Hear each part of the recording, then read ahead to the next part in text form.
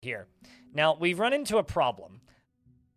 There is rotting stuff there, but don't worry about that. We've run into a problem, right? And the problem is pretty simple.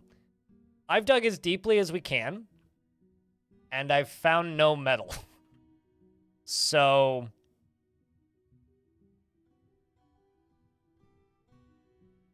yeah. We might need to resort to, like... lava. Or something. It all in the aquifer? Maybe. No, I need to do more prospecting. It might all be in the aquifer. So, yeah. No, we need to do more prospecting. But we are still building this little town down here. Worst case scenario, we use water as defense. Can I import metal? Oh, yeah. No, we're already importing metal. I mean, supposedly this map has iron on it. At least that's what the map portion claimed when I was doing the embarking stage of the fortress. So apparently there's metal here. We just haven't found any yet. But anyway, yeah, this is the fort. This is going to be our little crafting zone up here. And this is going to be our little living zone down here. I'm about to build a tavern, so things are kind of going well. I was thinking like building a tavern in here and then continuing to build these little huts around. We've got these. This is our little graveyard. And then if we go over to here and we go down, we go through the first cavern layer, which is pretty nice looking. I really like how open it is, actually. We need to dig around in here some more. And then we can go down to the second cavern layer, which is also pretty nice looking. We've sealed this off mostly, except for like these water areas. And then we can go down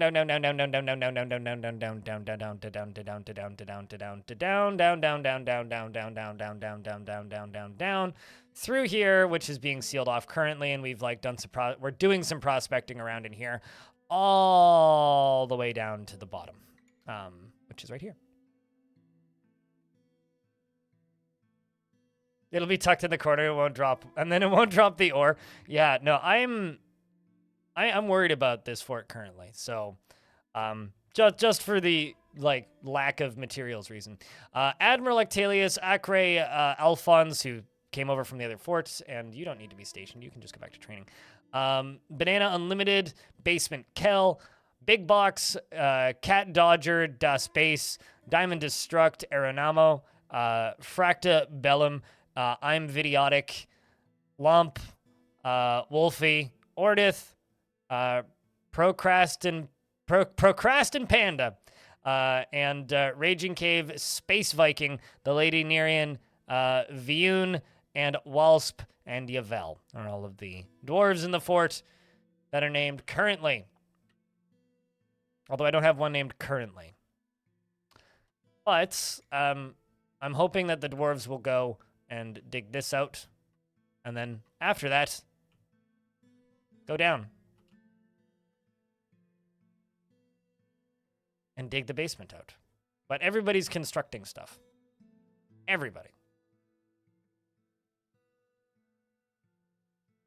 So when can you join? Right now.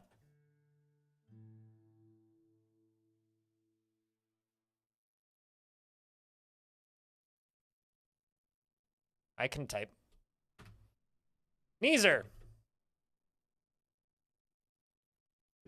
I'm still waking up. He feels strong urges and seeks short-term rewards. And he doesn't seek out excitement. He can handle stress. He isn't particularly ambitious, and he has a sense of humor. He enjoys the company of others and has a tendency towards forming deep and emotional bonds with others. He's not inherently proud of his talents and accomplishments, and he doesn't mind wearing something special now and again. He is quick to form negative views about things, and he doesn't often feel envious of others. Generally, he is quite confident in his abilities when undertaking specific ventures, and he laughs loudly whenever he's nervous, and he needs alcohol to get through the working day and doesn't really care about anything anymore. Dreams of raising a family and personally finds, I pressed R. I pressed R. And personally, he personally finds the pursuit of knowledge to be a waste of effort, and he's gonna go drink water out of the lake because we're almost out of booze again.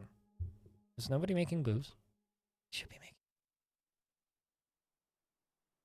We're supposed to be brewing drink from plants, so I'm just going to do this out here because apparently I don't have stable making of brewable Plants. Where did you go? There you are. He personally finds the pursuit of knowledge to be a waste of effort and doesn't care about nature one way or another. Dreams of raising a family. He likes bituminous coal and black bronze, and sard and giant kiwi leather, and the color moss green, four-sided prisms and crowns and yaks for their shaggy hair. Do I have enough barrels or pots? Yes. Yes, I do. I mean, look at all of these empty pots.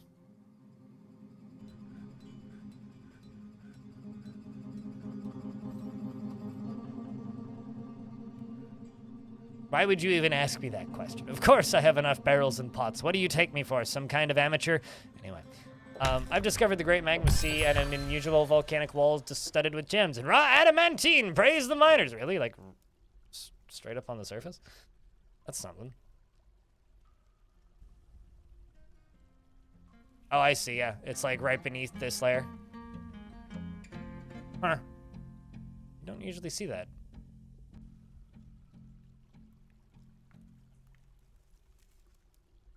All right, did we find anything else? Nope.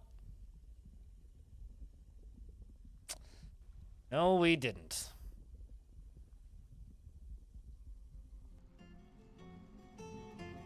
It's gonna be a pain to get to? No, not really. I mean, it's just right here, right? Which is right there. So we just dig like right to there and dig down into it. So yeah, that's not too bad. I mean, there's also one right here. There's here and here. Yeah, there's at least two. But no, what we're gonna do is we're just gonna keep digging. And a caravan has arrived. Well, it's time to trade with the dwarves. They probably want amulets. Now, here's a question. Can I sell them the rotten animal bits? Clearly not, turns out. They wanted amulets, so I'm selling them amulets, damn it. Buy all of our amulets.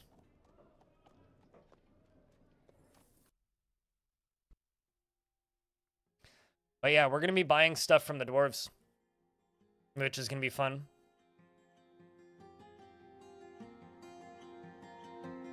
It happens to you all the time. Yeah, but I'm a pro. Professional. I swear, MB Audio. Definitely. Aware of everything that I'm doing. At all times. So we do currently have the population locked. And I need to sort out all of these problems with, you know, upset dwarves that we're kind of currently building. So I think I'm just going to not worry about combat for a little bit and just kind of focus on making sure all these dwarves are satisfied with everything that they have. Why won't this deconstruct? Don't worry about it. Just do not worry about it. Just do not worry about it in the slightest. Why is there so much lettuce right here? Like, serious question for a second here. Also, why is my broker brewing drinks from fruit and not, like, coming here to trade? Good, you better not be worrying about it. Let us be on this chair, okay? Same with these carrot seeds. And asparagus. A migrant has arrived. Excellent. These are not particularly valuable, but we'll roll with it all the same. Hey, look, they brought kitty cats. Buy some copper gauntlets. And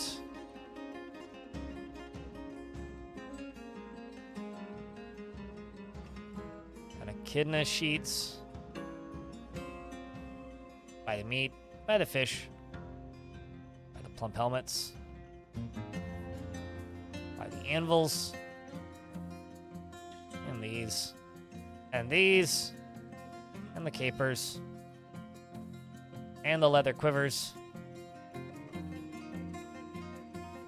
I could buy the discs and the spikes and just start melting things down.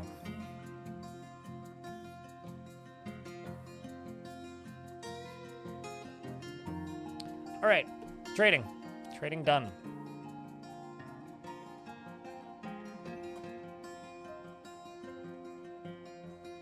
So, I'm not entirely sure how we're going to get stuff up here.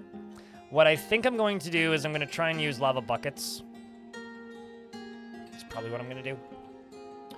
That is probably what I'm going to do, because that would allow me to then, you know, set up spaces, like very specific spots to start actually making stuff as we need. I'm just going to go back to metal bars and request iron and steel bars. Also ask for iron anvils. I have a need for seeds. Well, I can sell you everything that isn't plump helmets. So we still need more housing. It's one of the main things that we need. We need housing, and we need, like, space for our dwarves to live. So what I'm going to do, I'm going to go here.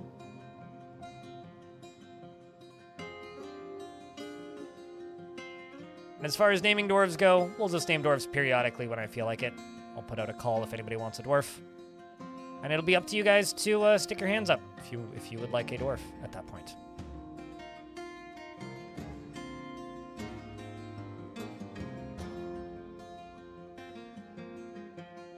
What was the biome split? Rocky Wasteland and Marsh, I think.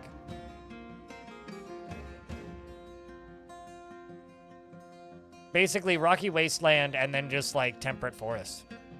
And then up here is Haunted Rocky Wasteland. But both of them were, or the Temperate Forest was supposed to, are these?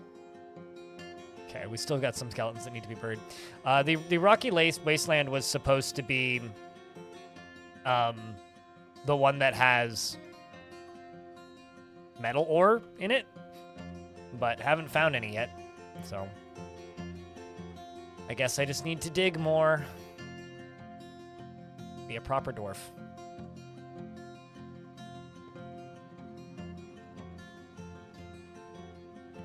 To here and go to multi.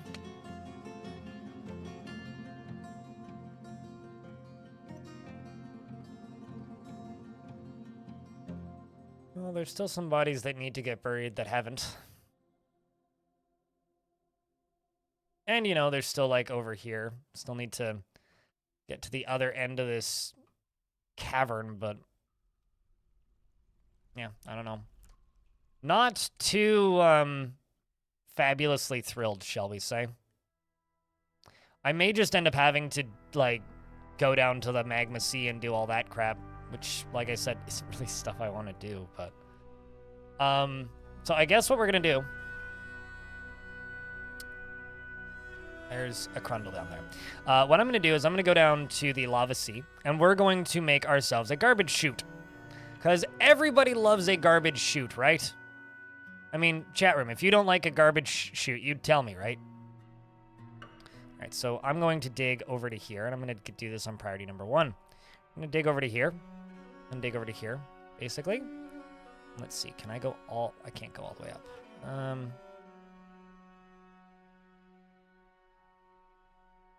Yeah, I guess we'll start right here then. So let's go.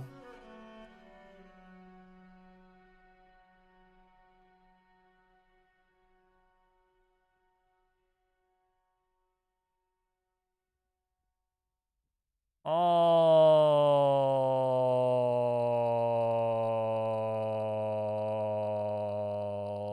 the way up to here. And then next to it, we're going to go all the way down.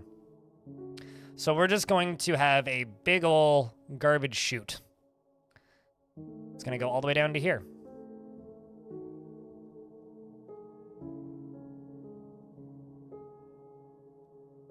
We're going to dig this area out first. And this I can smooth off. Get rid of it. So that's the first project is I need to get rid of bodies easier. So we're probably just going to do the, like, setup that I've kind of been talking about where I use a minecart to go all the way down. And then here, we're going to fill that up with something. And then once all of this is done, look at, like, you can just see these boulders falling down into here. Look at that, see? You can see the boulders. Probably see the lava mist a little bit.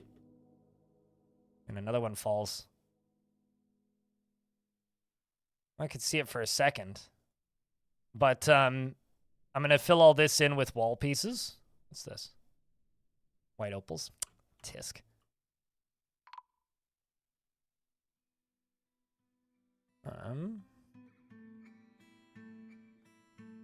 Let's just start throwing these blocks in. Whilst the miner was found dead, What? I wonder how long Wasp was there for. I thought Wasp was dead already for a minute, but I guess not. Oh yeah, no, Garbage Chute is significantly better than an Atom Smasher. Falling boulder? Boulders didn't fall there, so doubtful. Because things fall straight down, and it wasn't straight down that he fell. Maybe it caught fire? I don't know.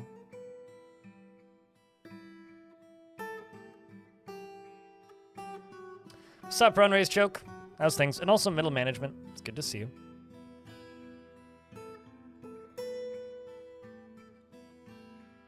Don't you call my compactor trash.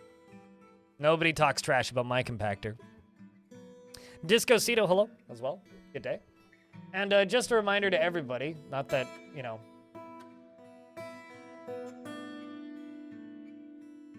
Just as a reminder to everybody, subscriptions are on sale until the end of the month if you are gifting subscriptions.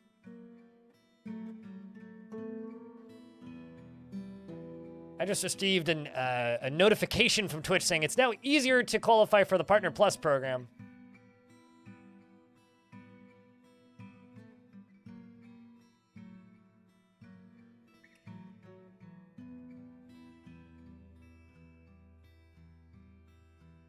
Or for the Partner program? Unless I'm misreading this. No, I see. Okay, I understand.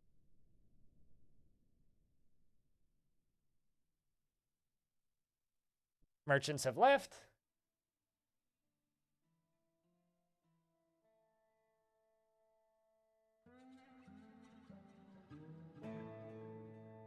I see. They've finally just got a much clearer regiments now for Partner Plus, which I do qualify for and starts on the 1st. Dr. Rick, thank you very much for the 5-pack of gift subs. Can magma creatures climb up that chute? Theoretically.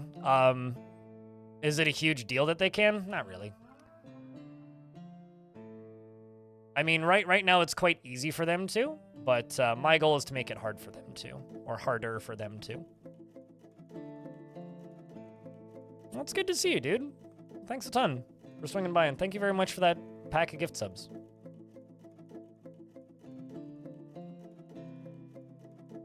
Huh. I'm good at this. Apparently, I managed to lock one of these off. But I also saw one that was, like, completely open, which is, I think, a little further up here. Yeah, this area needs some sealing.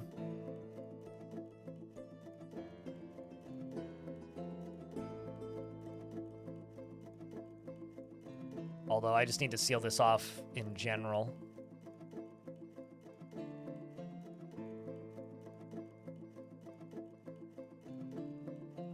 There, and there, and there. This area is just kind of its own weird beast. But yeah, so creatures could, in theory, climb up through this. Absolutely. But that's a problem for me in the future. Not really a problem for me right now. And also, there's ways that I can make it automatically easily sealable, which, you know, will make it less of a threat.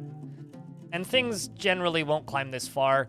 And if things do start to climb up, we'll just throw some boulders down there, and that'll flush them out, right? Definitely.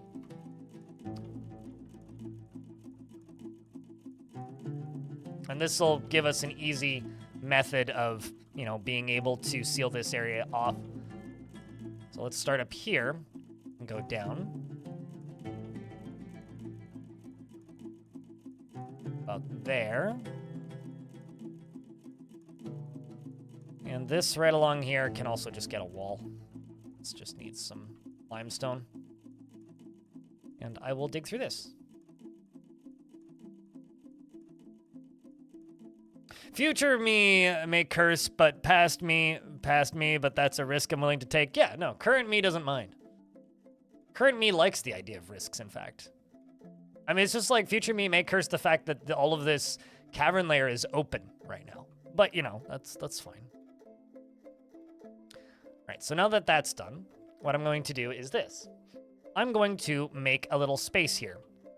But one of the first things I'm going to do before I do that is I'm going to make a little space around here first. The question is, you know what? Let's use tower cap. I quite like the mushroom wood logs. I think they look quite nice. So I'm going to use a little bit of tower cap around here.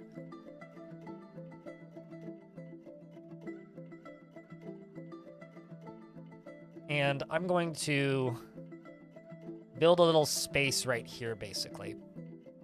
What could possibly go wrong? Literally everything, but that's okay.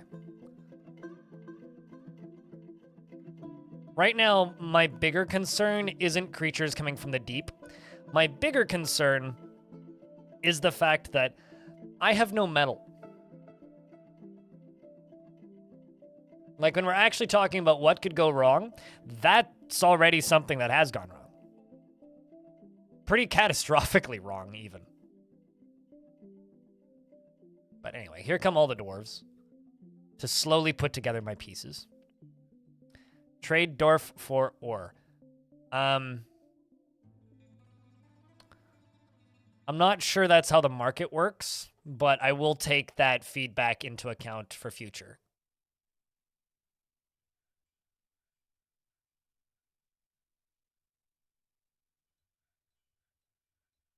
To Armok specifically. Sure, but like I don't think Armok accepts trades.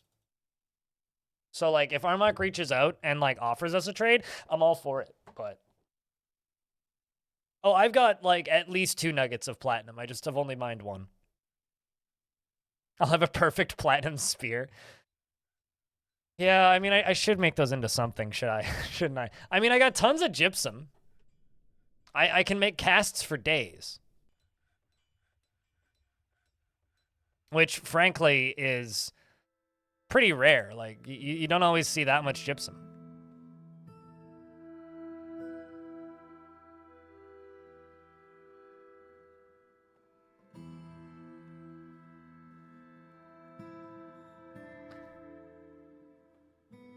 You were under the belief that Armok could be traded with. Not to, like...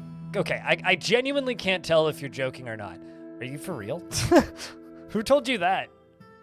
And where are they so that I can tell them that they're wrong? No? Okay. There we go. That's just thank you for clarifying.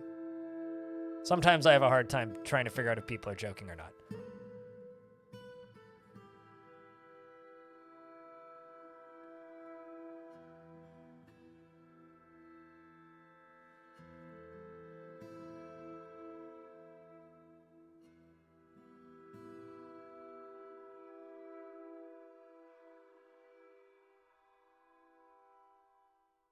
Right, so this here is going to be a space dedicated to bodies and things that smell bad that need to be thrown away. Or refuse, as some people refer to it. Apparently I have 9 steel bars, or 1 steel bar and 9 iron bars, so we are making progress. Slowly.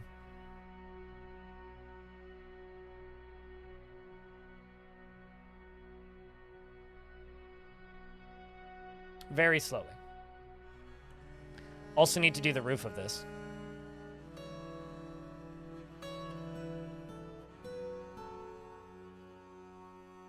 All right, so this area is going to look kind of ugly, but we'll be fine. This small area here is slowly starting to get these stones carved out of it. I'm going to need to get these out of here at some point, but for right now, we're doing okay. We are doing okay. Armok just simply gets frustrated with your existence and then does his best to unexist all of you. In my experience, that's all that Armok really does. So since the dwarves are doing 2,532,641 construction jobs, does anybody want a dwarf? Chat, would you like a dwarf? Would you like a dwarf bestowed upon your name? Or a dwarf's name bestowed upon you? Potentially. If you do not already have a dwarf.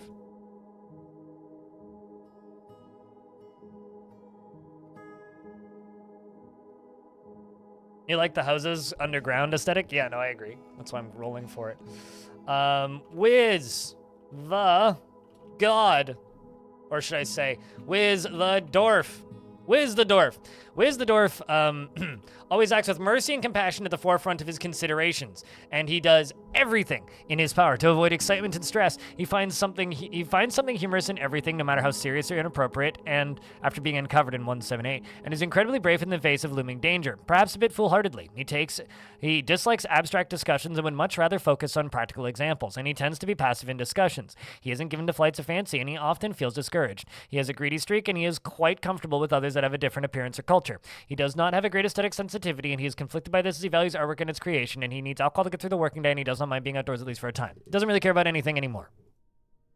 He dreams of creating a masterwork someday, and this dream was realized. Percy sees perseverance in the face of adversity, bullheaded and foolish, and sees no value in holding back complaints and concealing emotions, and is put off by family, and doesn't really see the point of working hard, and dreams of crafting a masterwork someday. And, welcome to the fort, Wiz. Glass half empty. You were named the other day, so it is unlikely that I will pick you, even though I think you already died. So, just so that other people can have a chance. But I will give you another dwarf. You're just low in my mental priority list because you've had one recently. That's it. But I will get back to you. You will get another dwarf. It's a Crundle skeleton. So before I set up things to be fancy, let's just do things this way. Garbage dump.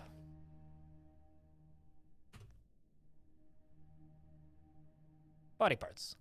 Patonk. And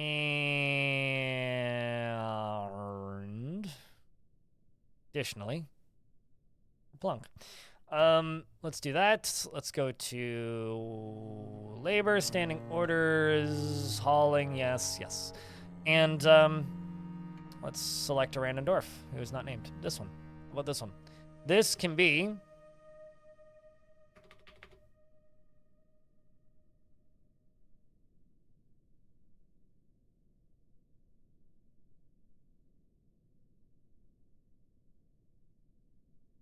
Delisle. SDF.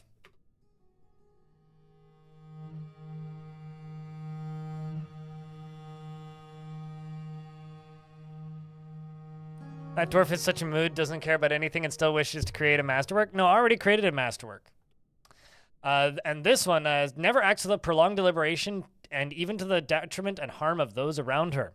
She is impervious to the effects of stress, and she is very slow to anger. She very easily falls into love and develops positive feelings, and she is bashful. She doesn't tend to hold on to grievances, and she doesn't seek out excitement. She doesn't mind a little tumult and discord in day-to-day living, and she is conflicted by this since she dislikes harmony as an intellectual concept. She is quick to form negative views about things, and she likes to keep things practical without delving too deeply into the abstract. She tends to assume that the worst of two outcomes will naturally be the one that comes to pass, and she tends to avoid any physical confrontations. And she works to square this natural tendency with her respective martial prowess, and she is slow to trust others and needs alcohol to get through the working day, and does not mind being outdoors, at least for a time. She dreams of creating a great work of art, and this dream was realized, and she personally believes that the acquisition of power over others is the ideal goal in life and worthy of the highest respect. Sees introspection as completely offensive, contrary to the ideas of a life well lived, and she greatly respects individuals that persevere through their trials and labors, and she values a harmonious existence, and values sacrifice, and values decorum and dignity and proper behavior. Welcome to the fort. That's enough for right now. We'll get some more in later. Currently, it seems that a lot of dwarves are doing the thing that I need them to do, which is dumping. Getting rid of stuff.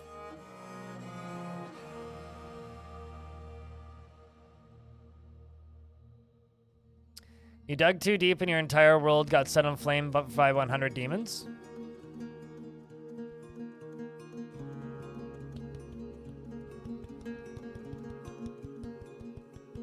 Chat round of applause, please. You did it. Congrats. Now do it again. You figured the game out.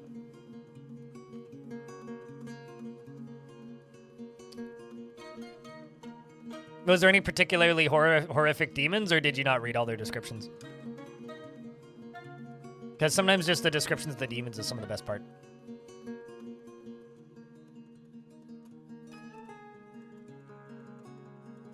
No, Gandalf. Where we're going, there is no wizard that will save you. No, it's a good time.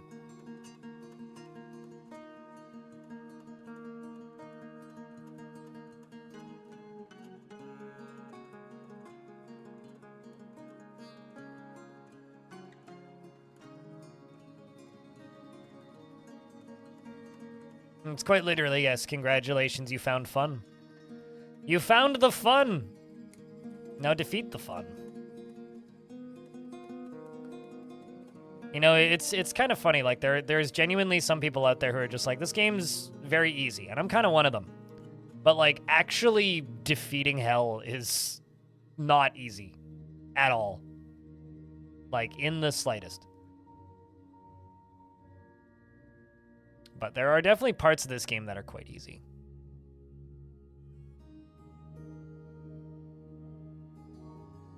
Let's do this.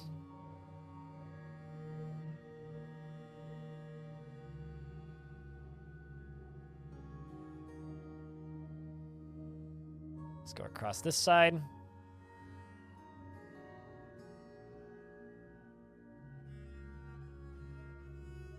DF is easy if you relax and let it be what it is supposed to be. No, I agree. I agree.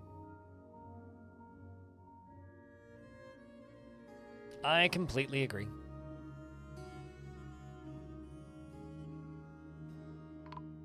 But there is points where Dwarf Fortress becomes very difficult. We have kobolds.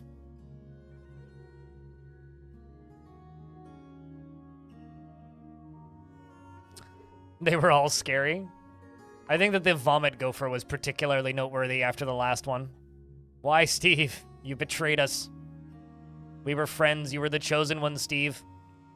You were supposed to help us survive. Banana Unlimited has withdrawn from society and is now in a strange mood. Runs off to the main wide cavern of the fortress hold and has claimed a stoneworker's workshop and is now drawing pictures of skeletons and cut gems, which means you probably want me to butcher something. I will. I will butcher you a stray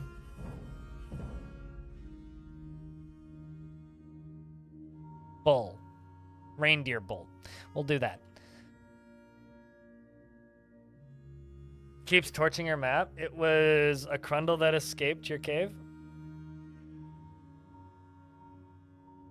I mean, why aren't you just like covering the entire thing in cage traps and trying to catch it? Saw me hover over that stray animal. I mean, I thought about it. I definitely thought about it. All right, so I need to make a dining hall and tavern. And I do intend on like extending the reach of a lot of this stuff. Like this area here is going to be dug down too. So might as well start it.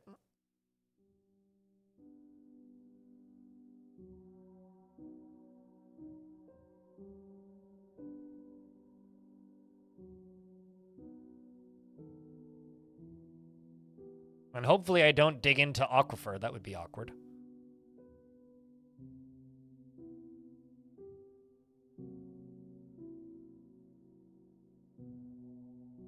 And suboptimal for a variety of reasons.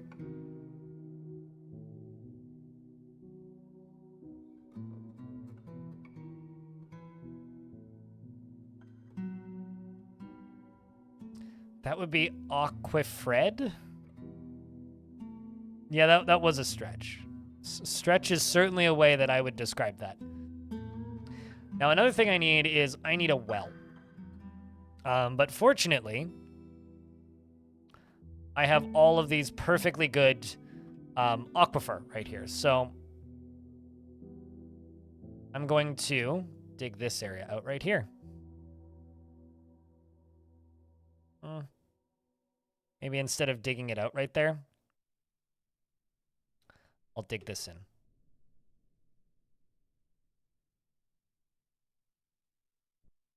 Ability to stand lost, motor nerves damaged. I mean, no kill like overkill, I suppose.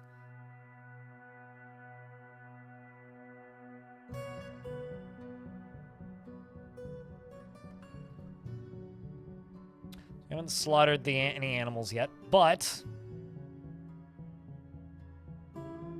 Yeah, Aquardifer. Yeah, there you go. Stream ended early. Yep, as it was announced too, because I had to go to a doctor's appointment in the afternoon. Went to the doctor's appointment, came home, slept. Well, napped. It was announced on Discord that it would be a short stream, and I mentioned it multiple times during yesterday's stream. So, so that's sealed. Let's set this up on this side to have a drawbridge so I can seal it off in case of emergency. Let's use Gabbro. Yeah, Crundles don't come in small numbers. Crundles only come in large numbers. There's either all of the Crundle or literally no Crundles. And there is no in between.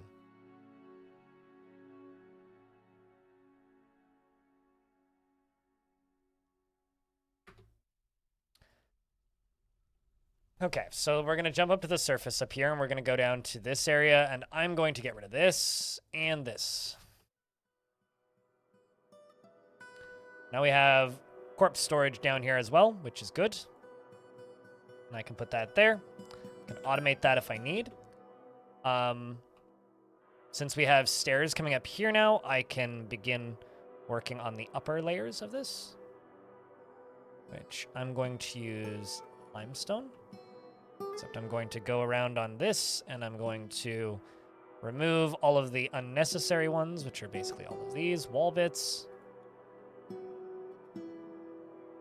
Really intend to remove that door one, but did.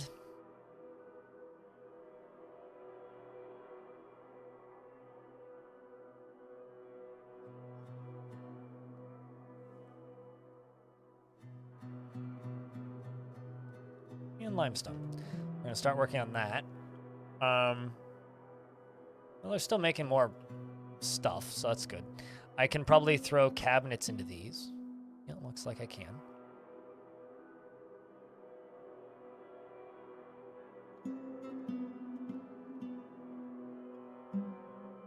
Oh, that one already got cabinet.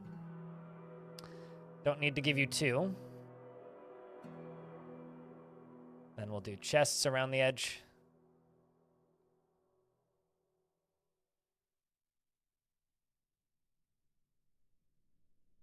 So they can all get all that stuff. And then down here, we can also put chests in. They're working on the top. And then furniture is going to come over. You have pangolins? Actually, I wonder what's on the surface here. We have bug bats, obviously crundles. Hey, look, fire imps. And then, of course, the giant undead magpies. These are terrifying. Like, seriously, these are the things that are making me wish that I had weapons. I really wish I had weapons. Fortunately, they don't tend to stick around too long. They tend to just kind of enter the map and then leave the map again pretty quickly. So these are the two pieces of platinum that I have. They're right here in this wall.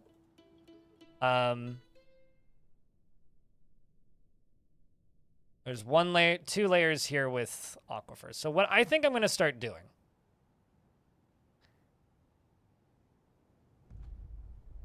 I mean, those are just bones. Giant undead or not doesn't really matter. Was that a necromancer elf? Yes, it was. Why is there an elvish necromancer running around?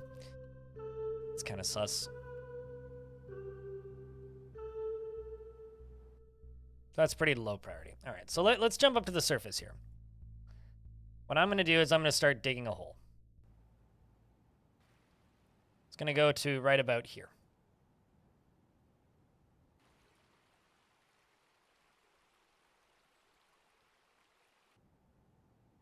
Do not fuck with magpies.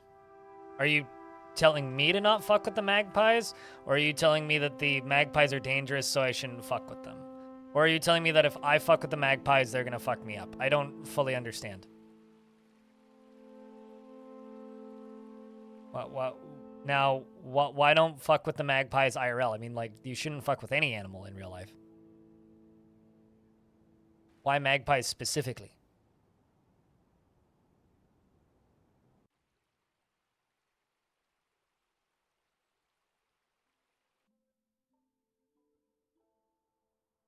Is it trench time? I'm kind of hoping I'll find more platinum. They're smart and will remember you like any corvid. Okay. It's fine. I started streaming.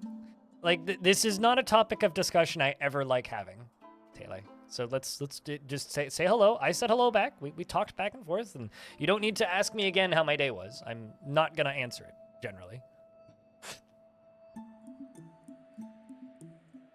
Just jump straight to game. Because you're almost never going to get a upfront answer from me. Because I don't like being honest on that subject, usually. Unless you want me to just sit here and talk about chronic pain, generally you're not going to get a good response from me on that question.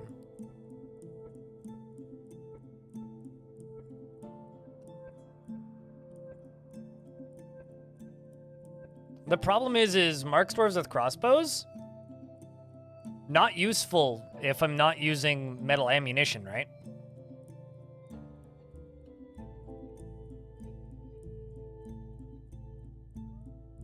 Like, quite literally, unless I have metal ammunition, there's almost no point.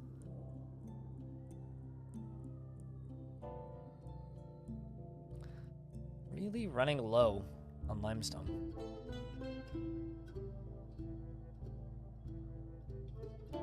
I may end up just pumping lava up here.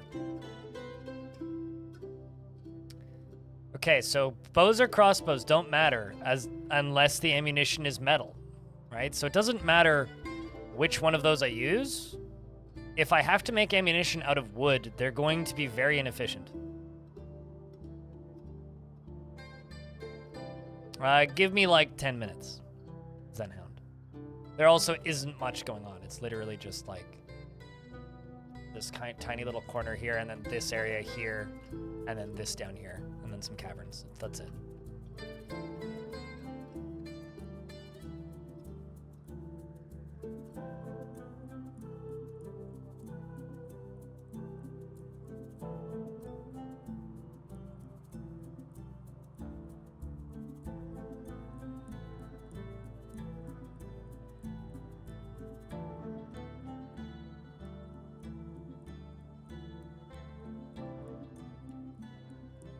It's a lot of cut gems you want.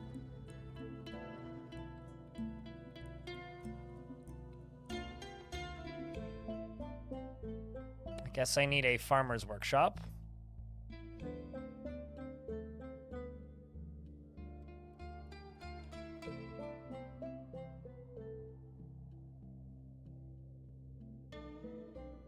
Adamantine bolts? Yeah, that's one material I don't think I'll ever use adamantine for, because they're basically single use.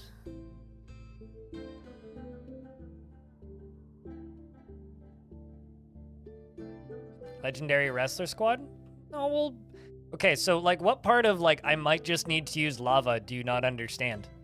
Right? Because I've said that multiple times, and you guys keep suggesting different variations of bolts. I get it. But, like, did none of you guys realize that I've said this multiple times? we might just need to use lava to be able to get materials. Like, I give up. I give up trying to communicate with you, chat room. You guys get fixated on one thing, and once you're fixated on one thing, then nothing else matters. I've got 2 ostriches, apparently. So this is the entryway to the fort. It kind of comes down this tall stairway here. This trench here is going to lead down to the bottom of this stairway. That's going to be the goal. The trench is just going to kind of go through here. This over here is kind of my main trading area and temporary fortress. These are ramps going down through the aquifer into this area, which is locked off by the aquifer in places. And we have various crafting. I do actually have a crossbow squad training here, which nobody pays attention to or notices, even though I've pointed it out multiple times. Over here, we have this large area that I'm channeling out, and I've got this area here that I've channeled out, and this is where the majority of the fort is. Then aside from that, it's just like the cavern layers all the way down to the magma sea. That is literally it in the fortress. Very simple.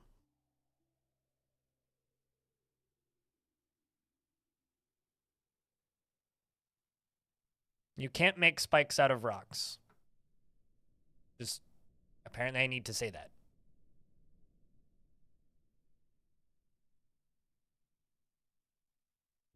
Kids? Who are you calling a kid? I'll have you know I'm a legitimate adult. Unrelated.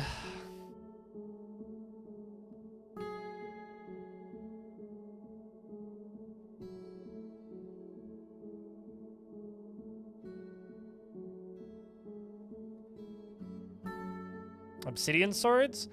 You might as well make wooden swords because they do more damage than obsidian swords. Obsidian swords are terrible. You're better off just not making weapons. I've already proposed the solution, but people keep on asking about other solutions. The solution is I might just need to use lava. Nobody's enthused by the thought of me using lava? What is wrong with you, chat? Like, seriously. I'm sitting here going, guys, I might need to use lava. And everybody's just like, what about significantly less interesting, boring solution? And I'm just like, lava? Lava. Do you not lava this idea? What's wrong with you? Chat room. Come on. Seriously.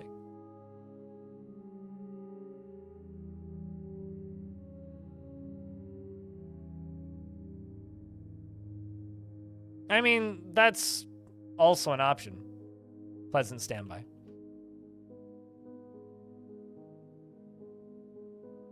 I don't think it's a good option, but it's an option.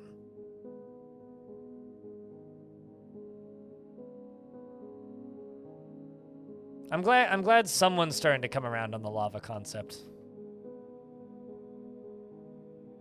I need to click this button.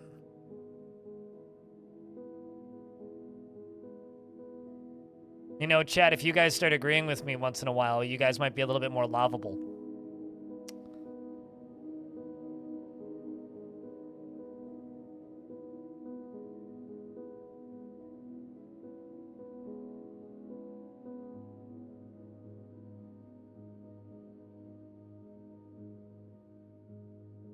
Have I tried a caught forgotten beast / mega beast? No, have you? Says the person who can't even catch a friggin' dragon. I'm living these puns. You're loving these puns? Well, as long as you're loving these puns and not loving Vin Diesel, we're good.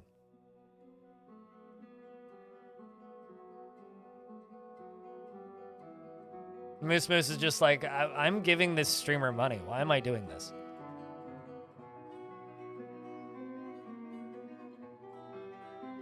All right, so another thing I do need to actually do is I do need to channel into this. So I can get these bodies out of here. Like stat.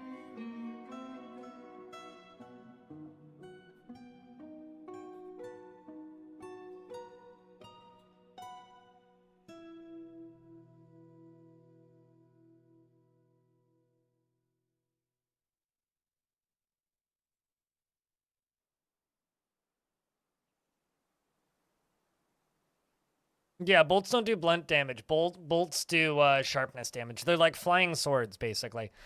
So if they're not super sharp, then they're worthless. So...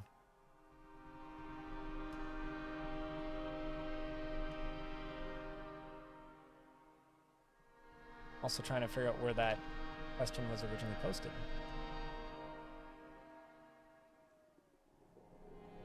Also, Shadow Absorber is correct. You're only a kid for a short portion of your life. And also, I'm not one of those adults who's like, man, I'd love to be a kid again. Man, being a kid would be frustrating as hell. And it was when I was a kid. And I think being an adult has just like given me the contrast of like, yeah, no, I never want to be a kid again. But then again, I guess it helps that like my full-time job is basically just being a kid. Preach? I ain't no religious leader. I ain't here to preach to you.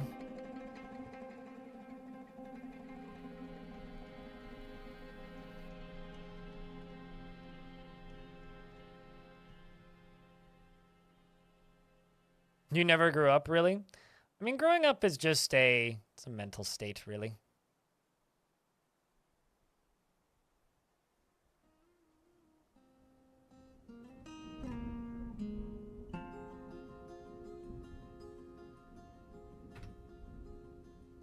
All right. I need a lot more dwarves making rock blocks, is what I need. Which is starting to happen. Speaking of starting to happen, have you claimed anything else? No, you haven't.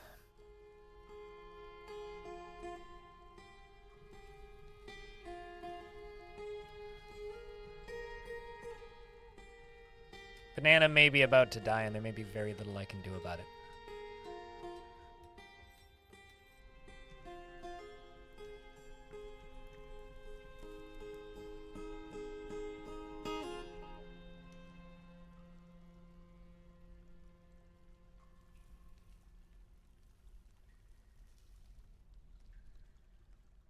At least according to Wifey, you are childish. It's better to be childish than, like, childlike, you know? At least if we're going by the Berlin interpretation.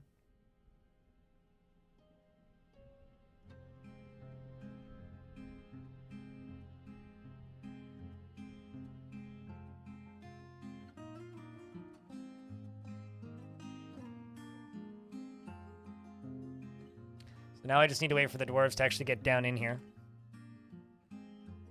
Man, moods are horrible. Turns out, you give nobody bedrooms and nobody a tavern, they start to hate you pretty quickly.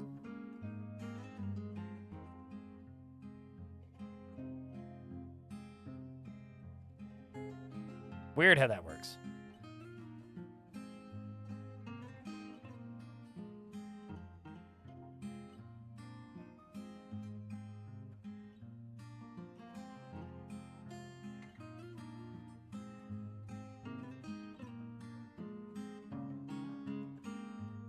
Happy 7th to me. Keep MMO digging junkie. deeper blind. Less than 3. Thank you very much for the 7th month. And of course, Noto Casa with the 4th month. Appreciate you too.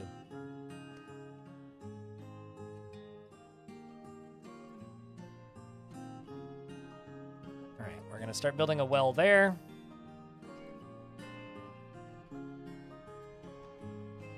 Make these invisible. Up top here.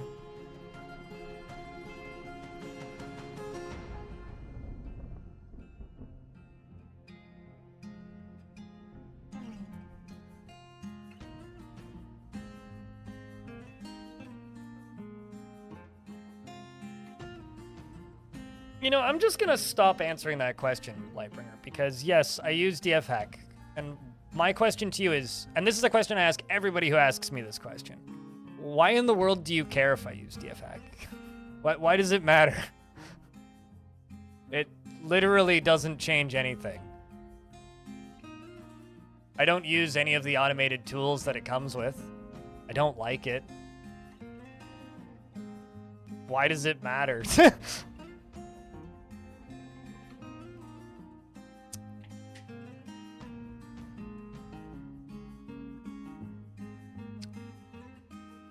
It's probably for the best that he can't hear me due to ads.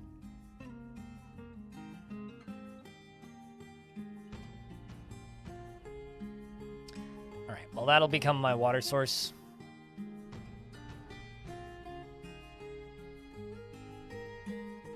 Lightbringer, are you through the ads? I use DF Hack, but literally every single feature of DF Hack is disabled, and I do not enable them. I do not like DF Hack, and I try to use it as little as possible, and recommend everybody else do the same, because I think it is kind of pointless and generally a waste of time. All right, let's train some ostriches and then eat them.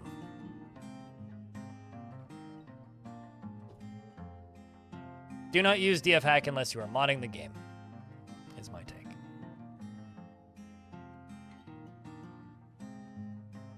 Matter of perspective, I think it just makes the playing of the game more difficult. And wish that it was not so important to everybody's goddamn life. It's just the existence of everybody's pestering of just like, do you use DF Hack?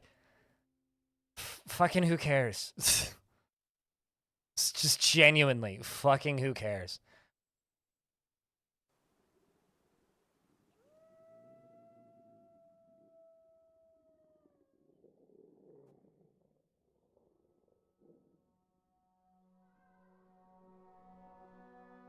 All right, let's get this stuff constructed.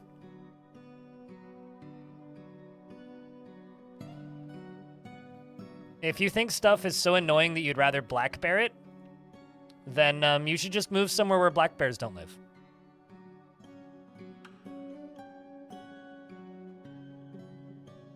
Or just like give them apples. Or call Yogi. Give him a picnic basket, and you'll get along just fine. There literally is nothing in DF that's too difficult to bear. Dwarf Fortress is like... I don't understand the issues that people have. Why would you be concerned about this? They'll just leave off the edge of the map when they get bored, sentient.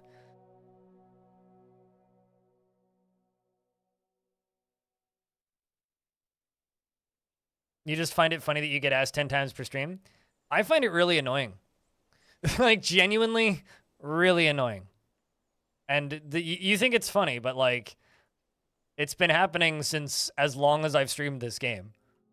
Do you use DF Hack? In older versions, I couldn't even disable the overlay either, so people would be like, do you use DF Hack? And I'm like, do you not see the DF Hack overlay, like, right there on screen? It's just like, well, do you use DF Hack? Ah! Anyway. Excuse me while I rip my hair out. And repeatedly smash my forehead on the wall. So DF Hack is essentially, like, if I actually want to talk about what DF Hack is basically, it gives you access to command line features in, like, you know, if you're playing a Bethesda game, right? Maybe you want to just turn on no clip and clip through a wall because a door is bugged. DF Hack basically gives you that functionality. It allows you to have access to dev tools. Virtually pointless for the vast majority of players.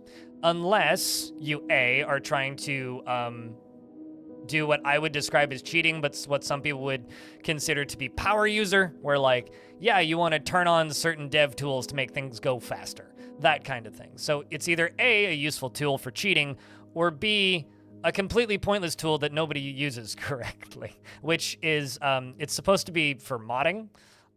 So if you're going to be modding the game or adding custom creatures to the game, it allows you to spawn in entities and makes testing of your mods way easier, that sort of thing. So unless you're modding the game, it's not even remotely necessary unless you like cheating. So, I mean, it's up to you, really. Is it recommended to new players? Absolutely not. There's no reason for you to have it while learning the game. Absolutely none.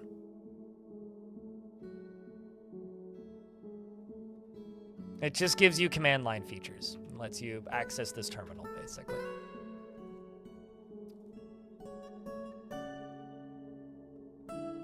Just joined. What am I working on? A trench. And like a dozen other things. Mostly a trench.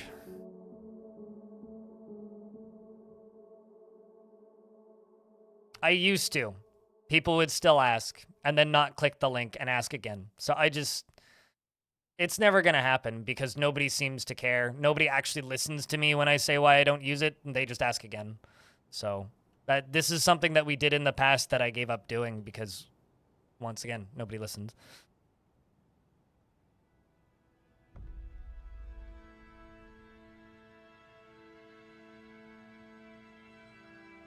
It's like there's certain eras of Dwarf Fortress where people would argue that DF hack was necessary, but that was also a very, very, very long time ago. Why don't I use it? Because I'm tired of answering this fucking question, mate.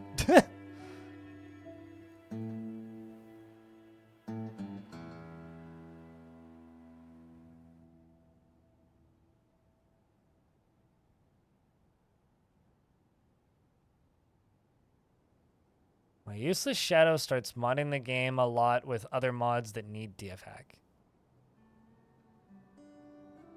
Question mark? What?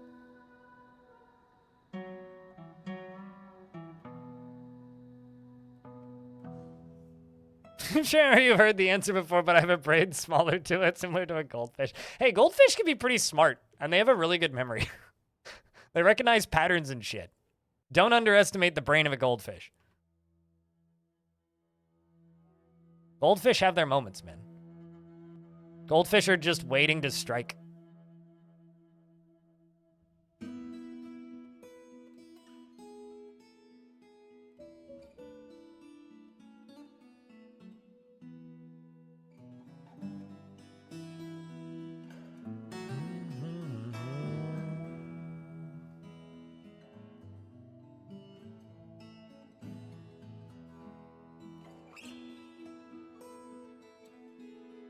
No, I won't do that. Sentient. Because that would just get people going, hey, why did I get banned? When you didn't. What's this trench going to be used for? Defense. And cool looking front door.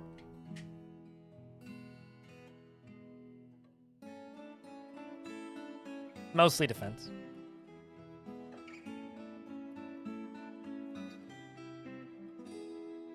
Although I'm going to have to stop building this trench for a second and go elsewhere in the fort.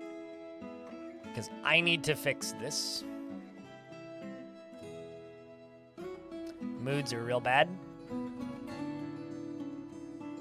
Mostly because not everybody has bedrooms yet. We don't have a tavern yet. We're on year, like, 3. So, probably get to that. Probably get to, you know, taking care of the actual dwarves. Wait, really? Was that in my chat? Creed? That better not have been in my chat. Every now and again, Twitch re-enables automod for me. Against my will. And it's always like, Twitch, why did you remove the fun from the chat rooms? Fucking stop it. I don't ever want Twitch to remove the fun from my chat. But it tries sometimes. Not here? Okay, good. I'd be very disappointed if it was here. All right, let's, now that this is done, we'll just re-enable this. Go down into here. Wait, actually, hold up. Sweet. Go down to here. Shush. Banana went nuts, or is going nuts, I think. Yeah, because I didn't have the right type of material for him. This down here is starting to fill up with things.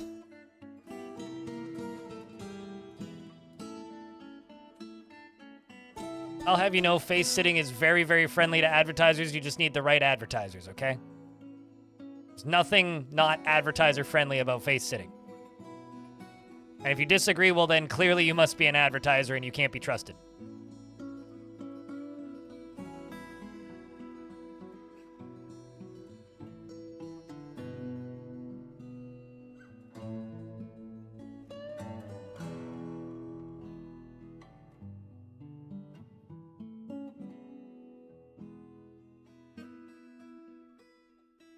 All right, gone around the outside.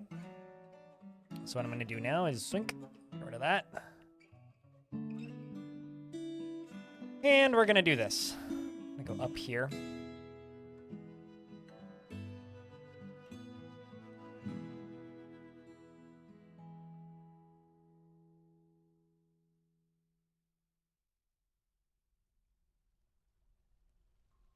And that'll be entrances for this. Did you hear something about his face sitting? No, carry on. Let's do this and this. Also, looking away, did you also look away with your ears? You're just like, I was looking away. Did I hear something about face sitting? Well, you either heard something about face sitting or you didn't.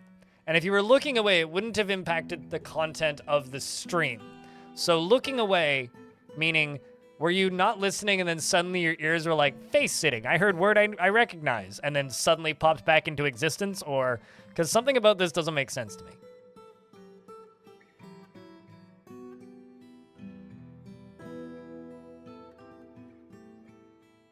Concentration was elsewhere. Okay, fair enough. Fair enough. I will give you that. All right, so we can bring some doors in here.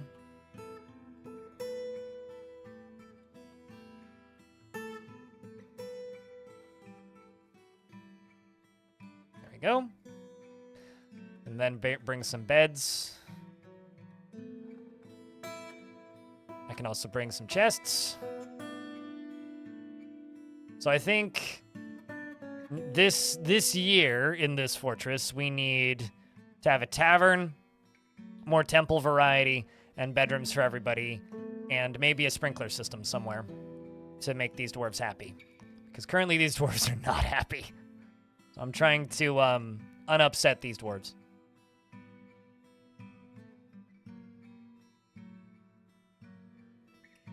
All right, so this is one bedroom, which I can remove.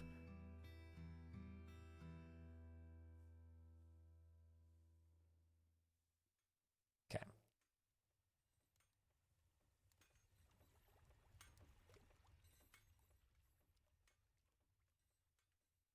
Well, one of them's already been claimed, so that's pretty good. Alphonse, you can have this. You can have this. You can have this. The manager can have one. Urnamo can have one. And the engraver can have one. It's a nice way to make the housing. Yeah, no, I always try and come up with like a kind of different way to make housing. I mean, these little housing blocks are going to kind of go all the way up to here, ideally, right? Because this is like a multiple layer deep thingy. So what I'm going to do is I'm going to grab these stairs, because everybody complains that stairs are broken. I'll have you know they work just fine. Build up to here. Same with up to here. Then go up here on top of this and do it again.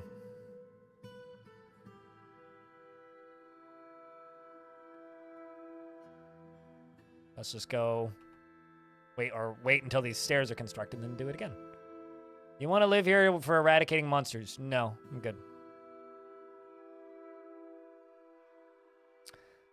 Because okay, so here's the thing, Shadow Absorber. I'm on year 3 and we've had a dormitory up until this point, and look at the moods. Then if you look at a dwarf who's currently sleeping in a bedroom, blissful after sleeping in a great bedroom, versus like uneasy after sleeping in a not so good bedroom. So is there a reason to jump straight to that? Well, we didn't, and you can see the issues that have grown because I didn't jump straight to this. So yes, you should generally make bedrooms as soon as you can.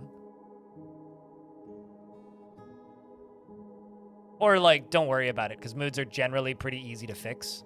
Basically build whatever whenever you wanna, just note that if you don't do certain things earlier, some dwarves will just be pissed. Like, you're more likely to have consistently upset dwarves if you build bedrooms later. Let's just get these floors done first.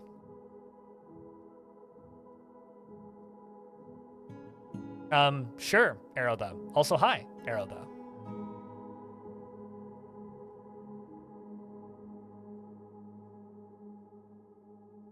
So once they're done building these floors, build another layer in. And each of these layers will be 6. So 6, 12, 18. Then 24.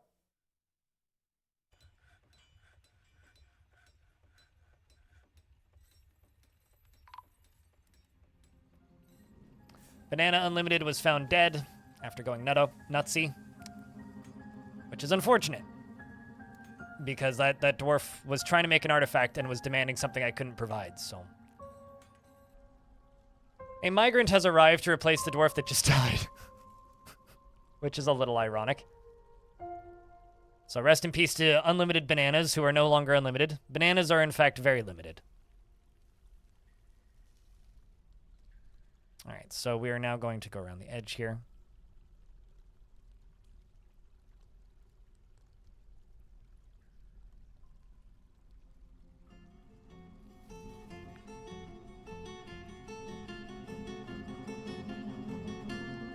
Have to suspend a few of these so that nothing gets blocked.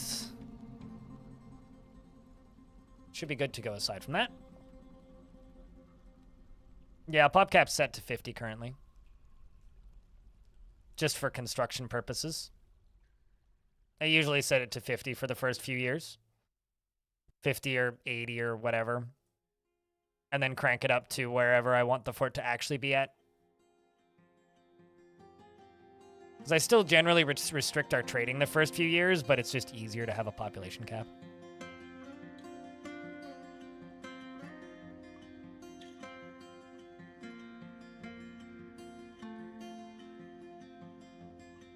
All right, stuff's getting built.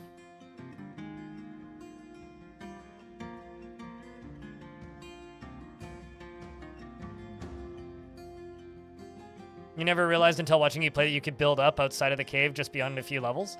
What, like my last fortress? Where like we went up in a tower for, you know, what, like 30 levels? I mean, Dwarf Fortress is, it's, when I say it's flat, like I joke about Dwarf Fortress being flat Minecraft for a reason, like it really is flat Minecraft. Like if you can build it in Minecraft, you can probably build it in Dwarf Fortress. It just will take longer and be a bit more of a challenge to get done, but if you can build it in Minecraft, you can build it in Dwarf Fort.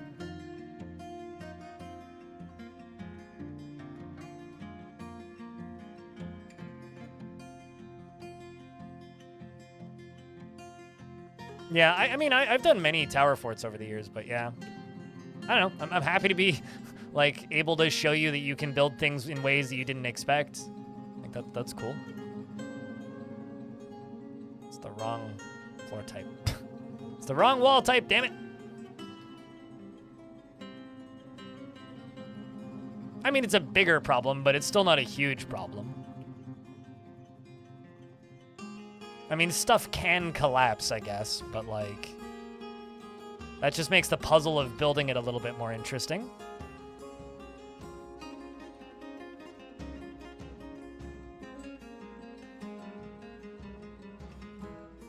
Okay, Raging Cave, you get a bedroom. You get a bedroom. I don't need to manually assign these. I'm just manually assigning them so I have an idea on how many more I need to make.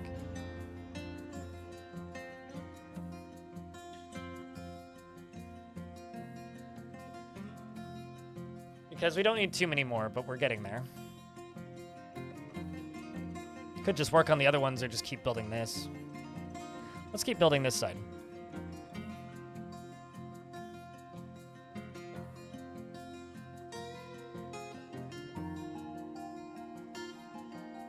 Let's go down to this down here. Okay, that's this thing. Aeronamo has been taken by a Fey Mood. Will be right here.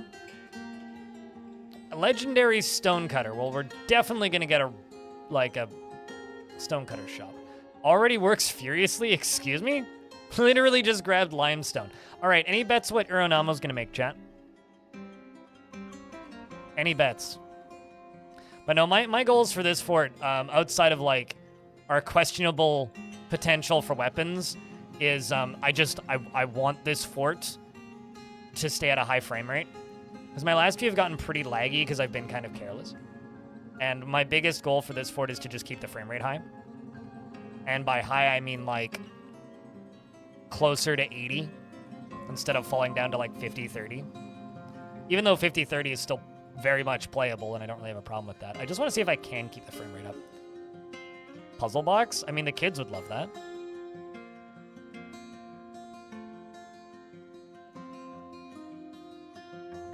Did I make that out of limestone or chalk? I may have made that out of the wrong material.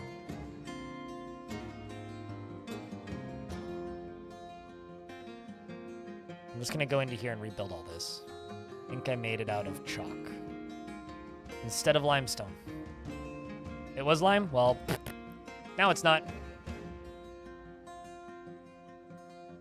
Doesn't take too many clicks to redo it.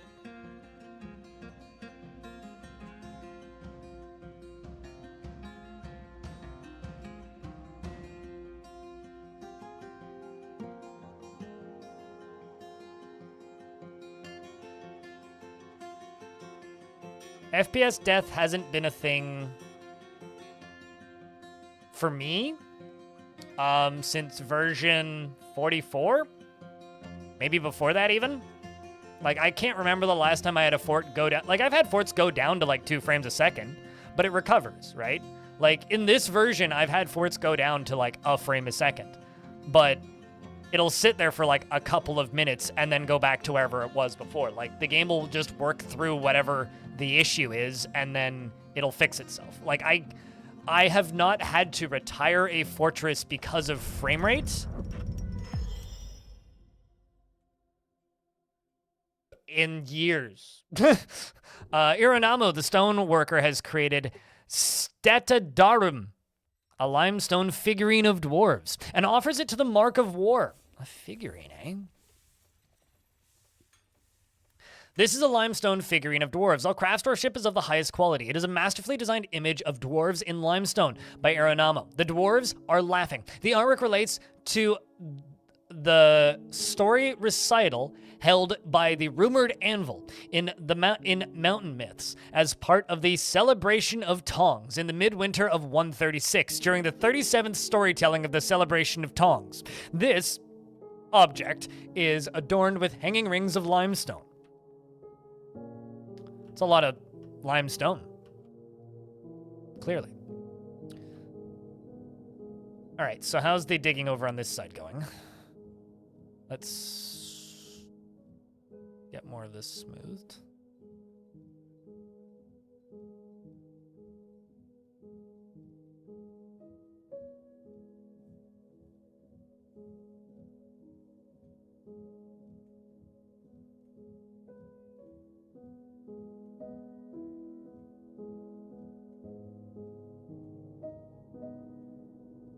Who doesn't remember the 37th reading? I mean, it was a good reading, that's for sure. All right.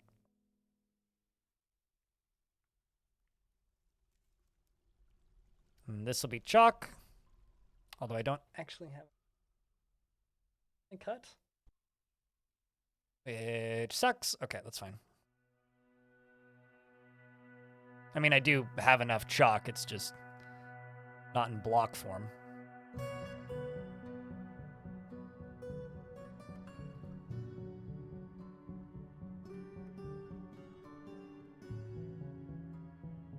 Let's just see if they can build this at the entrance to the fort so that they can enjoy the celebration. I mean, I could put it on a pedestal. I do, in fact, have pedestals. Although, the question is, where would the pedestal go? Because if it goes at the entrance to the fort, it's probably going to end up being, like, right here, right? But, like, maybe we should build a vault. Maybe I should get onto that train earlier. Like, maybe we should dig this out down here and build a vault or something. In the tavern? I don't even have a tavern. I have a meeting zone. Last vault inside the tavern. Why do you... Okay, so one, this map doesn't have sand on it. So where's this glass you seem to think I'm gonna get? I haven't seen any sand tiles. I guess I could like force sand tiles into existence, but where is this glass coming from that you speak of? You like important things out in the open? Yeah, true. A gem window? Sure. But where's this glass coming from? That is not glass. Where is this glass coming from that you speak of? You speak of glass like it's something I have ample access to. But I don't. Now, currently, the priority is get everybody housed, because like the moods are already starting to shift in the direction they need to. Priority number 2 is building a tavern with hotels.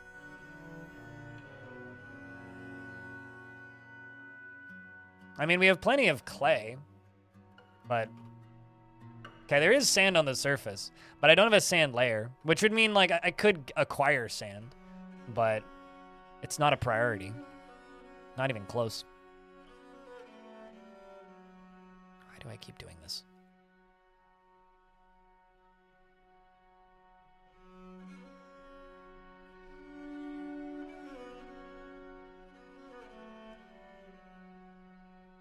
You guys keep, like, jumping to stuff that, like, it's jumping to mid or, like, mid-late game things, and I'm sitting here going, like, I don't have bedrooms or a tavern yet, guys. You're just like, so this thing made of glass, and I'll be like, I love your enthusiasm, but, like, maybe I should finish my bedrooms first. I'm just saying, it might not be a bad idea.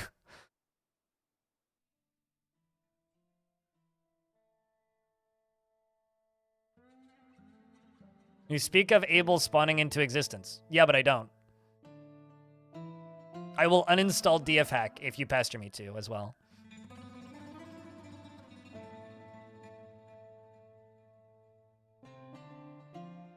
God, if these dwarves had antidepressants, life would be so much better.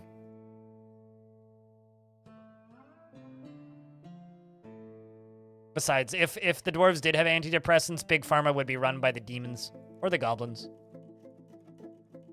So I don't think that would be much better. It would still start wars.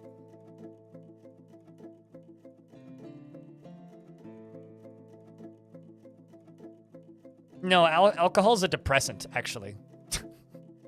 Believe it or not. Like, if we're scientifically speaking, alcohol is a depressant, not an antidepressant.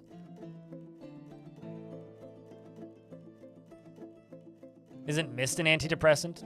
I mean, not in the actual definition of the word. In like a dwarf fortress definition of the word, sure. Sure.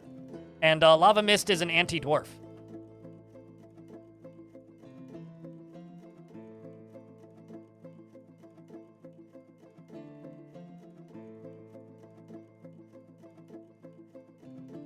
No one said anything about science. Valid point. You do make a valid point here, Nodokasa.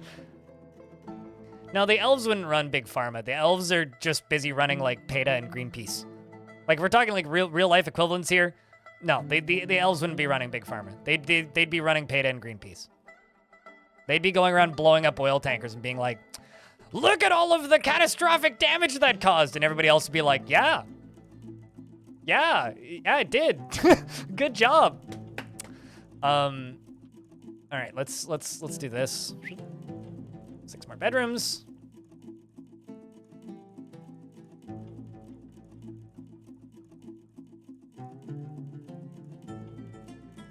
I do actually have wrestlers and Mark's Dwarves training, by the way, for anybody who doesn't know. Seems like a Diamond Destruct the Sacred Vision is still married, so that's good.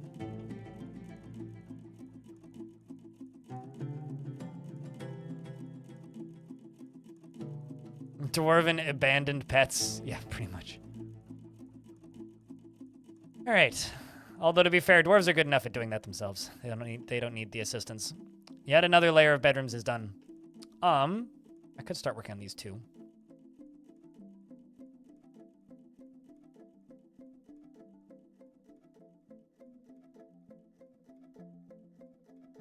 We are stuck in an ad right now, so not a ton going on at this exact moment.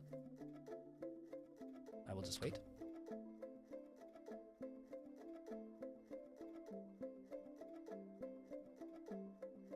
Embertron, hello. How are you?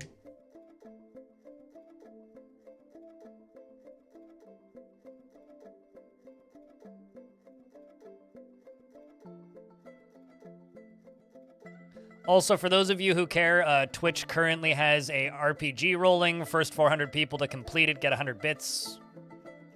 I won't really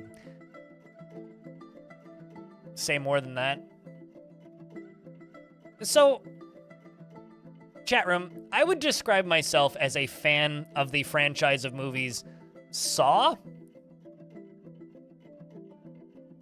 They're making a 10th one? Apparently?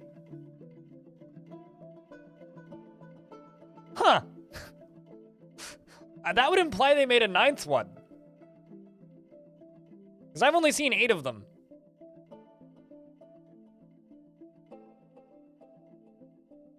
Interesting. You two have been to watched all the Saw movies in a row. Excellent.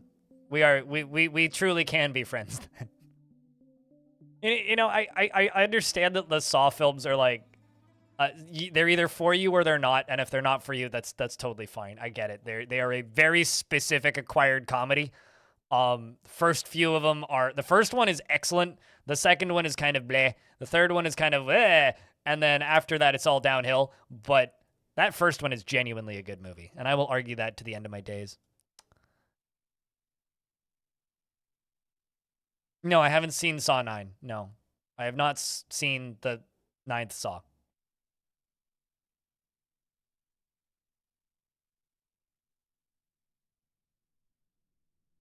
Actually, you know what? Let's leave the ones at the end, because that's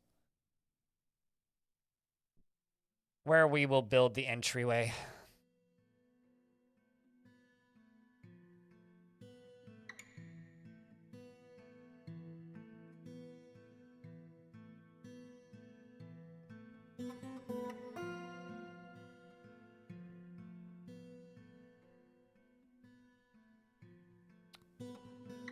You sant? Well, with puns like that, Notakasu, you might as well saunter your way out the door. I've maybe even a stretch for me. A bone carver was found dead. Oh. Well, that's terrifying.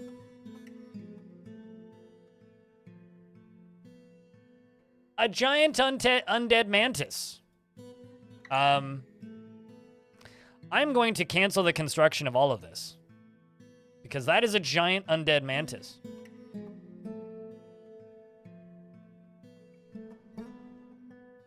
And by the way, if you didn't know, they can fly.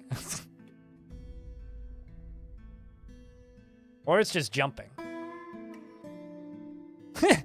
Accurate thing to do, dwarves. Run away. So mantises in Dwarf Fortress have grabby claws, which means they can grab and cut at the same time. So they grapple, and Scream Spring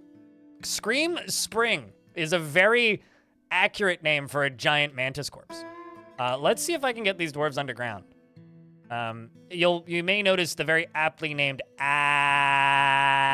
for this area. Actually, hold up. Do I have cage traps?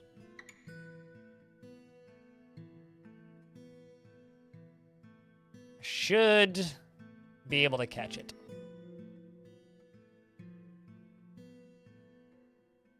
Is it currently fighting with somebody? No, it is not. Oh, it just... I see. Lady Nerian is being ripped to shreds by the giant mantis corpse. They've always existed. They just don't operate the way exactly they used to 5 versions ago in regards to civilians alerts. Like, I'm literally just using burrows. Literally just using burrows. Do civilian alerts exist? No, but they also haven't existed in a very long time. People just Mandela effect themselves into thinking that they existed a lot more recently than that, which they didn't.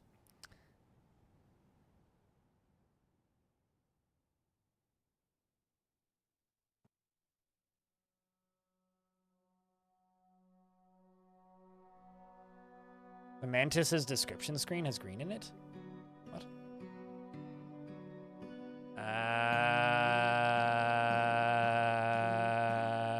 What description screen? Oh, you mean this? Yeah, it is green. You are correct, actually. Although, don't they do that for a lot of undead creatures? Like the sprite up there will be green and the one down here will be purple. I feel like I've seen that for multiple undead creatures.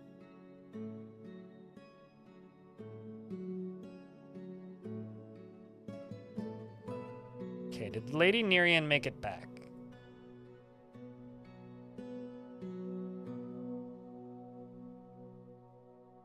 No. She died around here somewhere. It's interesting how this creature isn't particularly interested in actually walking into the fort. There is a civilian alert mod, and it also works in DF hack, yes. Both of these things are true.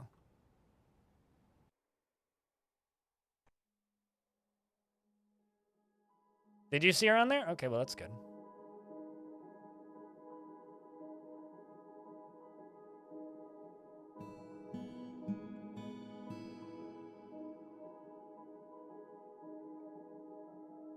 Yeah, I've seen undead colors appear too, but this is pretty common.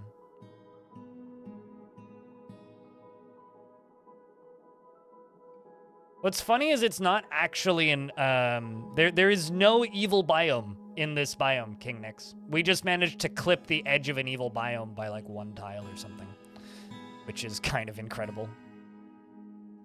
Right, so I'm just going to assume that everybody's underground and lock these for right now until this creature's gone. Or until it's time to trade. Whatever happens first. But no, I'm just using burrows. Like, civilian alerts work just fine within burrows, in my opinion. Once again, people disagree with me, but I don't want perfect civilian alerts. Perfect civilian alerts would remove a lot of fun from the game. And I quite enjoy the unpredictability of dwarves just kind of doing what they want.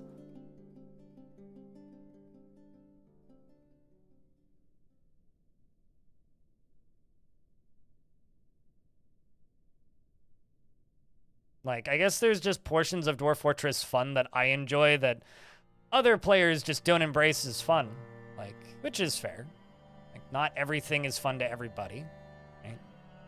I quite enjoy dwarves getting caught outside and dying, and then, like, having to throw out an order for them to get underground, and some of them listening and most of them not.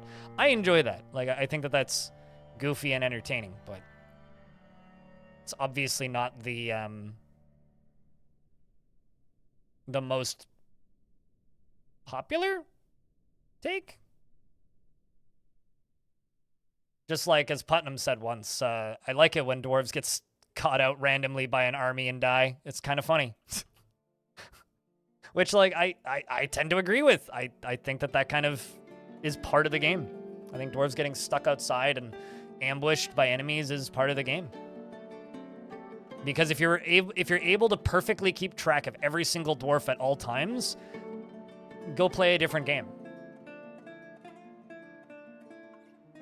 Because I think that the dwarves having their own, like, pseudo free will is what's fun to me.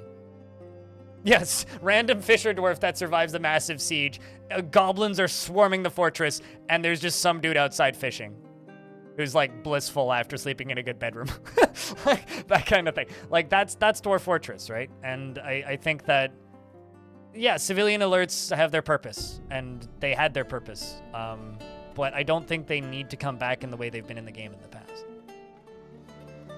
I'd be okay with new mechanics making civilian alerts exist again. I'd be very okay with that. But I don't think they need to be identical to the way they were.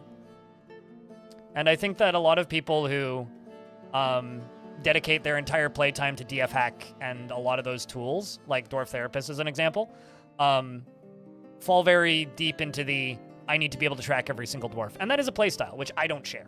Like, it's a legitimate playstyle which should be catered to, but for me, ruins the game.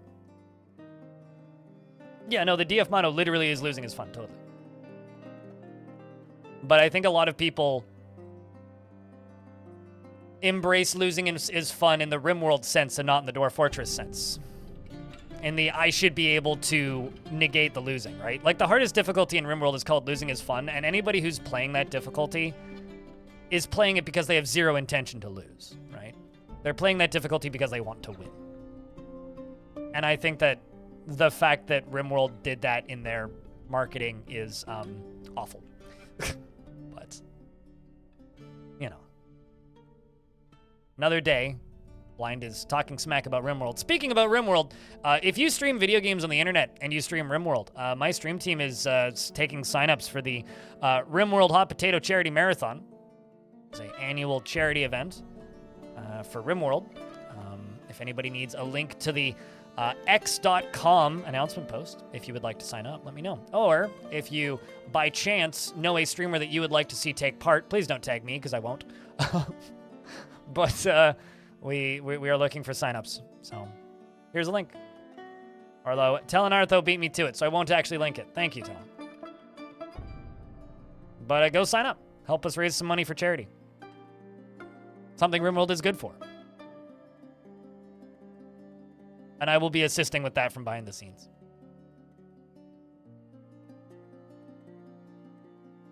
She had it on hand. Fair enough. I was literally just opening the tab up to plop it into chat, but... All right, so I'm going to queue some stuff up. Let's make...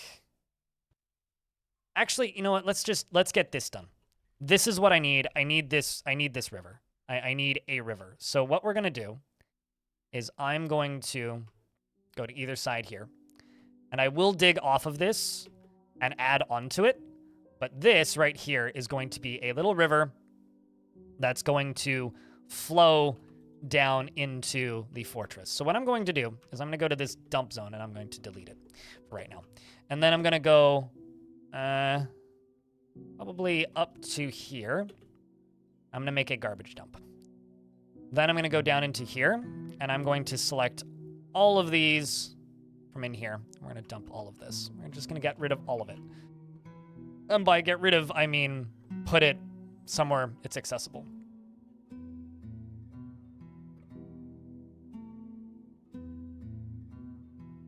Pretty much exploit, yeah. And also, for those of you who like, you know, raising money for charity and whatnot and enjoy charity events, please support the RimWorld Hot Potato Charity Marathon. And the reason I say that is because if we support the RimWorld Hot Potato Charity Marathon and then we have people streaming Dwarf Fortress, the likelihood we'll be able to do another Dwarf Fortress Charity Marathon is higher. Because currently, I'm a little bit worried that we won't be able to, just purely because of the lack of people streaming Dwarf Fort. So I do really hope that there will be enough people streaming Dwarf Fort that when the springtime rolls around again, me and my team will feel confident to be able to do another one. Otherwise, I will just simply be stuck doing my own thing on my own, which is fine. But it would be real nice to, you know, have enough backing behind the hot potatoes that we can do another Dwarf Fortress-centric one again, because that was a lot of fun. All right, so this is going to be a lot of dumping for a little bit. A lot of big dumping.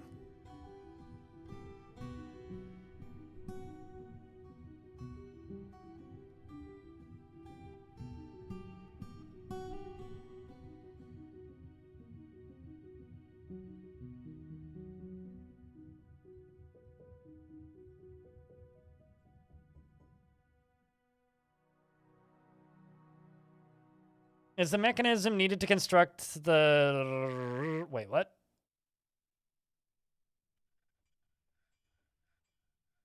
You cannot remove an installed mechanism from your lever after deconstructing and reconstructing your front door lever bridge. You have to deconstruct all portions to be able to reconstruct it. Basically.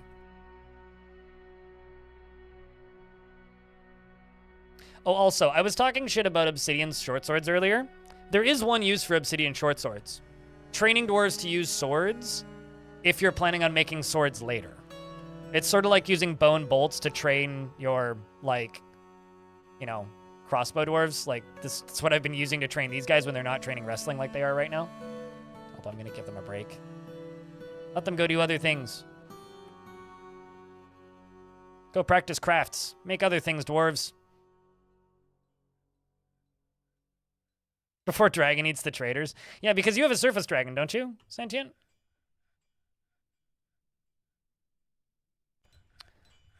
All right, let's dump all these and dump all these.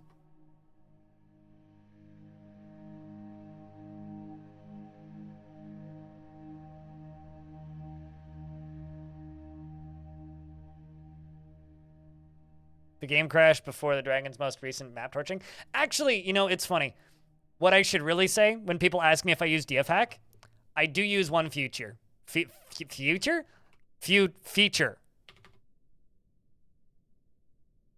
Autosave.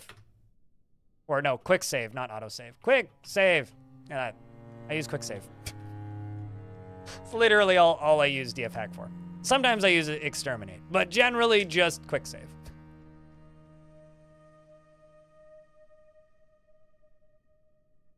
Quick save. Best feature that DF Hack has.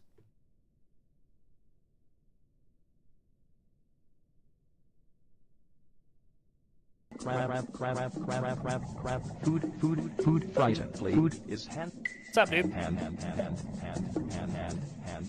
How's things, Ash?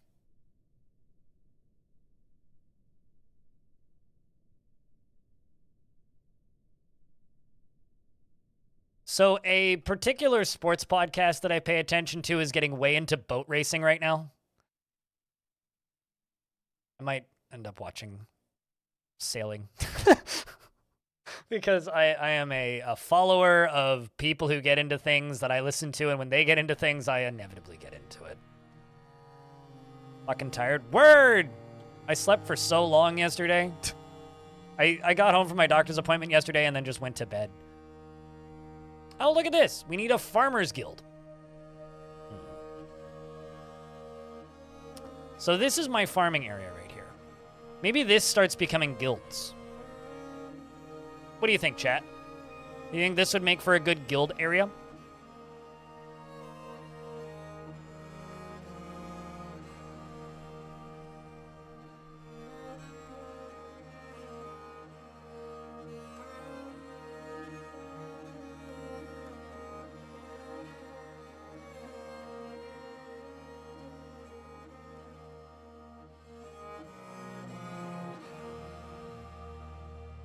Pretty sure we can make this work.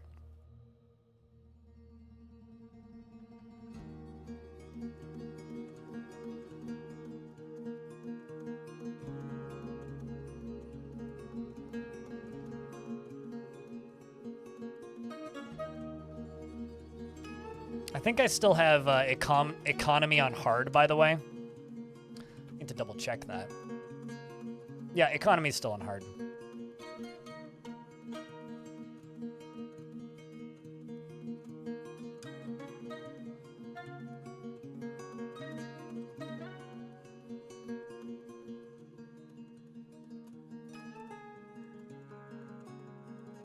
It's also almost time to begin digging into the water. Almost.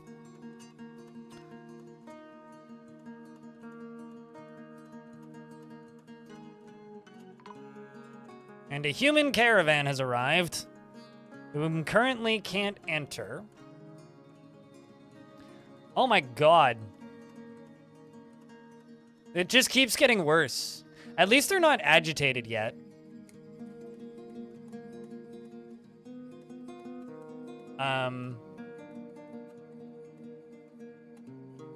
That is terrifying.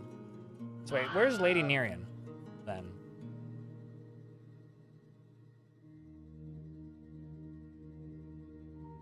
If she's currently starving. She clearly survived that mantis attack.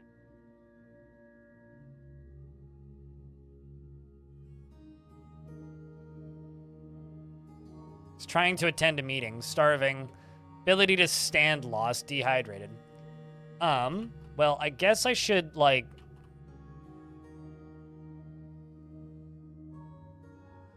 just place 2 beds here. And a chest. And a table. Set this as... hospital?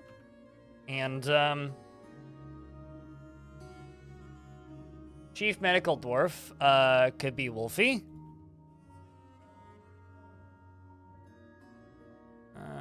Wolfie, you can be the doctor. Fractal, you can be the diagnoser. Kel could be the surgeon. I'm sure they'll use their pickaxe. And Neezer can be the bone doctor.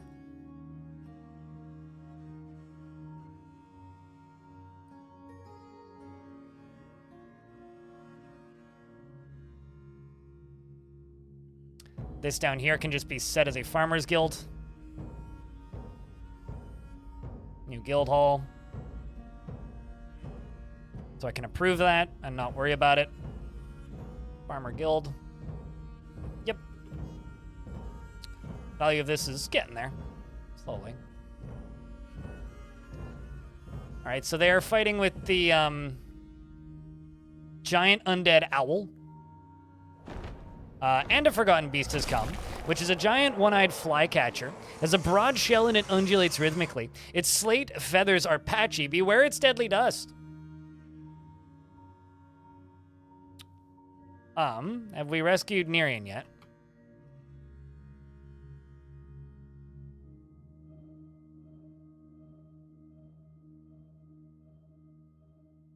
No. There we go. We are now rescuing her. So let's see where this forgotten beast is. So it can fly.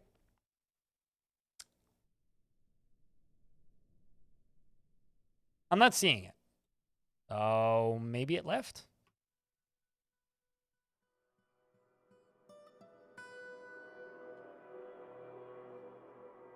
Well, maybe we won't have to deal with that for a minute. You know, like, maybe we're just okay. I kind of doubt that, but...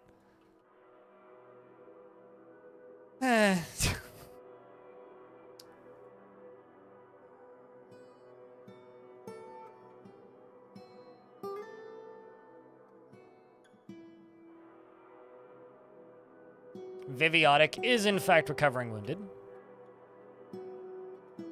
Gonna forbid these.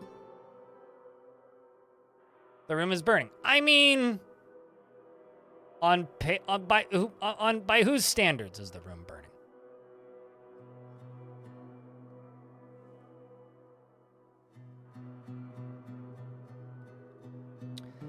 Okay, so speaking of things being fine, I need some way to block this. So let's go down here and just real quick make a one-tile bridge. Sure, it can be made out of chalk. And a lever, like right here.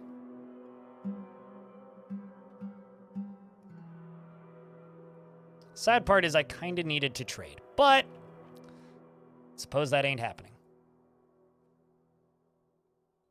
We really, chat, we need to work together to update that goal. So what would you guys like to see that goal be? Because right now, Mark's Dwarves is looking very less likely based on the fact that I have found literally no metal so far.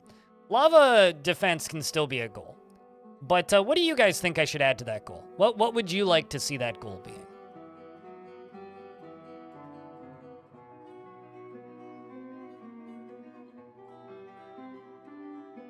Find metal? Just find literally any metal. Although right now, recover moods is like the goal. Magma pyramid. Define magma pyramid.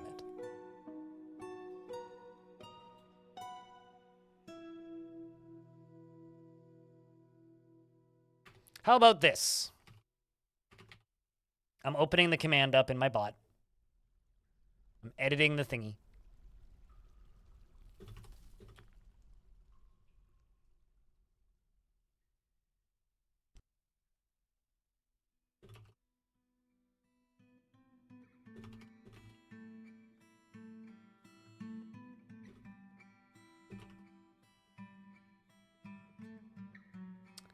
How's this?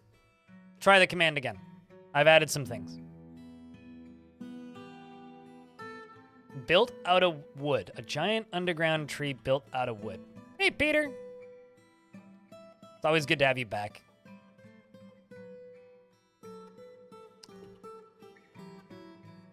All right, let's go along here and add in limestone. See how this is.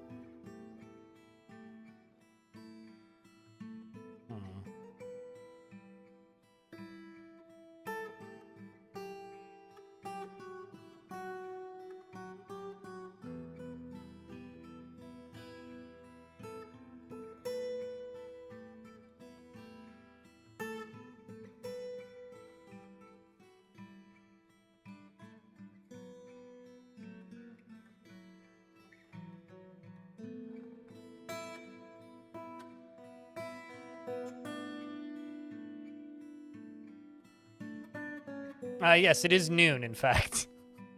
It is literally noon on the dot.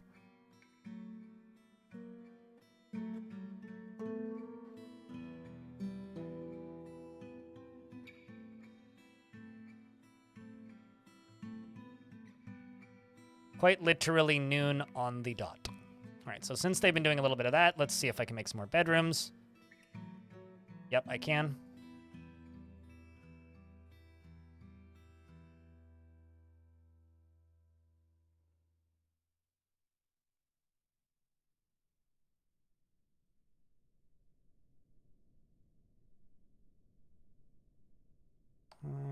Let's go all the way along here and there. And there. Need more beds. All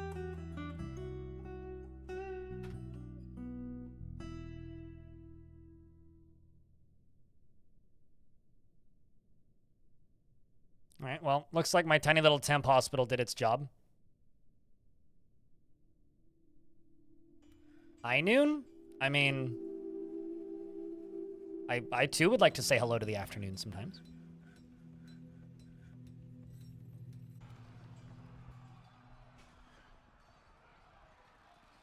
Serpent Woman is fighting with the Forgotten Beast. Okay, so let's... Joe! Well done, Alphonse. So what exactly happened here? Well, so Alphonse, who came from Starfield, by the way, is now just vomiting repeatedly, repeatedly. Okay, so this is all the way back when he fought the Etten. Stab the Forgotten Beast in the right wing with his right hand, bruising the muscle. The militia captain then stabbed the Forgotten Beast in the head with Edistoshal Rasuk Kugan, tearing the muscle and chipping the skull. So congratulations, once again, to Alphonse, the absolute legendary combat dwarf of the Exalted Machines, which is a great name, and hopefully they come and rescue this dwarf. Rest in peace, Alphonse Brown. You were a great dwarf while you lived. You saved the fortress by killing Ulosh, the great beast, which I will forbid the tossing of so we can butcher it. Legend till the end. Yep. Very much so. And they are placing him in a tomb. Rest in peace, you great dwarf. You great dwarf. Should build a statue of him.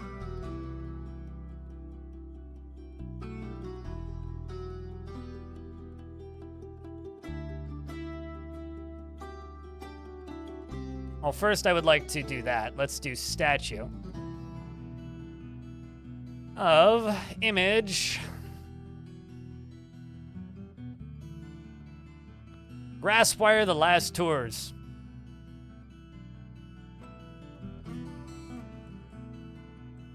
Making a statue of him. Will inspire the other dwarves for years to come.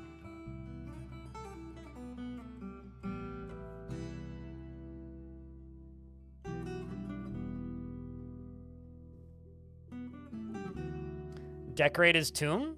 I don't want to get into doing that because then I'm going to have to do that for every dwarf, but I will make a little shrine for him in the main area, including a slab and a statue. But as for tombs themselves, I don't really want to get into that because that's a precedent that I don't want to set.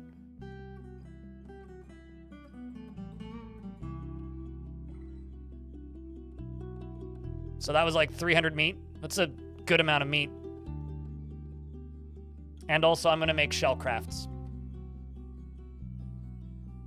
Because we have 60 shell crafts. Or shells to make crafts out of. So...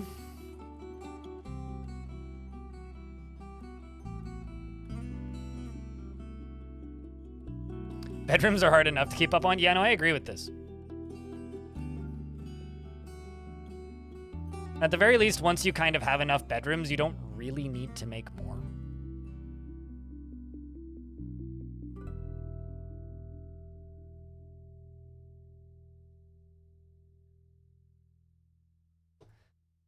Okay, and then up here, I'm gonna do chests. And cabinets.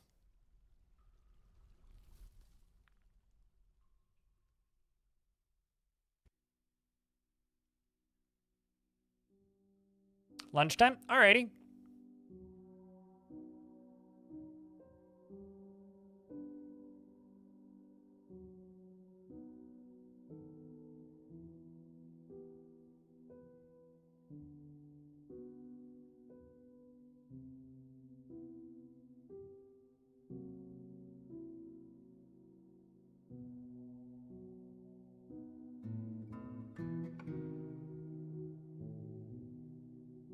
All right, so this right here, what's the value of it? 2,400.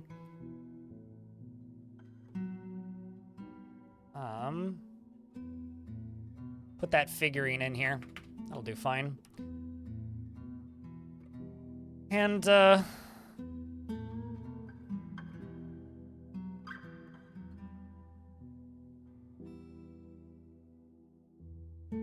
tables.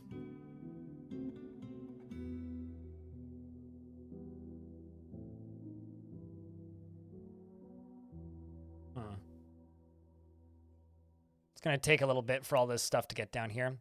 You connect to this.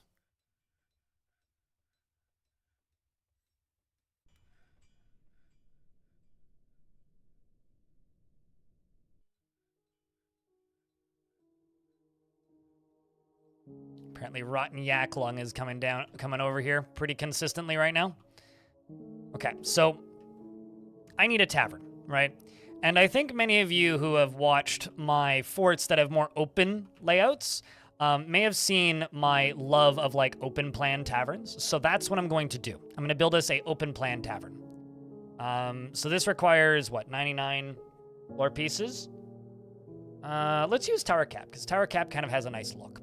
Then what I'm going to do is I'm going to go around the edges and I'm going to cut off little bits. Then I'm going to go into here and I'm going to add in some pillars just to give it kind of a slightly more enclosed look. We'll just use boulders for these. Right here is going to get a still. And I'm going to sign this up as a inn/tavern. No visitors.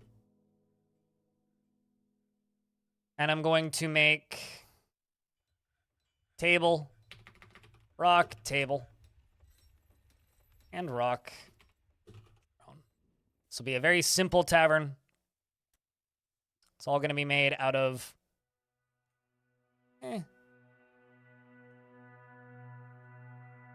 Just go with limestone because I've got so much of it. And it's accessible. What happened to your frames? I don't know. You should ask them sometimes. Dude, frames, what happened to you? If you're running DF hack, I would literally...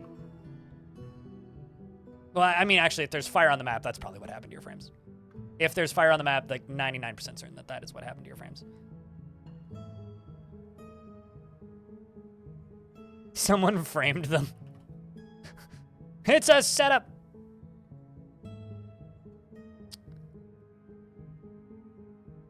All right, well, at least that stuff's all enclosed over there.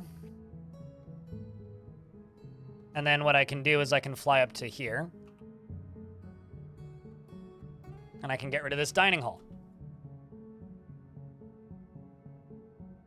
Holy fuck, that's a lot of plumb helmets spawn. Good Christ.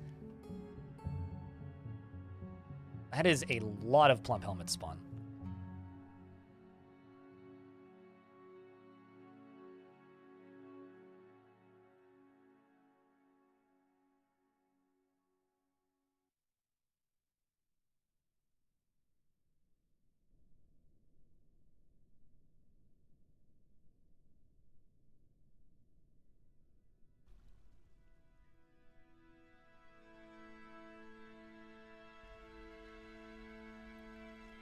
Okay, so we're hitting the edge of the aquifer on that side.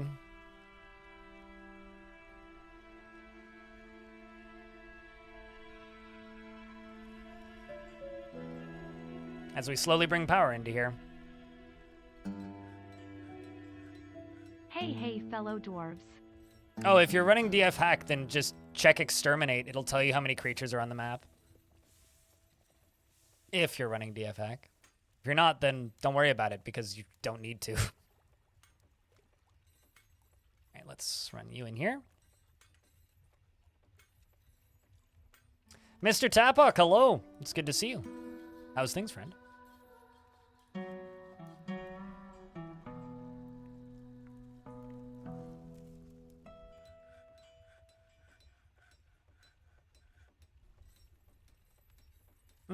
Let's not put that there. I will put that statue in the corner here. So that statue, honored to the legendary warrior who just saved the fortress from a possible forgotten beast attack. I could even put his spear in here.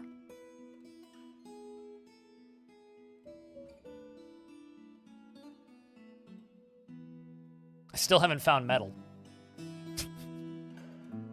That should be noted, by the way. Still haven't found metal. Of any sort. Yep, it is a statue of him. Last tours. What is he doing? He's surrounded by the dwarves. The article relates to the appointment of the dwarf to the position of militia captain here.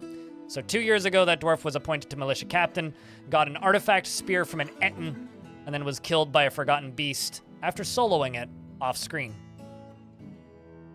Glorious dwarf.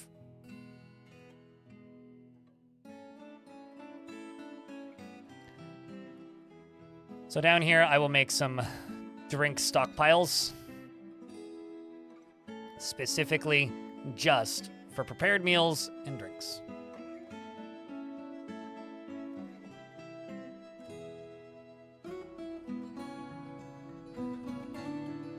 Apparently a pond grabber. The pond grabber's probably stealthed.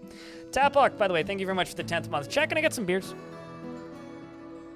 Those resubs really do go a long way. And thank you very much, chat, to everybody who's kept those subscriptions alive, because you are the reason that I will be getting Partner Plus in a few days, which is going to be pretty cool. Looking forward to it. I'm really looking forward to seeing what it actually looks like when it comes through. It's like, does it have its own contract? Is it? I actually screwed this up. I really did. I didn't go up. I went down. There we go.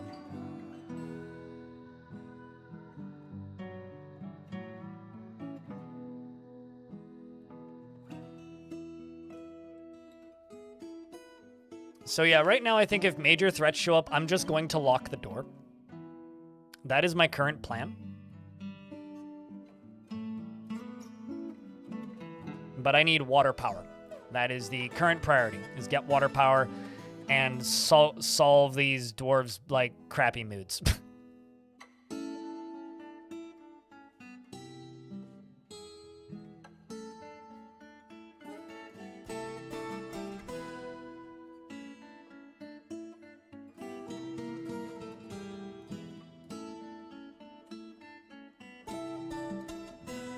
And most of the crappy moods are just due to the large amounts of death. And also just general dissatisfaction with my fortress, which I don't blame them for. It's completely justified on their behalf. So this will be the last layer of bedroom I'm gonna do.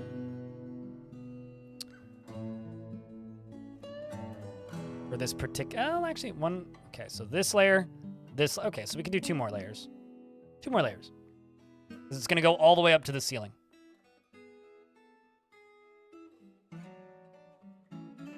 And the higher up you are, the less like you are to die of drowning.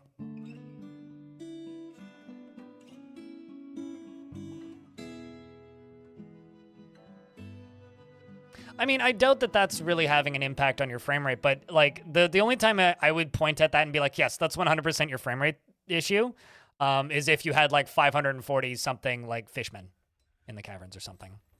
That's likely a frame rate issue.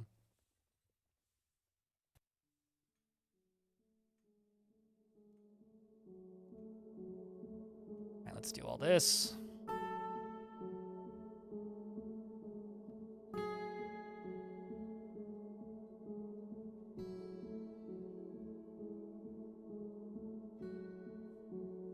So I'm going to go into the deletion buttons and do this.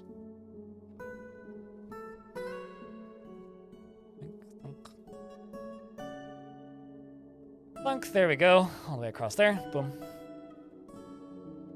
Gonna suspend these so that they can complete building that the first time. Same with this one. And now go a layer further down and construct these beds. Can also go up here and build these beds. Can do cabinets and chests, which may cause job cancellations, but that's fine.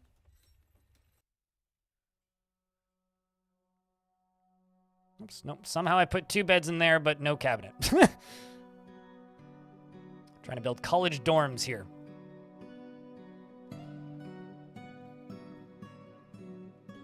How big is your map? Sentient. 8 by 8. So I have a question. When you say, where did your frames go? Do you mean just like the game is like running at a low frame rate? Or do you mean like the game is hitching and then continuing? Because that, I don't generally notice lower frame rates generally in big maps. But what I do notice is that the game will hitch. Like it'll lock up and then play, and then lock up and then play. But yeah, 8 by 8's gonna, that causes me frame rate issues. But Tarna, hello. You lost half of them. Hover over this. Are you seeing massive, like, job cancellations? Like, is there something where it's just like canceled 2,645 times or something silly like that?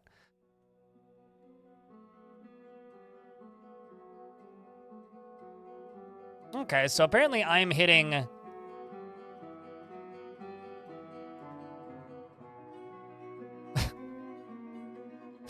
Apparently I'm shooting giant great horned owls with a crossbow. I don't know who's doing that, but someone was doing that apparently. But this might actually be enough to just be able to fill stuff, but...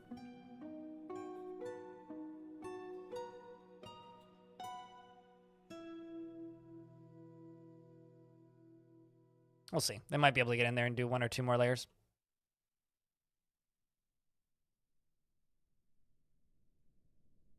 But yeah, no, I think the dragon fire is the dragon is probably the actual issue. Like if we're being completely serious here for a second, the dragon and the fire, if there's fire on the map, would be your issue. That is a really angry child. Ah, because you saw Banana Unlimited die. I too would be upset by this. An animal has grown to become a bug bat. I hope it was previously a baby bug bat.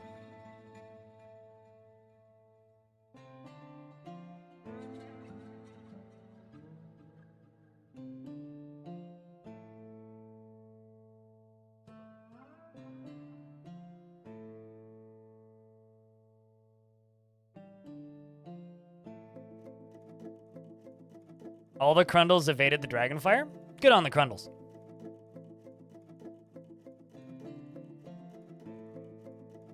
A+ to the Crundles. Shoutouts to the Crundles.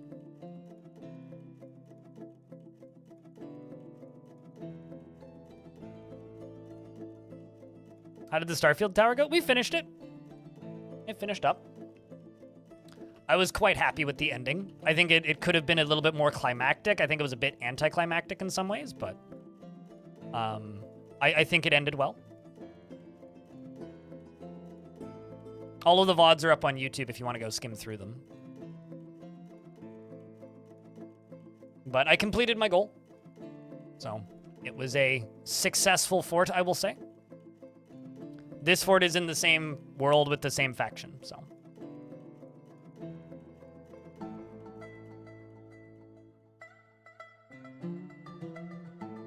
Okay, let's get that done.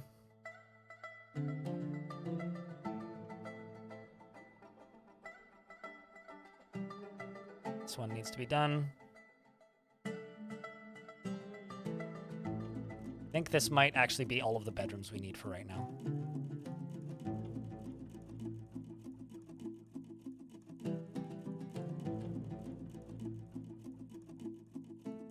It's like there's a few kids that don't have beds, but that's basically it.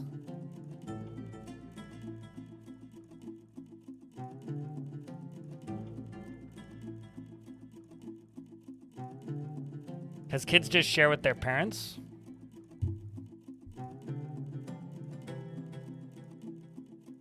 And then one more layer to go up, and then this bedroom tower is done. Which is a good a good spot to be in. Okay, we have our tiny little tavern right here. Which the dwarves just have so many jobs right now, nobody's actually doing any of that. A lot of the jobs are still dumping items. So we're still trying to just get all of this limestone out of here before the water flows down, which it is, slowly.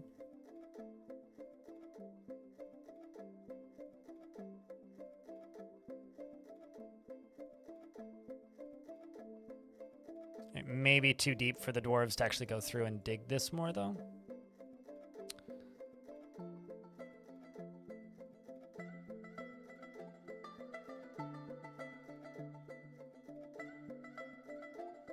Wheelbarrows do not work for dumping. You cannot use wheelbarrows for dumping. So no, it wouldn't make it go faster, actually.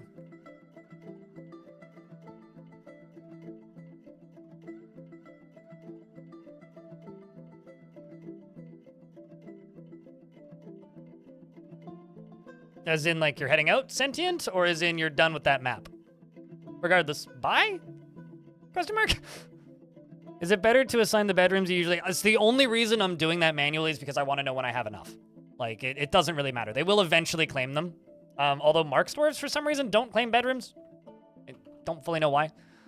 As in, like, hunters, not, like, the military Mark's dwarves. They just don't claim bedrooms for one reason or another.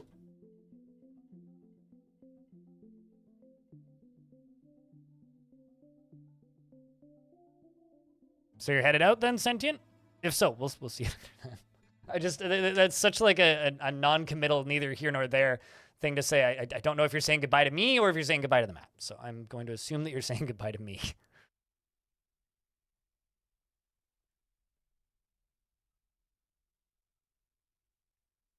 Not a smart investment. Who'da thunk? I mean, depends on when you got out, actually.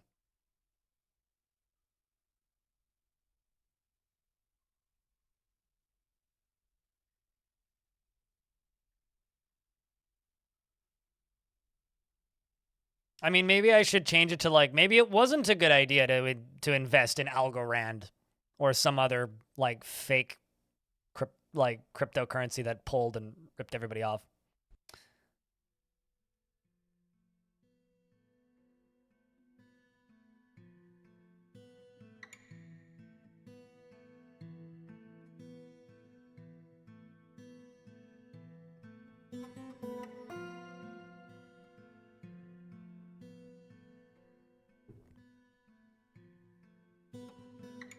Oh, also, good news for those of you who like the YouTube things.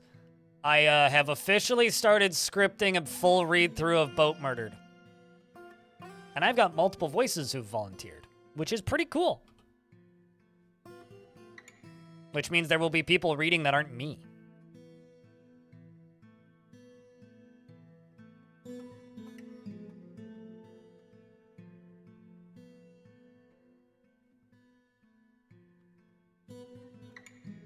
Turns out other streamers are very easy to get to read stuff for you because they all actually just want to have voice acting gigs. So it's just like, hey guys, you want to you want to help me with something?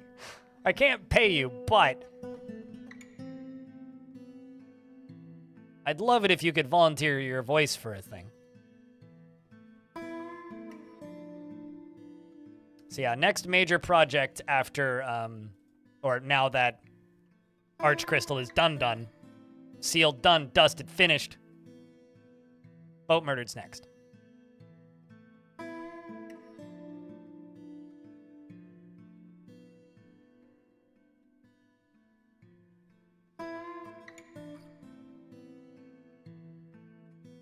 so this here, I think I'm going to need more mechanisms. Rock mechanisms.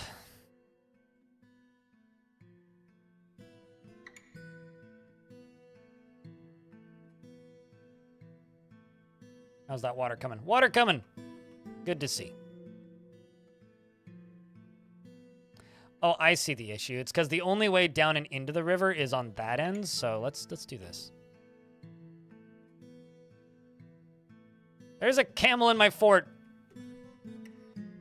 It's not even one of mine. I don't know why there's a camel in my fort, but there's a camel in my fort, so...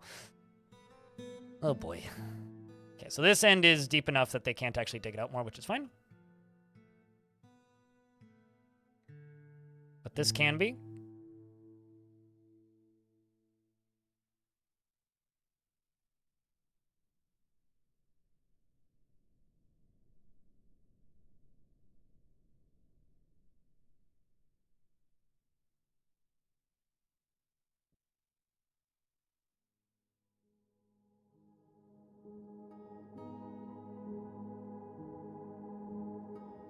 There's part of me that's hoping that I'll dig into some metal doing this, but... I'm not super hopeful currently, to be honest with you. Caravan has arrived.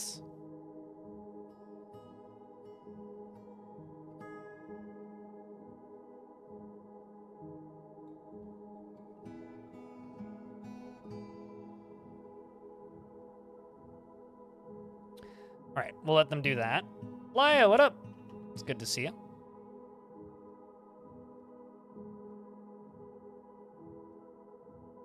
This stuff down here is all getting cleared. Cool.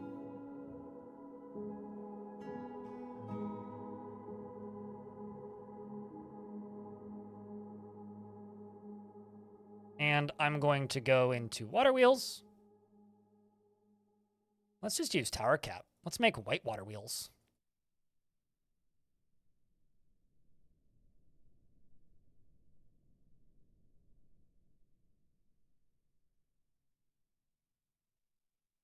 Those will look nice, I think.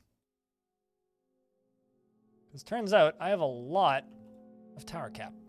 Okay, so we are going to fly up to here. And they want seeds, okay? So this is my opportunity to get rid of a lot of seeds. Which...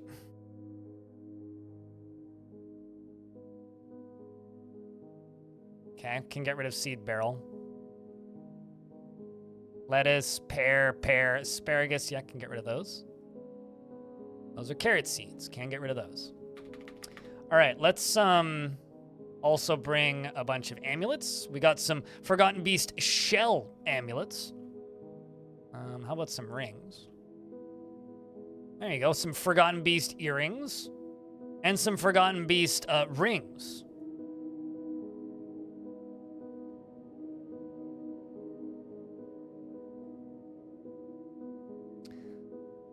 That and, like, I was thinking a little bit about what I should do for more top 10 clickbait bullshit.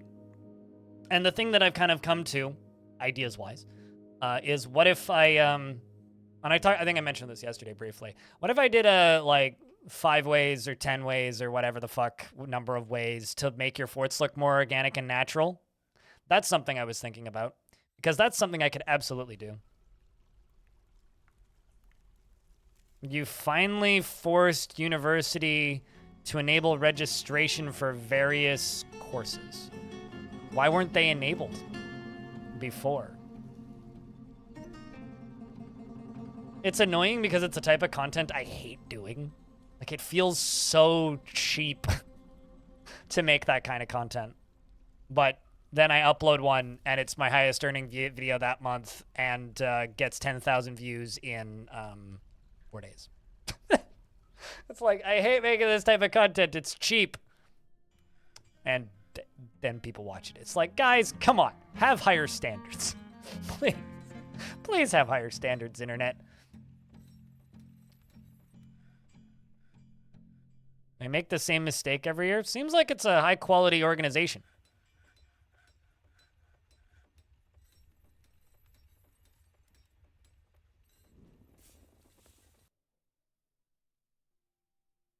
Not a ton of profit here. Just exit out of here. And we're going to bring in... That is a lot of bone bolts.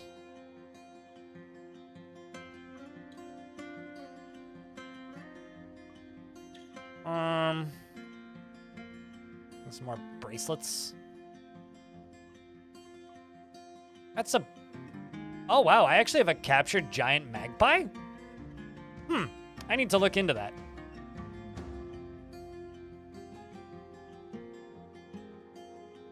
Let's bring some gems in because I need those bars.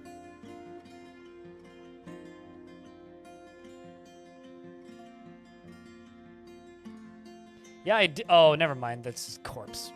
It's a corpse. Why was I excited? JK, I wasn't. Hey, look, a giant rat.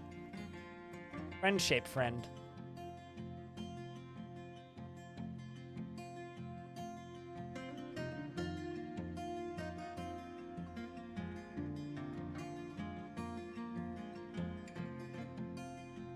So this isn't high enough value yet.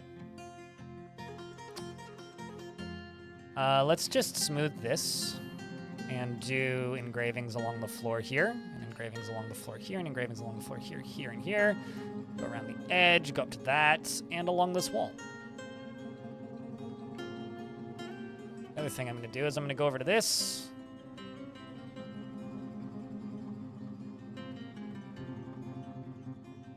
And I'm going to remove this from here. So you guys... go train there. And I'm going to make a ammo pile right here.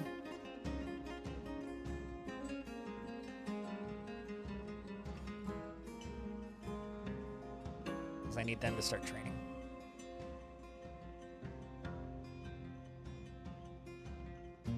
Yasmin, your trade depot. Thank you for being observant.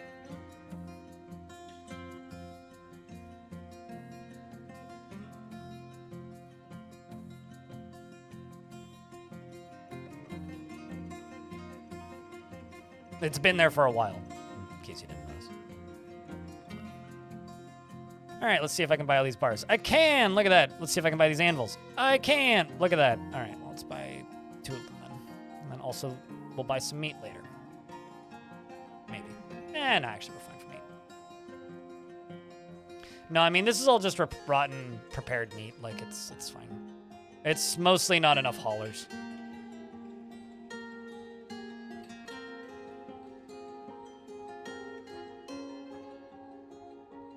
Not sure why there's bolts there, but there's bolts there. Are you high enough value yet? 4,440?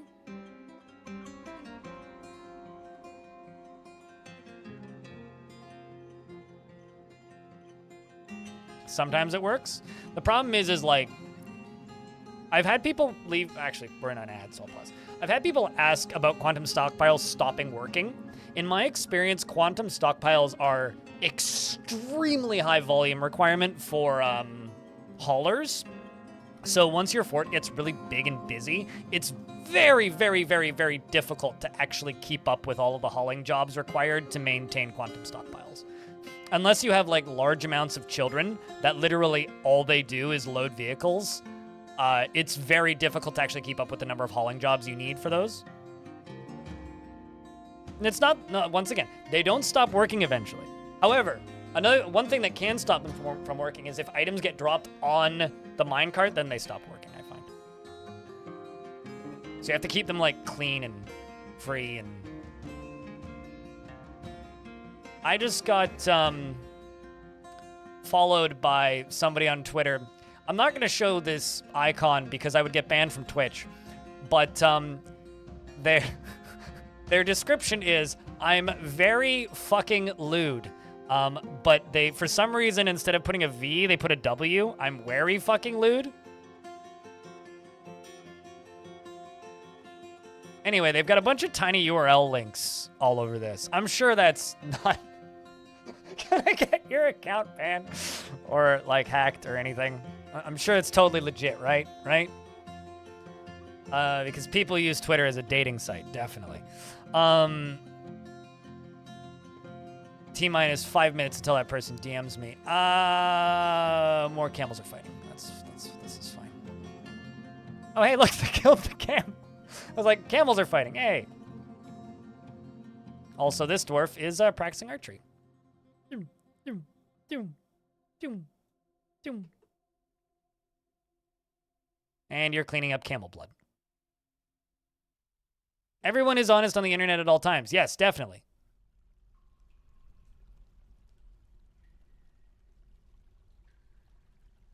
Oops.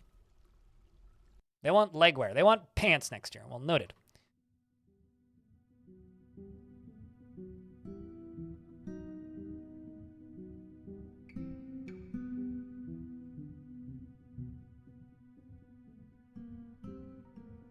We're gonna make cheese and whatnot. Okay. Water is coming.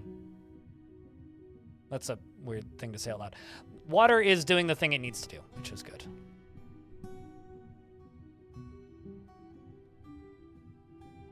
And I can stop it by pulling this lever.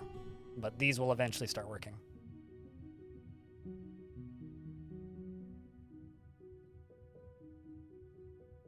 I do quite like the look of these tower cap water wheels. I think they look nice.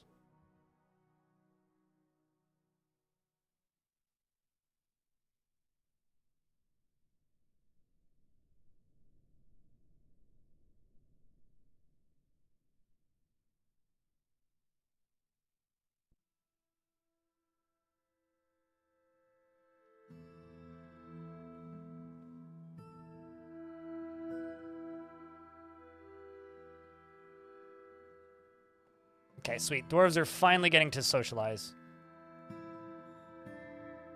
Finally. You were just going to comment on my water wheels? What's up? How's things, Clino? I need to delete... Guess I already did. That dumping zone so I can rebuild this dumping zone. So we can go back to actually garbage dumping.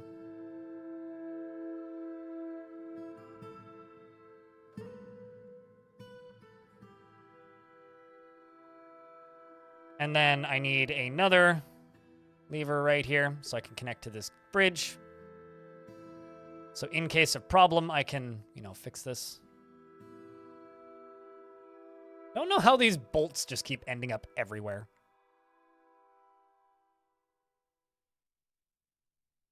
This stuff's pretty fun, the way it goes. I should probably not put shells in here. I should probably just make a shell stockpile specifically.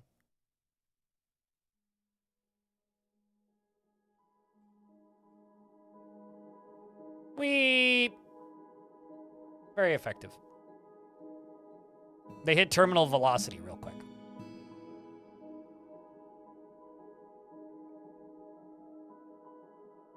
There's a lot of blood right here. It's like kind of unnerving. All right, so this layer is one that I need to seal up a lot.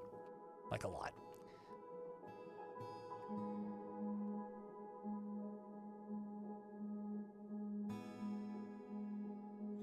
Dimple cups. A lot of dead pigtails. There is living pigtails down here too, though, so that's good.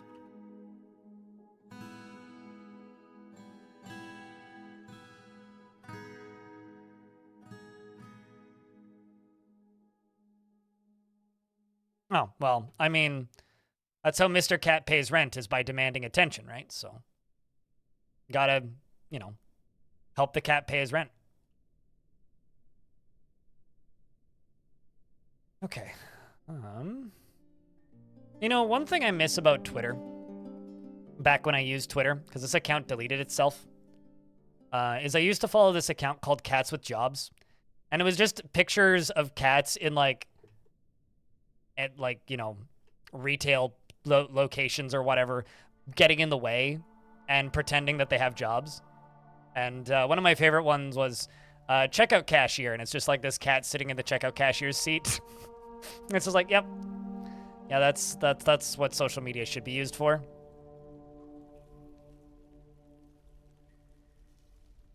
I guess I can still get that sort of stuff on Reddit, but makes me sad.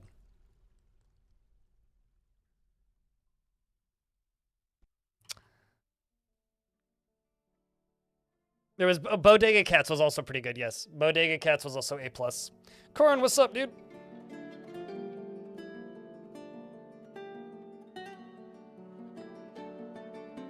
Cats with Jobs and Bodega Cats are both pretty good. Evil Buildings is a very good subreddit. I will just state that. Evil Buildings is, was, and always has been a great subreddit.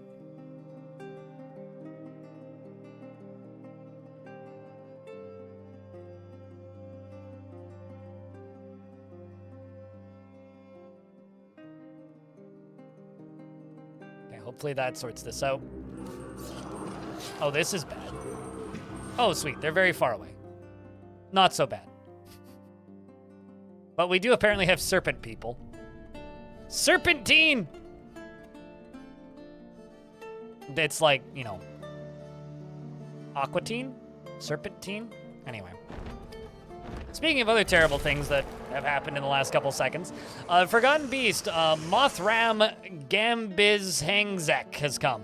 A gigantic humanoid composed of flame. We're all dead. It was fun while it lasted, chat. It squirms and fidgets, and beware its deadly spittle.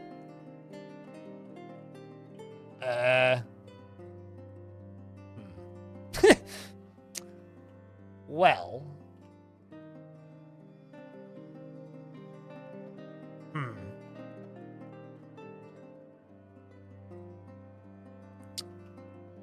So. I'm going to turn this on. Yeah. Word. I'm going to turn this on and hope the dwarves listen to it.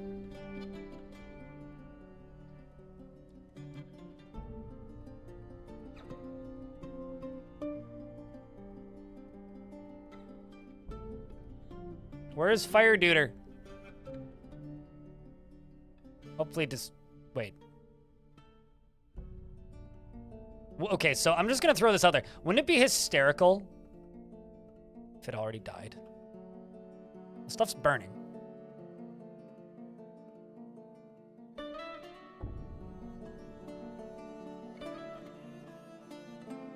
Definitely burning.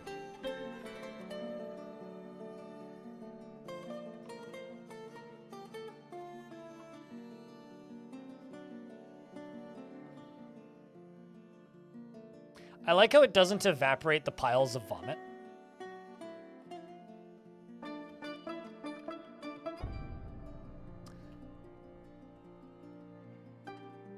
Well, I mean, they can't leave the edge of the map. That's the thing. They literally can't. Once they're on the map, they're on the map for Forgotten Beasts. Uninvited guests work that way. So we're going to see if I can seal this layer off. That's what we're going to try and do. Current priority number 1. Seal this layer off.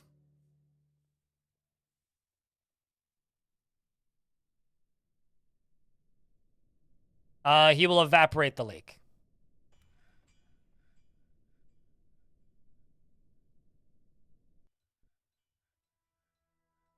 Considering, like, remember, just as a reminder to everybody, we haven't found any source of metals that can be used for weapons yet. With the exception of adamantine, and there's no way in hell I'm actually going to be able to mine adamantine without finding something in it. Which will kill me first, because we have no weapons. You kind of need weapons to be able to mine adamantine. Which basically means my dream of using Mark's dwarves as defense is pretty much null. Because, like, the only consistent resources we're going to be able to make bolts out of is wood and bone. Neither of which are even remotely effective. So, we're kind of in not the greatest situation right now for this fort. I actually just need a copper pick. Certainly, but like...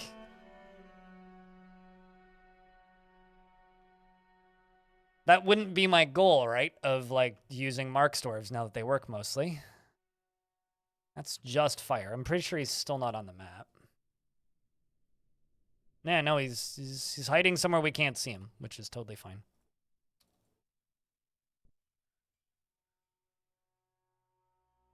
Well, we have a chance. Adamantine can be mined with a copper pick, absolutely. But good luck getting to the adamantine, having to dig through the, studded gem walls without finding a creature in the adamantine that kills you first, right? Like, yeah, could I do that? Certainly. Is it gonna benefit me at all to do that? Not really, because if I dig to try and find the adamantine, what's likely going to happen is I'm just going to get attacked by some monster that will kill me. That comes out of the adamantine.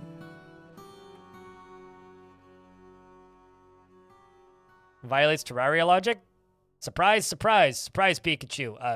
We don't operate under Terraria logic here. Terraria operates under Terraria logic. Dwarf Fortress operates under Dwarf Fortress logic, which is less logical than Terraria logic. But we certainly do not use Terraria logic here.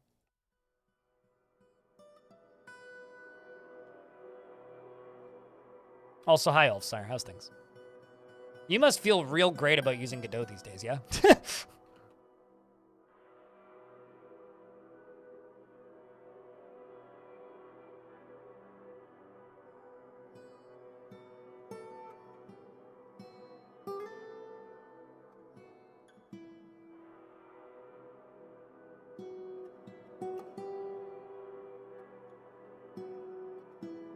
Feeling all right about it. There you go.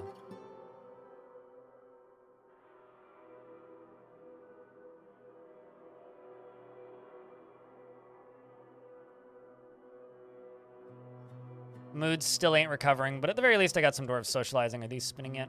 Nope. What's the depth? Getting there. I may actually just, like, pull this.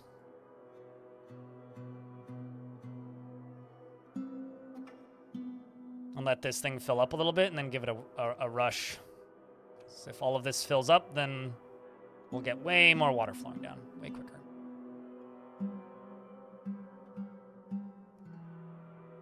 Not sure why there's a camel in the fort. You mean re-logic?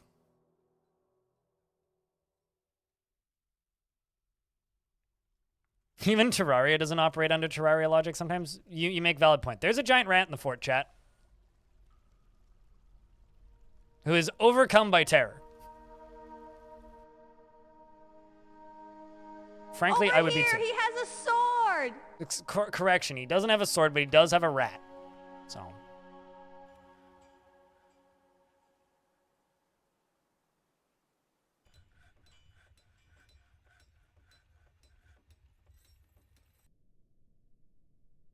All right, so we will do that.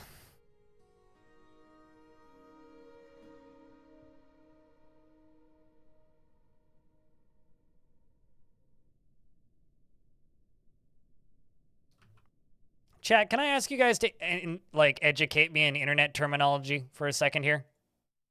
So, if not friend, why friend-shaped? What is a friend shape?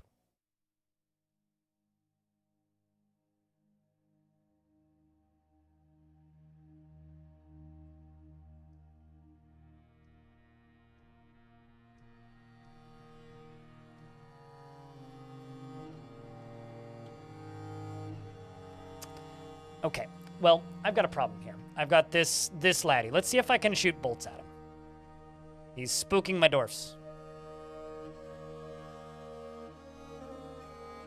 Yep, they can.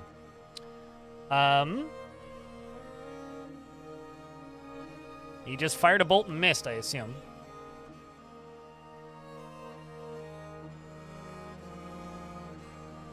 Yep, see, they're shooting bolts at him and missing constantly.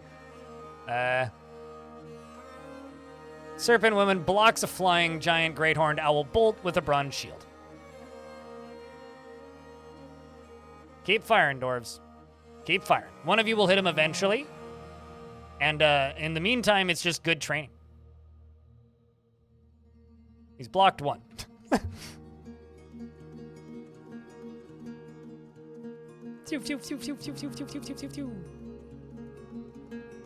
They're all afraid, reliving experiencing's trauma. I'm sure this is fine. They're not even a crossbow dwarf. At least they have plenty of bolts. The flying bolt strikes the serpent in the lower body, tearing the scale and the muscle and bruising the guts. The Did that give you an injury? No, it didn't. Shooting at a helpless target? I mean, I don't know. It's got a spear and a shield. I don't know if that counts as helpless.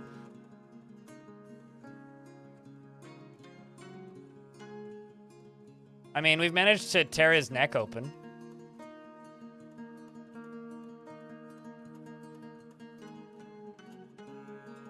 We appear to be running out of bolts.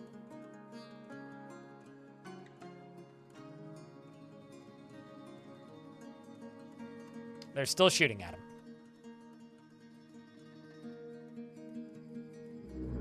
Ah. Well, we found more of them. Well, this is excellent training opportunities. So frankly, I'm quite ecstatic about this. They're very far away at a far distance, and we can just keep pew pew pew pew pew pew pewing at them. So frankly, this is a very good thing. That we've spotted a bunch of these guys. Although this one's now seriously injured. We finally hit him enough. Hit him in the head, tearing the muscle. Okay, okay. Hit him in the upper body. We're making some progress. We might actually kill one eventually. When dwarves saw enemy through fortifications they get stuck in some angry loop forever. That is not a bug. You could call that a bug, but it is not a bug. That is just what dwarves do when they see something scary. So it is up to you to not set it up so that dwarves can see scary things.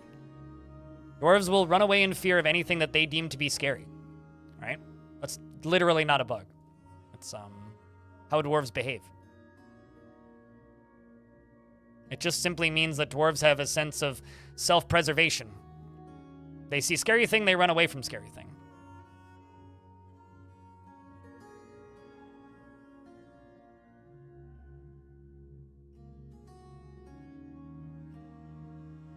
It could be behavior that you don't like, but that's not really a bug. At least currently, that's how dwarves are designed to behave when they see something scary.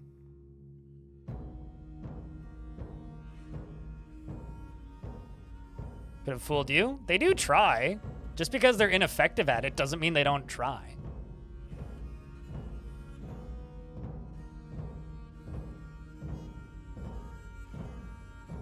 I mean, don't you ever just, like, try and boost yourself up by lying to yourself? That's just a very human response.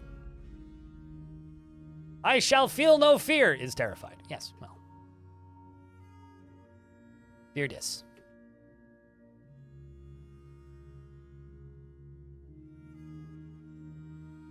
The other question is, do they still have bolts? I don't think so. I'm pretty sure they've all run out of bolts. All right, you guys go get me some more bolts. Or get you some more bolts. And then come back and do this again.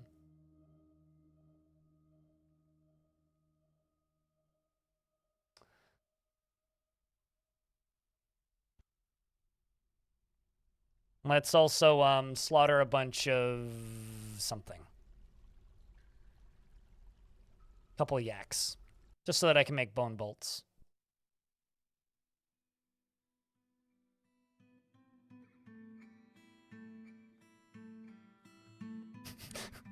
Chat's just like jinx at each other constantly after that.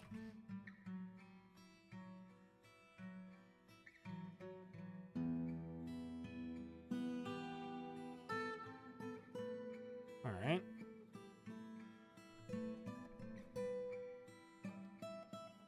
Apparently they can't access that? I managed to block this off.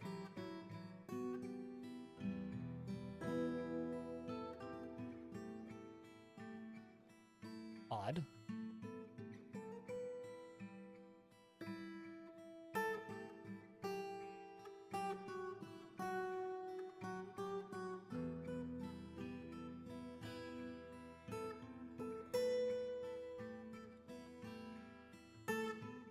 I'm doing this all right now because of the Forgotten Beast that showed up in this area, which is scary as all hell.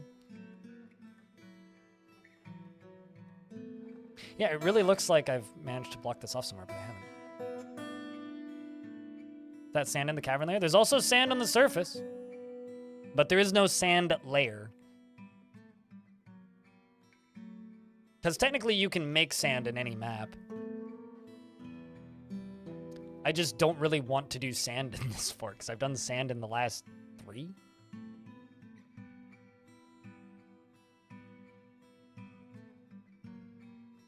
I did crystal glass, or clear glass before that. So, I like to just take a break from certain things and do other things. Let's see, do you guys have...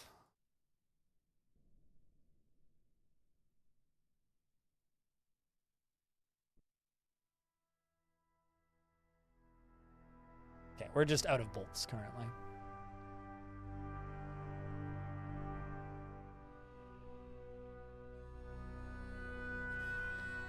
Sigh. I'm not trying to prequel memes on you.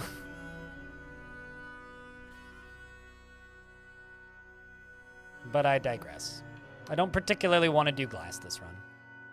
If I have to, I will, but I don't particularly want to.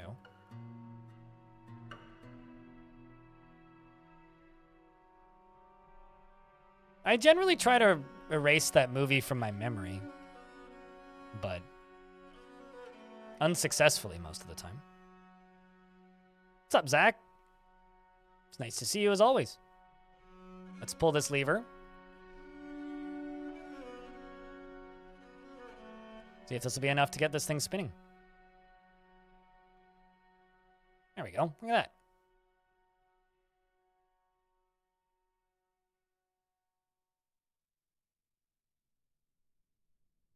Let's just see how much power it generates. Looks like 900 at maximum capacity. Yeah, it's dropping down pretty quick because the water's draining.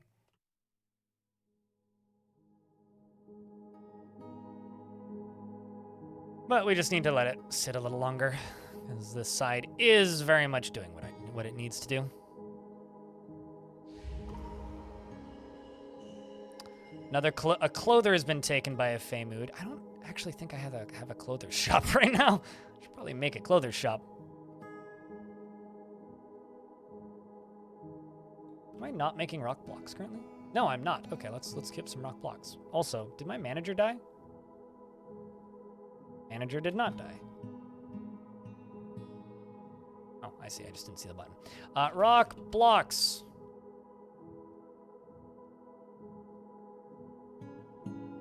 Where does the water drain into? It drains off the edge of the map. It's draining here and here. I will just make a clother shop right now.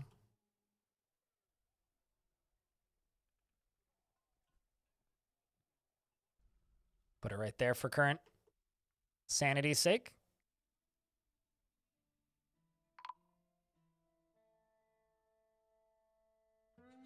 Zach, thank you very much for gifting a subscription. Just a reminder to everybody, gifting subs is currently on sale. It's 25% discount on all gifted subs. So if you decide to gift a subscription, you will get a 25% deduction on that. There we go. I also need new clothing for these dwarves. Actually, how much silk do I have?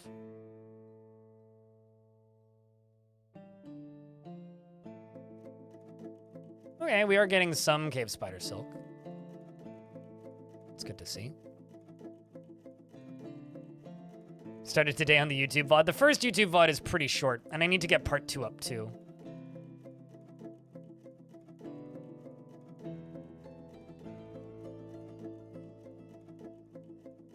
UGDPY, thank you very much for the 10-pack of gift subs. And just keep in mind, I do get paid the same amount. So just because there's a discount doesn't mean I'm getting paid less. League of Legends is actually eating the difference right now because it's sponsored by Teamfight Tactics this year.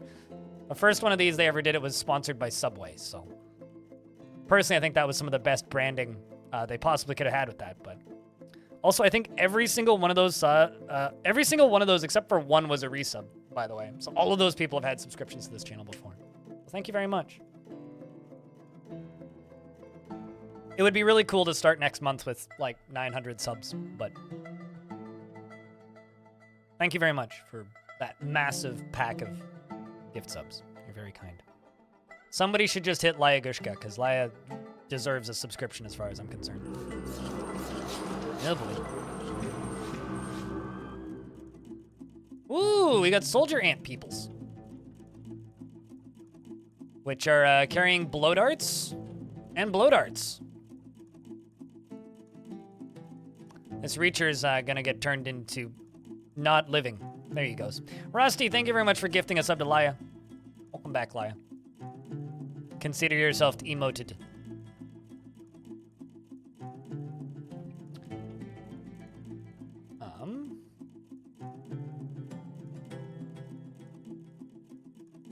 Side dwarf making bolts. But I suppose not nearly effectively enough.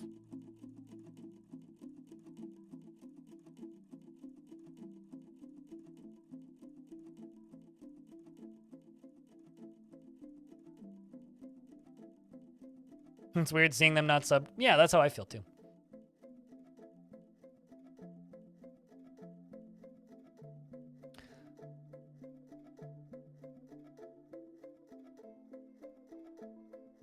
And a devilish potato. Thank you very much for the tier 2 for 9 months.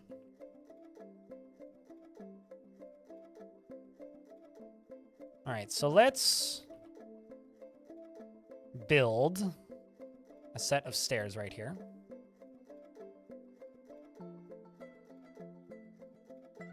Oh yeah, I suppose this happened too.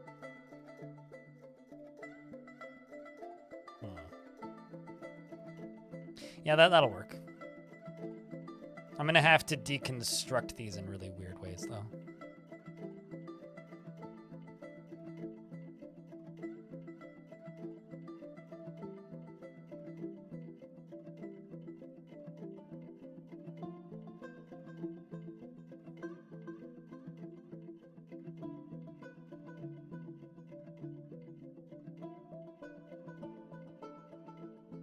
So I'm going to make a shower for these dwarves.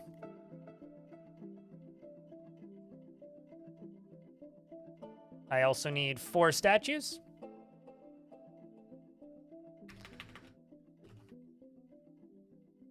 We'll just make 10. Be fine. I also need flooring in here. Actually, that or could just drain it.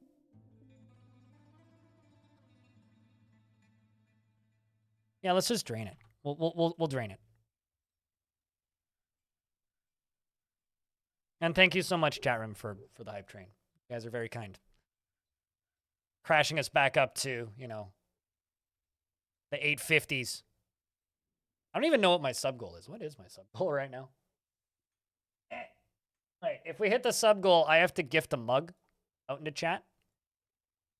So help us hit that sub goal, and then streamer will mug chat.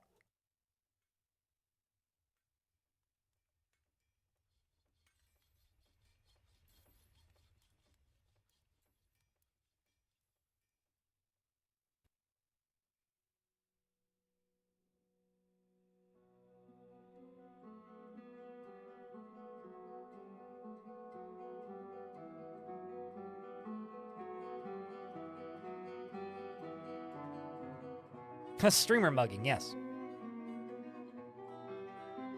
I also need rock grates. Trying to not do much because we are stuck in an ad.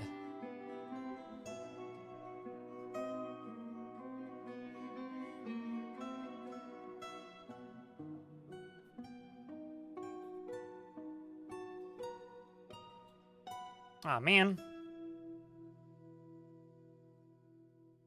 Aquifer on this layer. You know what? That's fine. That is totally fine. We will just use this aquifer. I don't even need to bring power up here then. That's actually maybe even better. Moose, thank you very much for the $10. Means a lot, dude.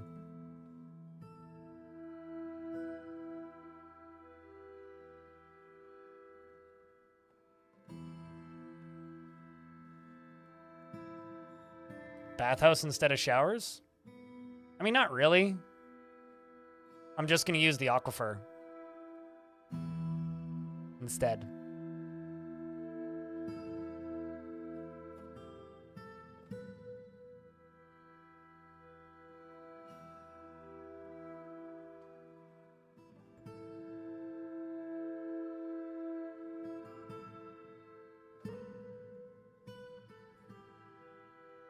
And I'm going to fill this in with grates. Slowly.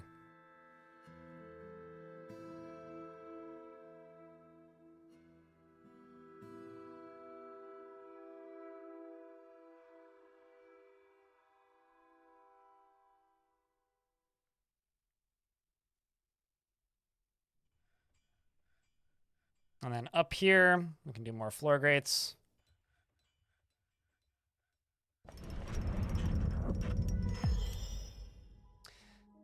Delisle SDF, the clother, has created Gabriam Teleth Tuong, a frilly cave spider silk cloak, and offers it to the Mark of War. This is a frilly cave spider silk cloak. All craft store ship is of the highest quality. It is encrusted with oval hematite cabochons and studded with iron and encircled with... You wasted my iron, you son of a... And studded with bands of cave spider silk and cushion-cut milk opals. This object is made from cave spider silk cloth.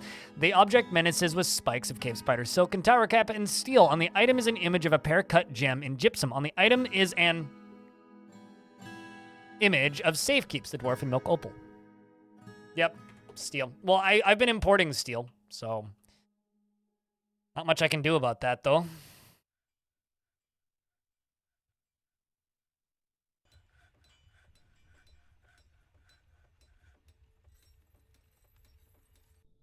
Steel is important.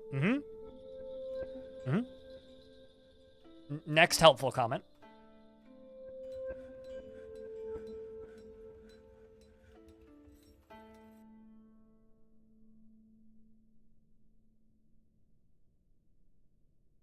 Iron is valuable.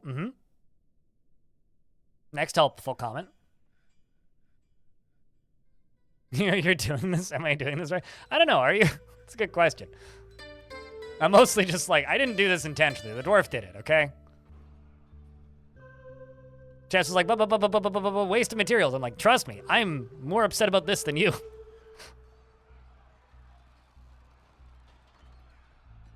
Trust me, Charon.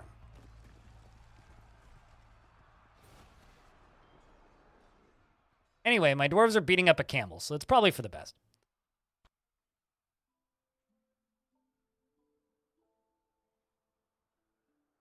With grates going down to your water, and then above you are going to make new holes. Yes, that is exactly what I'm doing. You're very observant. I admire your ability to observe. Mostly.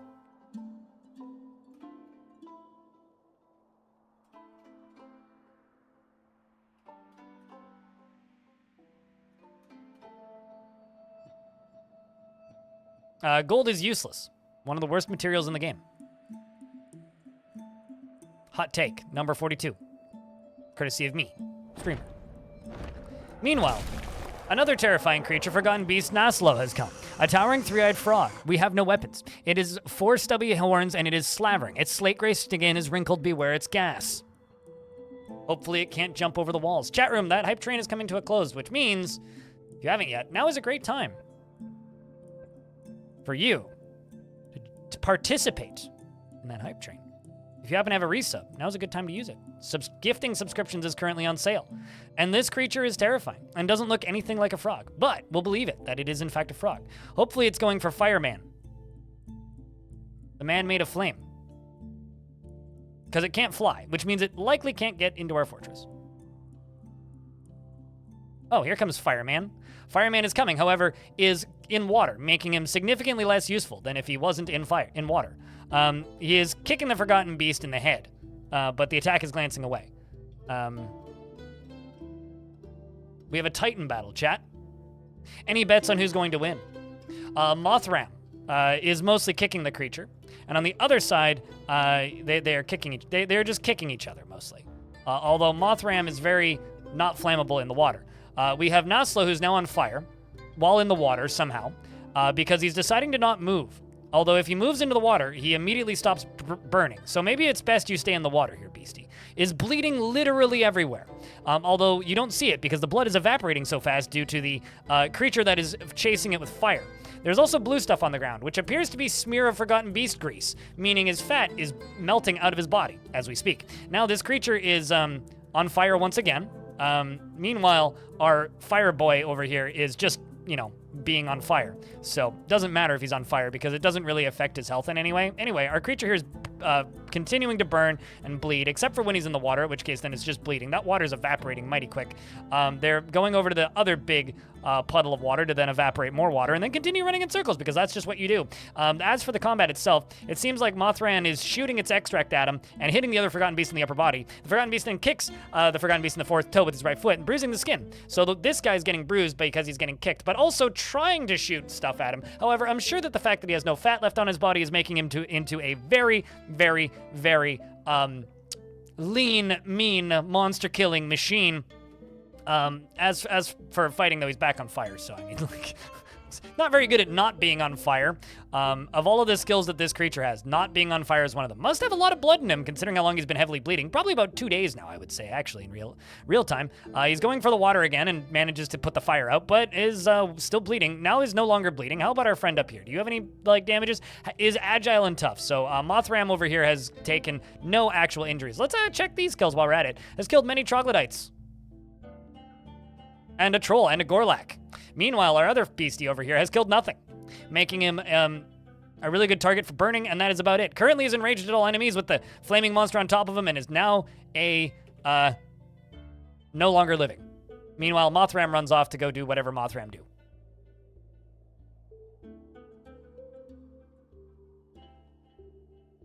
That was fun.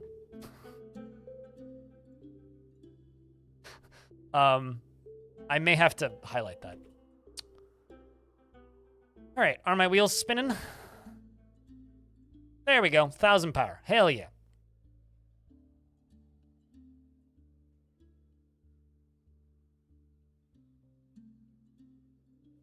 So the problem here is this actually, like, isn't creating mist for me.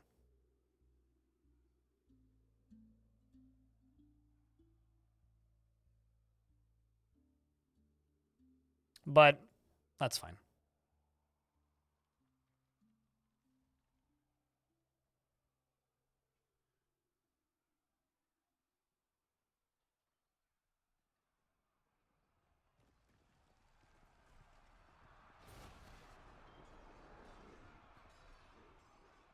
Something is fighting.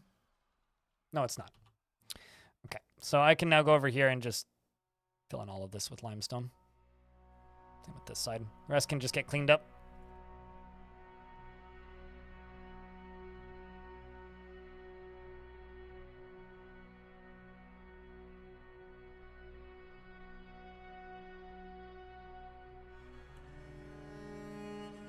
Because I don't, yeah, this isn't actually creating any mist. It is surprise showers, though. Oh, looks like another camel wandered into the place where it gets the shit kicked out of it. Fortunately, my soldiers here seem to be able to fight with the camels. It's probably pretty good training, actually. Satisfied upon improving hammer. What hammer?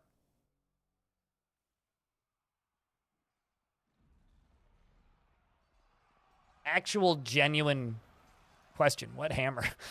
You're smacking a camel with a crossbow, and you're like, I'm satisfied upon improving hammer. Clearly, hammer equals crossbow.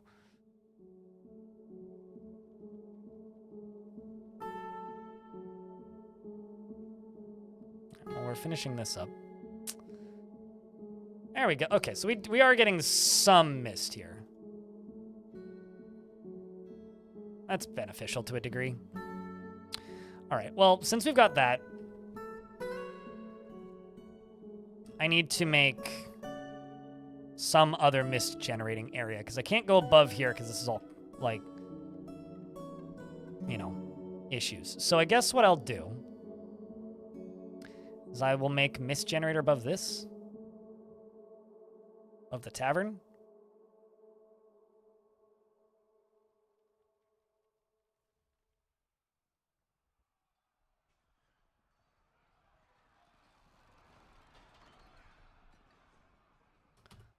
All right, I'm gonna queue up a work order.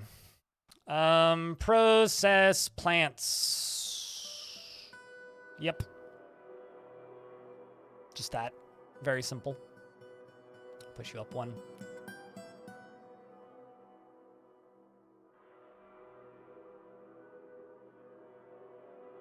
Finally started playing Dwarf Fortress and somehow got a king in your first migrant wave. So this is 13 random dwarf trash core is not capital.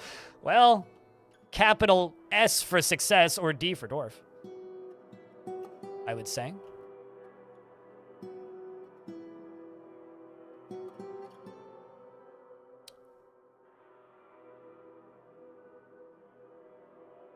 Trying to figure out like where I should put a mist. I guess I could put one right here, right? Like I legitimately could just put a mist generator right here, which would be a pretty fun way to do it. I kind of want to be a bit more ambitious than that.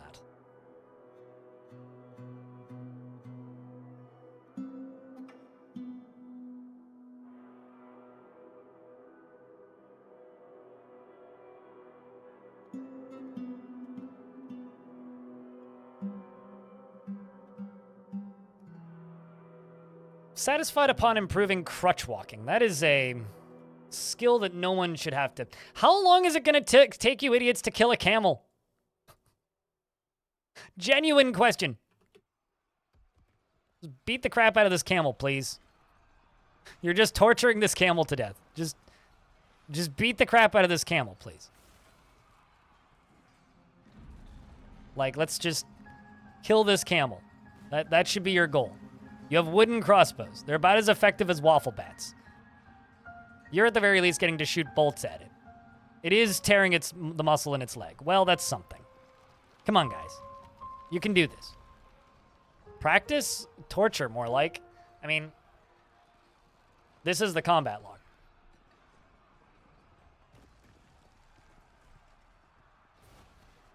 Yeah, that poor camel indeed.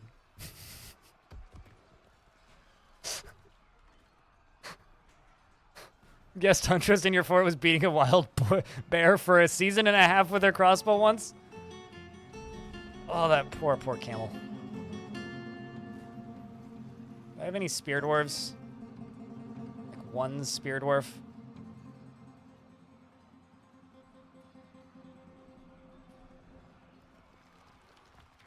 I do have one spear in the fort, so please put this camel out of its misery.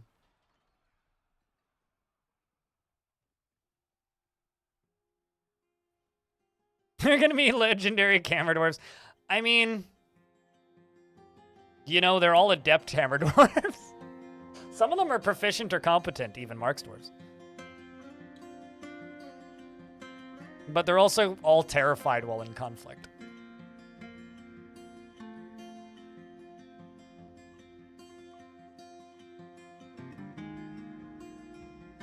You didn't even grab the spear, you nitwit.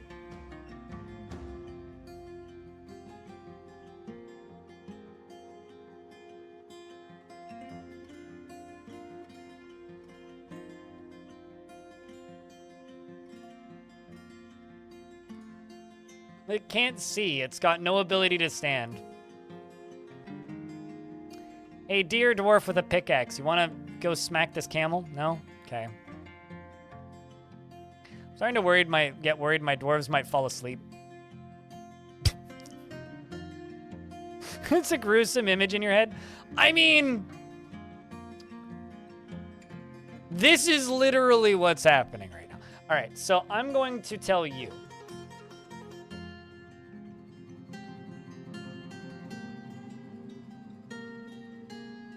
Okay, you know what? Let's just tell all these dwarves to go take a break from this. Let's just take a break from this camel. Go do other things, dwarves. You guys got other things to waste your time on. All right, so speaking of other things to waste my time on.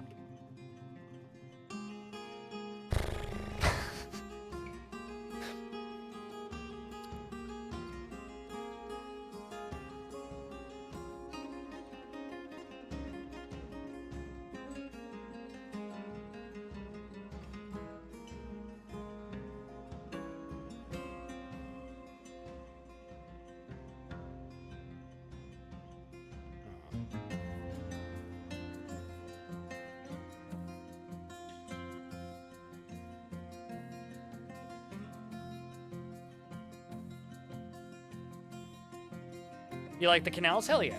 Thank you.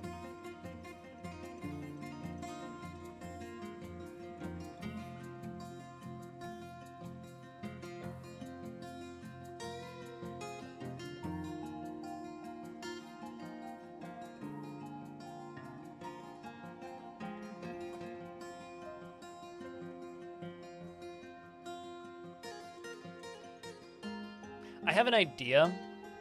I'm just not certain I'm actually able to do it now because of how I've built this.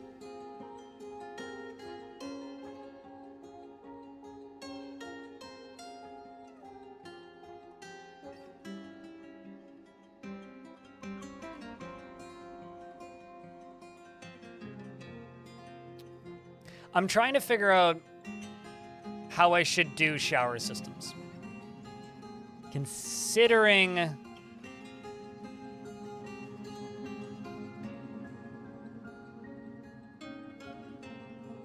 I'm considering the idea of maybe using minecarts, but I would have to build a new canal.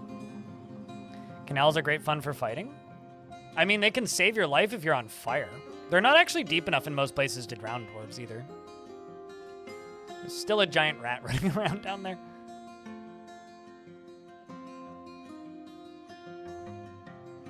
Okay. Oh, yay, the camel finally died.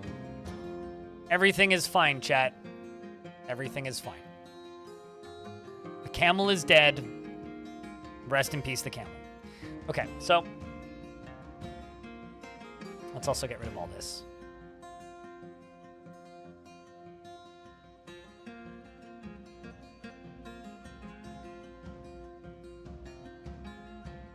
Majority of dwarves are just working on blocks or uneasy after experiencing trauma.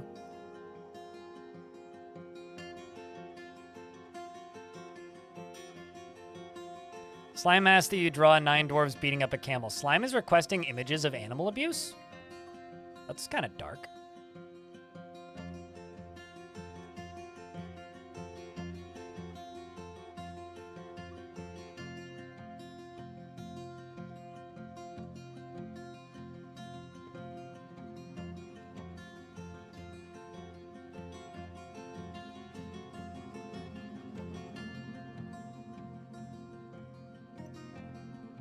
Would an underwater spear trap splash water to the sides?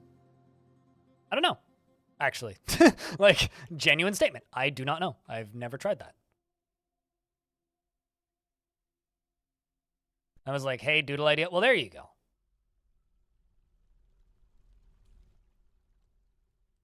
You're getting a Ninja Turtles vibe. Someone already said that this fort reminded them of New York's sewage system, which is kind of funny.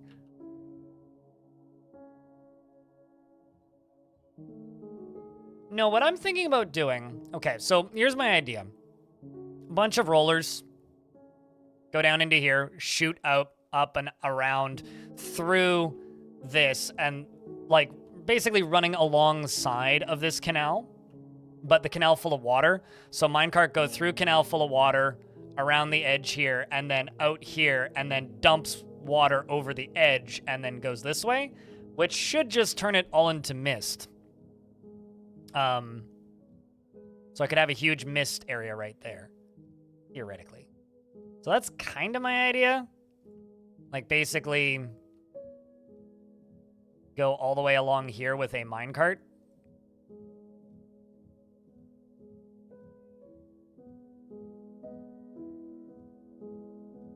But, like,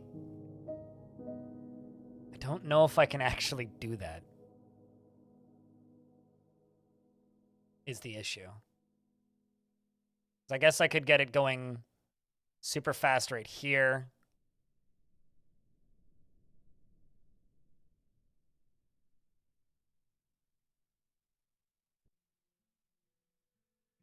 Hmm.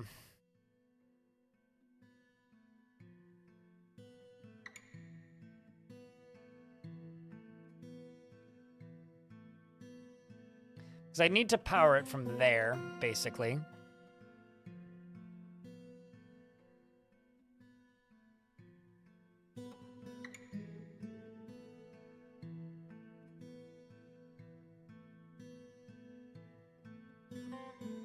Yeah, maybe I could make this work.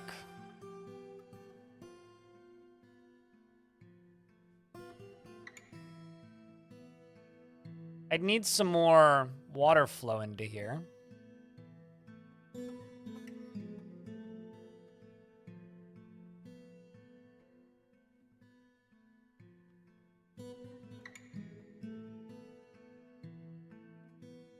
It would look pretty cool to just kind of have minecarts flying everywhere.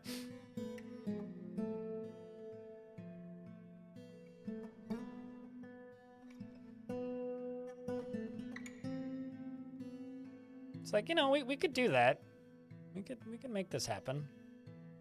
I have access to power right there.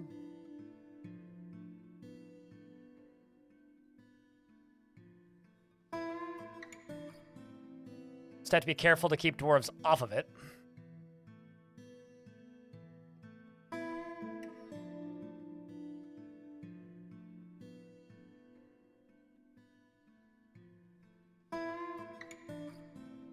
Let's just put a wall piece right here.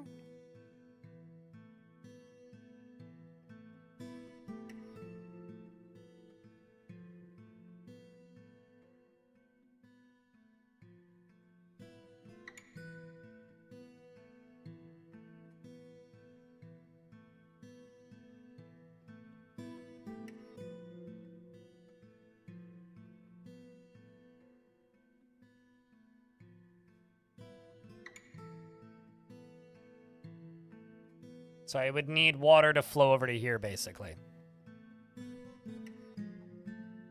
Which I could make this happen. Potentially.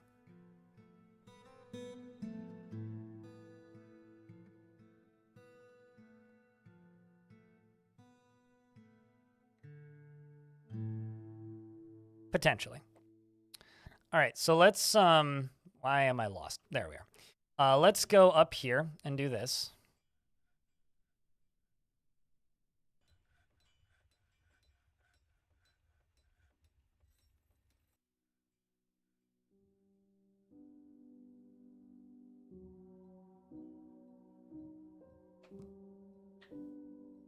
So essentially, what this is going to ideally do, that doesn't sound like a real word.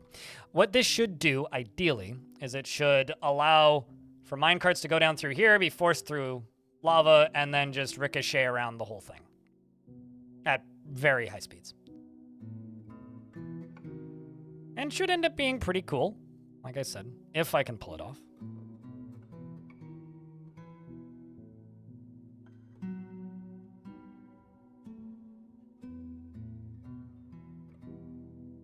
But I'm going to have to open this whole thing up.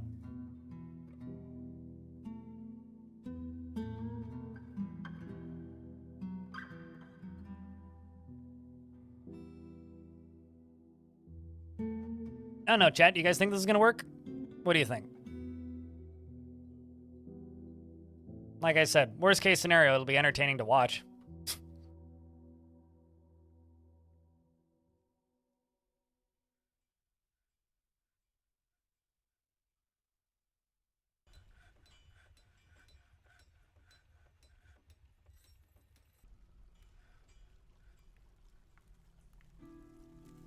And we'll have to bring power up here, which is what's going to power the thing.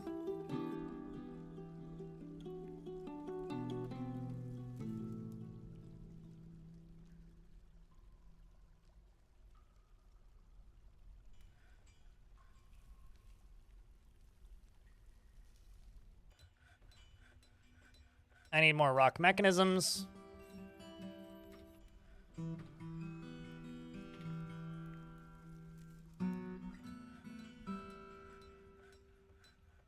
For the rollers. So this down here needs rollers. And also gear assemblies to get power down here.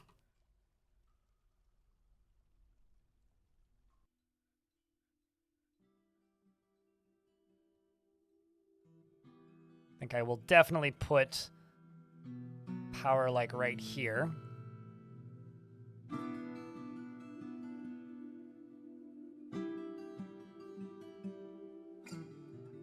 You wish that there were metal lava wheels? The physics of, like, water wheels are completely different to the physics of non-water wheels.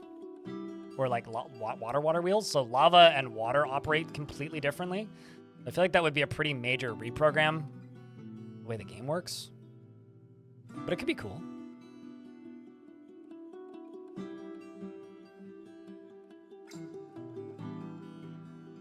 And then this, like, right here will be a stop, which dumps this way. Which means down here, we'll need a drain.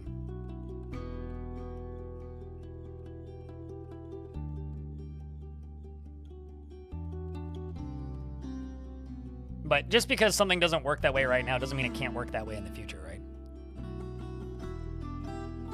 Build a horizontal axle right there. Horizontal. I was gonna say build a horizontal axle there, but apparently there's no access. So. Nether cap wheels will not work. I've tried. There is, like, lava never has flow, right? Water has flow. So if water is going from right side of the map to left side of the map, it is flowing from right side of the map to left side of the map. Lava doesn't ever flow. So there's never a point where lava is going from one side of the map to the other side of the map. So because there is no flow, because it's not very good at wrapping, you didn't know, water can't be transported in that way. Or lava can't be transported in that way, rather.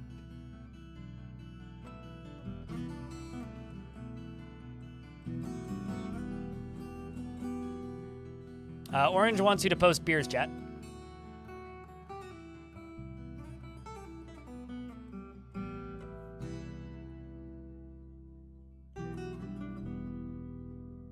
Who cares? I mean, considering, like you're saying, isn't text mode the true Dwarf Fortress experience? Pre-Steam, the vast majority of the player base used tile sets. So, no, actually. If you're just here to gatekeep and make people feel like they aren't playing the game properly, that's kind of rude.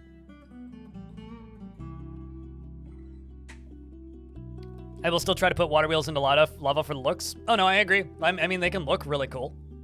But, like, yeah.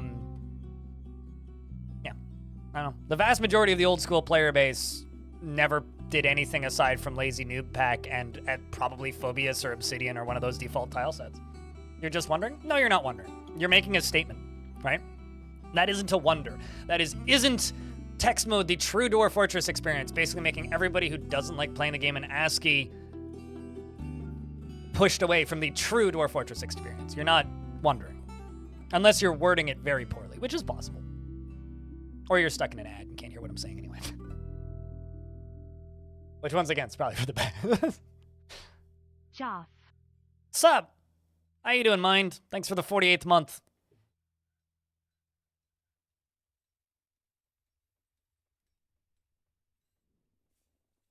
The only true Dwarf Fortress experience, as far as I am concerned, is, are you playing Dwarf Fortress? If the answer is yes, then you are having the true Dwarf Fortress experience.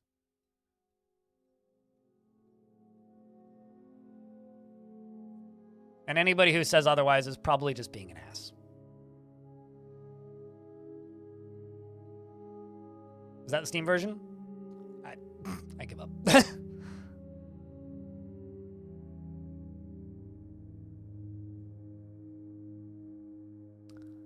Need some silk rope. Hero Quest is the best game ever made, and anyone who says otherwise is wrong. Word.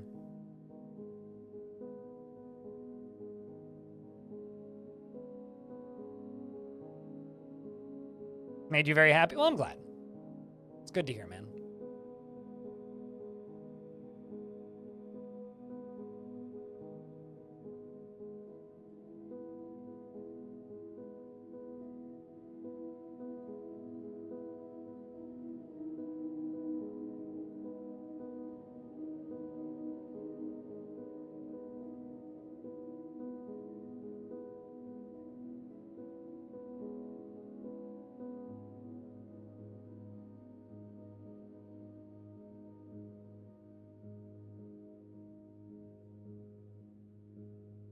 But yeah, I don't think anybody in the modern era gives a shit about what a true experience is versus non-true experience. If you're having fun, you're having a true experience as far as I'm concerned. Like I kind of suggested a second ago, if you feel otherwise, then good luck. No shit, you were trolling a bit too. No fucking shit. If you're gonna troll, be good at it. And that's not being good at trolling.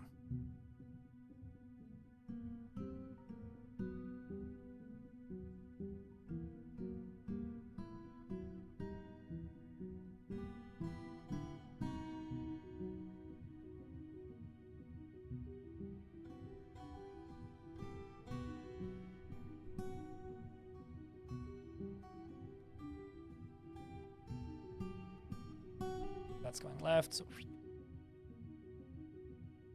teach you how to troll better? Nah. No, I'm good.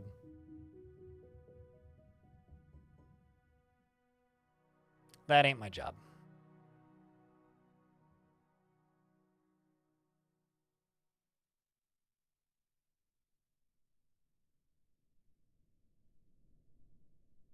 Zapper Zen, thank you very much for the 2nd month. Welcome back. With Prime. Cheers, friend.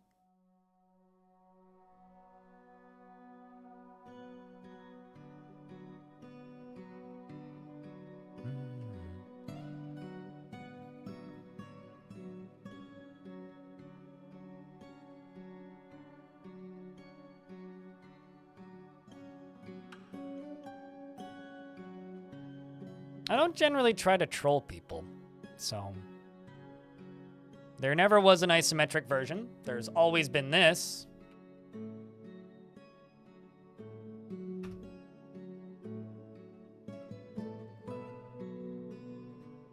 This is Stone Sense.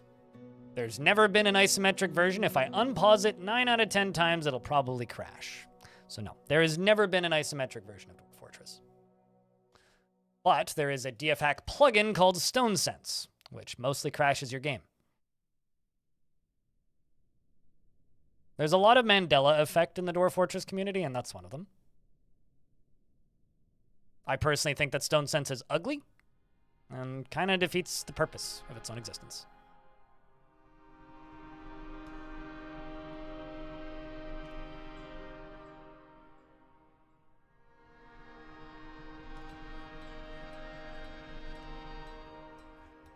All right, let's call this Waterworks.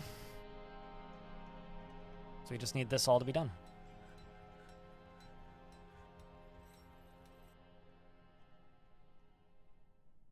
You apparently always had. A lot of people think that the Mandela effect is bullshit until they like experience it. But the amount of Mandela effect with the Dwarf Fortress community is like astounding to me. Like this exists because like the community Mandela affected it into being a current feature. Because some people, for some reason, seem to think that it was always there. It wasn't. Never was.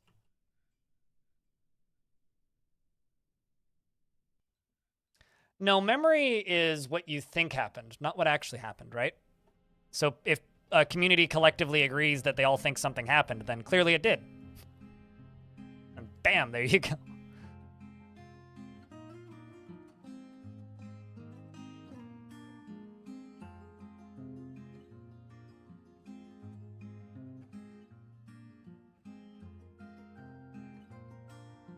But yeah, there's an astounding amount of Mandela effect in this community.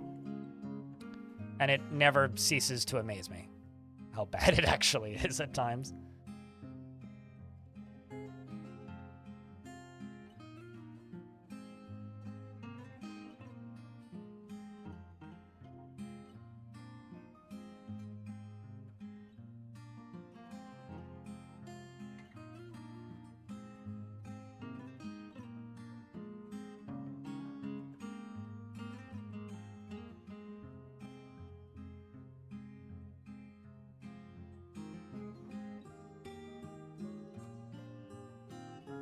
Is whoever publishes what they thought happened wrote, or what they want other people to think happened wrote. Apparently I'm out of empty buckets, so let's make some buckets.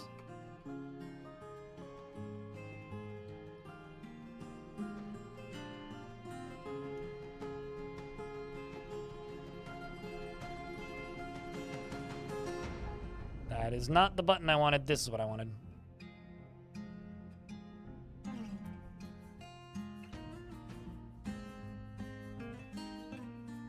Now, I'm not certain that this is going to make a full lap, so we're going to have to test this. But everything that needs to be powered is powered. So we'll find out in a moment if it's going to do a full lap.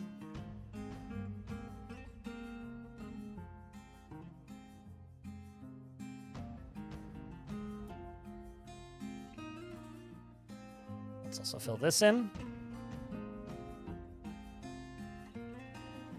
And we just have this side to finish. Then it's just a matter of getting a minecart onto this route. And then after getting a minecart up here, it's just going to be a matter of getting water into this. And then we'll find out.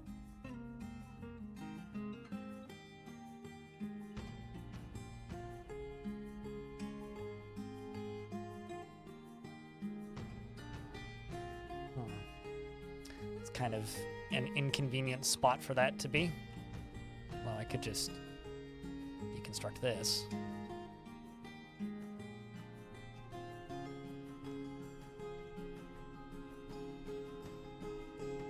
Dwarves are pulling boulders out of here left and right, which is what we need. Damn, how do I turn this thing off? That's a good question. I'm not sure. I'll let you know if I figure out a method.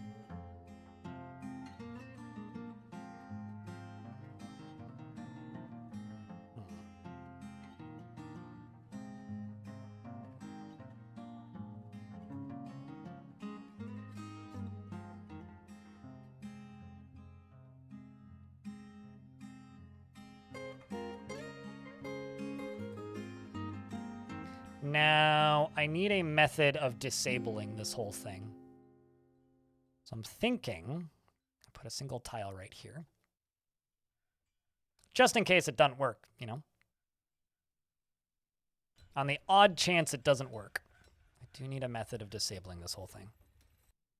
But Ice Hockey Player, thank you very much for the 10th month. Welcome back. 'Tis good to have you. The giant Gawk Talk has come. A creature resembling a human, almost unparalleled in size.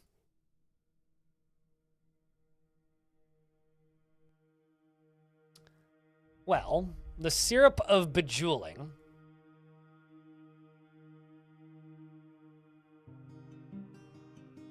is just here and coming towards us. I've told my soldiers to all get up here. None of them have bolts. But hey, we can wrestle it to death, I'm sure.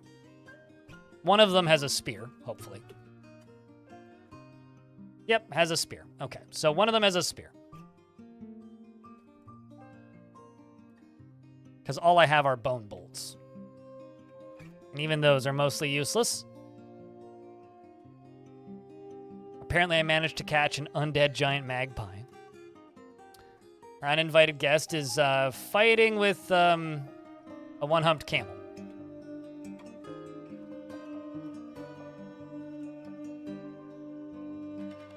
They have hammers, wooden hammers. One of the worst materials in the games for hammers. The dwarves are all like doing handlebars along the bottom of this tree to get onto the giant and beat it. And it appears that they are, in fact, quite effectively even. They are bashing the giant in the head with a willow crossbow, but it glances away. Sometimes they bruise the skin when we're lucky. Although, apparently that fight was actually over way faster than I anticipated. Our spear dwarf stabbed the giant in the head, and the injured part is cloven asunder, and an artery was opened by the attack. So, I would actually say that was pretty quick because we stabbed it in the head. Let's send the dwarves back to training.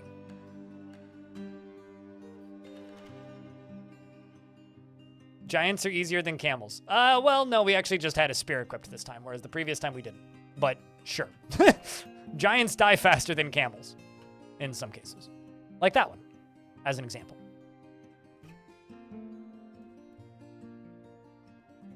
All right, so let's place this right here.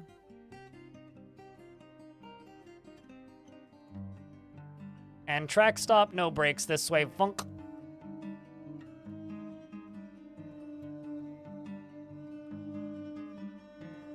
So first question is, does it make it around a full lap?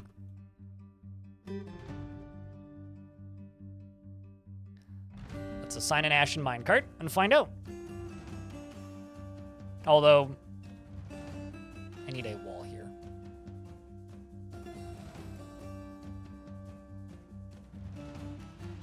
So now we simply wait for a minecart to appear.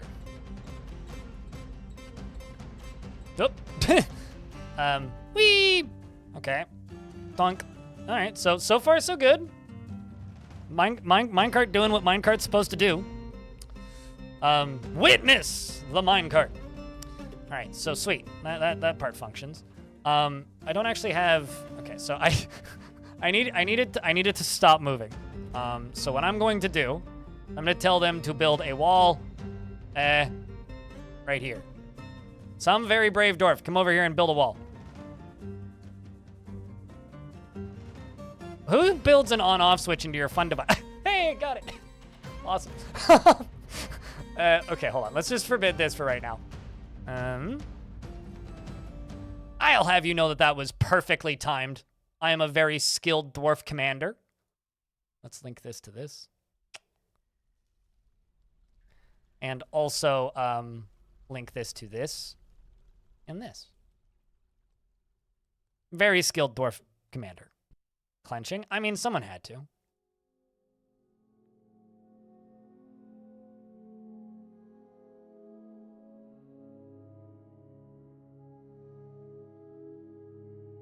This is the last session of the campaign. Was it a good campaign?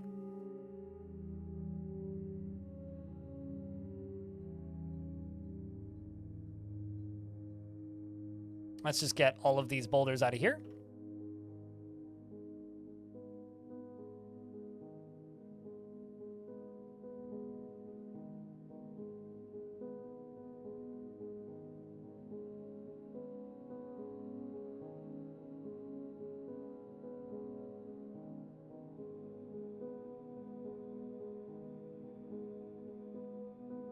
Oh, that's chalk. I need chalk floor, not sandstone.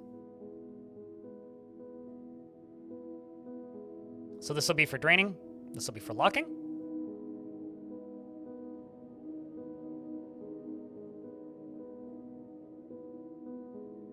So I need another lever.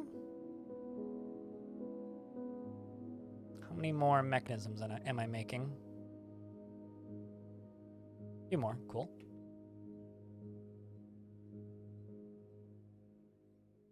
Getting all these boulders out of here. So essentially, I'm going to make it so that I can seal both of these off. So if I need to drain this, if I need to get a minecart out, I just have to pull the lever to lower these, pull the lever to raise this, so that this whole area, ceases being full of water. So now it's just a matter of waiting for a couple extra mechanisms to be connected. Chat room, streamer has to use the toilet real quick. So you guys can follow I am Viviotic around this. And once we get this system set up correctly, then we're going to name some more dwarves. So if you're waiting for a dwarf, just hang tight for like another 5 minutes or so. Unless the system fails, in which case then prototyping continues.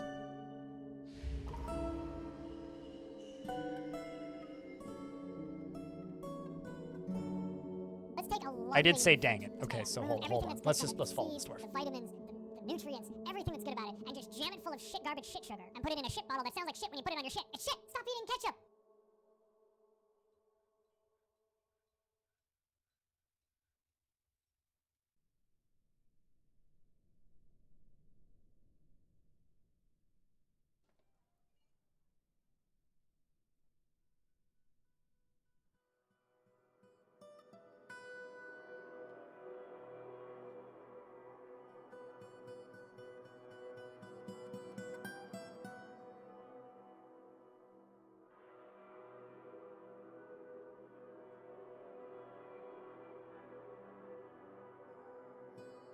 All right. That dwarf has claimed a craft dwarf shop. And you're sitting there. I mean, shining bars of metal, what else do you need? Shells. Ugh. Well, have fun dying, I suppose, if you insist on having shells, because I'm pretty sure I have no shells. I had shells. They were that Forgotten Beast shells. Then we got rid of all of them. All right, so... I'm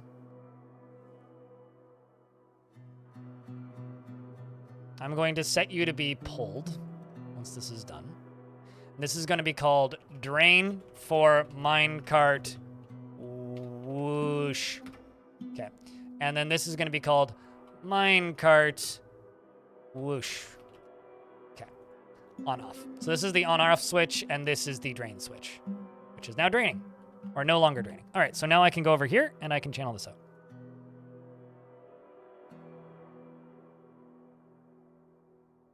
Moosh is very different. Although I'm going to get rid of this boulder first.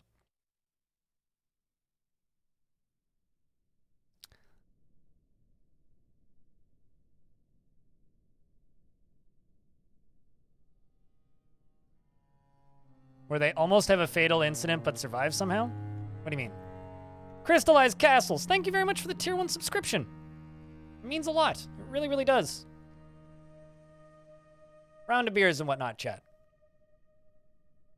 This fortress has kind of been a comedy of errors so far, but it's slowly starting to recover. Although if we don't actually obtain like a good source of metal, we're going to have trouble. Darius, thank you very much for that huge 10-pack of gift subs. Massive thank you. Gifting subscriptions is in fact on sale this month, so thank you so much, dude. I'm not pushing it as hard as a lot of people are, I think, because starting next month, I will be, hopefully, keyword here is hopefully, acquiring,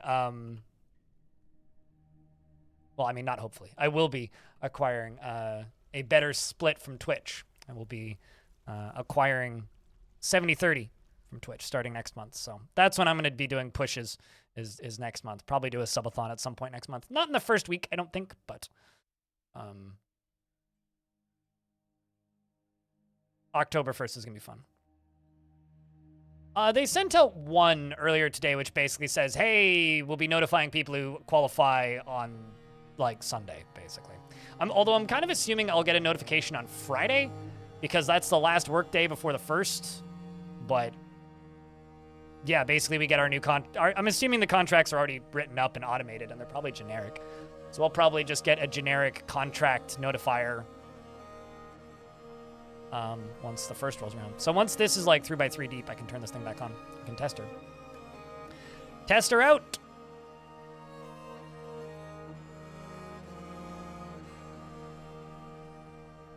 Super deserved. Thank you.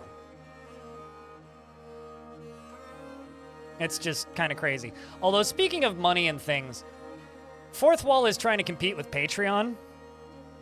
Those are the people that I do merch with. And they keep sending me emails. Desperately wanting to compete with Patreon, which is good. I think Patreon needs more legitimate support.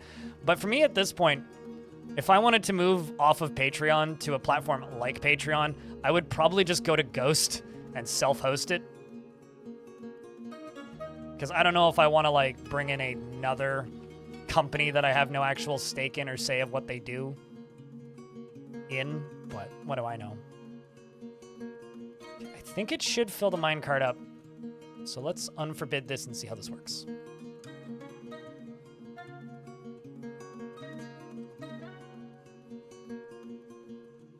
Hopefully this dwarf doesn't get, like, knocked off of the platform immediately. But we'll find out. Fingers crossed, chat.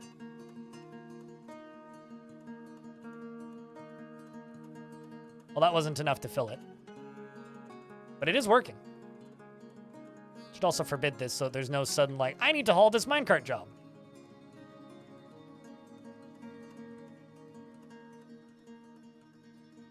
Needs to get a little bit more full.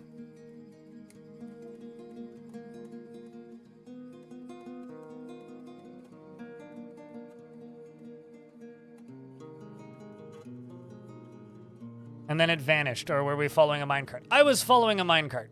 This minecart specifically. I was following a dwarf that was carrying a minecart. Well, this is filling.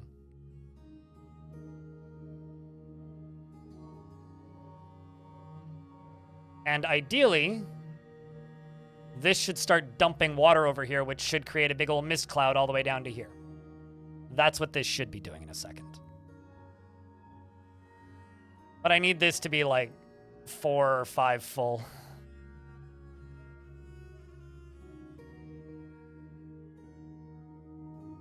So not full enough yet.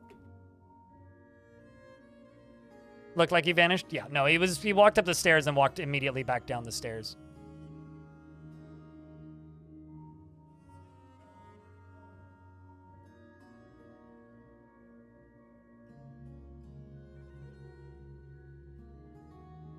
I will say, this is going, like, shockingly quick, though. Like, genuinely kind of shockingly quick.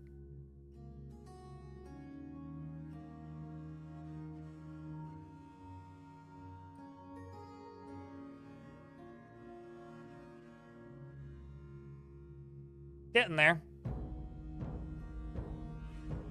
It'll fill up. It's just a matter of time.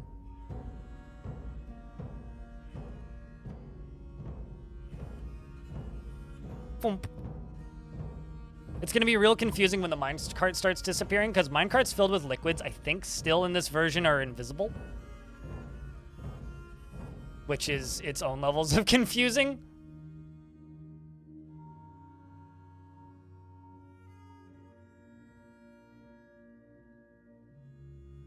Formula cart, I mean...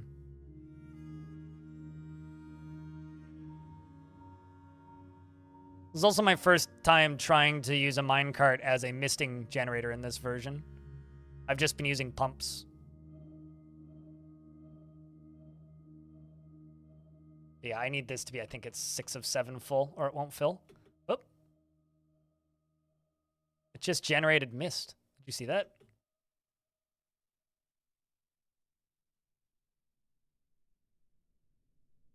The minecart generated mist. Which is interesting. Anybody dizzy yet? I really hope this works. Hope it's not just going too fast. Woo! Caravan has arrived. Well, we can go do trading. Gives us something to do in the interim. Because they wanted legwear, so...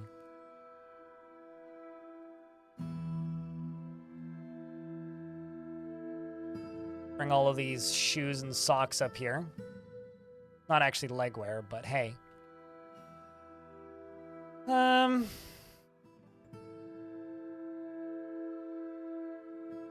It's close enough. It's about what we're gonna get.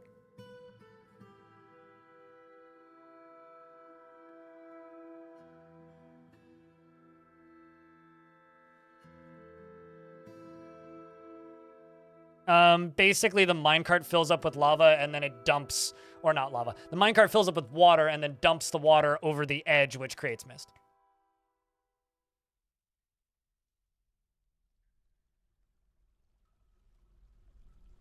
Can the dwarves get hit by the water in the cart? Falling water? Theoretically, but it's just a surprise insta-shower. Not really an issue.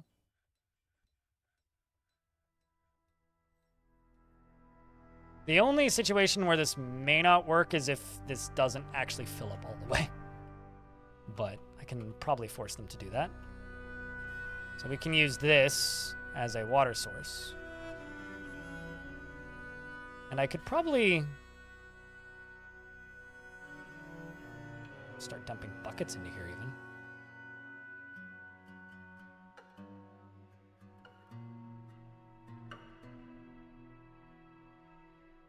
To speed this process up a tad. That dwarf went stark raving mad. At least there's mist here already. This is how to clean the dwarves. Now, the dwarves clean themselves, actually. This is how to make dwarves happy. Or a method of making dwarves happy.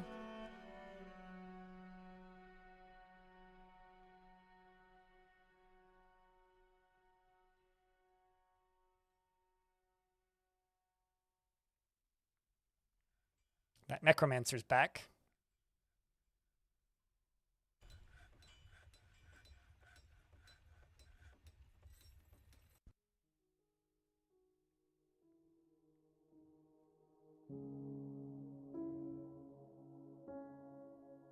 I mean, it will clean the dwarves too. But it needs to be full. It's getting there. It is, in fact, getting there. That's good. The water splashing up like that. Wait, it worked. Did you see that?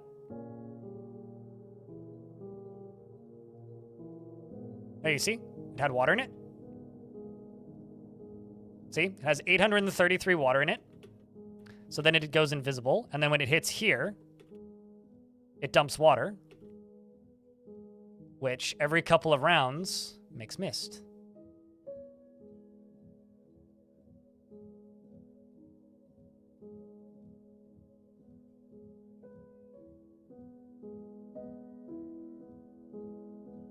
Question is, does the mist reach far enough? Because if it doesn't, I can change it so that it only mists right here. Currently, it doesn't look like the mist is reaching far enough.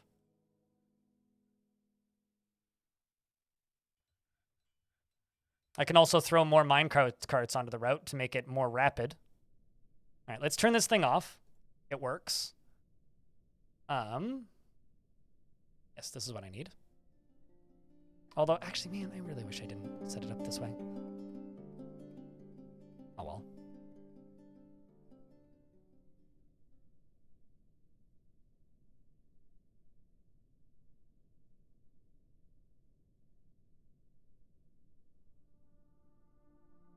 We will get this minecart out because the power is now off.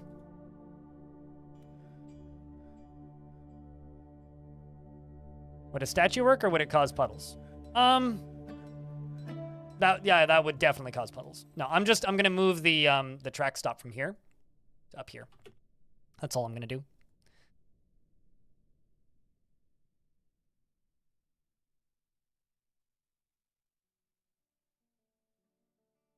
It's literally the only thing I'm gonna do. And then we're just going to put like 4 or 5 different tracks on this.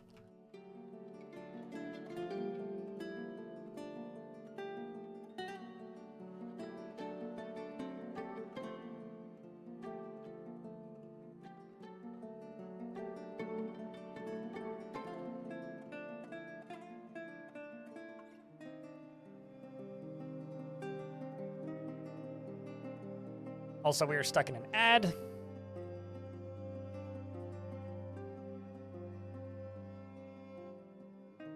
Yeah, no, it's still raining goblin blood, but none of it's actually hitting the ground.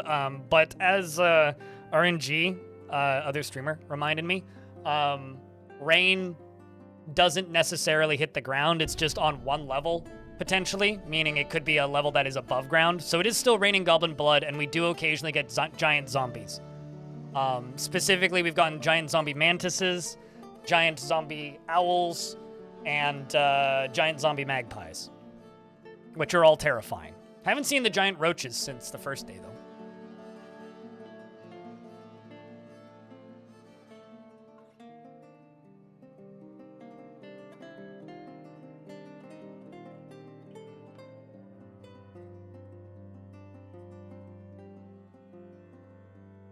So essentially what we're going to end up doing is just throwing like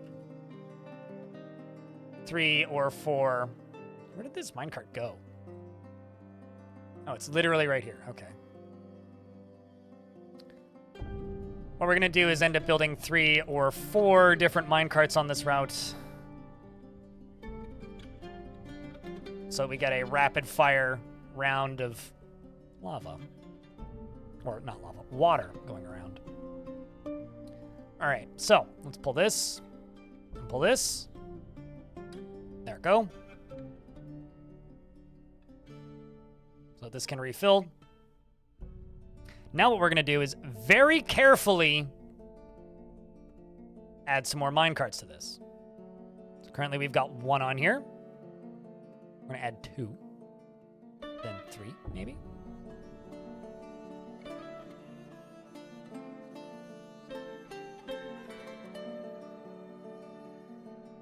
Because right now, technically, there's only 1. Because this one is forbidden. It won't matter. So now there's 2. Can forbid the second one.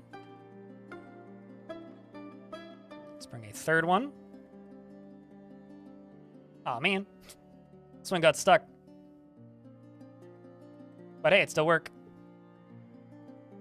Look at that. All right, so that should be plenty. Thunk, thunk, thunk, thunk. They'll eventually all get going, because it is slowly moving backwards. This one's not forbidden. We should forbid this one so the dwarves don't try and come get it. This is like a science experiment. Look at this. Wee, wee, wee. All right. None of them are dumping water yet, though, because the water ain't deep enough. We're getting there, though. Oh, there it goes. See? Look at this. Missed. Okay, well, we had missed for a second there. Did they all stop? No, they didn't. Oh, yay, they're all going. Hallelujah. Newton's minecarts, pretty much. I need this to fill up to 6 of 6 for it to work.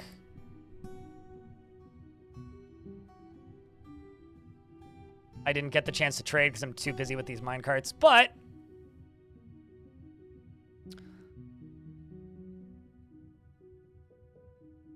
I can go up here. Yeah, okay, sweet.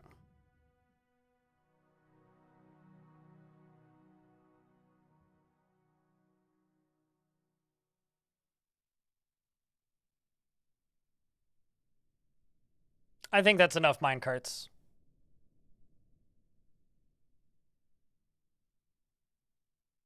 That should improve moods. Uh-oh, they're doing the thing again. I like how every now and again they just kind of have like a mass reset like this, where it's just like...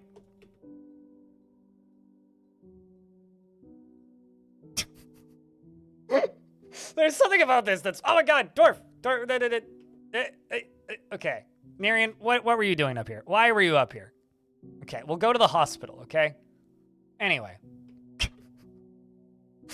I'm going to,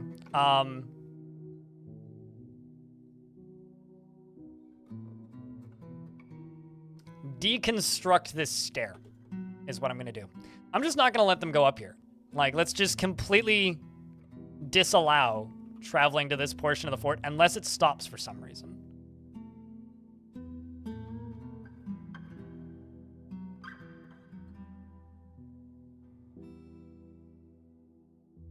I think I don't need this many, though.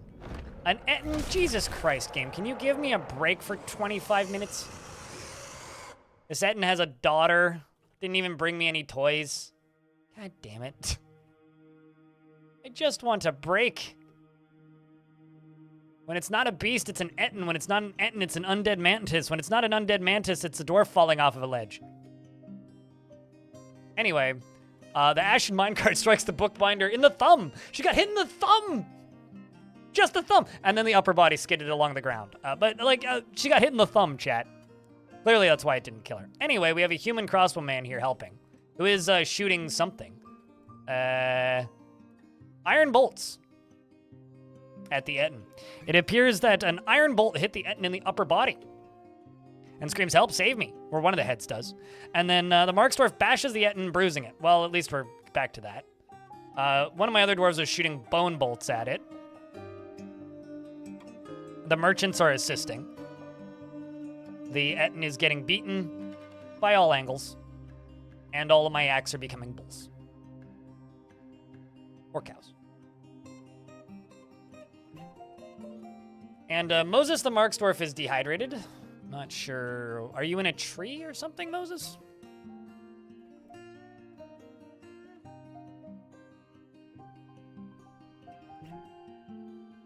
Where's M?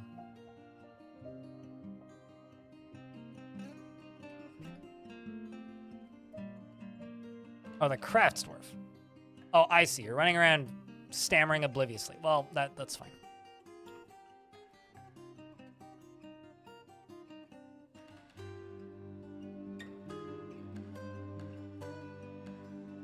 Yeah, I think 3 is too many for this. Because it's not filling quick enough. So only 1 in like 5 or so gets one. It is a really cool setup, though. I think what I need to do is I need to just go a layer above this and just give it its own filling system. Let's just dig along here.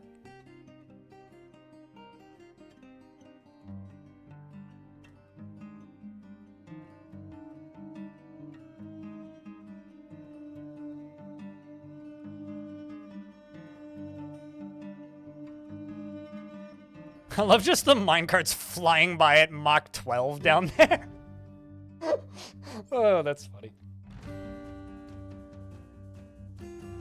That is very funny. That is hysterical.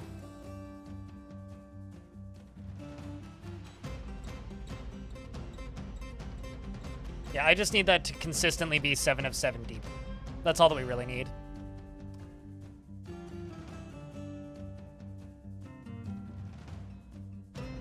Holy speeding cart? Yeah, pretty much. How you doing, King? So now that we've prototyped that and we know that works, I guarantee you I can replicate that with lava.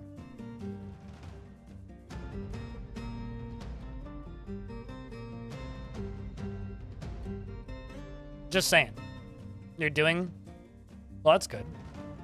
I'm glad to hear that you are doing.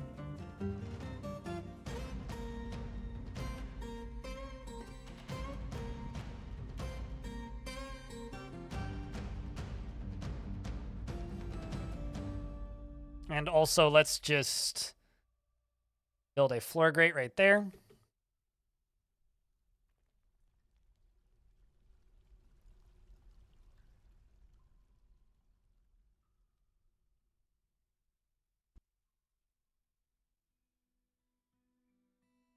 It's such a shame that Ming Lee doesn't work for Dwarf. That Ming Lee doesn't work for Dwarf Fort. That Ming Lee doesn't work at Twitch anymore.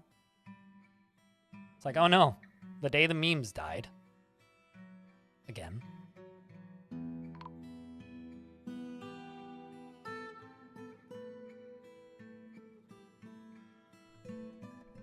Cyclopses can't get smashed by bridges? Really now? Well, that's good. Personally, I think that nothing should really be able to get smashed by bridges, except for maybe your own dwarves. But I feel like it should do a large amount of damage. Yeah, he hasn't been a Twitch employee for like 2 years or so. I don't think I remember there was a post. It was one of the rounds of layoffs that Twitch had. I think it was the last big one, where there was a post stating that there is now not a single person who has a global emote who still works at Twitch. Like none of the like global emotes still work at Twitch, basically.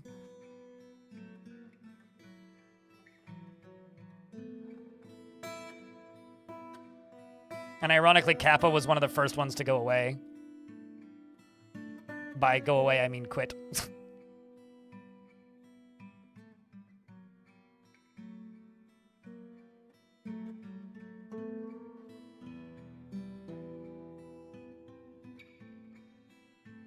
Fucked up, but expected. Yep.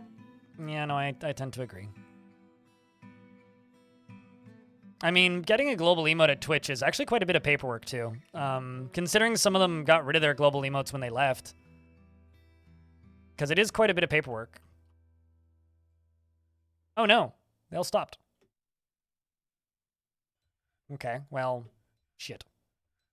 Let's take this opportunity to get rid of some of these carts, because I do not need as many as I have. So the first thing I'm going to do is I'm going to go up here and swap this off.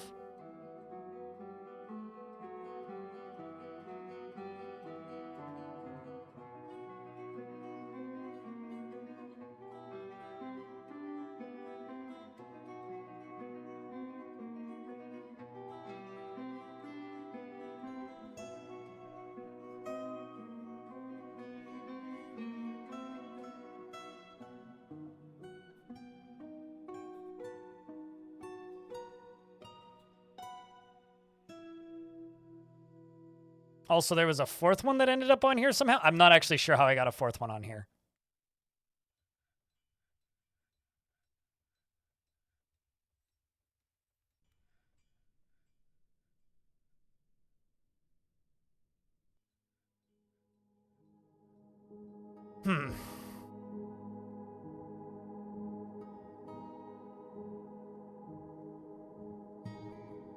But it's good to hear that you are doing Mingli. Okay, so this is all shut off now, so we can get rid of the minecarts I don't need. Let's just use one. The multiple minecarts thing is fun. But frankly, let's use two. Let's not use one, just two. Two's plenty.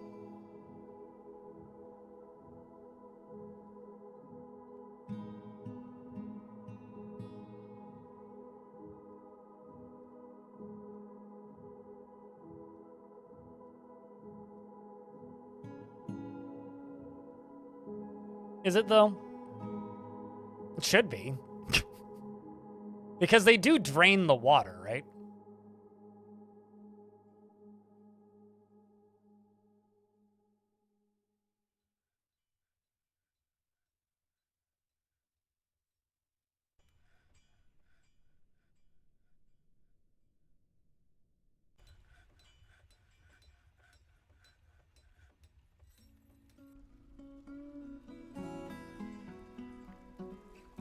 Yes, the population is currently capped at 50.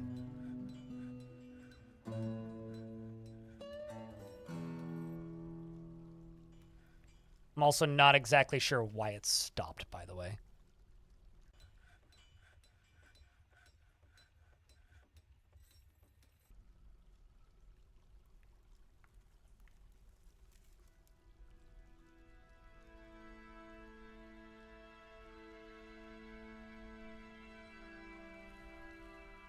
Let's just get rid of these buckets, too.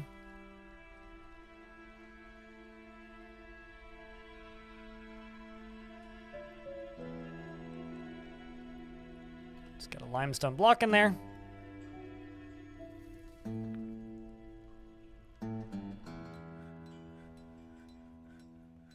And pull this lever. And a lime maker has been possessed.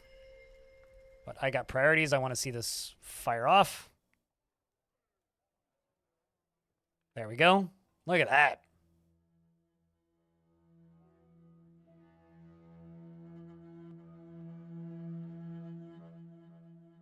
So once we hit here, they should both just go at speed, which is what we need. So right about now, they should both just be going at speed. Oh, I see the problem. Okay, yeah, no, one's plenty. We'll just do one.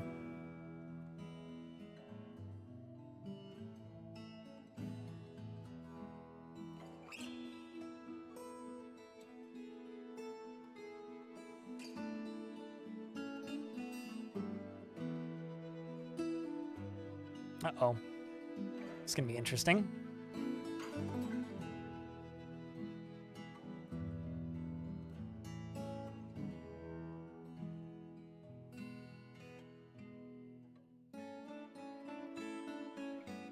So I've got a minecart that's full of water. The ashen minecart. 2 hyphens, so this one? Or maybe you're just trying to put it back, but can't because...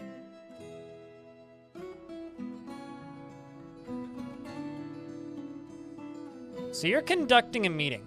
So were you just too busy conducting a meeting to put this invisible minecart back? Is that the issue? Okay, now you're gonna... Okay, I see. My maker was possessed. They may also just be lying about it.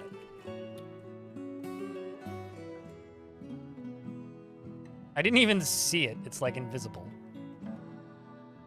Yeah, I think 1 is plenty. More is a little bit silly. But there we go.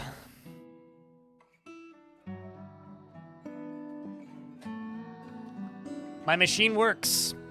Now that my machine works, once the game's done saving, let's name some dwarves.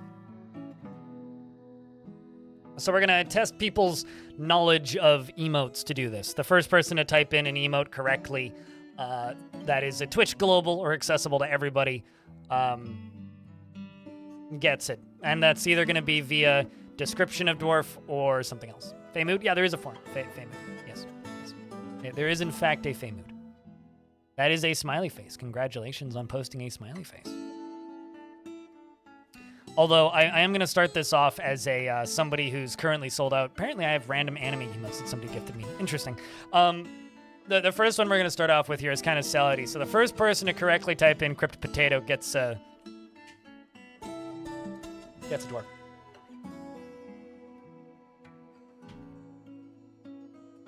I was going to say, it is a follower emote.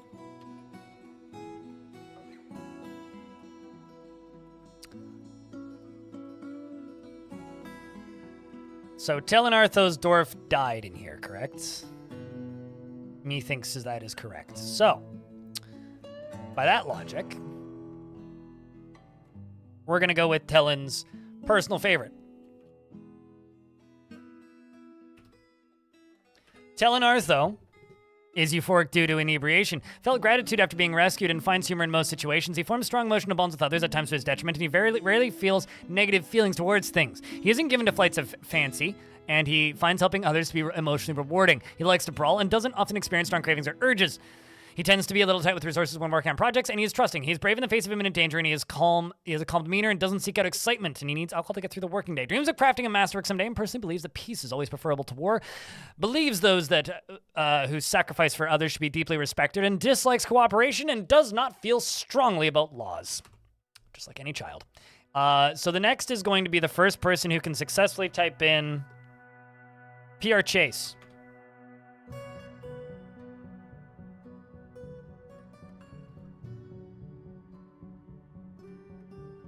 Tobes. Tobes. What kind of dwarf do you get, Tobes? How about...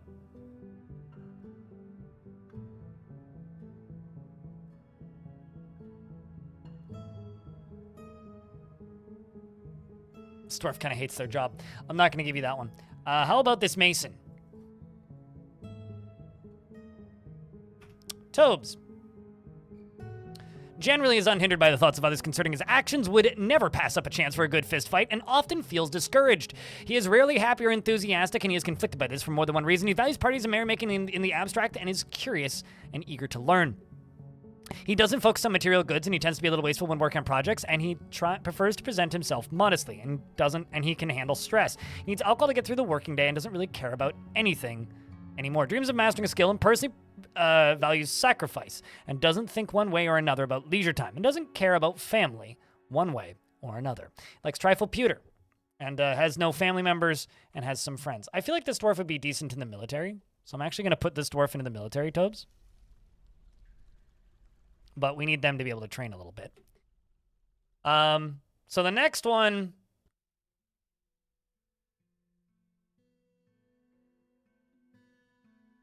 Let me just find an emote.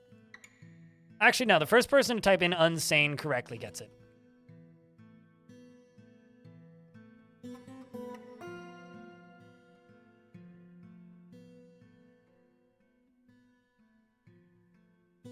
There you go. See, relieved being near a waterfall. Damn right. MB Audio. I'm assuming you don't already have a dwarf. I don't think you do. Nope. So MB Audio gets Kogan the Butcher.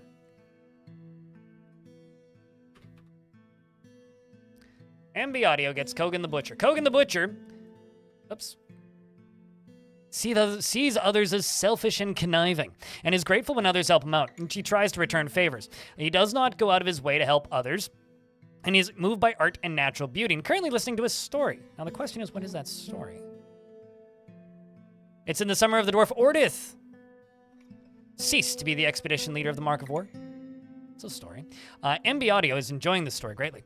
He dislikes the natural world and doesn't try to get things done perfectly. He is curious and eager to learn, and he is very humble. He doesn't tend to hold on to grievances, and he tends to think before acting. He has a calm demeanor, and he doesn't focus on what others think of him. And he tends to consider what others think of him. And he tends to consider ideas and abstractions over practical applications and doesn't mind a little tumult and discord in day-to-day living. He generally acts with a narrow focus on the current activity and idly chews his lips when he's bored. He needs alcohol to get through the working day and doesn't really care about anything anymore. And he dreams of raising a family.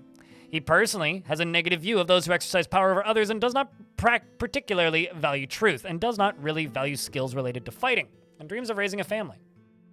He likes gold and brown jasper, absolutely hates purring maggots, and when possible prefers to consume fonio beer. Has no friends, but does have a deity that he worships. So this is a temple. Like a temple.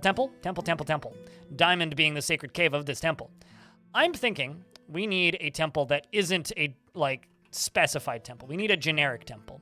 So that may be one of the next things we build. We are also finally starting to get through all of these materials. And also that dwarf up here has begun a mysterious construction using 2 bones. So this next dwarf here gets, the first person who can type in a skull emoji gets this dwarf.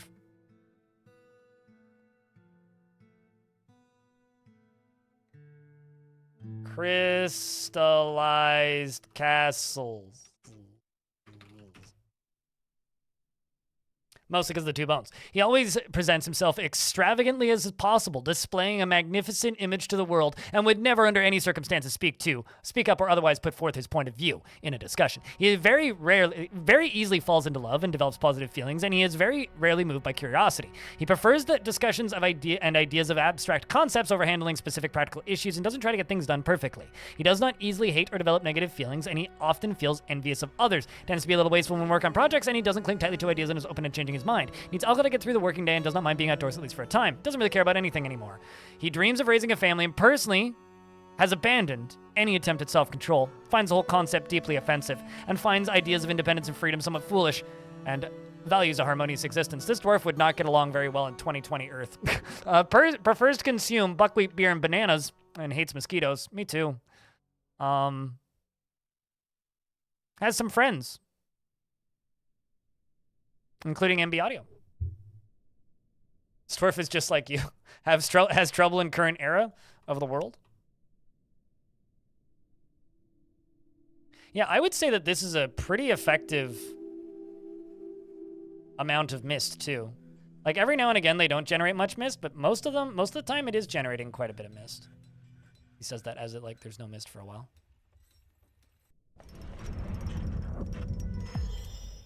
I guess the next question would be, how would I make it spread out? Actually, I wonder.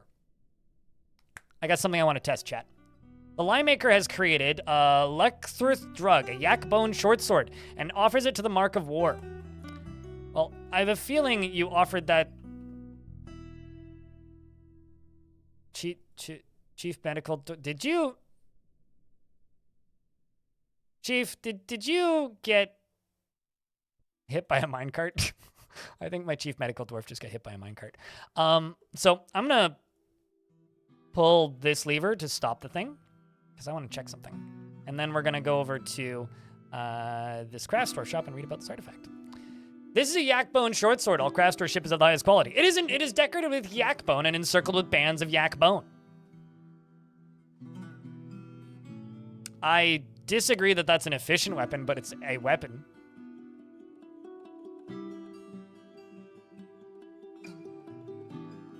I think we'll put that one in the tavern.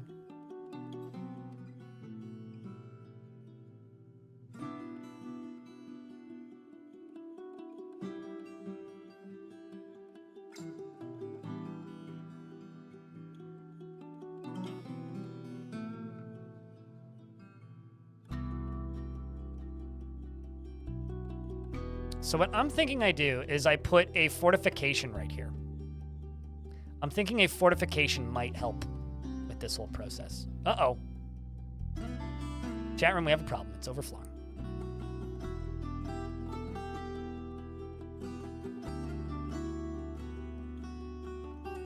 Which is probably fine, realistically. There it goes.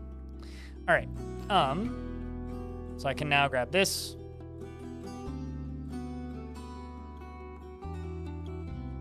So my idea is, let's just put walls along here. Limestone walls. Zoop. Limestone walls. Limestone walls. And then right here, I'll put a fortification. Let's see if that works.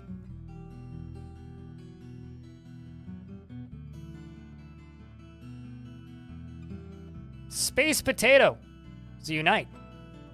First time catching your stream, it's been enjoying the YouTube VODs for months. Hell yeah! Another potato in our midst, chat. Where's Potato King when we need him? The king of potatoes, obviously. Welcome all spuds. We're building an army. What kind of army? An army of spuds!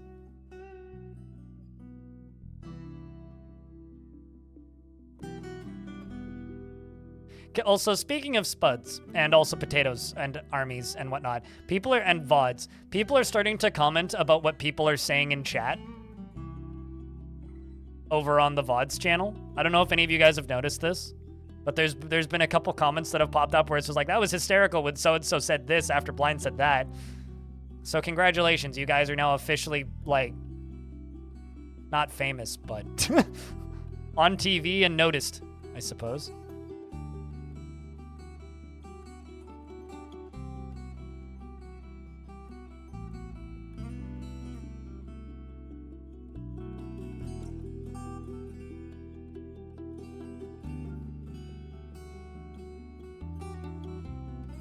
Let's just request bars and anvils, and they want seeds and whatever the other thing was. What was the other thing?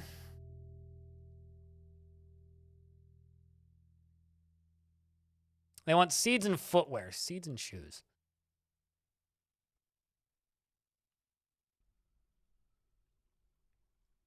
Chat, y'all are content. In case you missed it.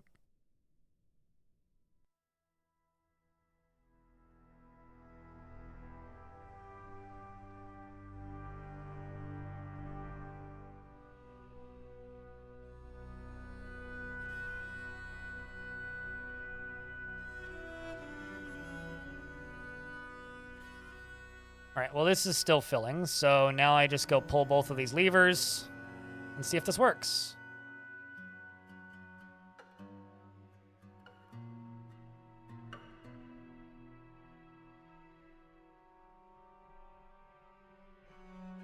Well, it dumped the water that way, so I would say it didn't work.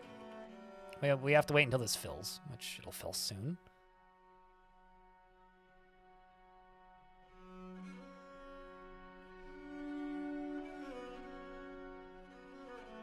Okay, so that doesn't actually work.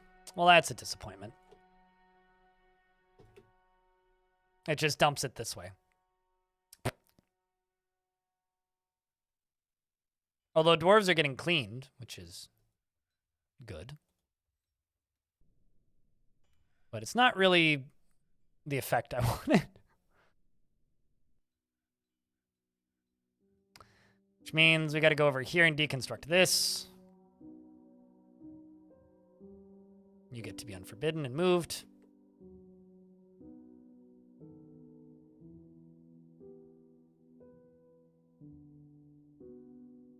Lots of nice waterfalls in there, though.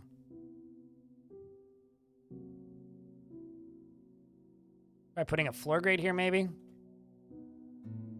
I'm also kind of hesitant to just put walls in like this. So if I just put walls in, there's a pretty good chance, pretty good, that some dwarf will get stuck up here and then just die. Dude is just getting battering rammed into a wall by a, minecart. Going at Mach 15 or whatever. All right, well, let's just put a wall piece here so that it's nice.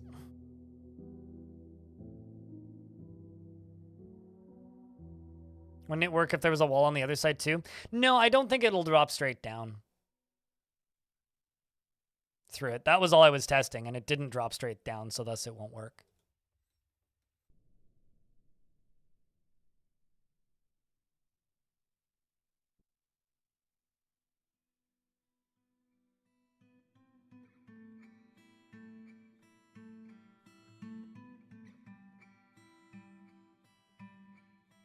There's blood in the cart? Wait, was there actually? No, it's washing blood off people, not that there's blood in the cart. Okay, it just needs a little bit more filling. It's almost there. Just a little bit more filling. It's getting there. In 1 or 2 more rounds. There it goes.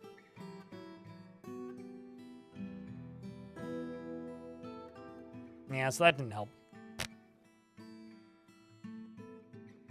It do be fast? No, for sure.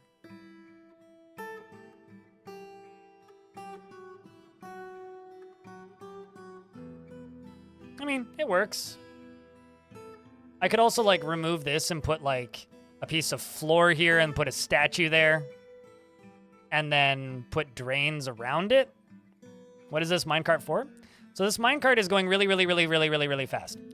It falls down into water right here on top of these rollers, pops out of the water, and then immediately dumps the water over the edge there.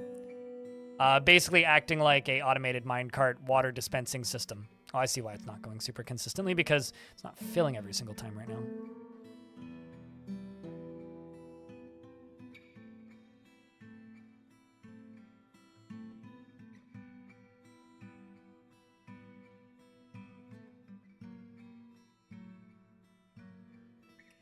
Yeah, now it's more consistent. So yeah, let's just shut this thing off again. And I will rebuild this thing so that it hits a statue at the bottom. And then drains on either side around this side. We'll just do it that way. Maybe put a wall here.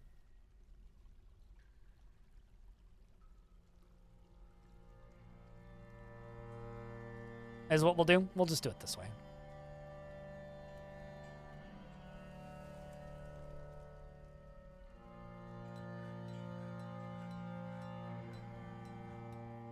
Alright, so I will put one tile here.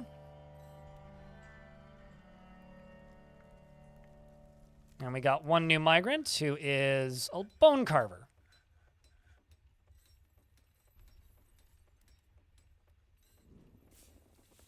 You shall consume all potato near you. I mean, that's like just large portions of the world. Unrelated to like where you're from specifically.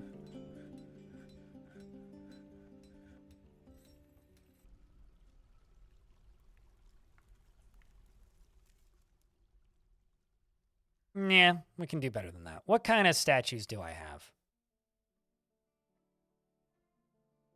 Dwarves. How about Ordith? The expedition leader. I think that would be a good dwarf to have positioned right in the front door. I do have an important question though, Lai. Are you a North Pole or a South Pole?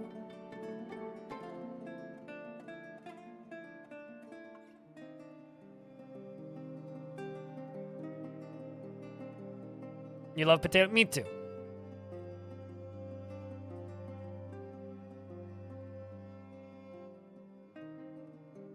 I don't know if that joke's in poor taste, but it's the only one I got, really.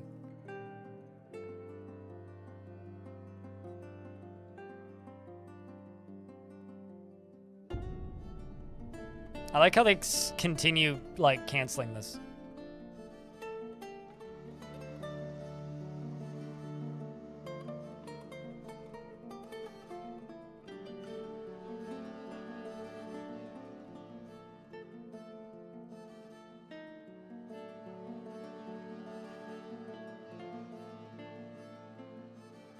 Can we get this done, maybe?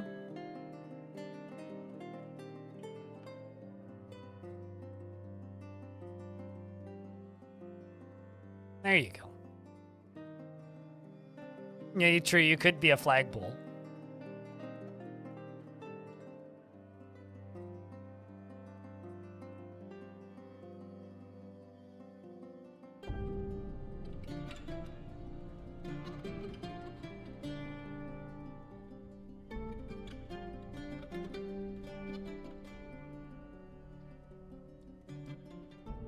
So then this is just going to be filled up with grates all the way around.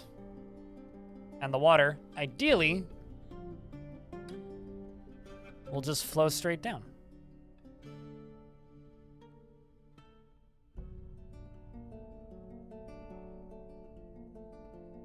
Ideally.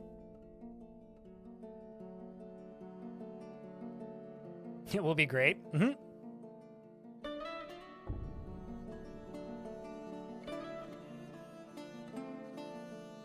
And there we go.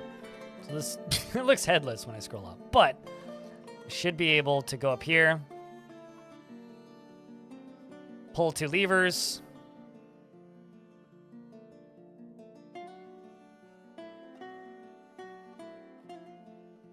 Should just take a minute for it to fill. Fills pretty damn quickly the second I stop it draining. It's 5. You're a tadpole. Ah, there you go. That's actually pretty funny. All right, did I ever get around to trading? No, I certainly did not. Wow, then. It's like 2 traders in a row I've missed because I've been too busy with this stupid thing.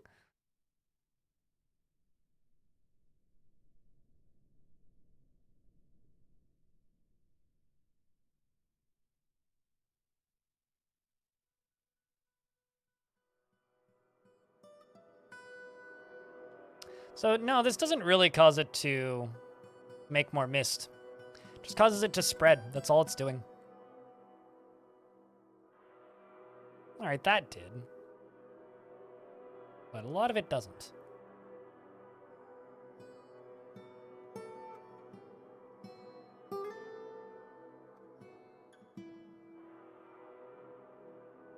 Yeah, I think we'll just get rid of this.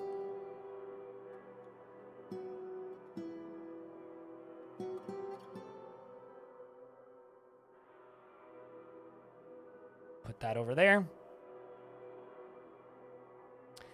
Space Potatoes Unite, thank you very much for the 6 months in advance. I didn't know that Twitch had notifications for that, but thank you so much. And Chucky, or Chucky, Chachi, thank you very much for the Prime subscription. Cheers, friend. Yeah, this is bad news. This is bad news. We'll just go back to the way we had it, because it was working just fine.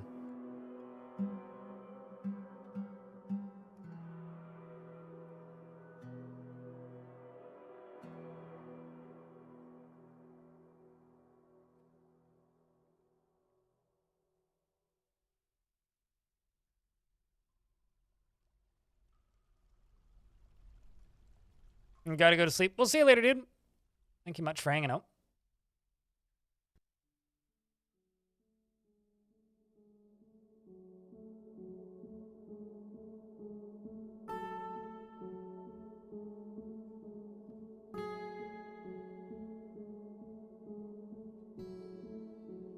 Like, it was working just fine, so let's do this.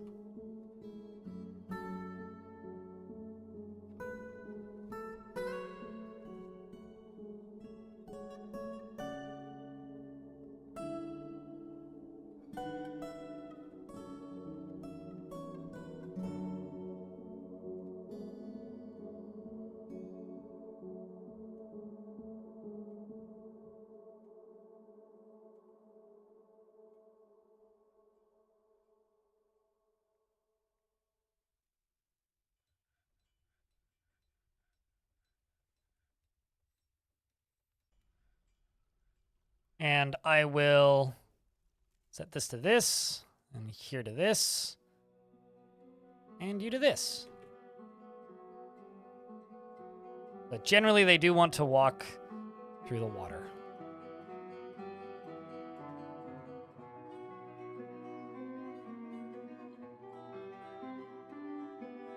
Because of the time slot? I'm your kind of dwarf fortress weirdo. The giant rat running around again. Well, thank you. Waiting for this to fill up.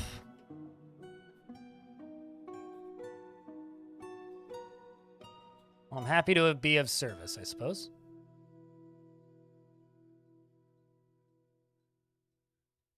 MB Audio, thank you very much for the 10-pack of gift subs. You are very kind.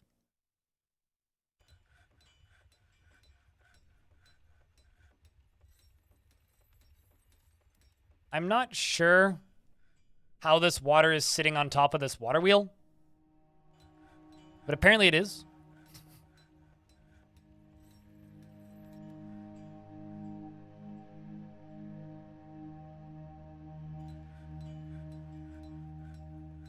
I feel like I should just let that sit. All right, let's go work on other things. Speaking of other things, let's actually deconstruct this, because you're kind of in an area in the middle of nowhere where you don't need to be anymore. We're going to go up to here. And I'm going to build another one of these. So let's go 1, 2, 3, 4, 5. Let's go limestone all the way to the end, and then more limestone. Deconstruct those. And essentially what this is going to be is this is going to be a crafts dwarfs. Maybe not a crafts dwarfs guild. Chat, what kind of guild should I make? It needs to be something that involves making of crafts. Probably clothes, actually. Clothes would be a good one. Clothers guild? I think we could do a clothers guild. Then above it, I could put a bunch of clothers shop up here. Engraving? Actually, engraving's not a bad one. Engraving's a pretty good one. That's not a craft, though. Viviotic. That's technically farming. It's like a different portion of industry. Let's do engravers. Yeah, engravers ain't a bad idea. Blacksmith with all of this metal that we have. Yeah, so man, that would be painful. It's just like no metal in the fort. Also, legendary blacksmiths and weapon makers. Engraver's a good one, though. We'll go with engraving. New guild hall. Engraver.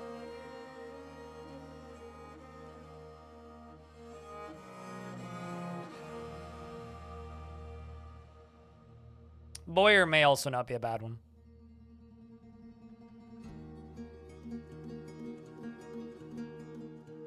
If we could agree what an anvil is supposed to look like. Well, don't make this into a chicken and the egg discussion. Or anvil and the dwarf. Greatest debates of dwarven time.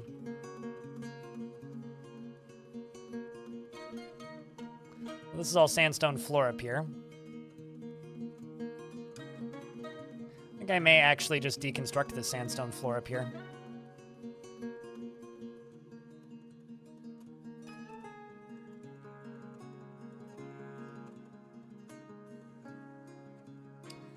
Rolf, thank you very much for gifting a sub to Oxford Comma. Kama. I read that as Karma initially. Oxford Karma? I was like, what the heck?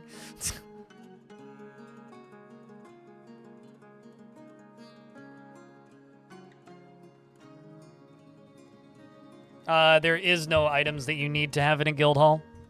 It's just value.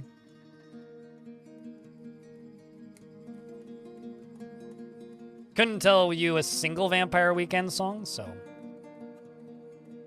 I wouldn't be reminded of it.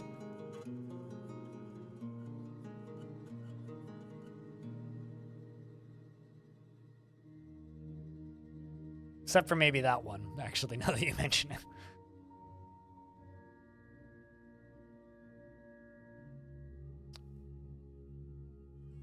The Engravers Guild is going to be full of engravings. Which is kind of a shocker, really.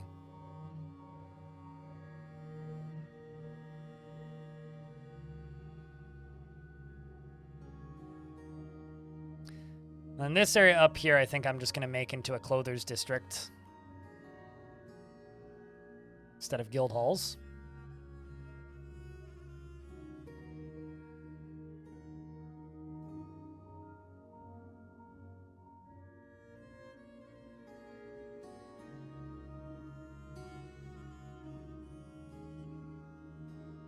And take them to our base and make swords out of them? That's kind of nutty.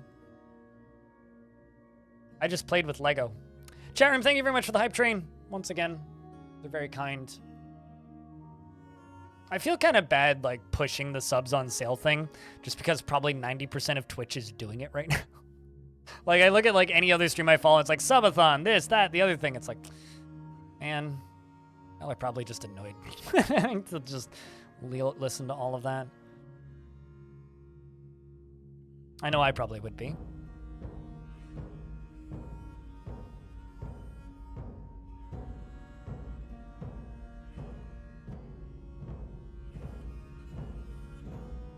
You're up here socializing. You want to acquire something.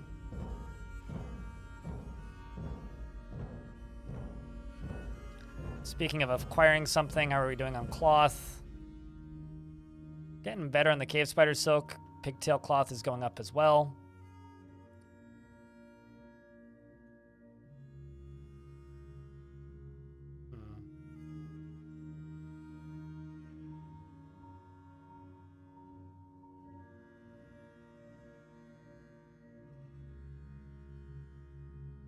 Okay, so I'm going to deconstruct this. I'm going to deconstruct a bunch of this. And I'm going to build a wall right there. What I'm going to do is I'm going to build a little pump. And we are going to pump... A child bone carver has been possessed. Lorbam. A child? No, just a bone carver, not a child bone carver.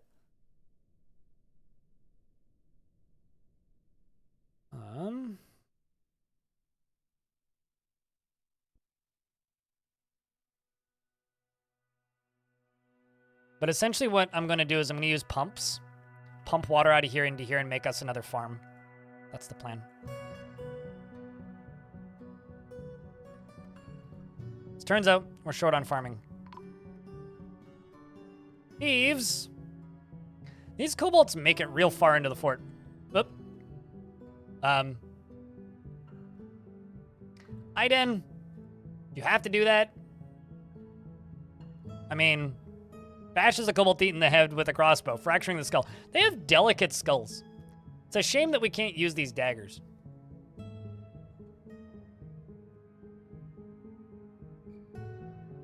Truly is a shame. Also, we're out of drink, apparently. So that's not good.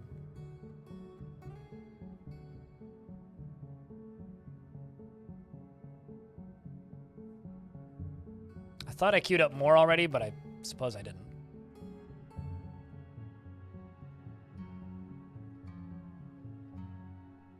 These doors about to be thirsty? Yeah, we'll fix that.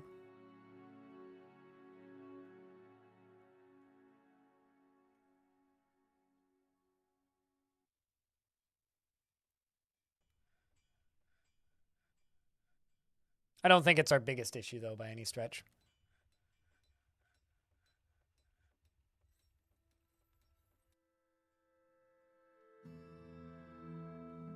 I'm also going to make a stair going down over here somewhere. Probably like right there. We're going to hollow out an area down here and use that for food storage. Because I need more food storage. Like a lot more food storage.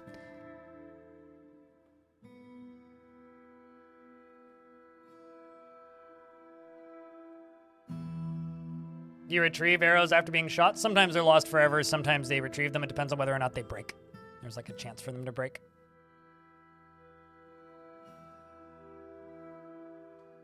But the problem is there's no way to restack them once they're destacked.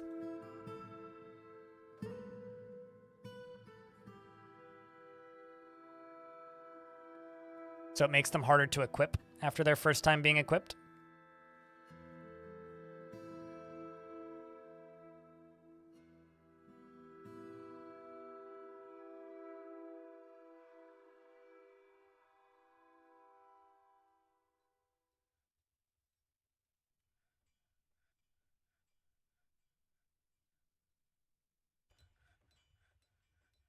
Okay, hold on a second. Why suddenly do I have no miners?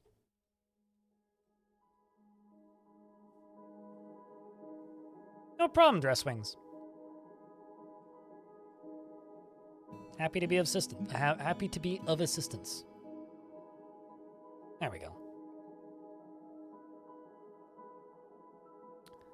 Right, so we are going to do this. I'd swear I made corkscrews, but I guess not.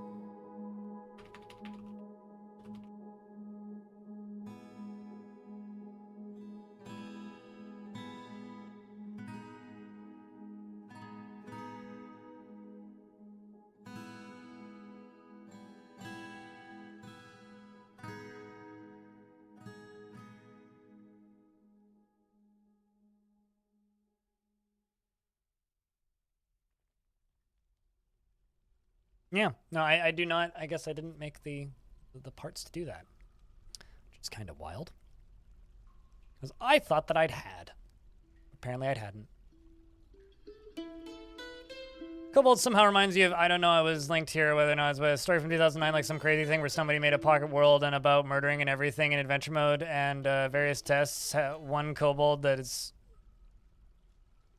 One had some kobolds that stayed around? I don't understand what you mean. What do you mean one had some kobolds that stayed around? Lots of worlds have kobolds. It's nothing out of the ordinary.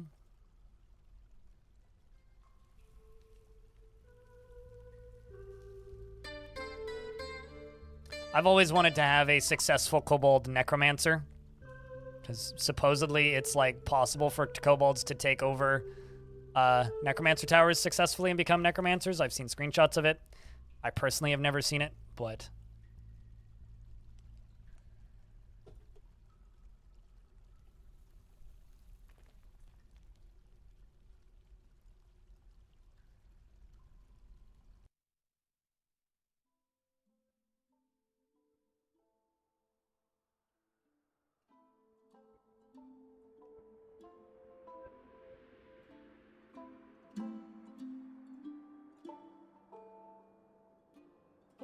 then I'll need looms somewhere.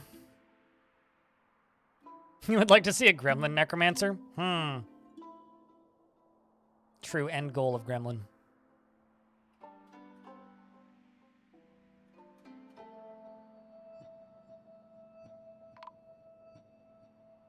I'm sorry, what?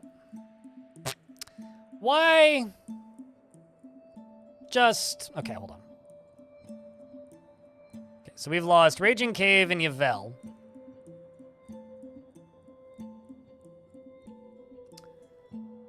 Peak eye roll moment. Okay, so I guess I need to, hit and run clearly. Dylan? Well, at least he bonked the minecart enough so that he stopped it. Guys, come get Talon. He's seriously injured. What even happened to you? Minecart strikes the dwarven child in the upper leg, and the injured part is smashed into the body in an unrecognizable mass. Great.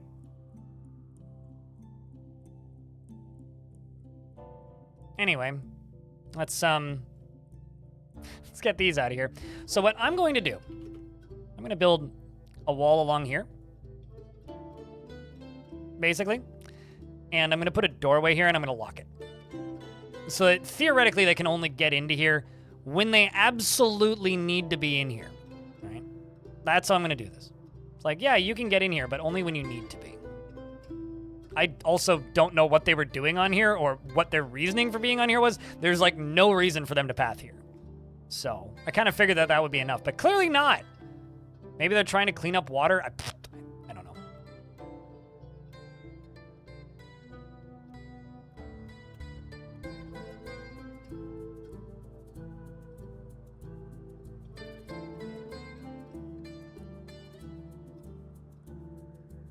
It's not like it's a more efficient way up or anything. It's certainly not.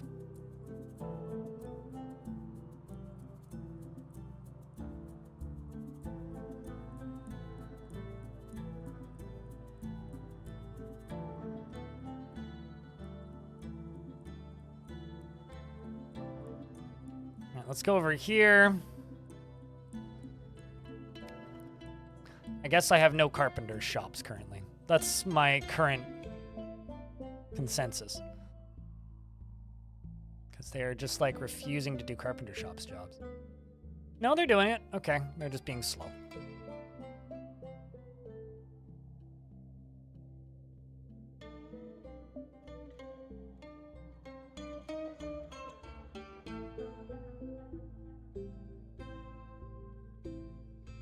Satisfied. They're just arguing. This dwarf's satisfied upon improving comedy, so Big Box over here is just making jokes. Cracking wise. Right, so over here is going to be a much better location.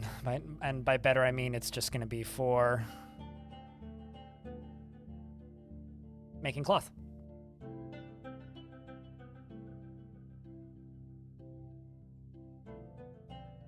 If you were a dwarf, you'd also want to see the supercart flying at Mach 3?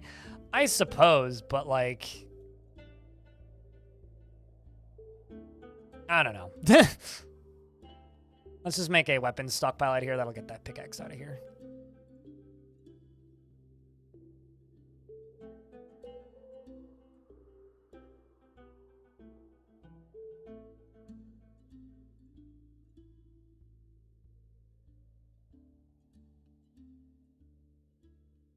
You do actually have a dwarf in this fort, though, Vivid. But, Yeah, I can't say I would want to see the minecart flying at Mark 3, but Crypt beer. maybe I'm just weird like that. Doc Randall, thank you very much for the 6th month with Prime. Appreciate you.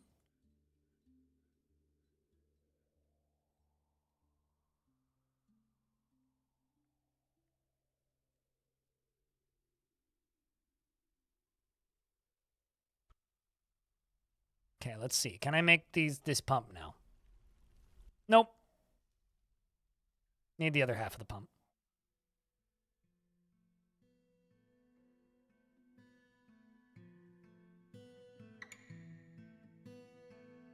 So you know what? Let's just toss all this stuff. We'll just do it that way. Go down here. Put a piece of flooring in. Put a door there.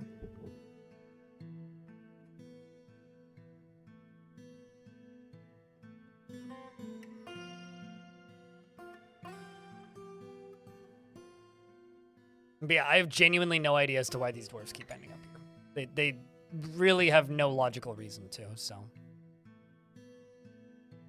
But I guess that's just like part of Dwarf Fortress. They never have a logical reason to be there. They're just there.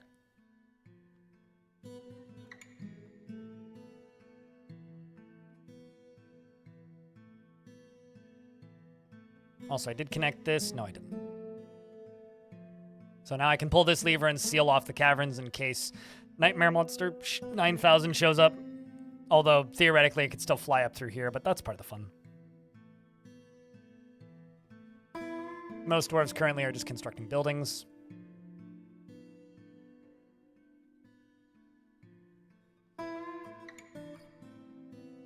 And then I guess I should just uncap the population a bunch again.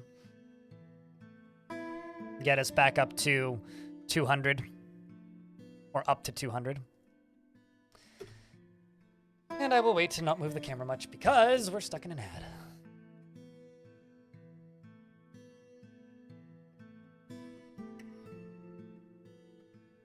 Well, that's been a very fun side project for the start of this fort. Building that minecart route. Now we gotta figure out something else to do. Probably go back to trying to find metal. But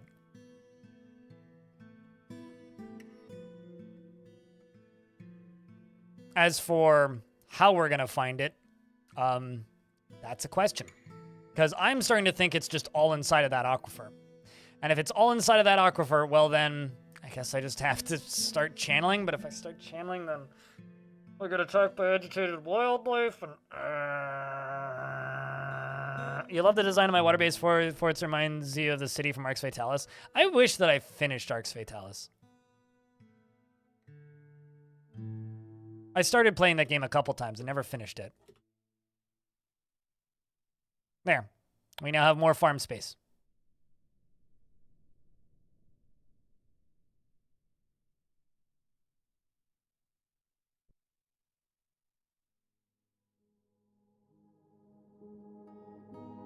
And by more farm space, I mean this. This is just going to get paved over again. All right, so up here, I'm going to go back to clothing, put a loom right here. And another loom down here.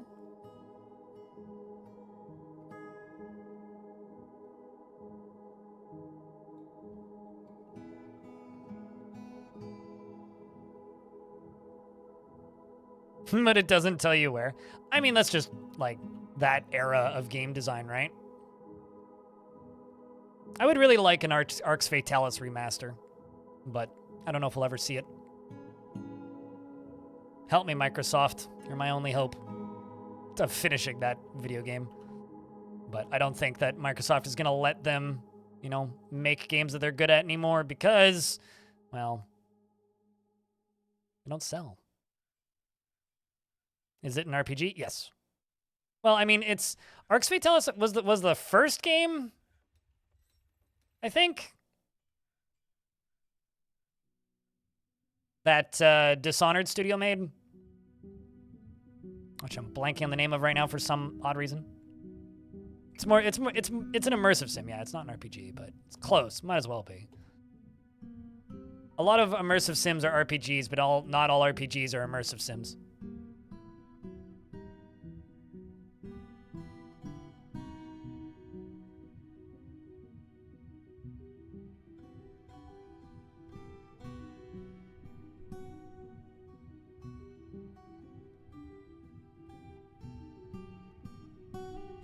Yeah, it's one of those old, not old, but it's an older immersive sim. So there's water right there, so that doesn't count.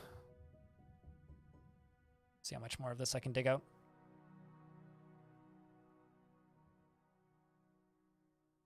But this is all just going to be food storage down here.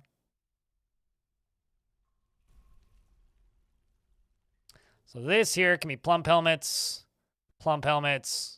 pigtails, pigtails. Am I currently brewing drink? That is the question. Yes, we are currently brewing drink. Another dwarf went stark raving mad. They keep demanding shells for artifacts and then going stark raving mad. I'm wondering if it's because I had that forgotten beast that had like 70 units of shells that we then made into crafts.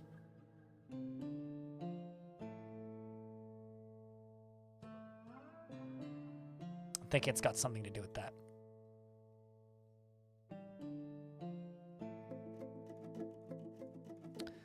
All right, so this is going to be a food stockpile. No prepared meals. Well, yeah, we'll put prepared meals here. No drink, though. Under seeds, no plump helmets. And no pigtails. There's going to be a lot of stuff transported down here.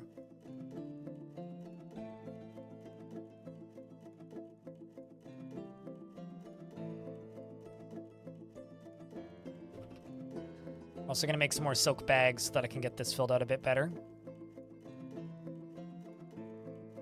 All right, so. Hey, dwarves, is there a particular reason we haven't hauled all this stuff out yet? Because you're getting to it slowly.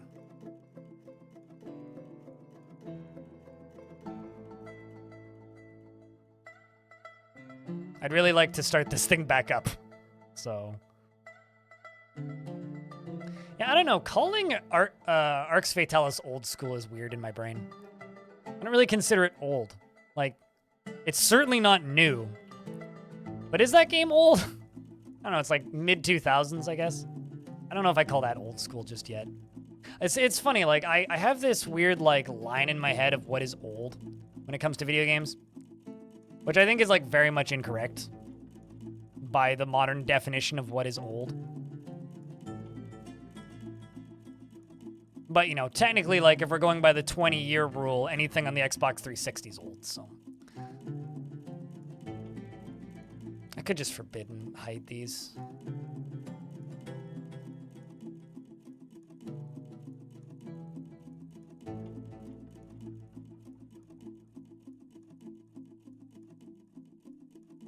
Yeah, that's not old. Wizardry, rogue, bard sale, exactly. That's old school. I don't know. I think that for me, in order to be perfectly happy about this sort of stuff, each era of video games requires its own moniker, name, term, you know? It's like classic rock, right? Nobody is really kind of sitting here and accepting that the Red Hot Chili Peppers is classic rock. Everybody just kind of looks at you funny if you call them classic rock, because they're not. They're a different era. And that era of classic rock is very different than the era that is popular now. And these guys are all dancing. Look at that. Sure, but like, I would call anything from like 80s to 1999 old school games. For me personally. Anything 2000 to like 2010 is a different era in my brain. It's not old. It's a different era. It's like, if we're gonna talk about, like, what is retro? Okay, anything that's 20 years old is retro. Sure, so then it would be retro. But is it old school? I wouldn't call that old school. I would call that like I would want a different term for that personally. But like, you know, it's that kind of arguing and like discussing about what to call certain eras of games is probably something that's not going to happen for a while. You know, like when it comes to classical music, like there's the Baroque era, the classical era, the, you know, chamber music era, all which kind of are looked upon and thought about differently because they are different eras of music. And I kind of wish we had that for video games. Oh yeah, I know. I know one of the people that's working on it. Fun fact, I actually knew that was being worked on about 1.5 years ago. Slider.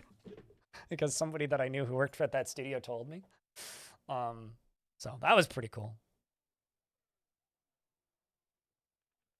All right, I'm just going to forbid these and hide them.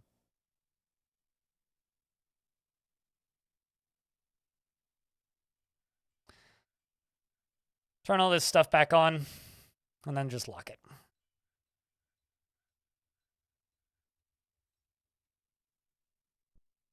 Yeah, but like console generations don't make any sense and are like very incorrect if you go by like Wikipedia definitions.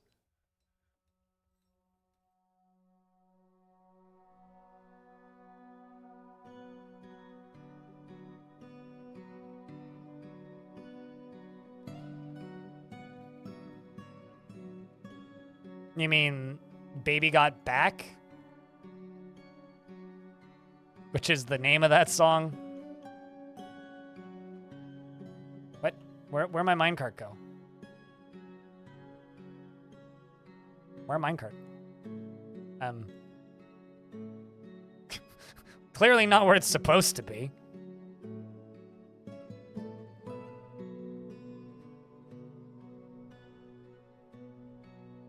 Someone should be trying to place track vehicle.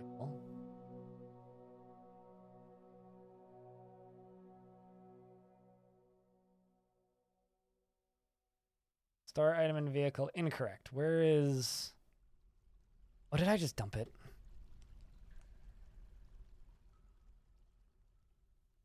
Let's just throw a new one here.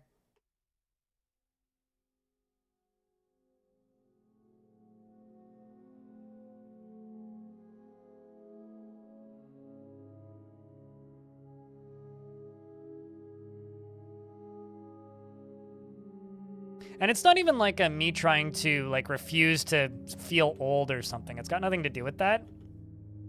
For me, it's all it's got to do with is just like, I like being able to correctly identify what somebody is talking about with like a sentence or less. And I feel that calling something old school doesn't help me figure out what you're talking about in a sentence or less. It just kind of makes me go, okay, so what's your definition of old school?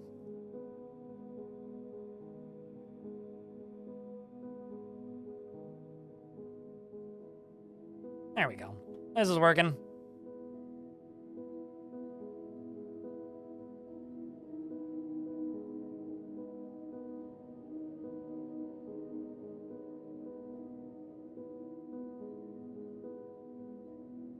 Okay, so this door being locked is going to make my life a lot easier. So, chat, now the question is, how long until another dwarf dies to my Minecraft? Probably not too long, in my opinion. Not too long at all. All right, well. That was a fun escapade. Let's get back to what I'm working on. So. Apparently we've already managed to just make a bunch of bags. Seed bags. And there ain't much. Although we do have a bunch of Forgotten Beast tallow. That's pretty cool.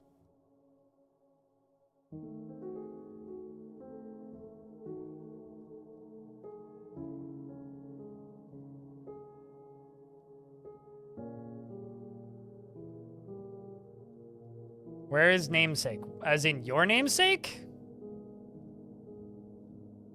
Very happy hauling some sort of fat.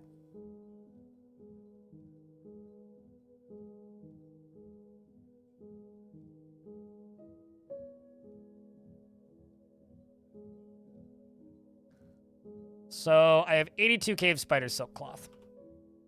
So let's just do this. Silk sock. Silk shoe. Silk robe. silk.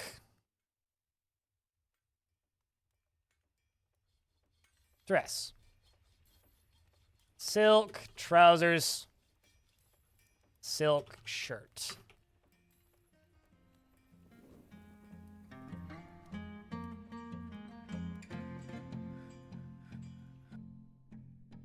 Spiders have toe beans. Yep. I love how this channel should have just like a, hey, if you're arachnophobic, you're not going to like this channel. We should just have like a disclaimer about arachnophobia. Sort of like how this show may contain flashing lights. It's like, this channel may contain discussion of how much we love spiders. Sorry, Kiri. It's okay, though. She's on vacation. She won't know this.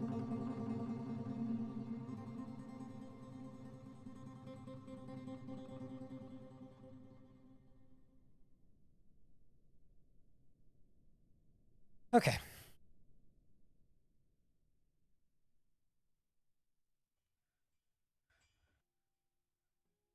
And then it would quench. How do you quench questions? You have to douse questions in water? Do questions get thirsty?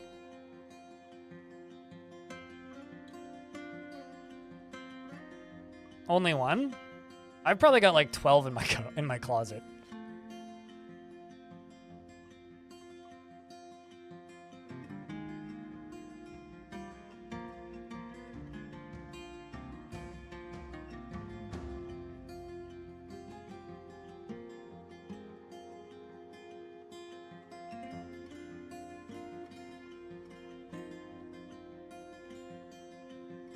Fresh gulp of knowledge.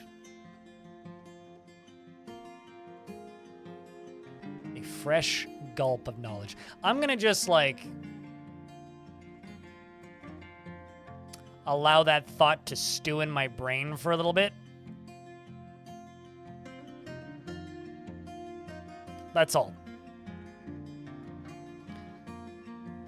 Alright, so the dwarves are down here brewing drinks from plants, which is good. Some wine barrels down here. Those are listening to stories. All right. I personally believe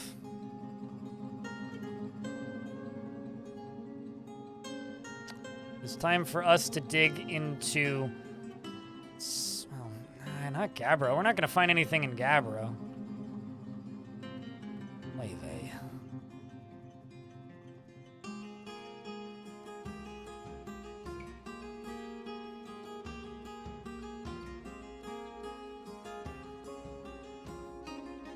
We are so short on metal, it's not even funny.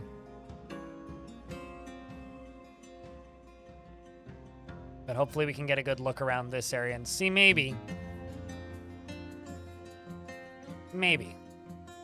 we'll find what we're looking for. And by what we're looking for, I mean metal, lots of it.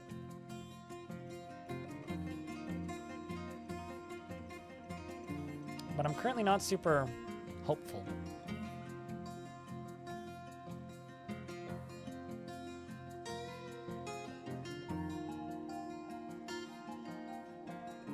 The majority of these dwarves are currently constructing buildings.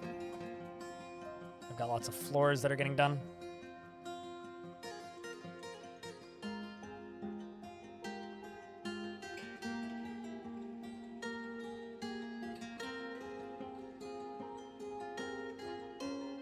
Wacken Festival. I've always wanted to go to the Wacken Festival.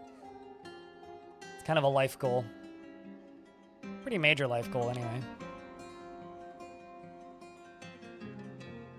Yeah, I'd say one out of every couple things actually gets like a nice little gush of water, but it's pretty rare. Fortunately, we do get those frequently enough that I would say that this minecart setup is a success.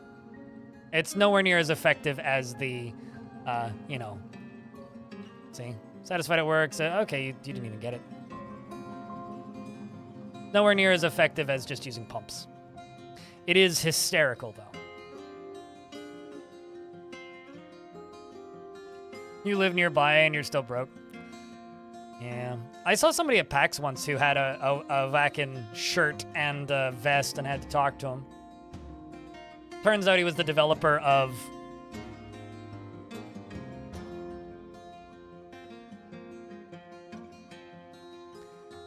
this. And you know, frankly, checks out. I mean, somebody making like this a grimdark horror survival game checks out that they would be a Vakin attendee. Very much checks out.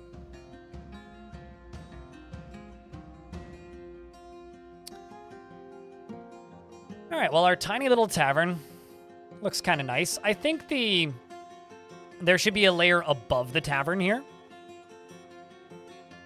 And this layer above should be a dining hall. What do you think, chat? And this could have, like, some open spaces where they can see across and look out.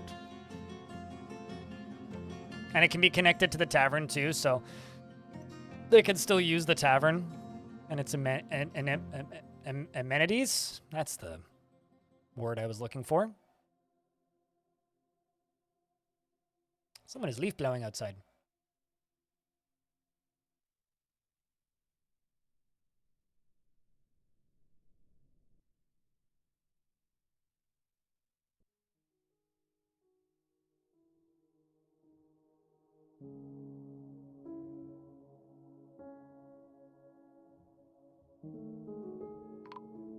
Uh-oh. Lorbam's been found dead, dehydrated. Well, that's unfortunate. Although they had gone insane, so nobody is actually surprised. Okay, well, let them work on that. Minecart's still yeeting itself. It's raining goblin blood, apparently. We need empty cages, which means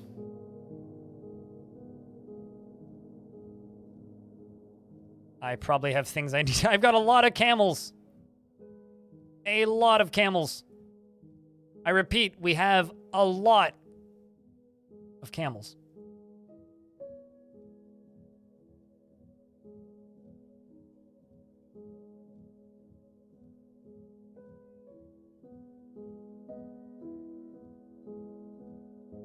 Moods are swinging upwards, which is good.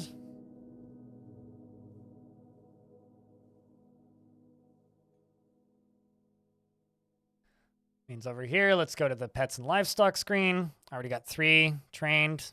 Slaughter them. As well as the yak bull. Why not?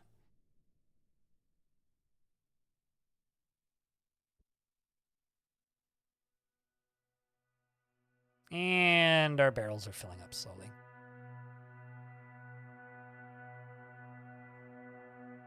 Also, probably these dwarves being able to acquire new socks are probably helping. Socks, robes, all that jazz. Certainly going to be slowly assisting.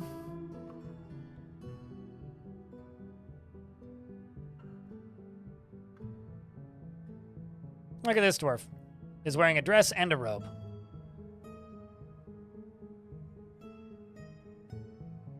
Stuff is getting claimed pretty fast.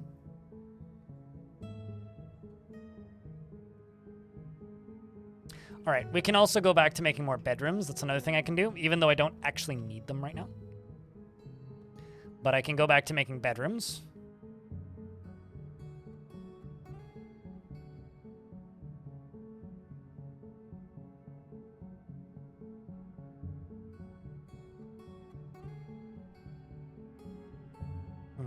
How do I do this?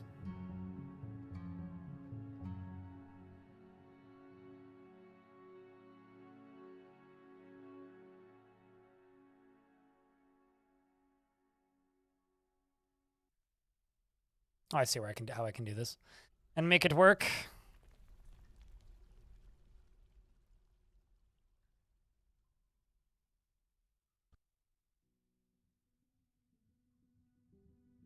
And then we go up here and do that.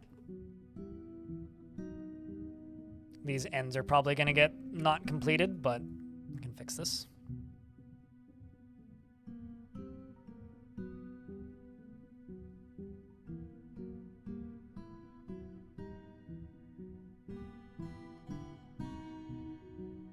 Limestone. And limestone. You're getting kitty snuggles? That's what kitties do.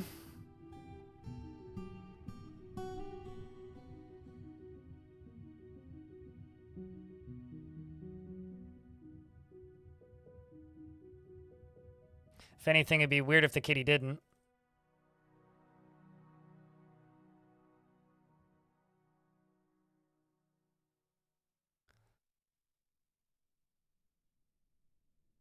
And then I got 2 more that I can improve with this.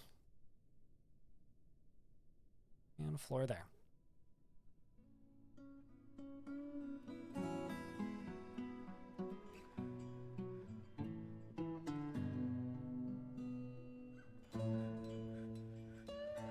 This over here is slowly setting up, and we got a child who's been taken by a strange mood who we shall follow.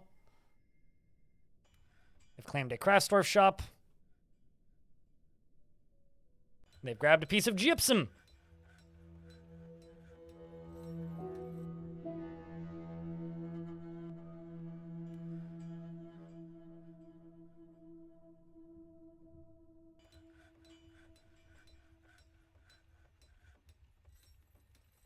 Generally, in my experience, kitties just headbutt me. But my parents' cat has gotten kind of adorable because he's so old he can't really see anymore. But he has his whiskers, right? He has the super cheater power of having whiskers. So he'll just like figure out where you are and then just like walk around your legs because he wants to be close to you, but also doesn't know what direction you're walking in, so always just trips you. Kind of sad, but also adorable in a weird way.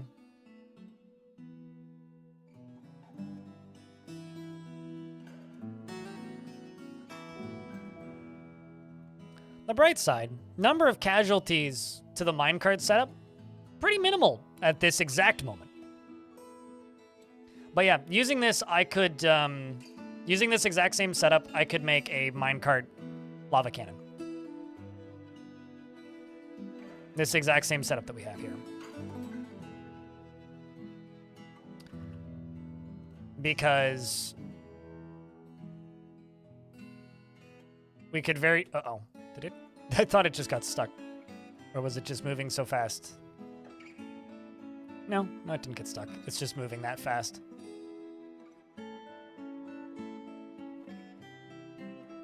Mm-hmm. No, totally. Well, I mean, we also got, like, bedrooms for everybody now. Which is certainly helping. Construction is just slow right now. So what I'm going to do, we're going to go into settings, and we are going to go to game, and I'm going to go to population cap, and I'm going to increase this to 130 and 150 with children. Yeah, we're going to do that. So we're going to start getting migrants again. Because, frankly, I need more dwarves. What do you need? Need traction. Okay, I need a traction bench. I also need a proper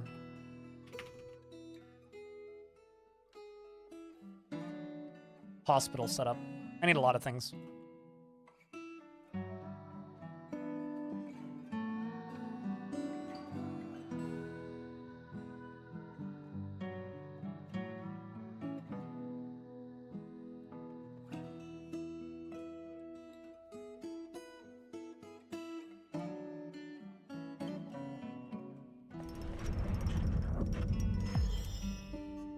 Yeah, I agree. That is a really tall cat. Thaicut, the dwarven child, has created a gypsum figurine of Darius Cardin II and offers it to the Mark of War. This is a figurine of Darius Cardin II. All craft worship is of the highest quality. It is an image of Cardus II, the dwarf and dwarves by Thaicut. Darius II is surrounded by the dwarves. The artwork relates to the ascension of the dwarf Darius to the position of king of the rumored anvil in the early spring of 180.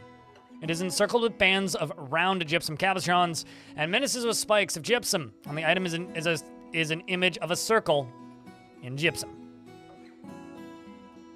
I think that can go in the dining room up here on display.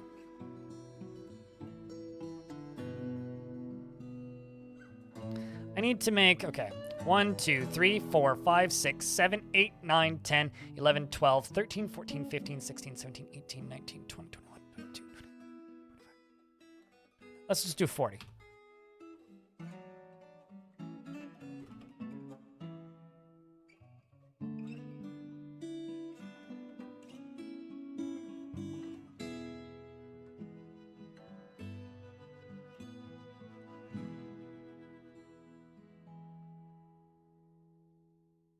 You have 2 cats? Space Potatoes Unite? Also, out of curiosity, because you said that you've been watching the YouTube channel for forever. How did you find the YouTube channel? I'm always curious about how people discover the YouTube channel initially.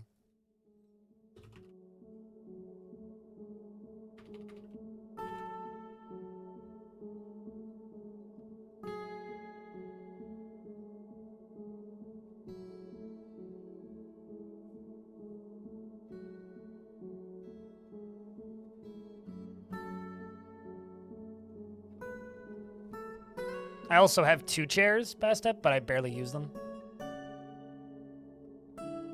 Figuring the gypsum one.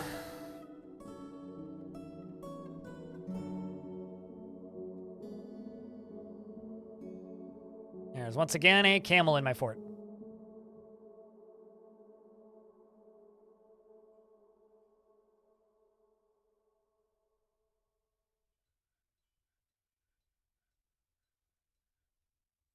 You're looking for tutorials?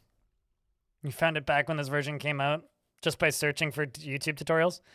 I mean, I've talked about this many times, but literally the only reason my YouTube channel gained traction when the Steam version released was I released 14 tutorials the first day the game was out. 14? 14. And I got the game... It's like 72 hours. No, 4 days early. That's 72 hours? 4 days early. So I had 4 days to learn this version and make tutorials. Most of the tutorials I'd already made before. It was mostly just remaking them. But I'm not going to unpause the game until the ads are done. But yeah, it was a long week. Me, Nook, and Das Tactic were a huge help. I wish Nook stuck around in the DF directory more. He's very variety. 96? Okay. 96 hours, basically. I didn't sleep for 3 days. I was still uploading tutorials at 3 o'clock in the morning the night before the game came out. And then there was one person who, like, broke embargo. But it was a channel that's all in Portuguese. So that part was kind of fun. Because, like, the day before we were allowed to stream it, he started streaming it. And it was like, dude. Stop. Too late. Anyway.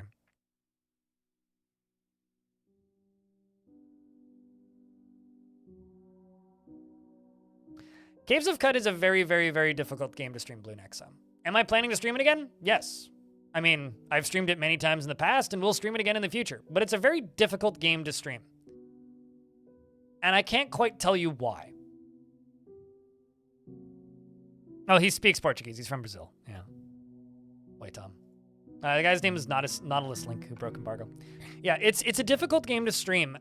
And it's one of those games where people constantly ask me to stream it, and I really wish I could stream it more. But I have to do it strategically in times when I know the channel's going to be slow anyway, because if I don't, it just hurts me financially and statistically and in every other way possible. It's like, I love that type of game and I want to stream that type of game, but it is bloody difficult to, because a lot of people just leave when I start streaming it. So, do I plan on streaming it? Absolutely. Just like I will probably stream Tome again at some point.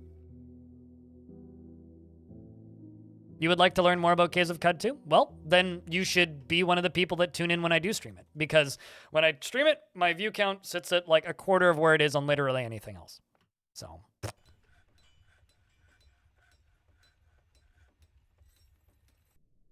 I too would like to play more Caves of Cud. But I can only do so much. When people just stop watching when I start streaming it, generally. When chat is dead, and financially it is the worst game I've streamed in the past 2 years. Everybody says that, and then nobody does when I do, so can't really help you there.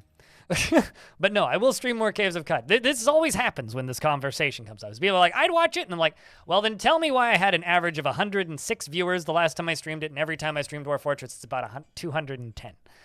Life's an algorithm. Twitch doesn't have an algorithm. So, no. On YouTube, sure. I mean, everything Caves of Cud related I put up on YouTube heavily underperforms.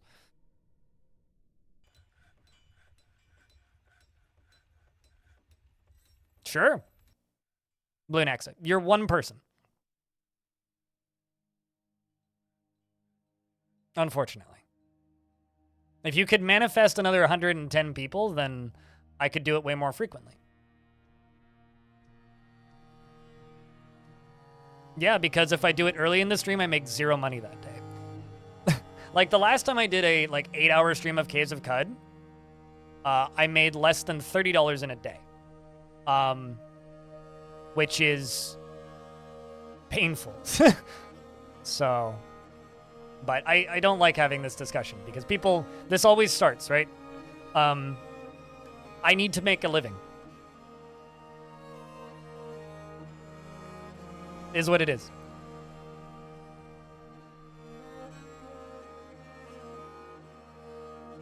Dwarf dreams of mastering a skill. Can't handle stress. Yes, you can join the military there, Dwarf. Mr. Fisher. Mr. Fish Dissector.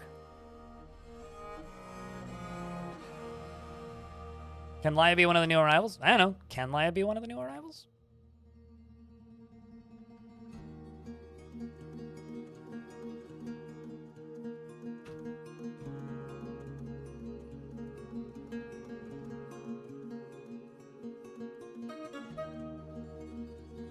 See him live just now? If it's between 9 a.m. and 7 p.m. Pacific on a Tuesday, Wednesday, or Thursday, it's very likely I'll be live. Very, very, very likely I'll be live. Can you be a cow? Sure, Rusty. Although I don't think you actually want to be a cow because you said JK. She is swayed by emotional appeals and dislikes helping others, is troubled by this since she truly respects sacrifice. She tends to avoid any physical confrontation and works to square this natural tendency with her respect of martial prowess, and she tends to be a little tight with resources when working on projects. She is slow to anger and can sometimes act without deliberation. She has an active imagination. She dreams of raising a family and personally believes that those who sacrifice for others should be deeply respected and finds the ideas of independence and freedom somewhat foolish. Finds the pursuit of skill mastery off-putting, disregards tradition, and does not care about fairness. You have a pet goat, a pet turkey, and no friends. There you go, Laia. So, no, I also would love to stream more Caves of Cud. But it's unfortunately not as simple as saying, I am a person that would tune in. Statistically, I don't care, because statistically, that is a complete falsehood. Stats-wise, that's never been the case. Never, ever, ever been the case. So I have to select a week where I'm already doing okay, or a week where I'm okay with losing numbers. Which happens sometimes. Sometimes I'm okay with losing numbers. Sometimes it's like, okay, I can take this week and I can do this. But unfortunately, that isn't the norm generally.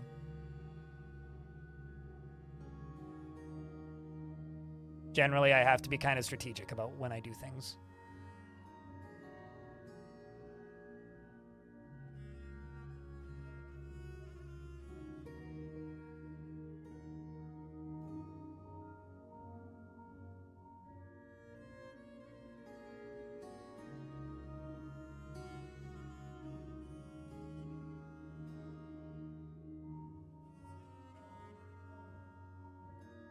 So we are up to 61 dwarves. Got some new arrivals. Ingush, Dakust, Laia, obviously. Aiton the Soapmaker, a Thresher. We got Moses the Diagnoser.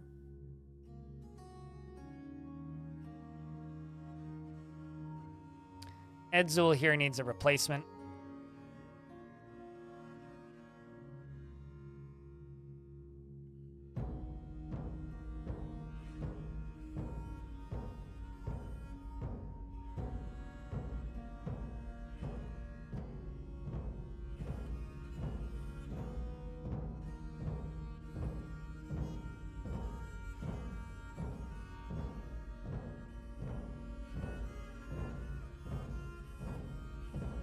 because that dwarf is too depressed to be in charge.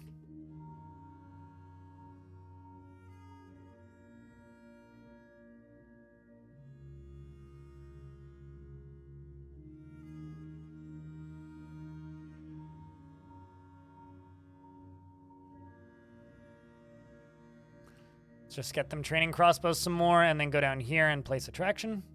Although I don't have one yet.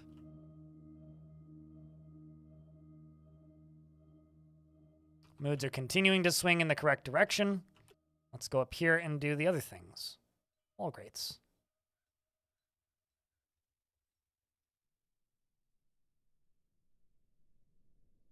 No chairs, probably no tables yet.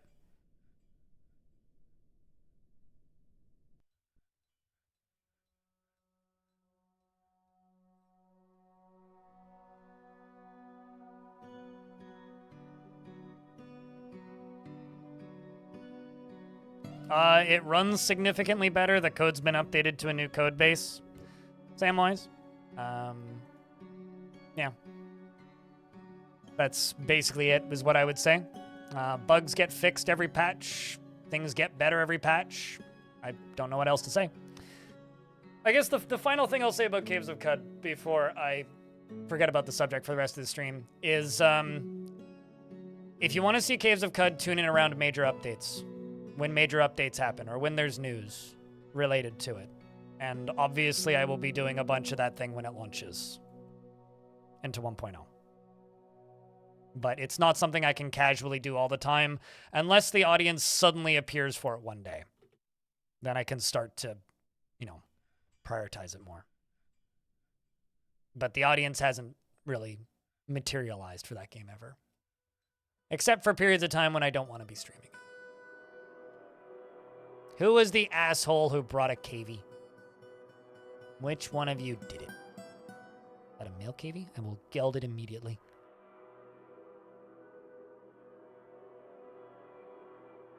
Tis. Shall geld it. Speaking of gelding, we're also going to geld a bunch of yaks. So I have to make a space for a temple and a priest. What's wrong with guinea pigs? They provide absolutely no value to your fortress whatsoever. The only thing they give you if you slaughter them is a skull. They don't even give, leather. They are the most useless animal in the game. They literally do nothing. They might as well not exist.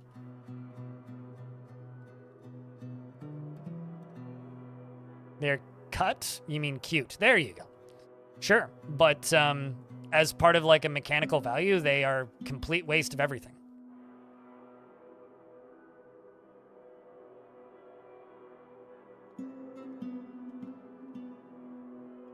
Useless as venom barrels? Yeah.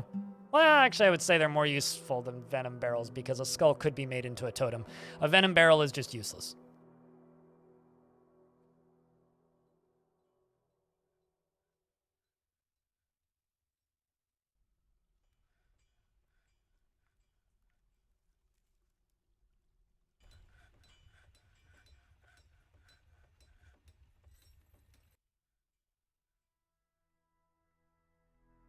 Yep, they will often bring pets and livestock with them, which is why I never, ever, ever, ever, ever, ever, ever, ever bother bringing cats, really.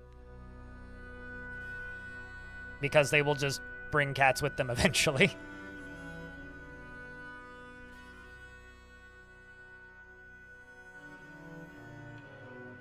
All the 4 tours are great. Cheers. I mean, that one's kind of unique because it actually had the creator.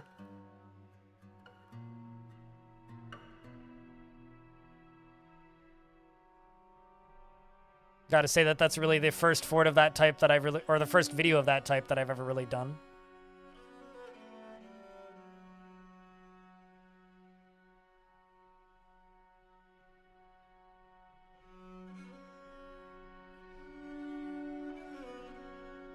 Do they make dwarves happier? Having pets makes dwarves happier, sure. However, as far as pets that have use, they are the least useful pet. They're especially the least useful animal to have in abundance in your fortress.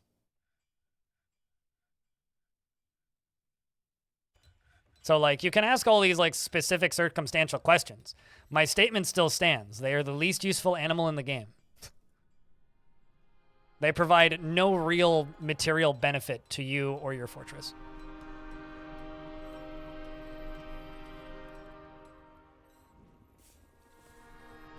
All right. The denomination of mountains now requires a bigger temple, so we need to get the value of this up to 30,000, which is going to take a little bit.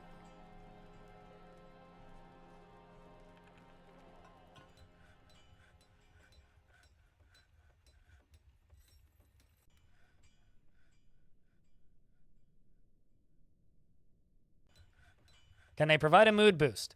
Dwarves can get a single dwarf can get a mood boost from interacting with their own pet. I already answered that question. Yes. It can make their owner happy, but that is it. They are still the least useful pet in the game. They are the least useful animal to have in the game. Period. They are awful. They are bad. There's no reason to have them. Cats, at the very least, provide a service of killing vermin. And things like turkeys, if you do need to butcher them for some reason, are at the very least valuable. Need to go to objects. What was the name of that thing?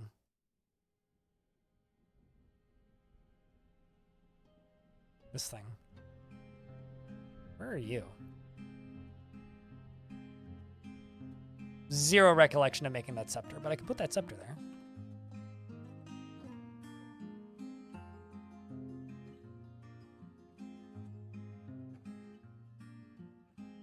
Peafowl, they become peacocks, which give meat. Or peahens, depending. So I got the value up to 10.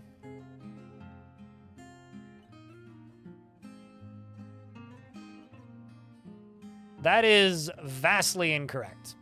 Elves operate as dwarves if they are in your fortress, making them just as useful as any other dwarven citizen. And elves, as traders, are some of the most valuable traders in the game because they bring giant animals that are often impossible to acquire outside of trading with the elves. So I would say that that is an abject falsehood and simply a biased take, which I think is, pretty typical of a insensitive Dwarf Fortress player who doesn't know the value of trading with elves. To move across the country. Gonzo Gorilla, it's been a while. Moving across the country is a very valid reason to miss a lot of streams. Like a very, very, very valid reason.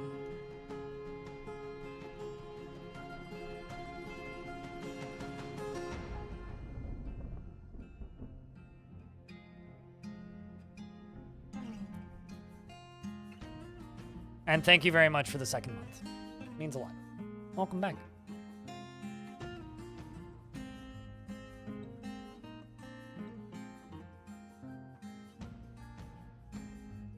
I mean, you don't need to trade with them, but they still need to be in the game. So seizing their stuff or attacking them, and also it's not free to seize the stuff from them because they will stop trading with you eventually if you do that. You don't even have to do it that many times. Sometimes it's just once. So no, you don't seize it for free. That's not free. That's not how that works.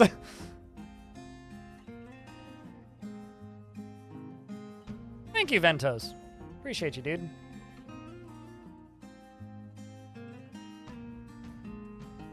You trade them crossbow bolts for lots of things? Yeah, no, I mean, they're a very easy group to trade with. People are just weirdly obsessed with murdering elves for some strange fetishistic reason that I will never fully understand.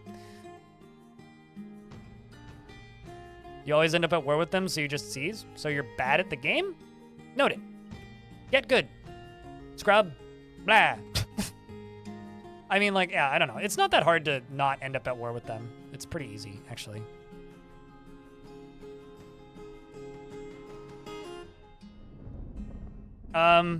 If you don't trade with them, yeah, they will eventually stop coming back. This is true.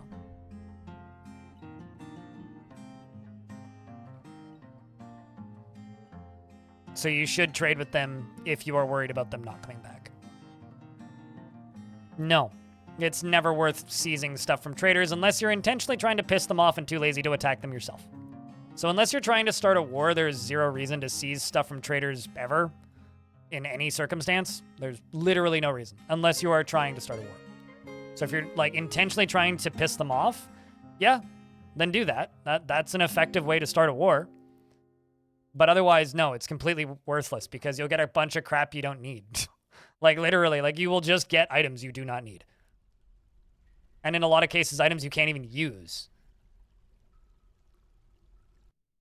Cheers, space potatoes. Cheers, friend. We'll see when we see you. So, yeah, I don't know. I genuinely think that, like, seizing stuff from traders is a gloriously horrific waste of time.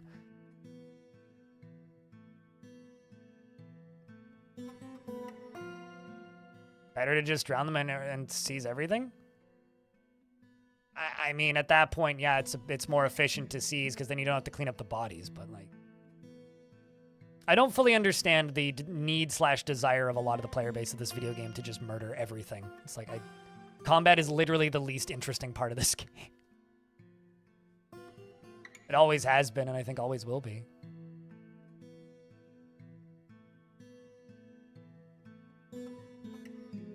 Elves don't make armor worth using, so disagree. But mechanically, it's the least interesting. It might be your favorite part, but mechanically it is the least interesting.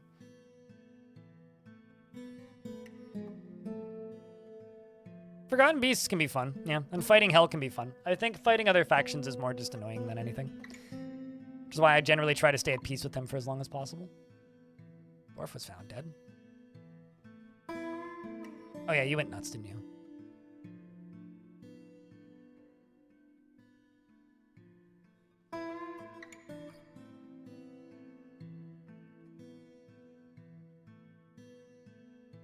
Somehow I ended up with a native copper gem and some lignite gems. That's interesting.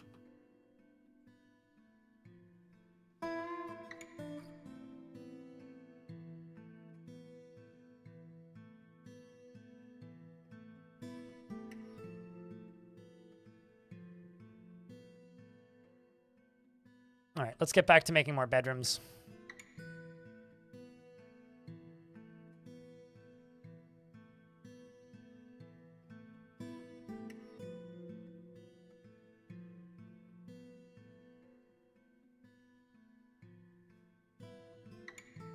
Isn't that just diamonds? No, that is a lignite gem. It's a piece of lignite that's cut into the shape of a gem and polished like a gem. So no, not just diamonds. Diamonds are something specific.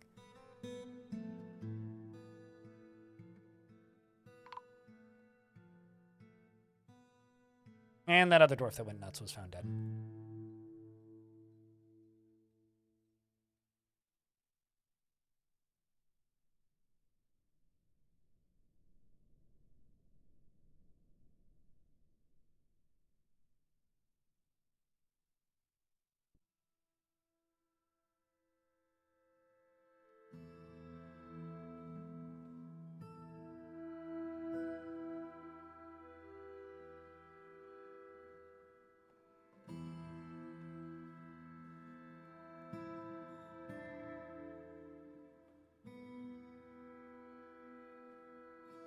Will dwarves smelt the lignite gem? Smelt it? No, it's been made into a gem. So most of the lignite's gone. It's just a gem now, basically. There's nothing left to smelt.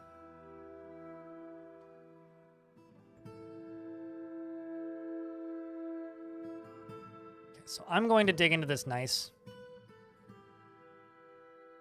We're going to dig all the way across. Start doing this periodically. Bunch of random thieves. Right. This probably still ain't helping.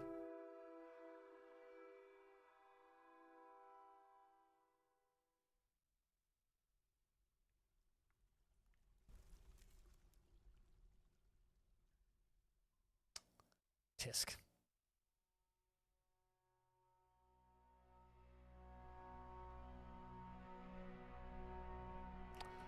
This is mildly annoying.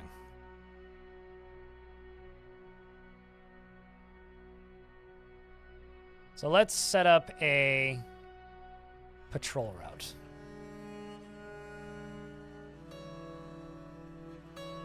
Gonna be from there to there. Confirm.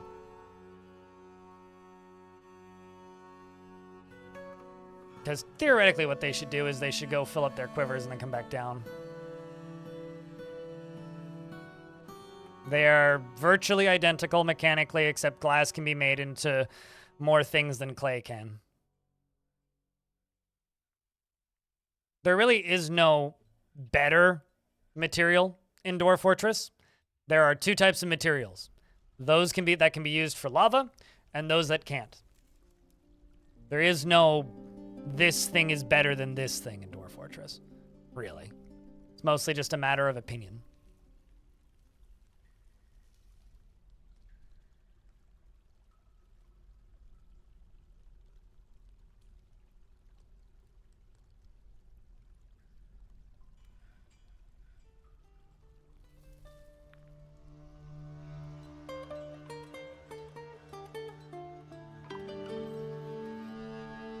And another dwarf is found dead. Well, that dwarf definitely got minecarted.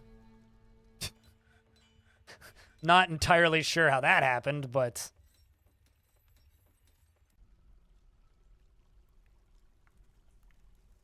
I don't even have a combat log for him.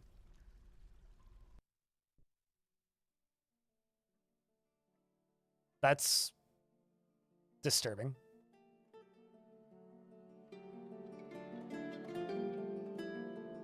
I'm wondering, okay, so I have a theory as to what's happening here. Let's just pull both of this. I have a theory that they're jumping from here to here for some reason. So let's just stop this thing.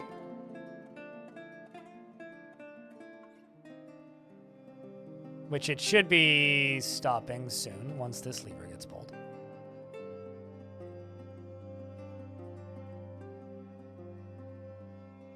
There we go. We are getting that cleaned up.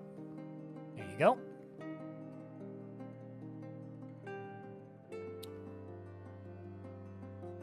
So what I'm going to do is I'm going to go all the way along this side.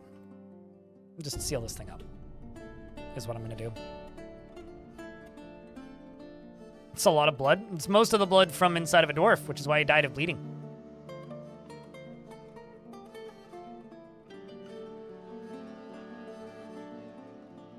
It's like, I'm not entirely sure why the dwarves keep trying to vault over here, but they do. And it's happening often enough that I just kind of need to stop it.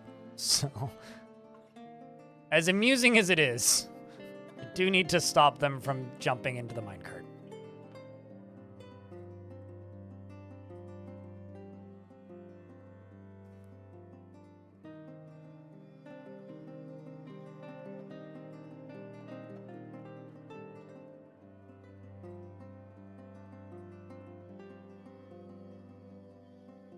And then we can turn this whole thing back on. It's like maybe they're trying to get to these stones. Like, I don't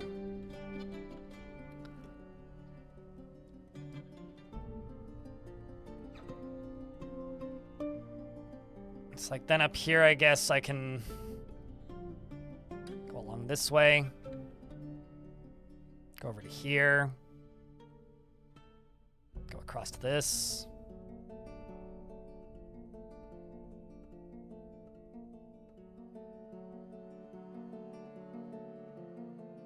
We'll try. I don't know. I don't know if I'll actually be able to solve this.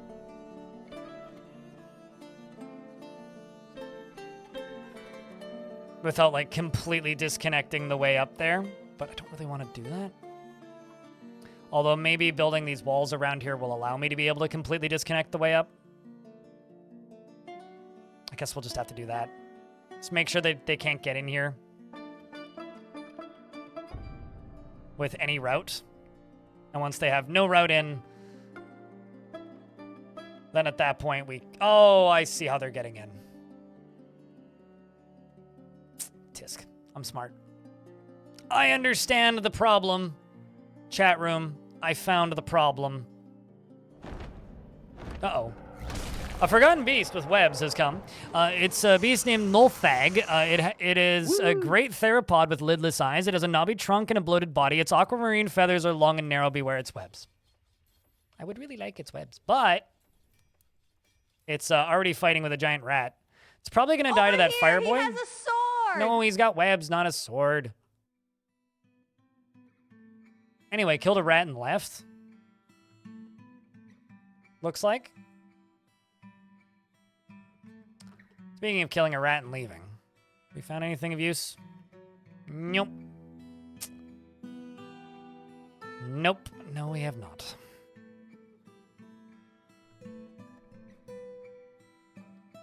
We're just gonna do that. It's gonna be a slow process. Maybe we'll find metal one day. One day he'll have a sword? Maybe. Possibly. All right, so the issue here is I've got this top bit up here open. So I need this to be sealed off all the way along. On top of here. I can deconstruct this, and we're just going to put a pillar on top of this. So they stop using these stairs. And that should solve this issue. Imagine if there was any metal. Imagine. It'd be lovely. Frankly. It would be very, very, very lovely if there was some sort of metal.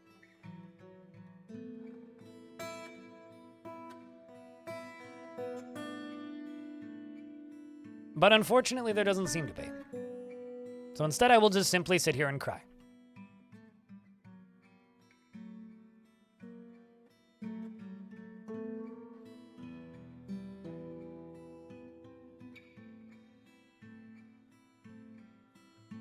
Can't you make a silk farm? Sure.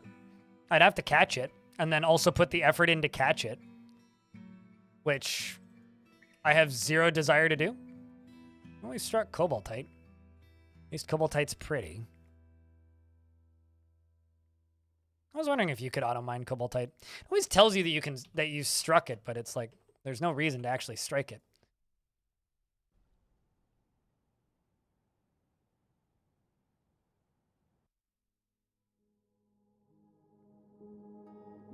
Can't they get in from the stairs next to the rail?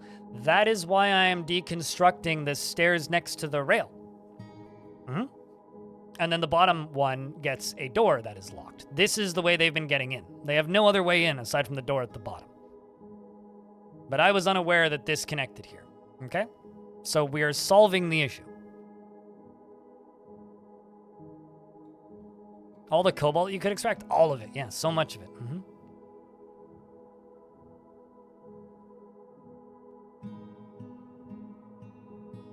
Maybe it's just because they're supposed to be close to a useful one?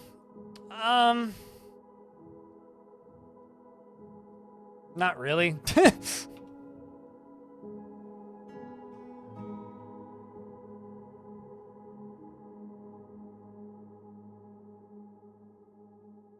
And then this bottom one is just sealed with this door being locked. So, let's go turn this stupid thing on and see if we can make it work.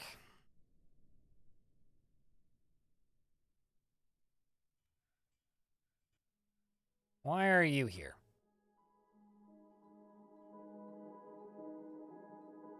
You're about to be hit by a minecart. Why? Where are you? Okay, you're going to go place track vehicle. But the track vehicle is about to murder you. Oh, wait, what? How the heck did you end up down here? Well, that's convenient. Ha! I don't know if you guys saw that, but we just crushed the minecart. So this bridge just saved this dwarf's life. That bridge just saved that dwarf's life.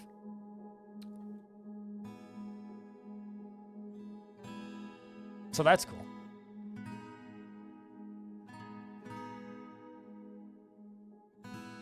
Shoutouts to that bridge, I suppose.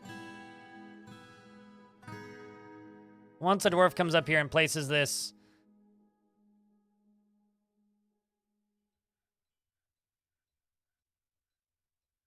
needed to face justice? I mean, did it have kill count, or did dwarven stupidity have a kill count? No, nobody should be able to get in there. Once again.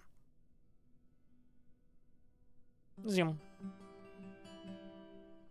Alright. And I guess we just get to live with that blood being up there.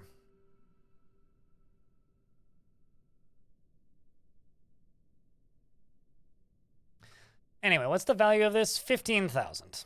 I need to drastically increase the value of this right here.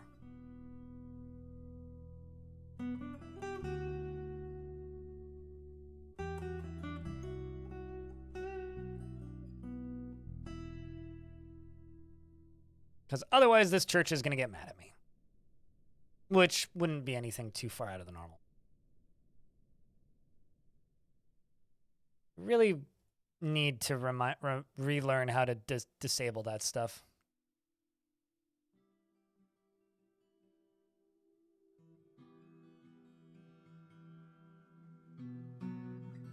Did I, like, lock them up here or something? Nope. Then why are you standing there? You can just walk down here.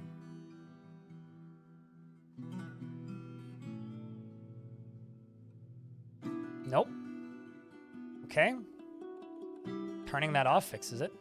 Probably because they're trying to run away in fear, would be my bet.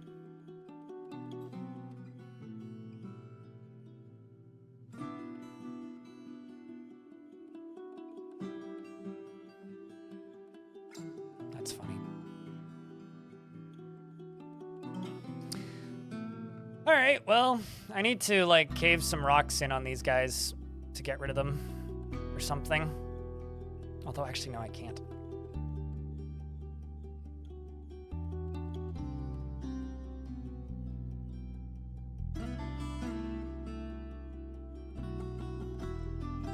Laya's gonna get some rest for a bit. Alrighty, Laya.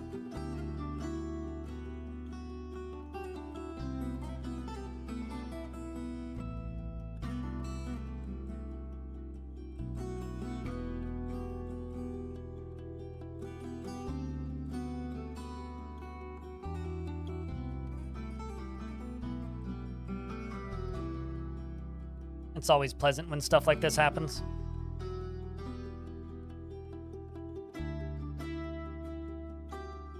Nope. Actually, it's kind of going horribly, Grigath. I would say it's going pretty horribly.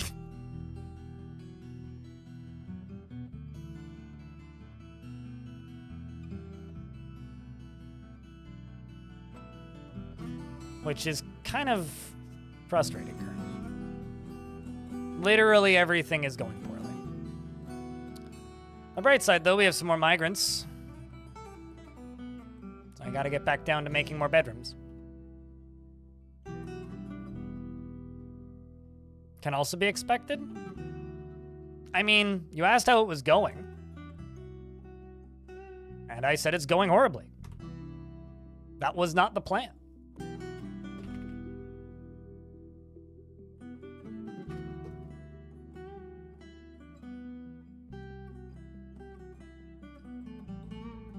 So if I said it was going to according to plan, then sure. But no, it is not.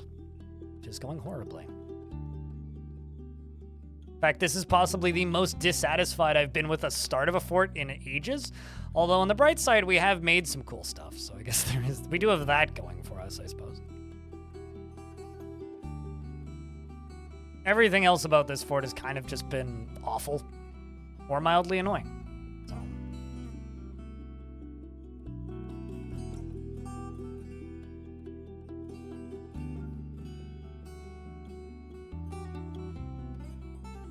Because, like, the biggest sin a fort can commit is just being boring. And unfortunately, the direction that this fort is going, it's likely to just end up being very boring. Because I have absolutely no materials that can be used for weapons. And there's nothing I can do about it. I just have no materials that can be used for weapons.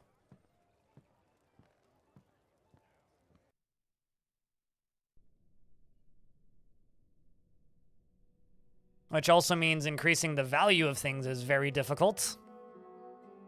Killing things is very difficult. We're on the edge of a haunted biome, so it's like, yeah, this fort's been slow, dull, and kind of unpleasant so far. Steel? We have no iron, mate. Okay, here. I will show you literally everything we have. I have 16 iron bars and 4 steel bars that I have purchased over the last 4 years. So, steel, though, no. No, we do not have steel, though. Thank you for your input. We literally do not. We have a handful that I have purchased. That is it. And I wanted to do this as a Dwarf fort, which means you need a supply. because a lot of them are going to cease to be functional after initial use. So, no.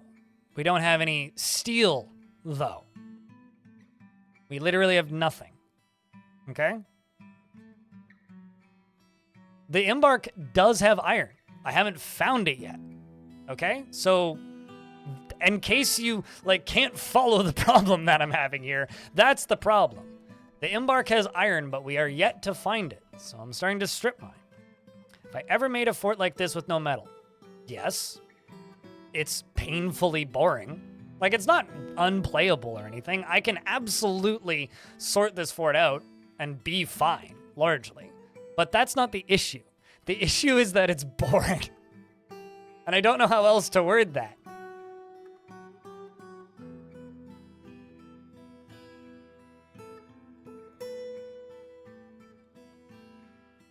Because, threats arrive, lock the door.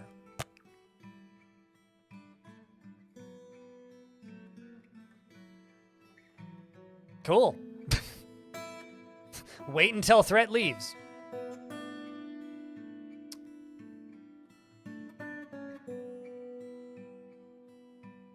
No, pretty much, yeah. That's generally what boring ends up meaning. It's a pretty accurate assessment, actually.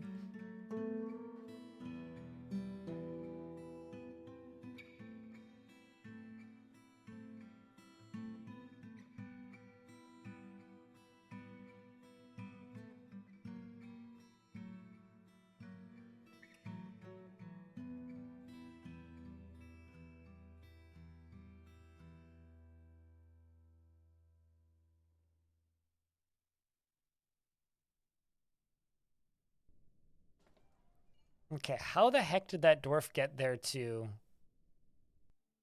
pull that?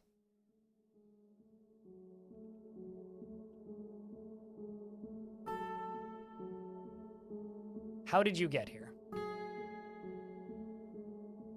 Right. Well, at least that answers that.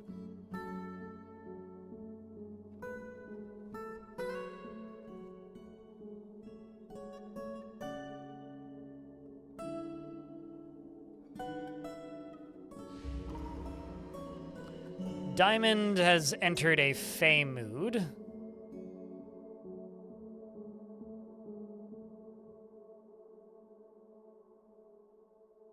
We will follow that dwarf in a second. All right, you've claimed a gem cutter shop. Well, that's interesting.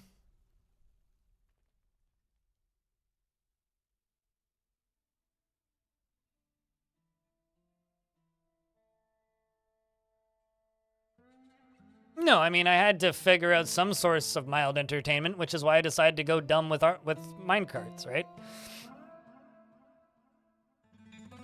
No, we'll build this fort up to population, and kind of regardless of if I find interesting stuff to do or not. And even if we don't, I can still build a cool looking fort, but I will say that so far this fort's been a kind of an abject failure in a lot of ways. I think the design of it is cool, but that's about it. That's all it's really got going for it right now. But in basically every other aspect, this fort's kind of a failure.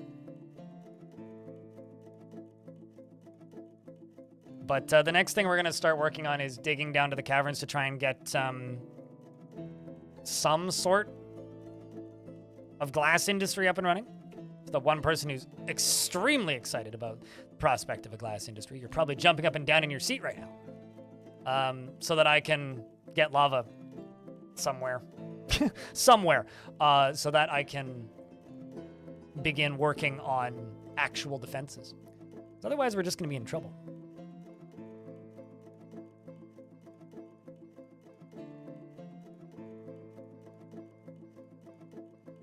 Oh no.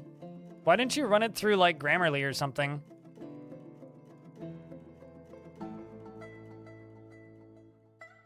No, Venice would need to be above ground. Tinsel tits. For me to be able to call it Venice, anyway.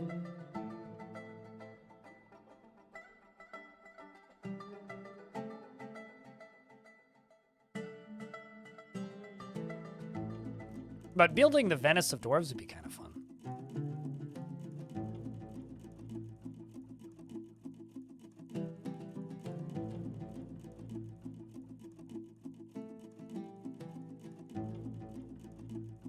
Do I normally play large worlds? I mean, yeah, generally. They only really impact saving time, in my experience, frame rate wise. So, yeah, generally I play large worlds. So this is future Venice. So hold on a second. By that logic, is future Venice just like... Is future Venice Atlantis? Because, like...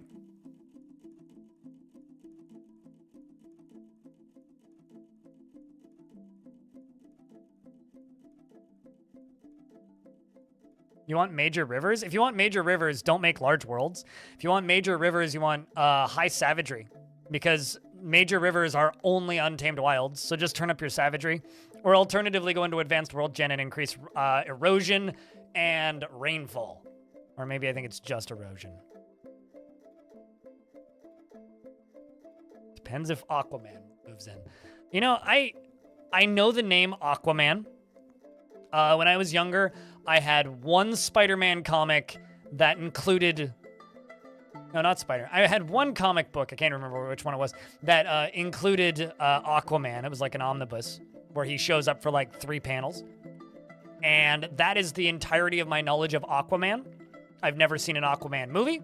I've never seen a movie with Aquaman in it. I don't even know what Aquaman looks like, really. Would have been Batman or Superman. Yeah, it was definitely not Spider-Man. I don't know why I said Spider-Man. Anyway, because like that's DC, not Marvel. I know that much about comic books. As you can tell, I'm not much of a comics kid. I had a bunch of Star Trek and Aliens comics that I liked, but I was never really a superheroes kid. Yeah, he's direct current instead of Marvel. Yeah, no, I get it. But yeah, no, I know very little about Aquaman.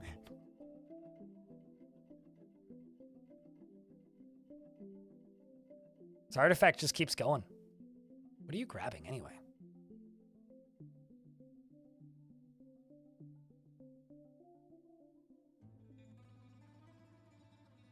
Also need to make a craft store shop. There you go. Works furiously. That's quite the artifact. 2 rock crystals, 2 gypsum, 2 cave spider silk, 1 cave spider silk cloth, 2 alpaca, or one alpaca, 1 sheep, 1 iron, and 1 tower cap logs. Any bets on what diamond makes, chat?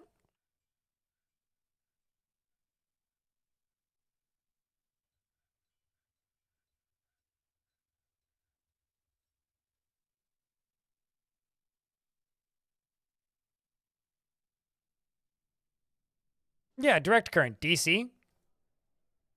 That's what DC stands for last I checked. You can't even tell me I'm wrong. Because I'm not.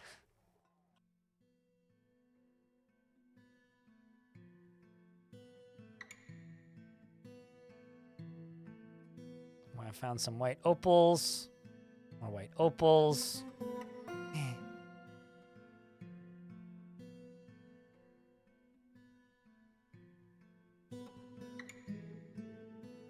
Making pigtail cloth. Okay, let's do some more cloth stuff. Let's do cloth shirt, cloth cloth trousers, and silk robe. And let's do 20 of each. I'm trying to get these dwarves reclothed. It's a process, but we're getting there.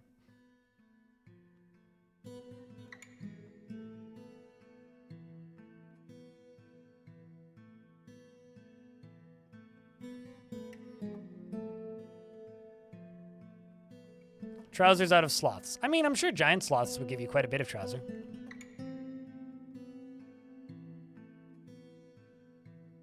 Moods are continuing to slowly improve.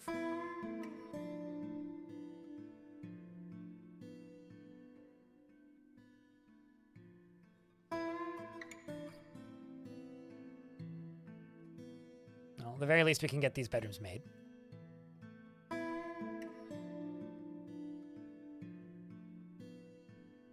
Let's see how many dwarves need bedrooms right now. Quite a few. So let's just see how many more we need. Never mind. Can't. Game save. Game do save thing.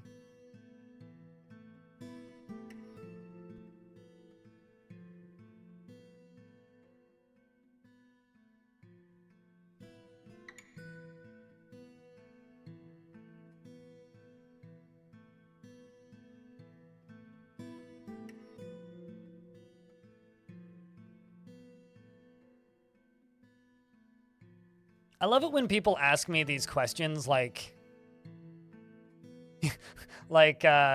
what material was this creature made of?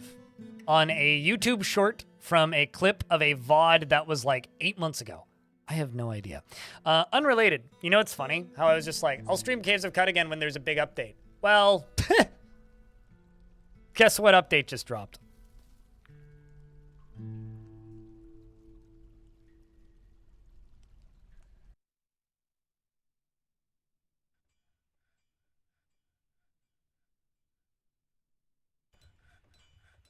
Well, a pretty major patch, yeah.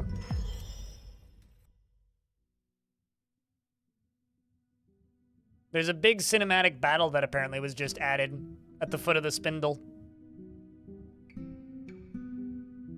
And if you have wishes bound, then you can immediately jump to that.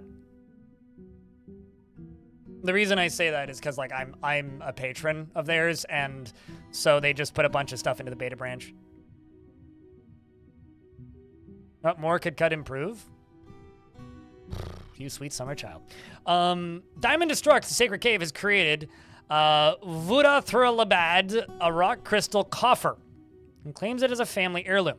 Well, because that is a religious person and of this temple, I will simply place this coffer into this temple, and then we will figure out what it is once it's here.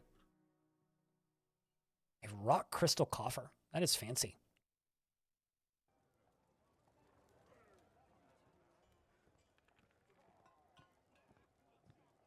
Yeah, I guess Caves of Cud update just dropped.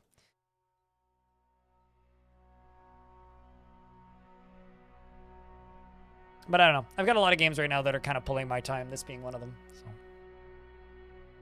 I will get to Caves of Cud, though.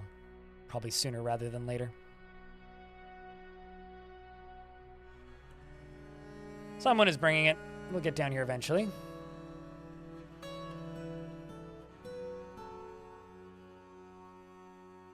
There it comes, probably. It's probably you. You're moving slowly.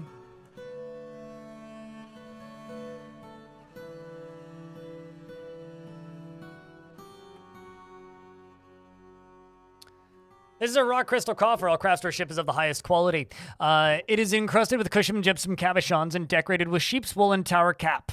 It is encircled with bands of single-cut rock crystals and cave spider silk. This object menaces with spikes of rock crystal, gypsum, iron, and alpaca wool, and it's worth 8,000 Dwarf bucks. It's a pretty good little item. Hello. I'm the doctor. Hello, Phineas. Hope you're doing well, dude.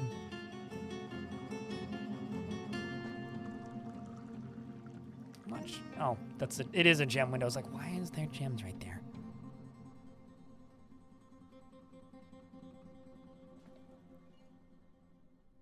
I'll say what I said earlier. Pretty terrible. Because I don't have any of the materials or I haven't found any materials that I need. I really, really, really, really need some sort of metal. And I've been digging, and haven't found anything, which is awful. So everything is awful, pretty much. The fort supposedly has iron. I'm starting to think it's all just inside of the aquifer. The only metal I've found in this entire fort is one tile patch of platinum, of native platinum, which is cool, admittedly. But as far as, you know, being useful in regards to building a fort and weapons, not very useful. Well, kind of sucks, to be honest. Kind of sucks. But aside from that, it's been entertaining. It just means I don't think it's going to be a very long fort, if that's the case. Unless I can, you know, build up to where I am and get to a point where I can actually do stuff. Which we may get to. It's just taking a while.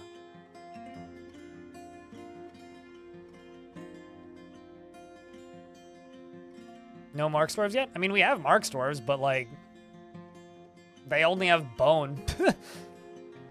And even that, like, they're still training, so, I mean, who cares? Like, I might as well not. Like, I have wood crossbows and, like, terrible weapon. And terrible bolts, so, like, yeah, might as well not. Basically, you can answer that question yourself.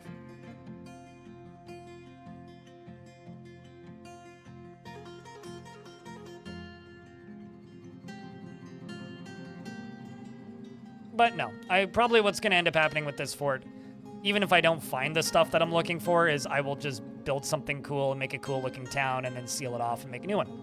That's probably all I'm going to do. Or wait until a particularly fun Titan shows up or something and kills us all, and then we'll move on to the next one. Because there is a, like, was a forgotten beast in the basement that could kill us. It just needs to have the interest in walking over and climbing my walls, which I don't think it does. It's made of fire. No way in hell we could kill it. It would just kill us, unless somebody got very lucky with a pickaxe. We'd have no hope fighting it. So, yeah, pretty terrible. And I can't really do much on the surface because whenever I start doing stuff on the surface, undead mantises show up, amongst other things. So, I'm basically stuck trading for all of my materials, which means I have none. Basically.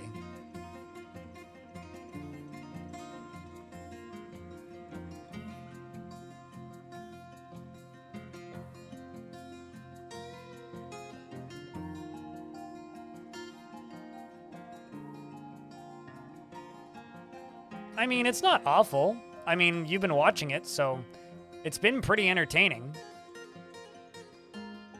It's just I'm not able to achieve any of the things I would like to achieve. So that part kind of...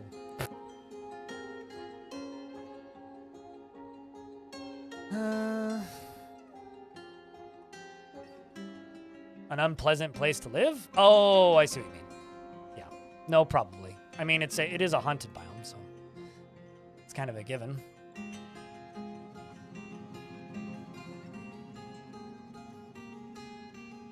I mean, I wouldn't want to live here.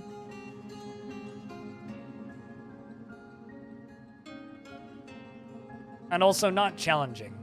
There is no such thing as challenging in Dwarf Fortress. There is slow and tedious or not slow and tedious. Take your pick. But, you know, there still is stuff I can do, so. The question is, do I want to just stream Dwarf Fortress for 9 hours tonight, or do we want to play 2 games today? If I'm just going to stream Dwarf Fortress for 9 hours tonight, I can make stuff happen pretty quick, actually. Also, does anybody want a dwarf? The first 2 people to say pick me get a dwarf who don't already have dwarves. Jack Narek and Dr. Phineas. Jack Narek has an active imagination and does not easily hate or develop negative feelings. He does not often feel lustful and doesn't often experience strong cravings or urges, and he has a tendency to consider ideas and abstractions over practical applications and tends to avoid any physical confrontations. The work describes his natural tendency with respect to martial prowess, and he needs alcohol to get through the working day. He dreams of raising a family and personally finds himself somewhat disgusted with eloquent speakers, finds the pursuit of skill mastery off-putting, and doesn't respect a society that's settled into harmony without debate and strife. Meanwhile, Dr. Phineas has a strong need to pay back any favor done for her. She is somewhat quarrelsome and is bothered by this since she values friendship, and she tends to ask others for help with difficult decisions. She doesn't often experience strong cravings or urges, and she has a tendency to consider ideas and abstractions over practical applications. She tends to be a bit stubborn in changing her mind about things, and she has a greedy streak. She generally is quite confident in her abilities when undertaking specific ventures. Personally believes that peace is always preferable to war and values cunning. She has a pet keet. Ways you already have a dwarf. There's your keet.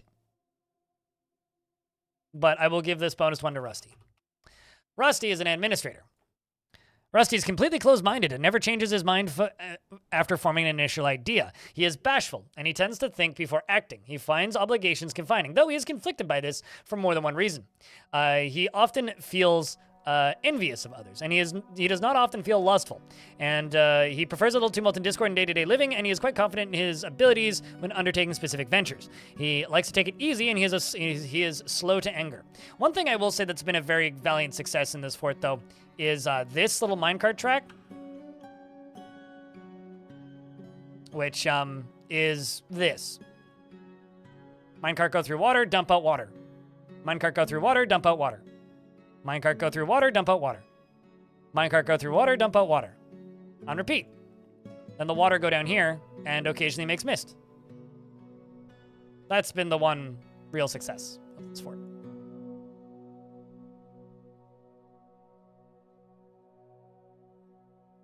Truly. So I can keep importing steel and iron.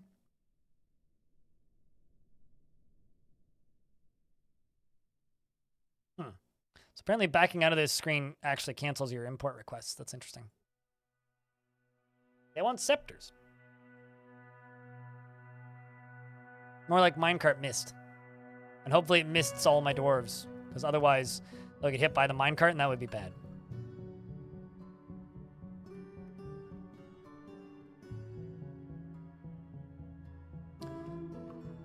All right.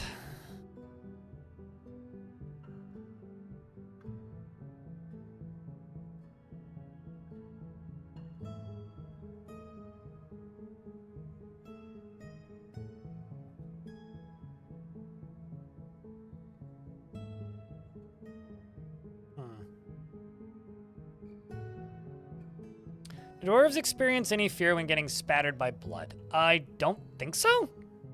At least not when getting splattered by blood specifically.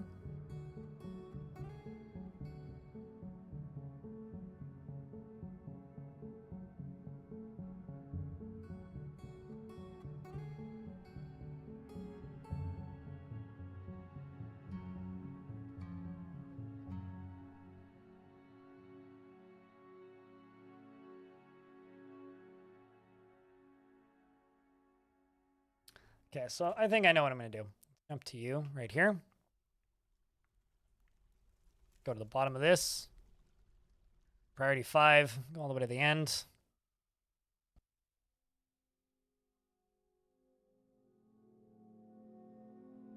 There you go. So that lowers the priority of these.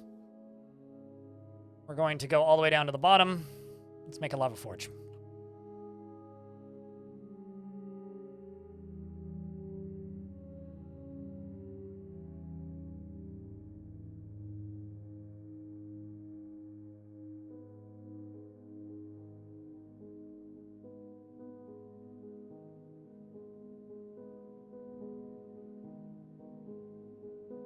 Oh, yeah, no, they would hate being caught in freakish weather, but that's got nothing to do with them hating rain. That's just freakish weather.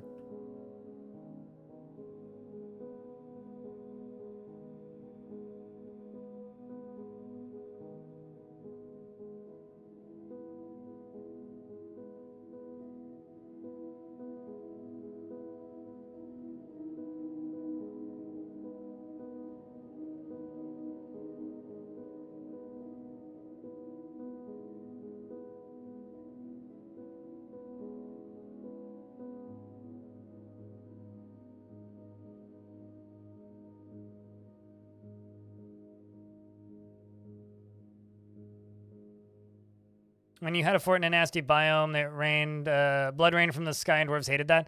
I mean, they hate vomit. They hate vomit rain. They hate mucus rain. They hate all of the creepy rains.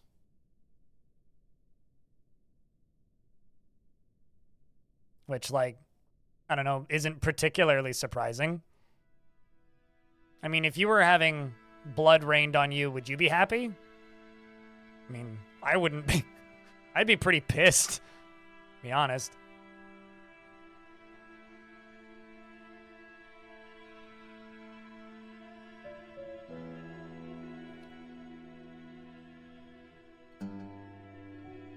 That or... Okay, chat. I can do two things. Which one would you like to see? Thing number one. I can... Thing number one. I could build a lava reservoir down here and, you know, fill up some... what's the word? Thing number one. I could build a lava reservoir down here. And then make all my metal stuff down here and then bring it up top. Or thing number two. I could use lava buckets to transport lava up top. And then just make the stuff up there. Well, what do you guys think I should do? What would you prefer to see?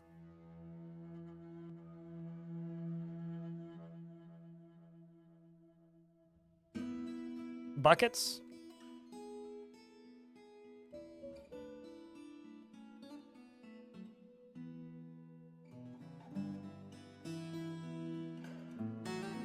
See how far up I can actually go with this. Do it over here. Here. Could do it over here.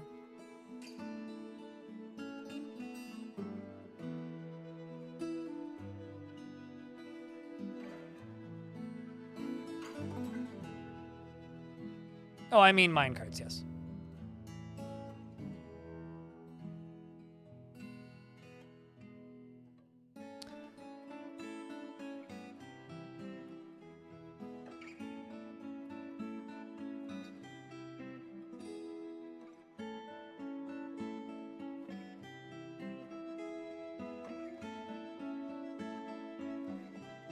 This is going to take a lot of clicking. So I hope you guys like clicking.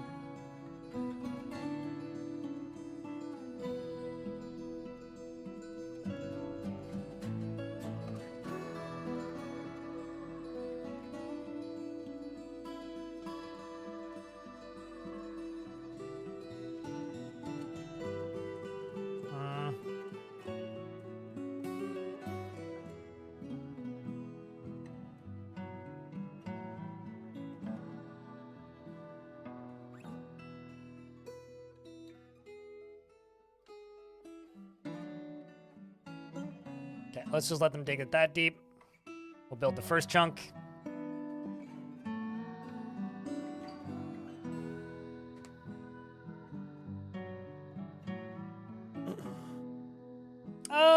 No, I'm not going to use carried minecarts, but I'm going to use a minecart. An iron minecart, specifically.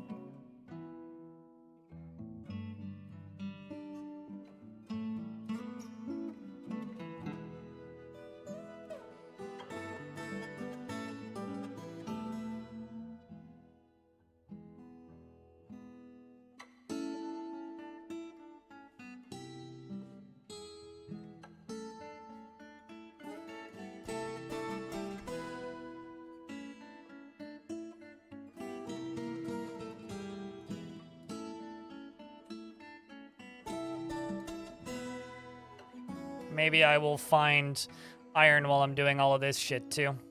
I'm also going to need to bring power down, but that's not too difficult.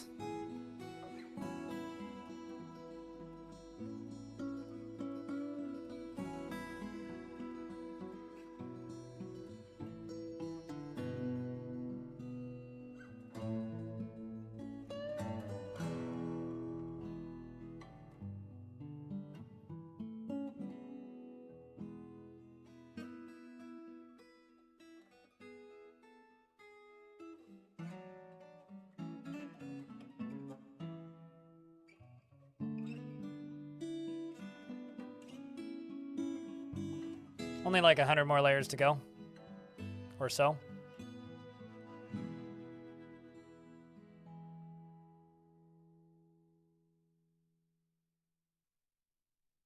Okay. Let's see if they're still working on this. Oh, there you are.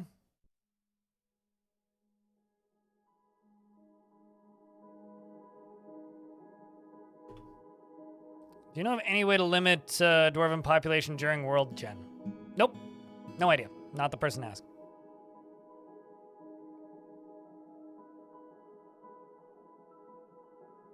I do not. Raz, thank you very much for the 41st month.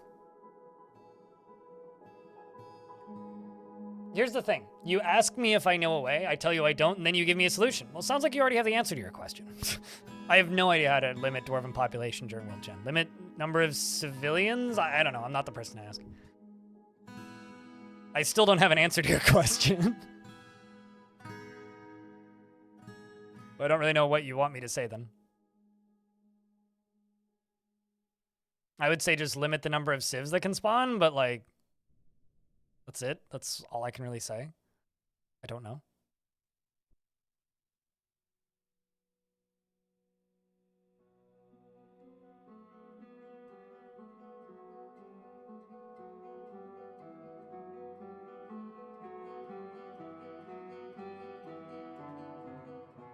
So the other thing I would like to do is...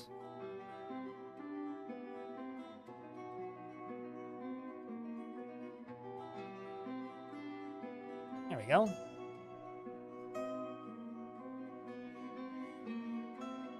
$69 pieces.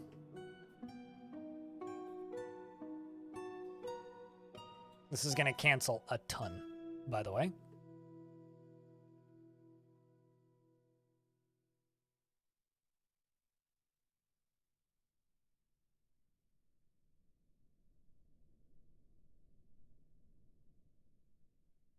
Yeah, I'm not really much of a world gen wizard. It's like maybe the thing I'm the least knowledgeable about in this game.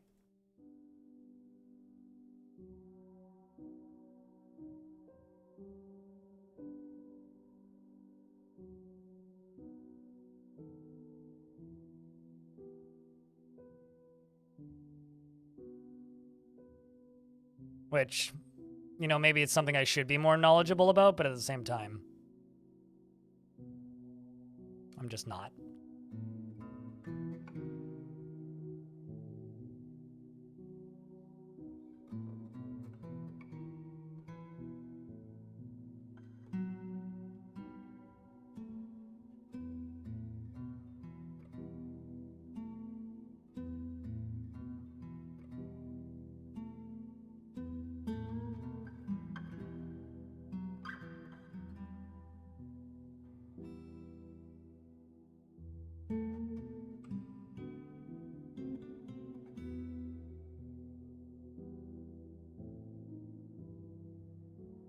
So much, you've been learning so much about world gen recently. You've been generating some great high savagery worlds.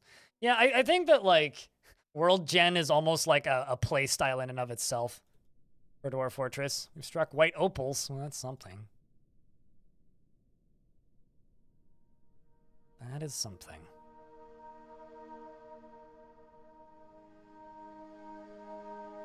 Congratulations, Optimus.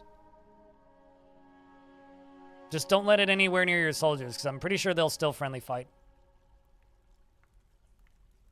Or kill friendly titans, rather.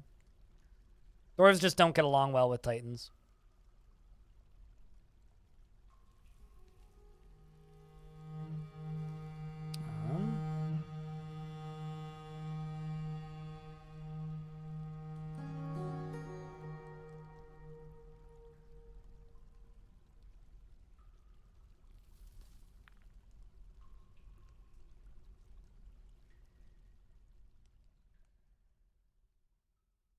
You probably spend more time in World Gen than playing. Yeah, I feel like nobody would follow me on Twitch if that was the case.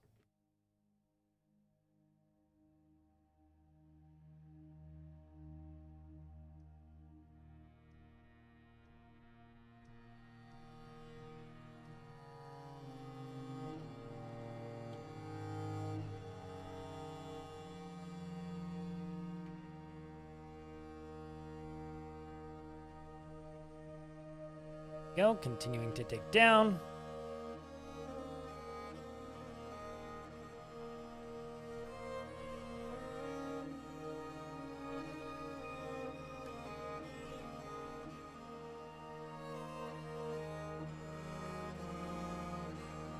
Why do I always do this? Like, the down is supposed to go at the end of the turnaround.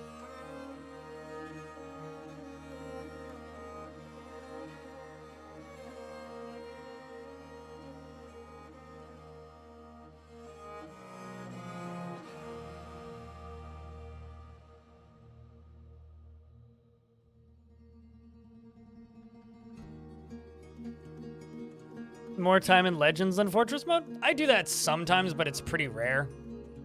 Every now and again, I'll just get stuck reading Legends for like 6 hours.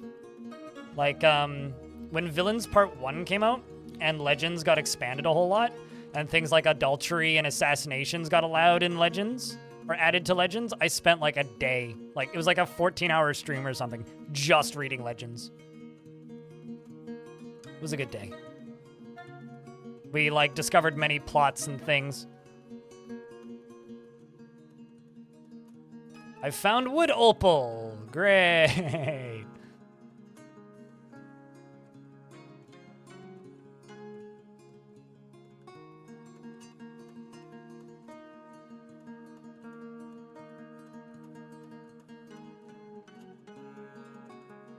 Did I end up playing that world? Yeah, but it was this is like 2021, so this was quite some time ago.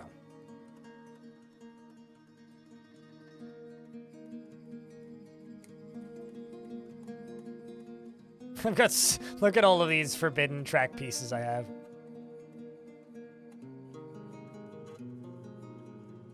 Let's try and unforbid all of these. A bunch of them will just get forbidden again.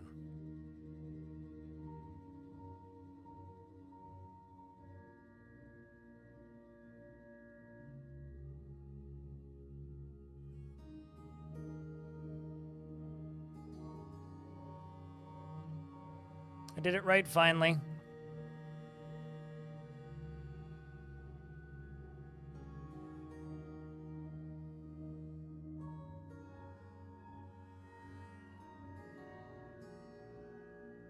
You know, as slow of a process as this is, it's way faster than building a pump stack.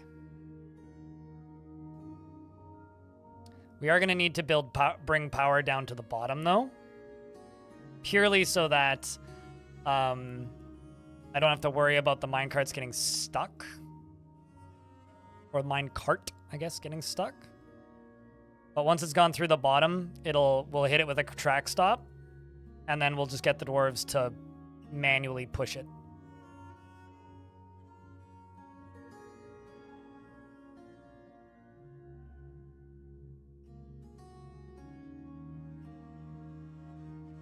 That can work.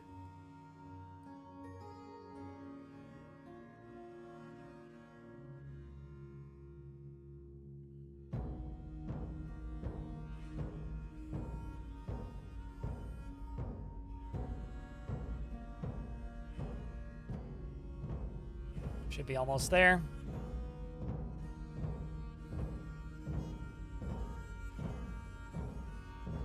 Yeah, we are damn close to there.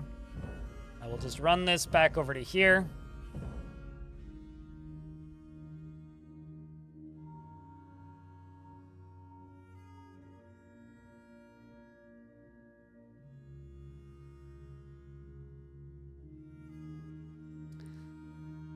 Okay.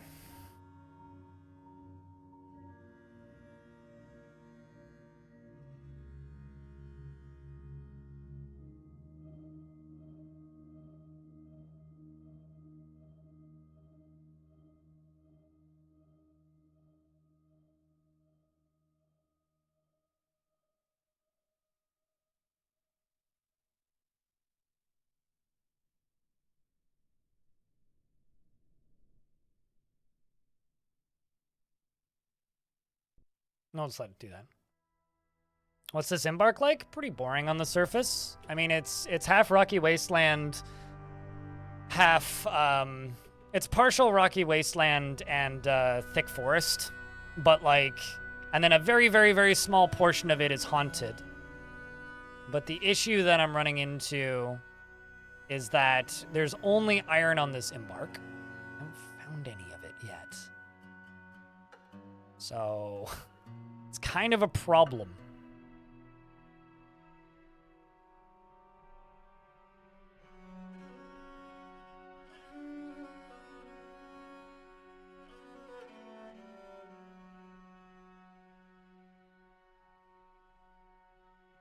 Kind of a problem. Let's go granite all the way up to here. See how many of these have been forbidden once again. A large portion of them, because I'm going to have to do this a lot of times. But if you're asking what the embark is like, as in like the surface, I can show you in a sec. This is what the surface looks like. It's kind of got this hill over here, which is fun. This is the rocky wasteland side, then this is the forest side. That's pretty much it. There is apparently 2 billion crundles. There are sometimes the occasional giant magpie that show up. We have a giant sponge here. And occasionally we will get just like a scourge of like undead praying mantises or something. Stoneworkers Guild. Oh boy, I got all these guild workers that are just like demanding things from me, and it's like, but I wish I could just, okay, you know what? This is just gonna become a Stoneworkers Guild.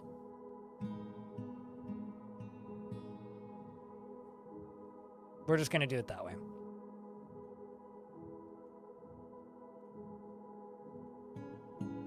New guild hall, Stoneworkers Guild. There you go. Now they should be happy. Now they are. Okay. Savage and undead. Pretty much, yep. Pretty much.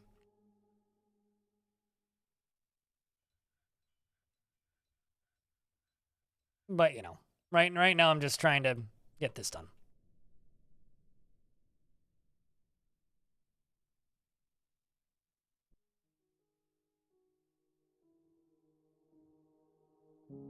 And also, next thing I'm going to try and do is get this whole thing powered.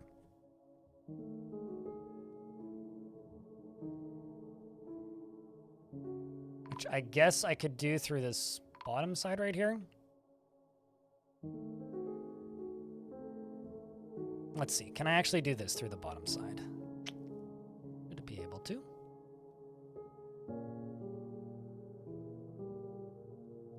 Although I don't particularly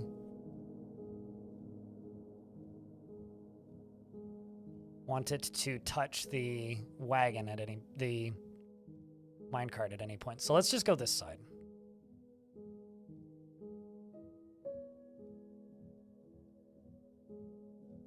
So if it touches the minecart at any point, it could cause derailing.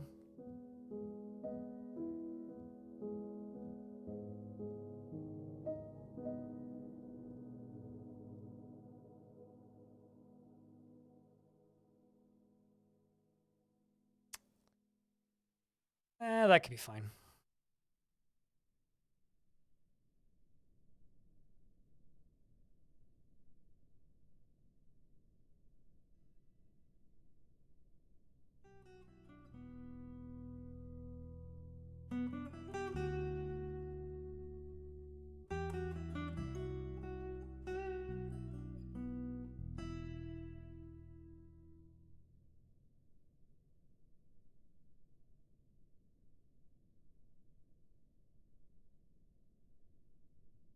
Okay, so we are going to make this go here. And do this out of granite. And the end of this is just going to be a little spot for it to dump.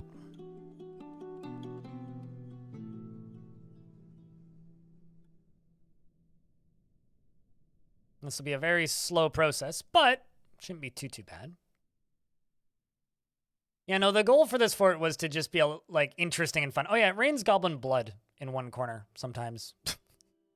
Unrelated to most other things, but it does sometimes rain blood. Did I ever attach this to the... No, I never attached this to the tavern. I should do that. Mountainous harvests.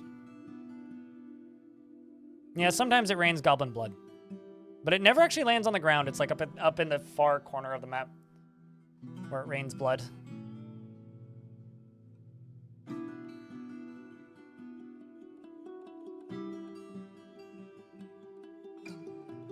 So chat, I have a question. Would you guys like a stream on Friday?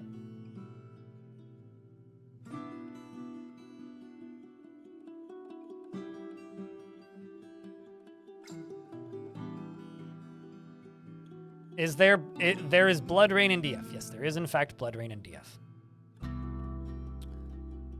Because I'm thinking about doing a stream on Friday, because I didn't get much time in on Tuesday. Tuesday was very short. And now I'm stuck trying to complete this, and this is going to take, like, the rest of my hours for the day. So by the time I'm done building this series of things that I'm building currently, it's going to be time for me to, you know, go eat dinner and call it for the day. Which means you guys just get a full day of Dwarf Fort. Okay, so now I need to get power from over here.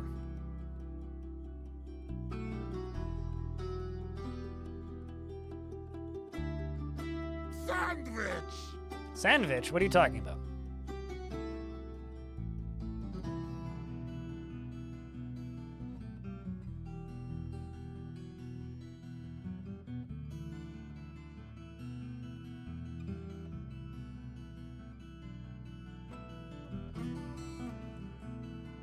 Please don't go up there and die, Dwarf.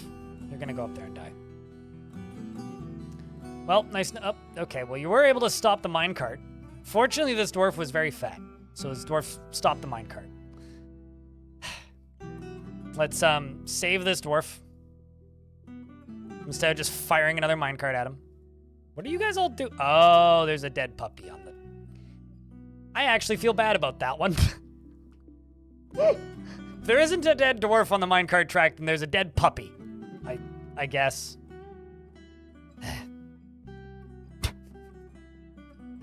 I do actually feel bad about that one.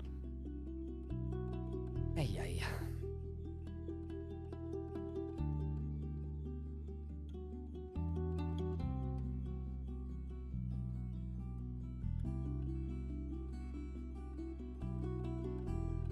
Yep, sad face is correct.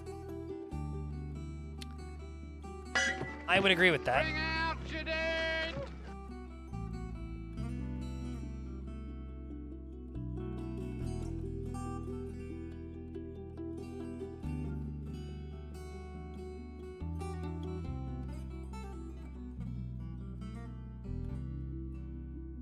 Okay, so over here we're gonna do a stare down.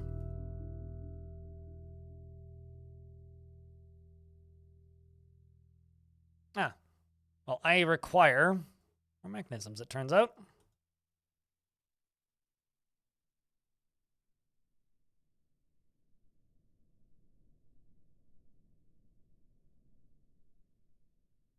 Dogs can be used for hunting in Dwarf Forts, so I would argue that dogs can be just as useful, but yeah.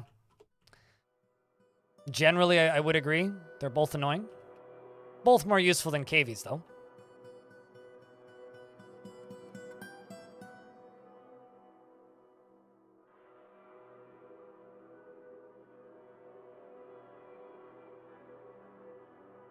Is chat trying to point out the fact that I haven't eaten lunch yet?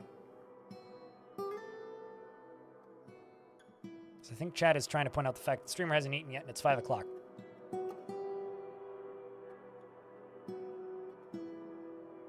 You have a good night, Rolf. Snooze good, man.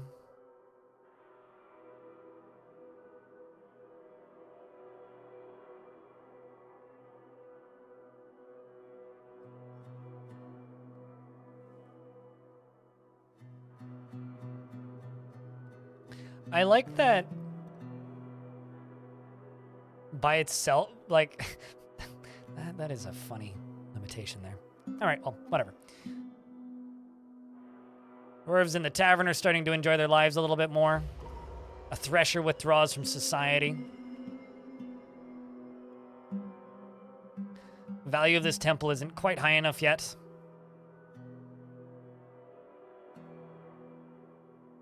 Let's see if I can increase the value of this ever so slightly.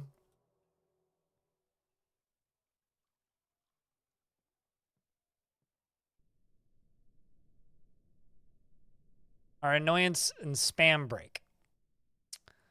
You want to know the biggest scam about the annoy me commands? They don't actually bother me. Nor do they actually annoy me. I can barely hear them, in fact. They're more just to annoy other members in chat than me.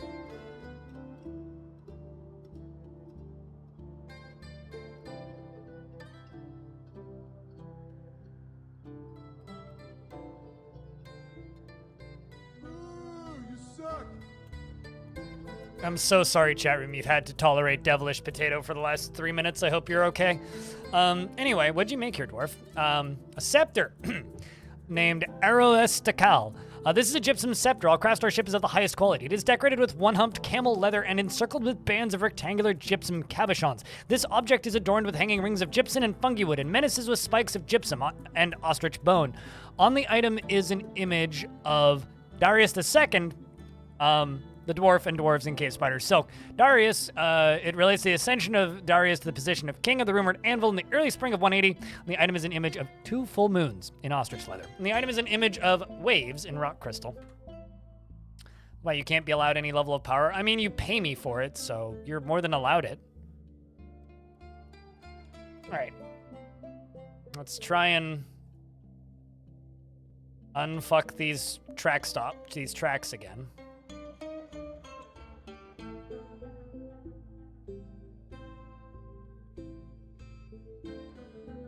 Woohoo!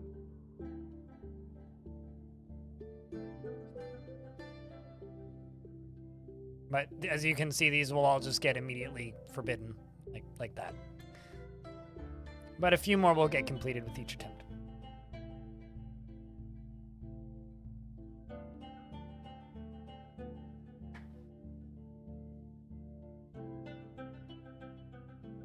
In what form, Salty?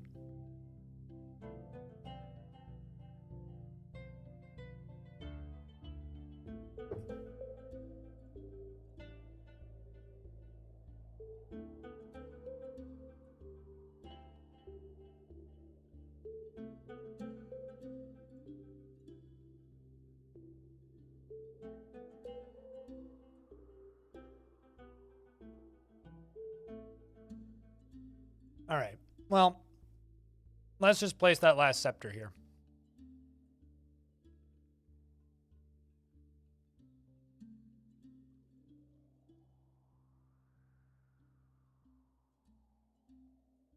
That you be boiled, mashed, and stuck into stew. Not to be weird, but all my streams are free. You don't have to pay to watch the streams. Okay.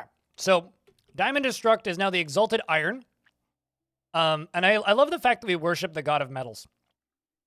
Can I just throw that out there? We worship the god of metals. Is by far away the most popular god in the fort. Yet, at the same time, we have none. Italian lager, British IPA, or a weird coarse chestnut lager. Unless you're saying Brita. Like bitter? I'd probably go for the Italian lager, honestly. I'd be in a lager mood right now. Not really in an IPA mood.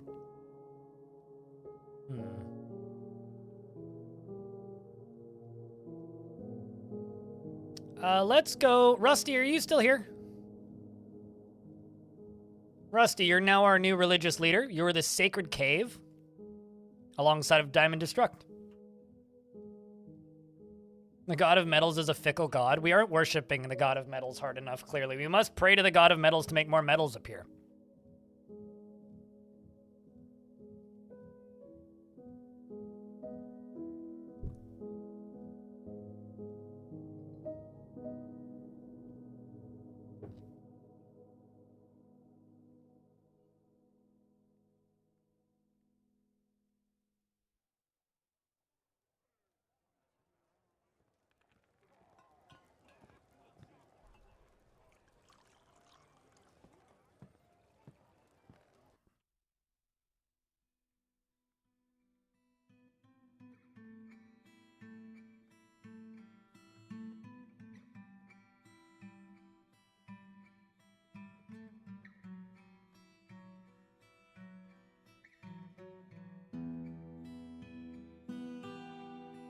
This will theoretically make this speed up, but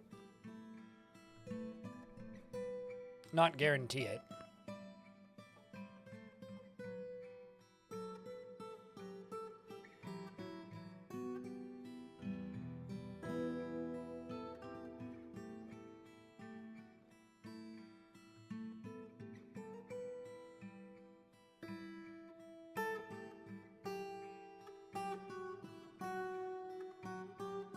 let's just go along here.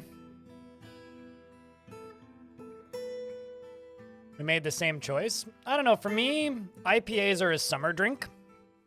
Lagers and like brown and red ales are a fall drink. Stouts are a winter drink. And pale ales are a spring drink. Pale ales and sours, specifically, are a spring drink. I like to make things seasonal because it forces me to change things up.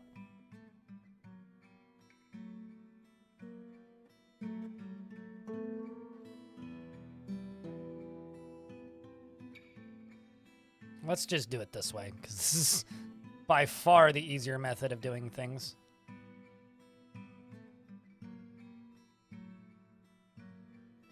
Saisons, true, yeah.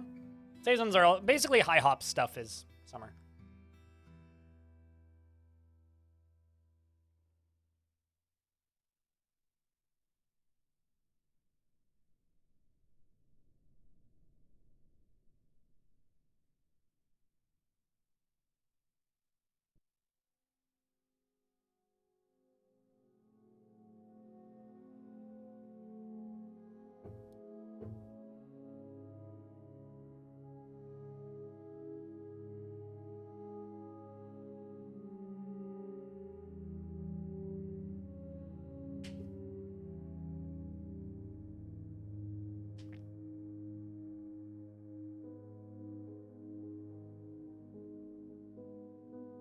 There's a brewery that no longer exists that used to make a my apologies, that used to make a black currant dark sour that was barrel aged. Basically what you're describing. Tuxedo. Section of cavern has collapsed. I think our fire boy is burning stuff down.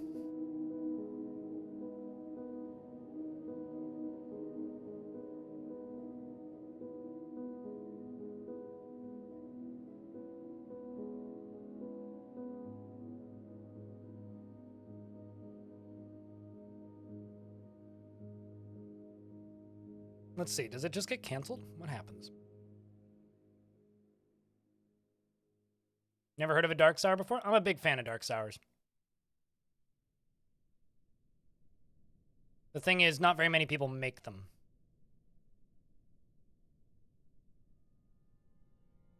Is what I would say the issue with dark sours is, and why very few people get the chance to try them. They don't get made very often. But I've certainly had dark sours. Even by accident. Yeah.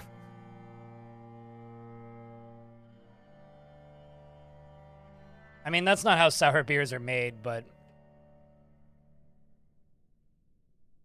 I mean, you could just let stuff go bad or contaminate it. Yeah, that would make it sour.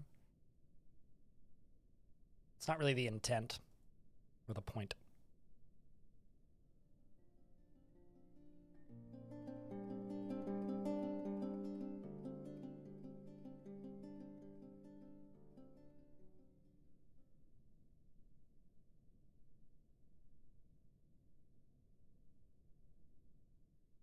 We've had lots of black currant things the past few years. Well, they're no longer current. I feel like sours are kind of an acquired taste, yeah. Even as far as beer enjoyers go.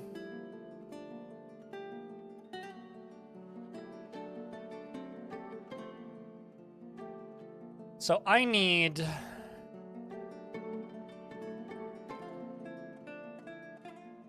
metal chains.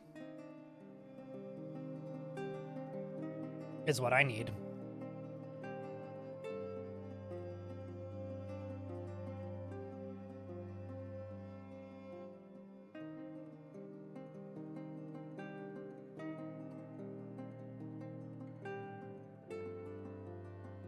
All right, we're making progress here.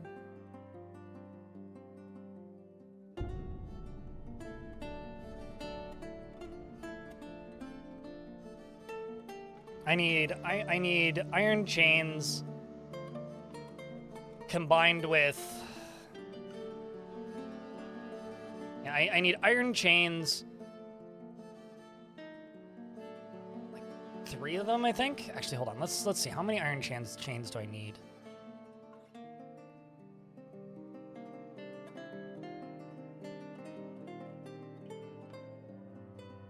That's the first question, is how many iron chains do I need?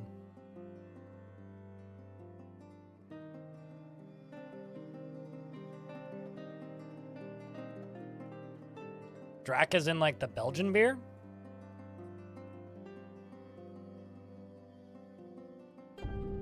Okay. We're going to make...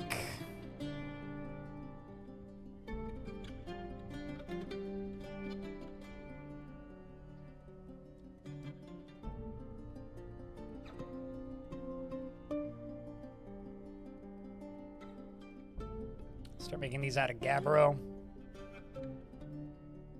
How fares the folk of Heavens? It's pretty bad.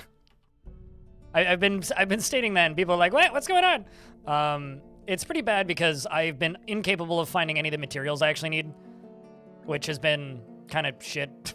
It's kind of sucked, if I'm being honest. Yeah, it's been kind of bad.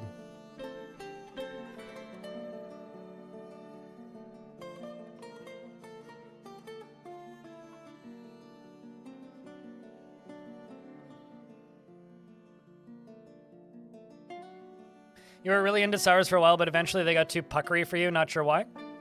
Just find a brand you like that doesn't change their stuff very frequently.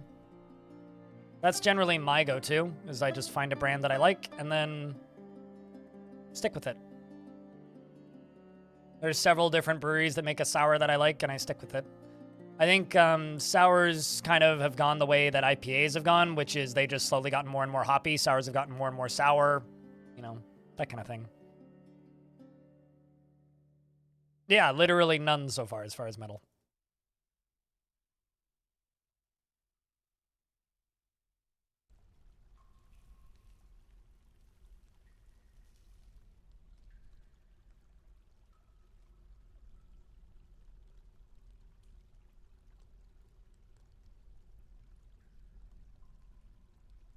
Gotta shop around. Yeah, exactly. Find something that suits your taste buds.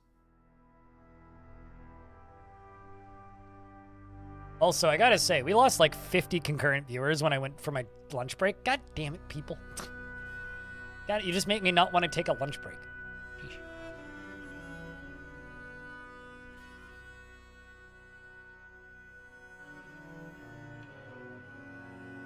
Yeah, we were at like 180, and then I took my lunch break, and I come back and I'm at 150. You being lurking? You just failed at lurking, Parawheeler. But thank you.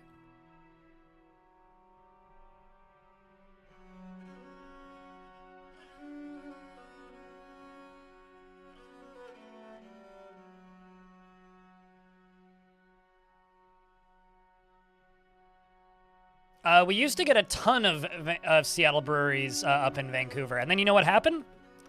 Trump got elected. You know what happens now? We never get Canadian breweries or Seattle breweries up here anymore. So, because it's too expensive, turns out.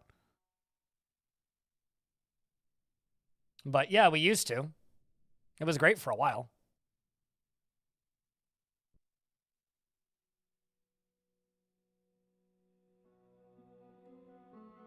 Yeah, now it's like a rare anomaly that I find like Ballast Point or one of those other bigger brands up here. It's like, oh my god, fucking a brewery from the States that isn't a macro brew? What is this? Okay, so here.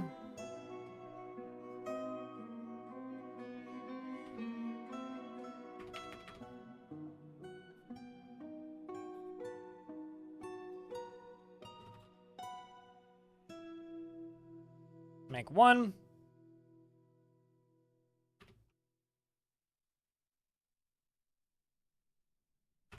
Three.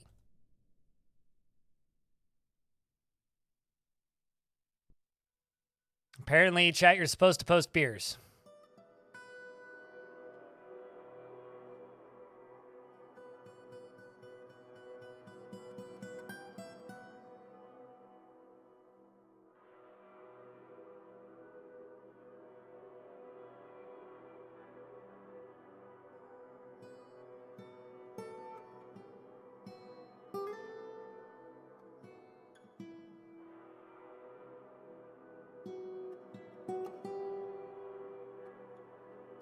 So what I need now is I need a trek stop here.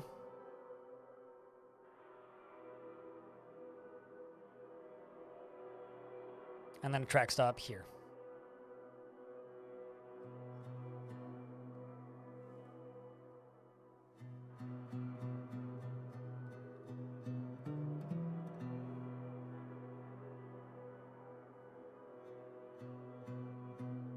And then we can go all the way up. So vertical axles is going to require a lot of clicking.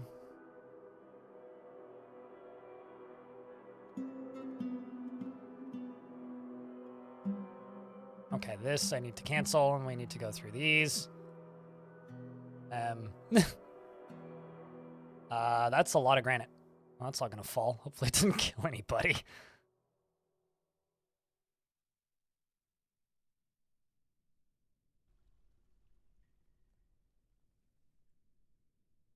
A way to get back into homebrew? Yeah, I used to always wish that I had the space to homebrew, which I really don't. I don't. Ah, cool. Cavern dwellers are encroaching slowly.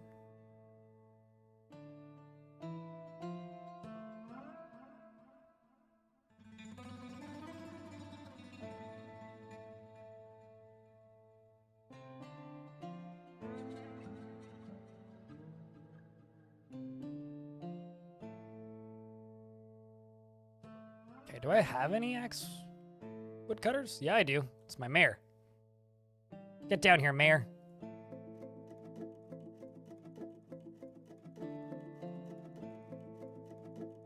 But while we're waiting for that, we can scroll all the way down. Oh, that sucks that you got roped into night shift.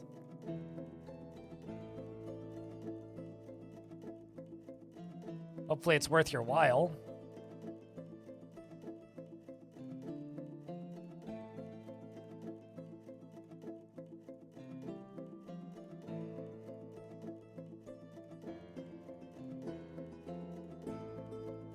Then it's not worth your while? Well, that sucks.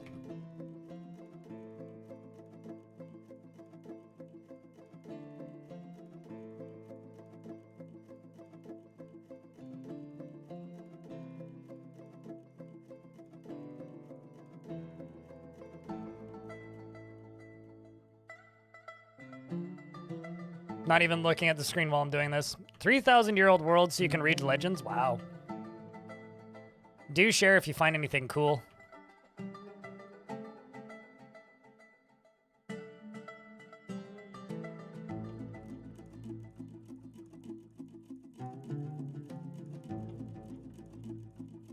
So now we're simply waiting for this to come get chopped down.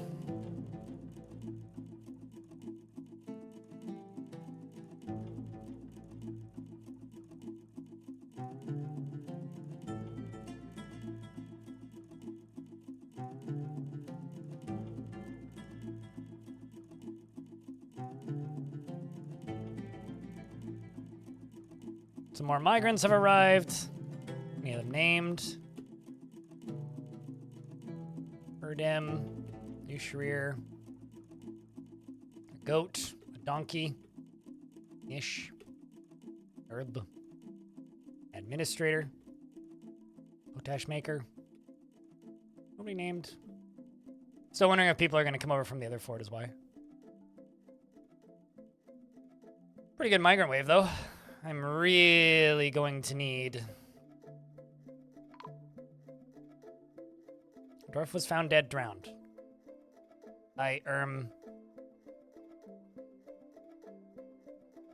Dwarves. What in the world are you doing?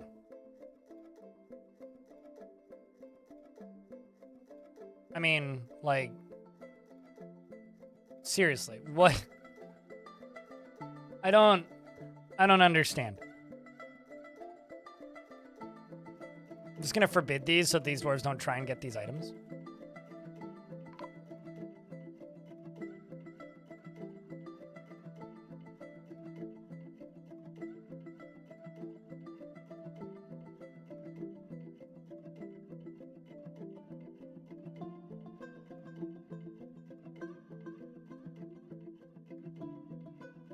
On your 1K when someone died at 90 something and then 500 something years later. Yeah, I've seen stuff like that.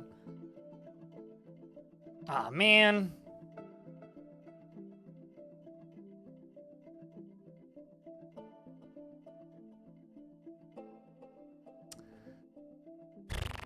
Turns out, me forbidding that seems to have broken every single one of these that I'd built. So that's cool. Time to go back and rebuild all of them. Yay! Okay, well, let's do this.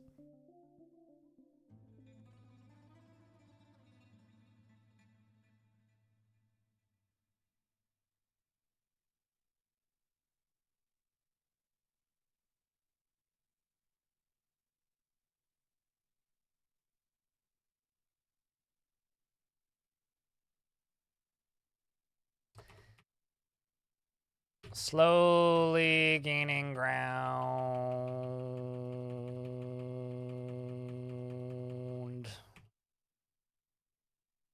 I really wish that I could just like click drag these, but it's not how they work.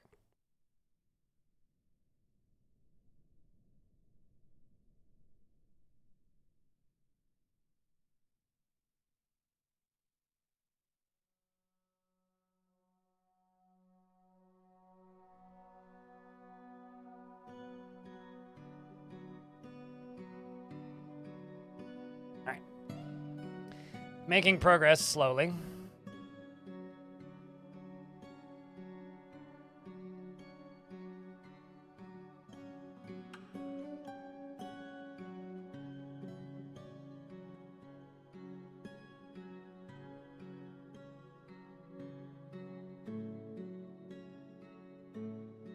Yeah, I remember ages ago, I used to like imagine kind of like the concept of me getting into microbrewing and being, or home brewing, I guess, and being like, this would be a really fun hobby. Like, I think it's something I would really like to do, but it just never happened. I just don't have the space, so it never really materialized into a hobby. As neat as it would actually be to do it, it just never materialized.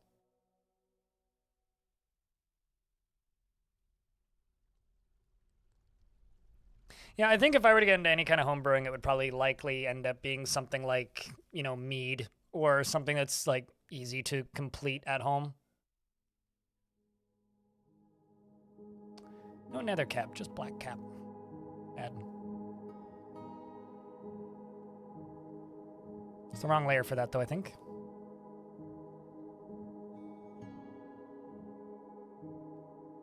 I mean, isn't that most hobbies worth doing?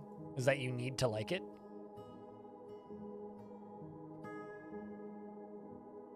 What's the point if you don't like it?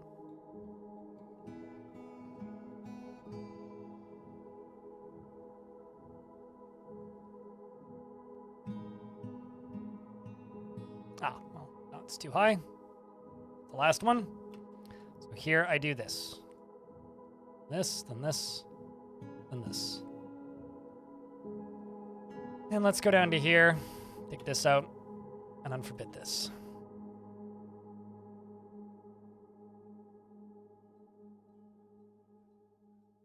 Brewing mead is really easy. Yeah, you just need a surplus of honey, which is extraordinarily expensive here anyway. Grandma makes wine. My parents make wine sometimes.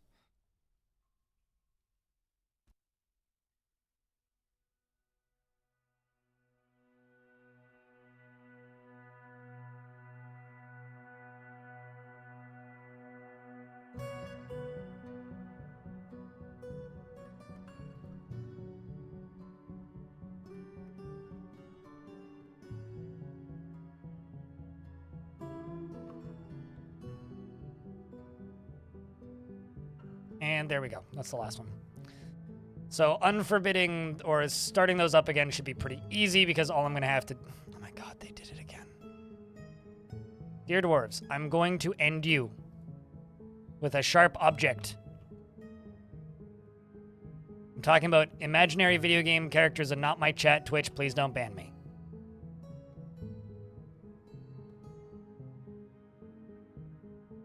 All right, let's do this.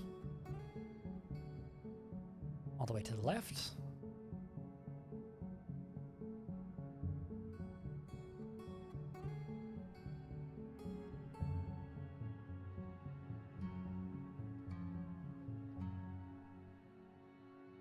So this is 155, meaning it should work all the way up and down.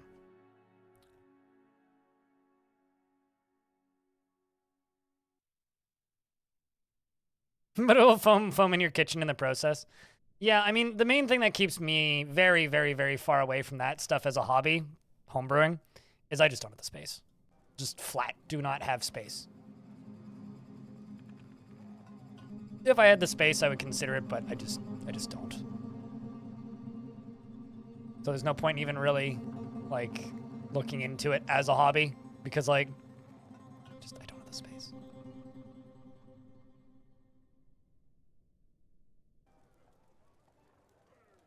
Hello, Pierre. How are you? Good day. Okay, well, this spins. This needs more stuff put in it. Dwarf withdraws from society. We'll keep an eye on that dwarf.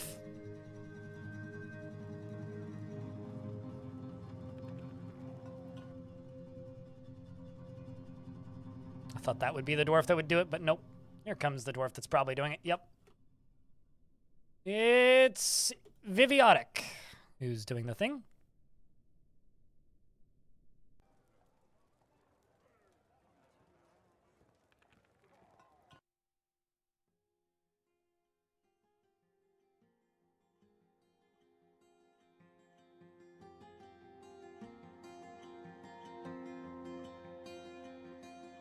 Had remodels done of the 2 houses he has owned over the years to make the garage have space for water to homebrew at scale. Damn. Why don't you just, like, get some, like, warehouse space at that point? Go into business. Microbrew at scale.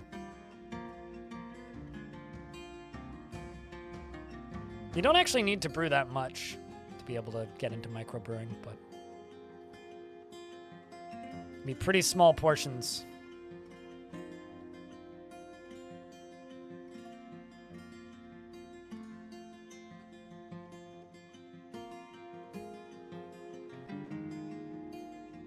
Just to make and consume? Fair. I just personally feel that that's a bit of a waste.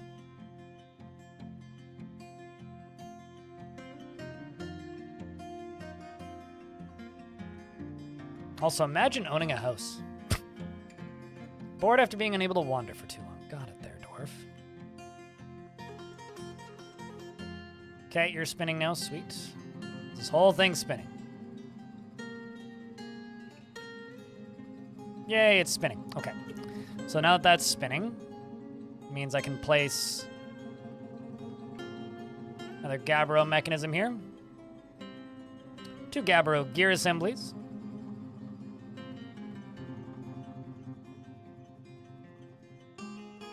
And then down here in the base,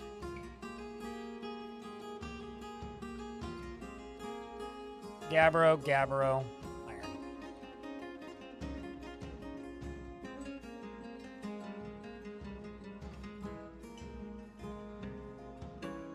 And then that's pretty much it.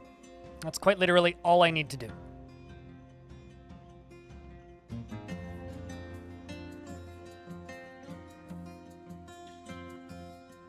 Getting the hell certs to actually sell homebrew in a place like Germany is expensive and painful. Oh, I believe it. Yeah, it depends on where you are. Like, I'm not saying it's easy. I'm just saying that, like, that would be what I would want to do if I were to do something like that. Like, if I were to go through all the effort to, you know, have everything to microbrew at scale or homebrew at scale, you might as well just, you know, brew. But that's just me. I acknowledge that that is not generally the way people feel about stuff like that. I'm just going to go in here and type in mechanisms. Forbid all these, forbid all these, forbid all these, forbid all these, and then just use the Gabbro ones. And what I'm going to do, I'm going to call this Lava Transport. It's just going to be the iron.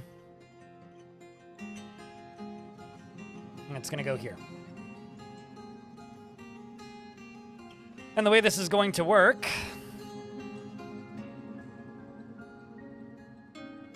it's going to have 3 stops.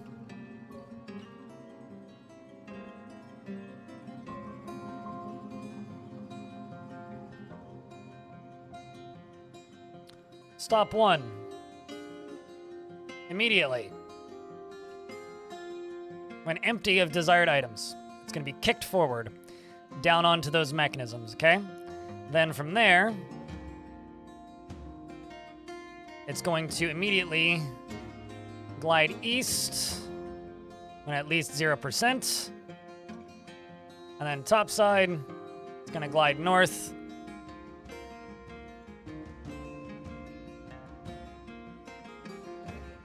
Actually, you know what? We'll just kick it north. That could be fun. What could possibly go wrong when it's empty?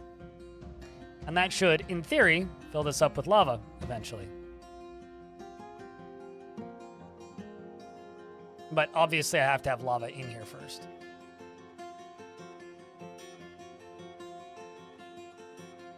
And also, this needs its chain and two mechanisms.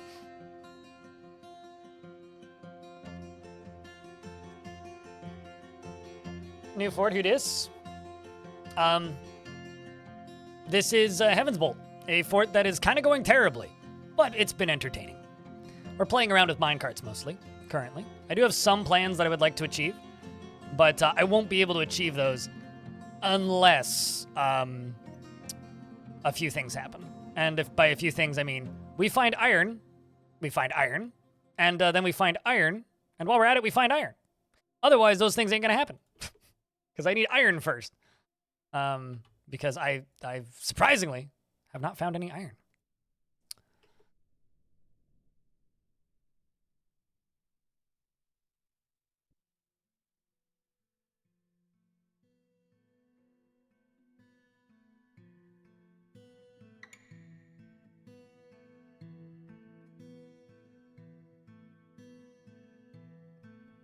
Well, that part works.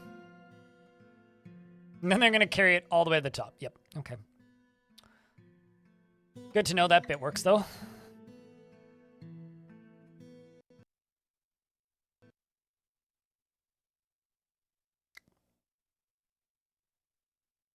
I don't know when the last autosave was.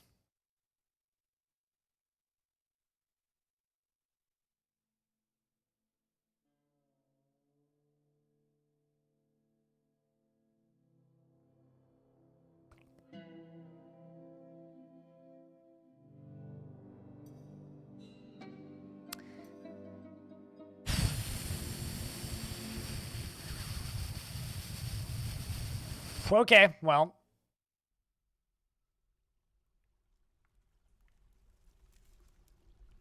I have to rebuild the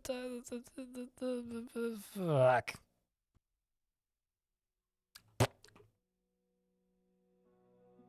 Great. Awesome. Fantastic. Excellent. Love it. Good. Great. Fantastic. Sweet. So happy. So happy. Okay. Mechanisms. Let's try this again. So it was before I started making Gabbro mechanisms. Okay. Got it. Right when I started making Gabbro.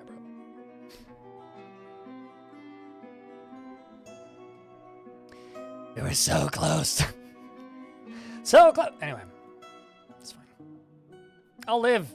So will you, chat. Hopefully. If you don't, just leave the pieces at the door. Cool. Cool. Whoa! Crystallized Castles, thank you very much for the 5-pack. Appreciate you. It's really helping my sadness from that thing that just happened. Be slightly less sad. So thank you. I'm not actually that sad, but like, man, come on.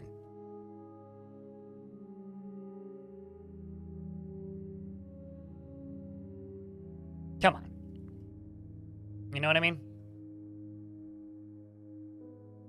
Money is happiness sometimes. Not really, but it does certainly help.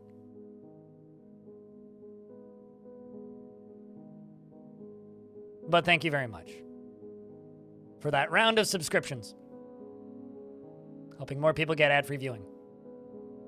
And helping increase the number of subscribers subscribed to this channel.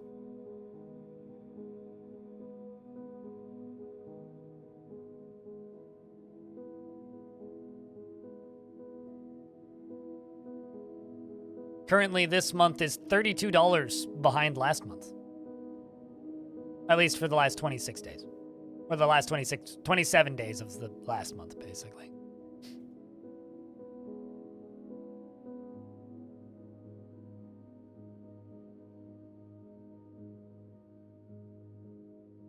Okay, so get that done.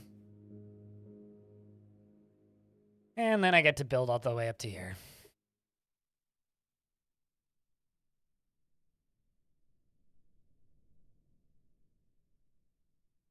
Oh, that might have been why it canceled the last time.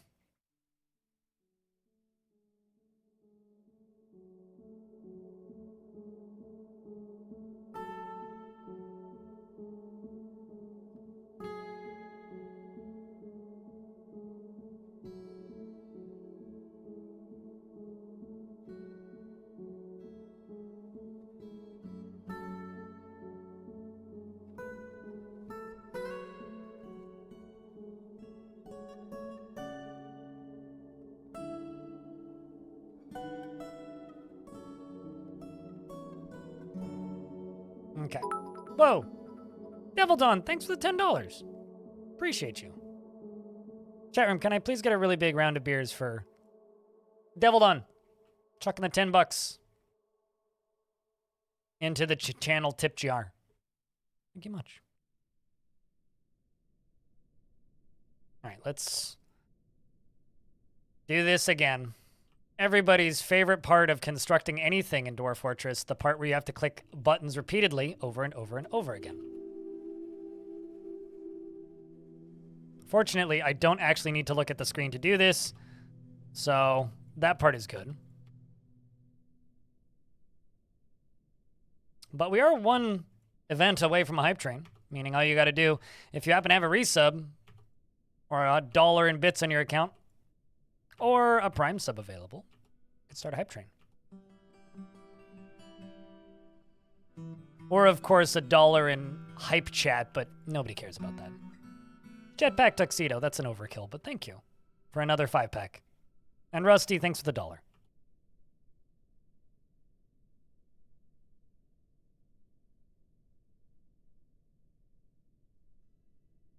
As I slowly do this. Although we're almost up there. We're minus 16. This is still faster than, you know, building a pump stack. So you know what I'm going to do? I'm going to take very full advantage of DF hack, everybody's favorite feature. Quick save. Seriously, though, thank you very much for that level 3 hype train chat room. With the $10 from Devil Dawn, the 5 gift subs from Crystallized Castles, and 5 gift subs from Jetpack Tuxedo, and Raz, thanks for the $10 as well. Cheers, dude. Remember, gift subscriptions are currently on sale, and as of next month, why not? As of next month, as of the 1st, we will be getting 70/30 from subscriptions. So thank you for the $10 as well, Lida, and you, Raz. Level what, hype train? Level 4, me thunks.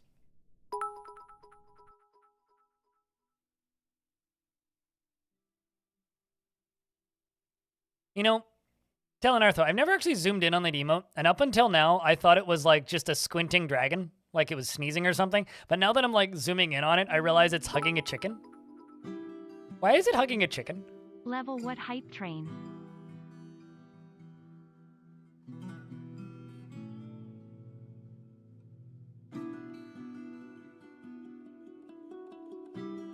No. And no. Why would you not hug a chicken? Point made.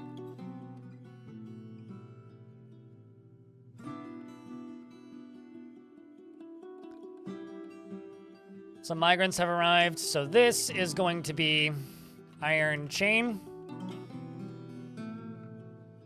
3. And iron minecart. 1. Chickens are your comfort animal, dragons are your creative inspiration. Fair enough. Oh, also, chat room. Some of you may have, I'm mentioning this mostly because I know that Talon's here. But many of you probably watched or noticed that I've been covering larger, more well-known Dwarf Fortress fanfiction as part of the lore series. If somebody here, as in like part of this community, writes a piece of Dwarf Fortress fanfiction that you consider to be like interesting enough, send it over to me and maybe it'll make its way into a video eventually. Because I think there needs to be more arch crystals in the world.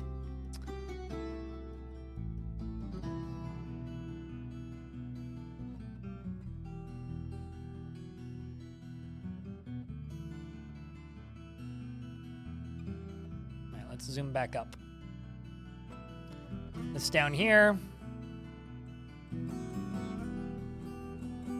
should be Gabbro, Gabbro, Gabbro. You right here. Don't have the stuff yet. Working on it.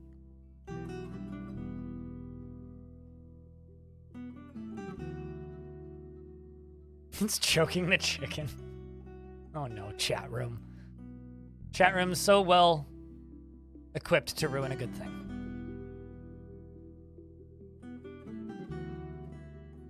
Sending one another letters. I understand what you're referencing. That is a lot of plump helmet spawn. My guys, why don't... Devil Dawn, thank you very much for the 10-pack of gift subs. Means a lot, dude. Also, because a certain person I know likes doing things anonymously. Just remember, you can still gift subs anonymously as well. Even though you can't cheer bits anonymously anymore, sad face.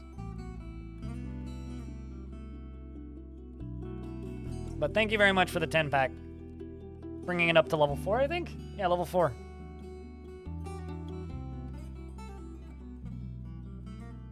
You want a level 4 train? I mean, you got it, clearly.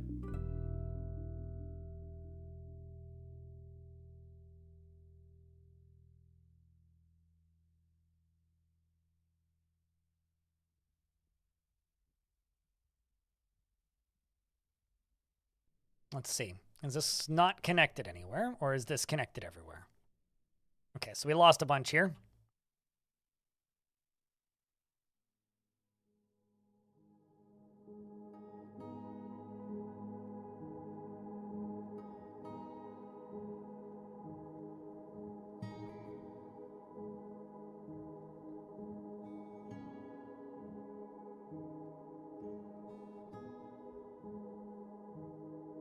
Okay, we lost a bunch in the middle of there.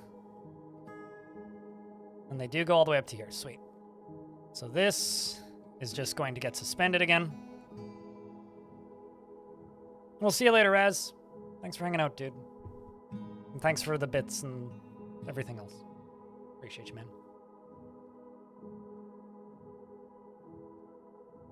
We are getting very close to me having to mug chat.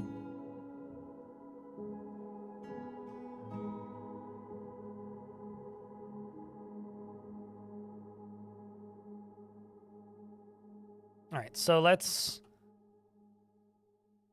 check these jobs.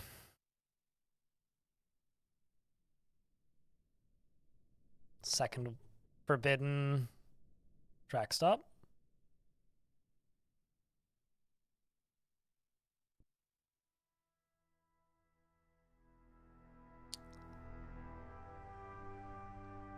Let's see, are you able to complete this?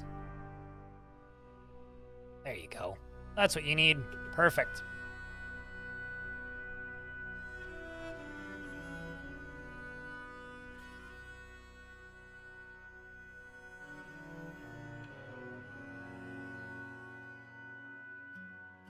You know, now I'm starting to think that this is actually taking longer than it would have to just make a pump stack, but then I remember, no, I would have had to make it out of glass.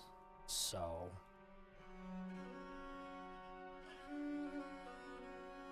I would have, in fact, had to make it out of glass, so it would have probably taken longer.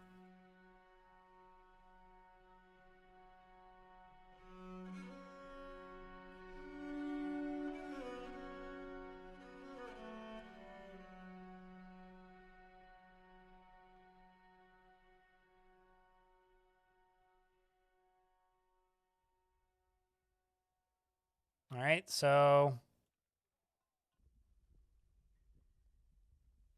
what the heck my manager not doing?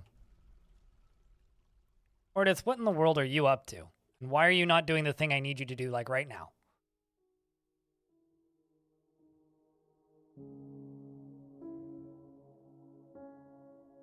But 1 minute left on that currently level 4, almost level 5 hype train.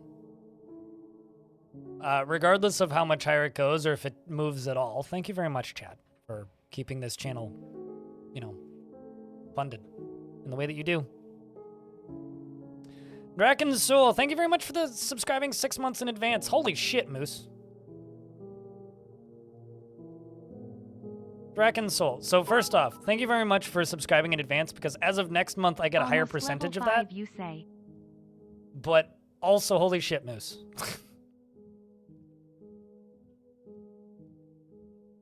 X50. Accurate, yes. Also, $51 beers. I really hope those ain't Bud Lights, because that's a lot of beer.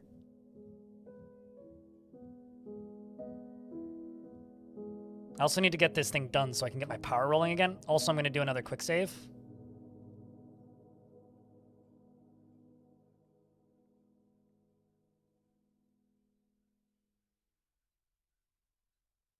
You know, I think my 5 favorite DF hack functions is going to be a video, and it's going to be like, quick save, exterminate, death cause.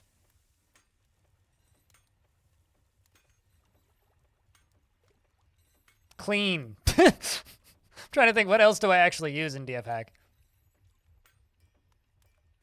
Not many. But we've completed level 5, so now it's on to level 6. Chat room, you spoil me. Thank you very much. I will say, we're 9 hours into the stream. It's 5:55 p.m. Full heal, yeah, that's another one. That's another good one. Auto dump? Yeah, that's fair. I've used auto dump a couple times too. Yeah, maybe that's a video I'll do. That would be easy to put together too.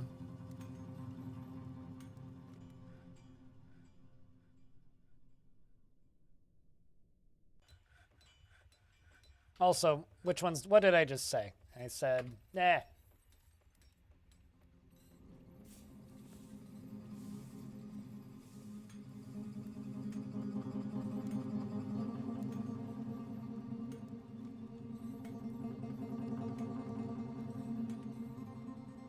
Exterminate. Making notes. I don't think Trader Joe's exists in my part of Canada.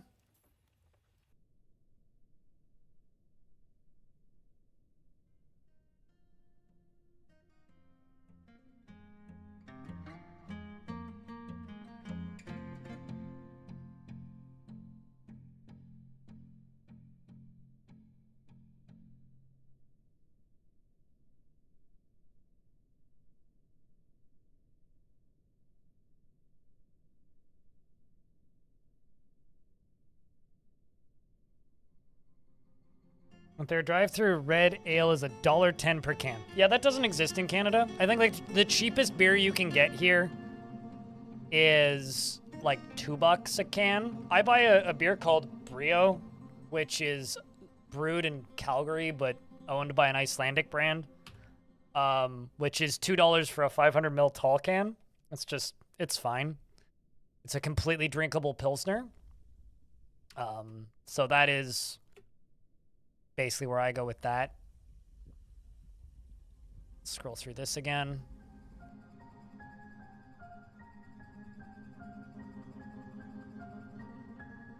It's spinning. That means it's working.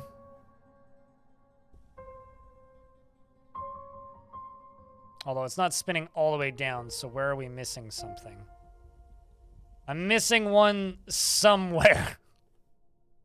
Time to figure out where it's missing, so scroll until it starts spinning. There it is. Hallelujah.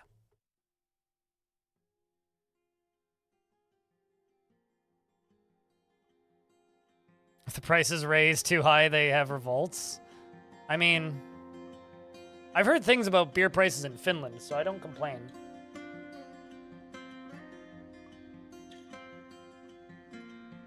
All right, so down here.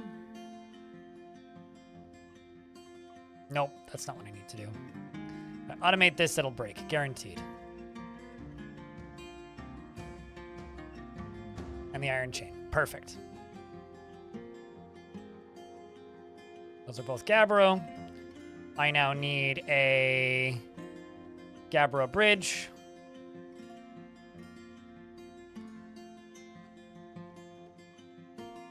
And a lever. Up here.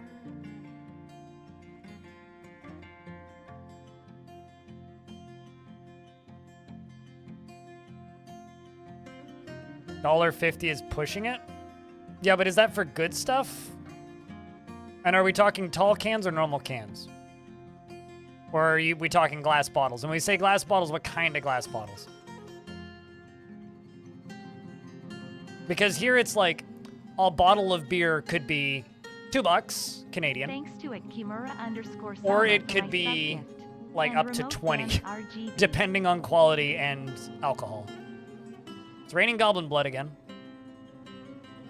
Preox, thank you very much for the 10th months with that lovely sub-gift. Appreciate you. And chat room, and just in general, can we get a huge round of beers for that kind of absurd train? Because it went and it just kind of kept going. So thank you very much. I genuinely think sometimes that I don't deserve you guys. Let's, no, just unforbid you.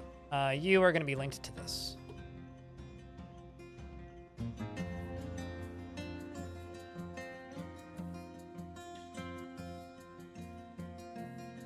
And then this I could probably just deconstruct, actually. But there's 2 things I got left to do. And then I'm going to do a quick save again. Because I don't trust the game anymore.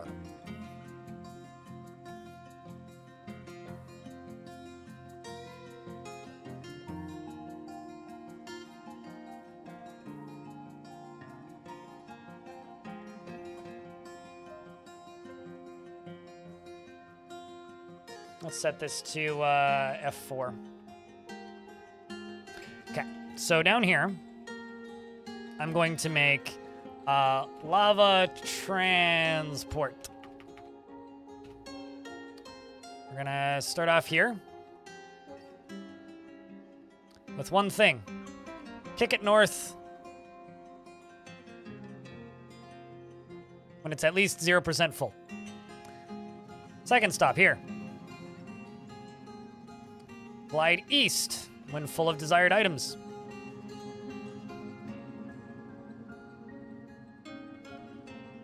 Then here, glide north immediately.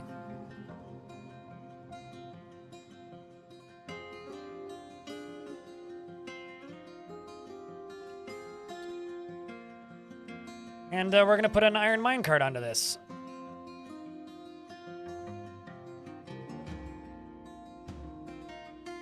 So now I'm going to do this again because I'm paranoid after the last crash and I will not lose that much progress again. I should employ a Forgotten Beast with Poison Vapors more, 18 kills and counting.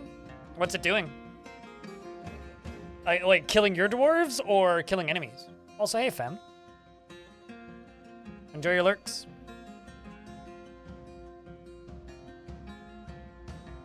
Thank you, Fido. Appreciate you. Same with you, White Dog. How dare you not have a sub?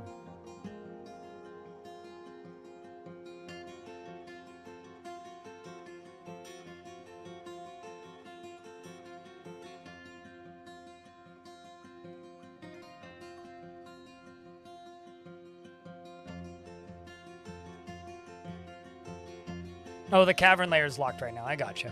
I thought you'd like... When you said you should employ them, I thought you meant like you had it like trapped next to a walkway where enemies were walking and they were all dying or something.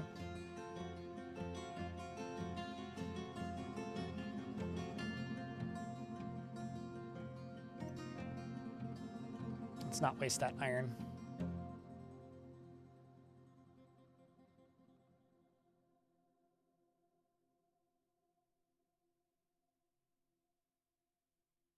Still busy but loving it. Well, that's good, dude. You're not going near it? I mean, the idea is you don't go near it, right?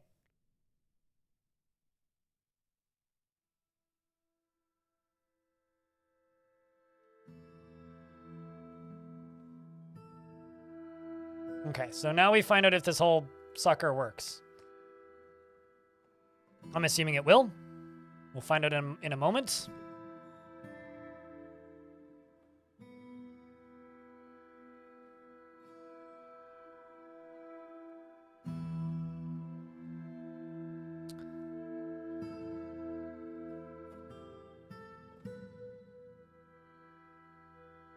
So we just simply wait for a dwarf.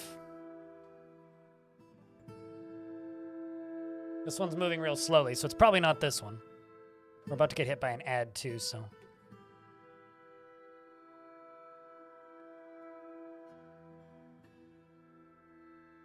We will pause.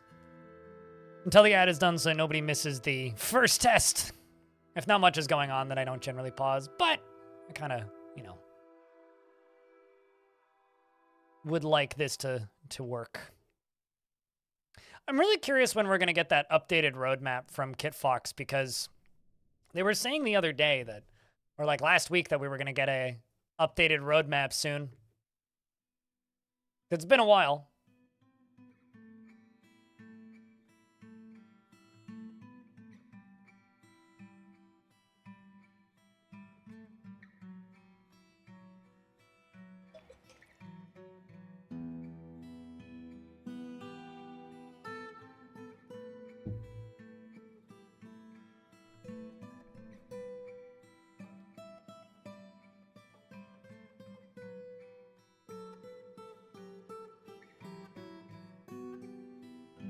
You always try to tame 100% peregrine falcons? Why peregrine falcons specifically? I gotta say, one of my favorite things about this industry, by this industry I mean like content creation space, is when I see a big YouTuber or Twitch streamer or something stream a bunch of a game and then the developer just freak out on Twitter when their like reviews skyrocket. It's one of my favorite things ever. Or on any social media service. Doesn't really matter which one. But that is literally my favorite part about this whole job.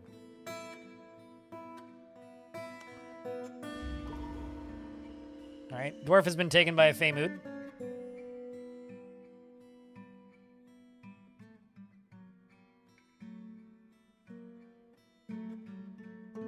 Okay, that part works.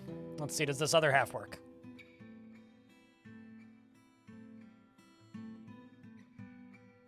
Unless I screwed this up.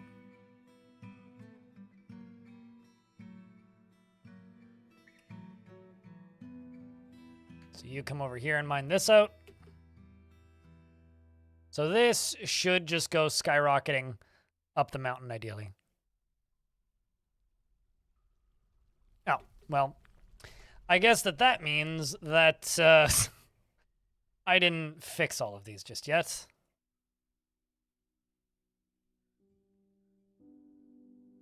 Yeah, if they go to just carry the container up, it means that there isn't enough space, or there isn't a connecting track all the way up and down. So once this is done and working, we can then go back to building stuff up on the surface. So Chad, has this been an educational construction for you guys? Have you guys found this construction entertaining? 'Cause I hope so. Like this has been a fun one for me to build. Let's do limestone across there and then we'll fortify that. And let's do limestone blocks across the top here.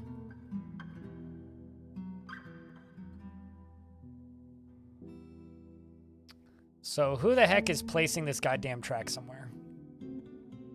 Place track vehicle. This poor dwarf. Having to haul this minecart all the way up. So this is another way you could do this, right? If you just didn't build the track that connects the whole thing, you could just like have the bottom bit and then just get them to carry it up, but it would take a while. Not much left to learn though. Yeah. Aside from weird bugs, probably.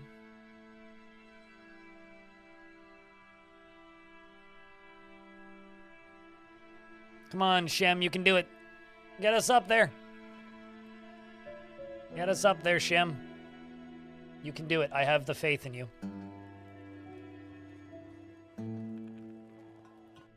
Almost there, Dwarf.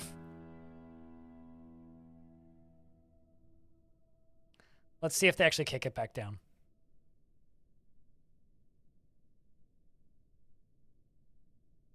And also if it gets kicked off the track. I'm not sure if it will.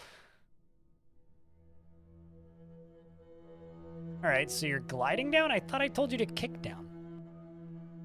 Well. It definitely shouldn't glide down because otherwise the dwarf's just going to go straight into the lava. But this does mean it's working.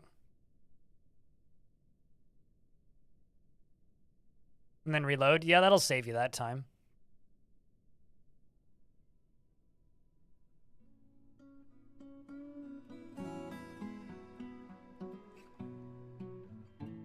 All right, let's get this pulled. Wait, actually, no, let's not get this pulled. Forgot to fortify this. Let's forbid you. So we're going to fortify this, pull this lever, and then begin.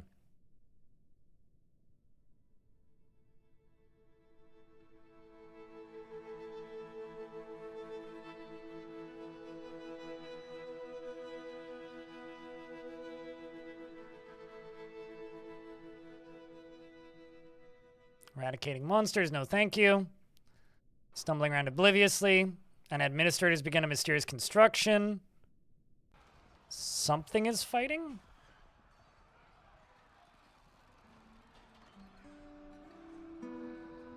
Ah. Looks like my dwarves are brawling a little bit in the tavern. Well, typical dwarfs.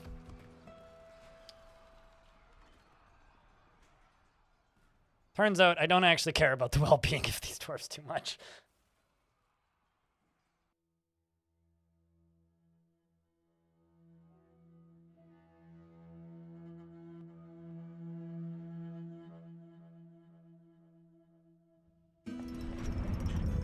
We have a gypsum mug, which I will check in on in a moment. I want to finish this.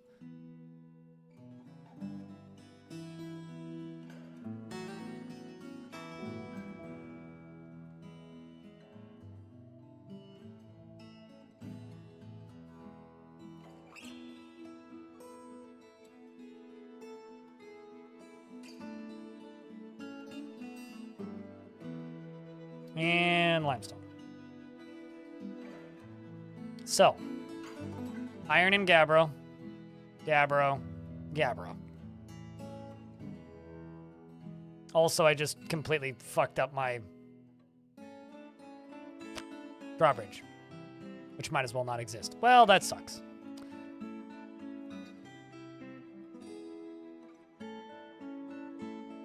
You can, but it creates a new hard save in regards to saving and loading. So this better work. This better work. 7 or 5. 6. This is still powered, so it should work. No reason why it wouldn't. All right, test number 1. Let's go. Silence. Now we just need to wait for our first dwarf to come down here and kick this minecart. Lava cannon? No. Just transporting lava.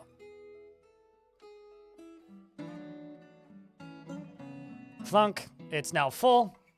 And now our dwarf is pushing it.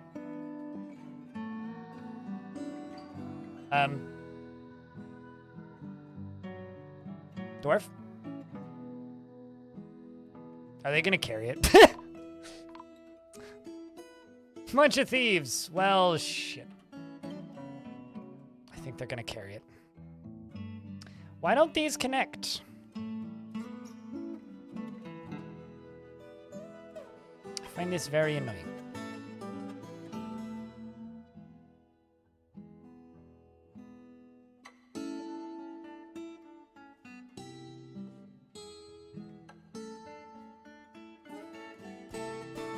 Yep, you are going to carry it. Well...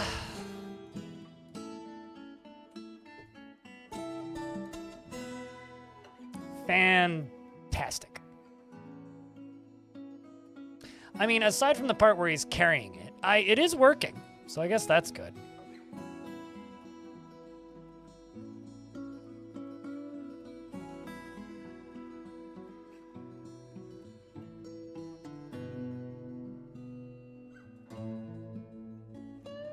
Gotta save the cavey. The what? I can't hear you. This is certainly like a strength training opportunity for these dwarves. Neezer is carrying a very hot minecart. Very hot. I mean, look at this minecart. It's so hot right now. It's such a hot minecart. It's absurd. Absolutely absurd.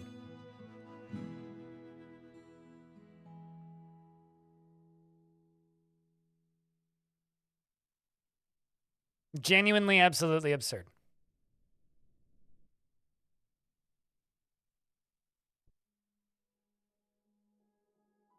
In order for me to save the cavey, you'd have to, like, make me care about cavies, which...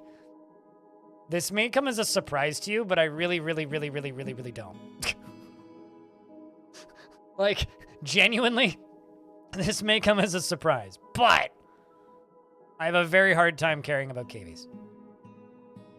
Well, we're almost there. On the bright side, we are almost there. Come on, dwarves. Continue going upwards. A little higher. Little higher. Almost is.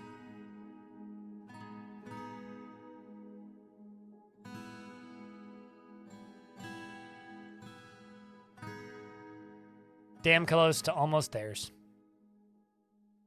And then it's going to glub over the edge there and then back down. Problem is I do need to speed up the process in order for this to work. Which is why I kind of need them to not just, you know, do it this way. Otherwise... Okay, well, now this part's working. It's going down way faster than it was before. That's good.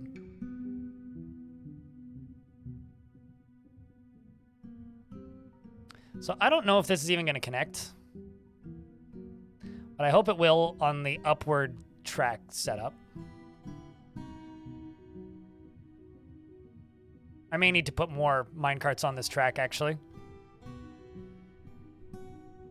That or just do this one tile at a time, which I can do. I'd rather not do it that way, but I can.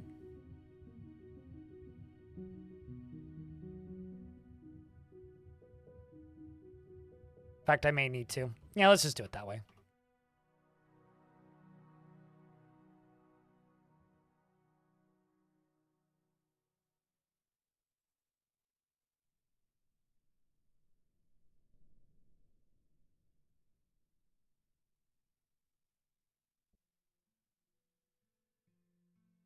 You wish I was that creative?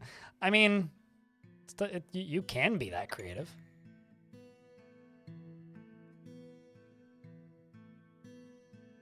Not really anything stopping you from being creative. It's just a matter of you imagining some things. All right, let's do that and this. I say that like it's so easy. You just got to imagine some things, man. Of course, the one I didn't want to disappear first disappeared first. Yep. Well, there goes Fractal. A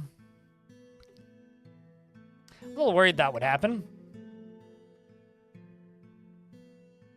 My bad.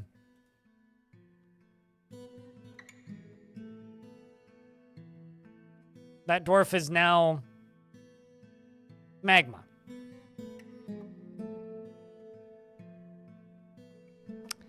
You know what? Why don't we not do this and instead do this?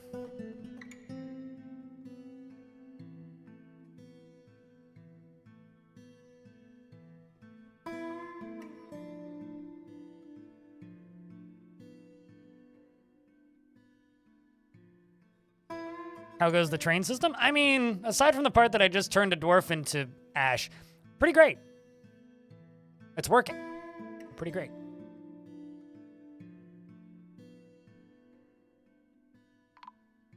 I'm about to turn more into ash. My fortress is supposedly out of food. This is absurd. We shall fix this problem by eating all of the livestock.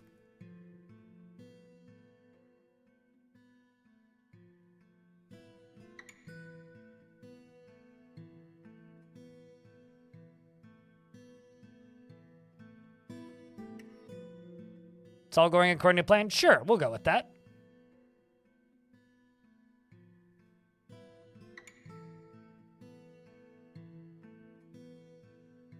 There we go. All right, so now that that's done, who's pushing track vehicle? Push track vehicle, there you are.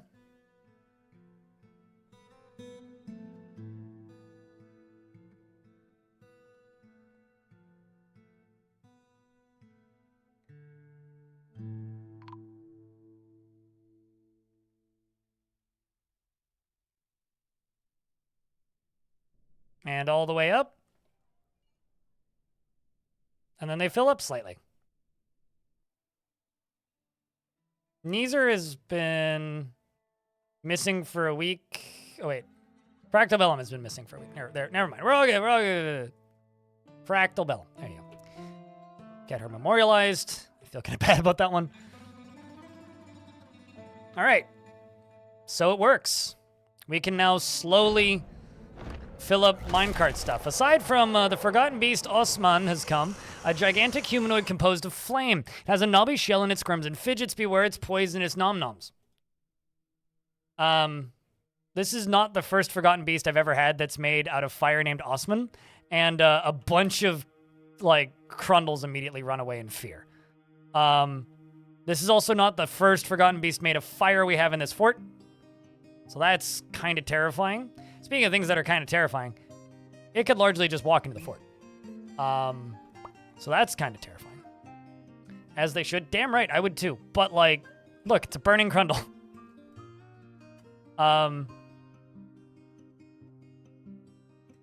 He's gonna go jump into my fort, isn't he? Although he's injured? His upper leg is gone. Please tell me a Crundle took off your leg. Yeah, no, the Crundles have punched it a couple times. Anyway, it ran off the map. So I don't know if he can get in, maybe. That's kind of scary.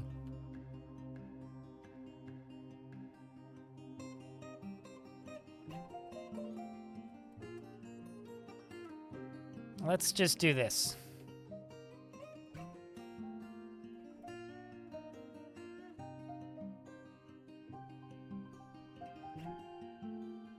Inconspicuous vertical axle. Yeah, I mean, you know. Remember I said that cavies don't do anything of value? That one just canceled my construction. I would like to confirm my statement once again, that cavies do nothing of value, chat room.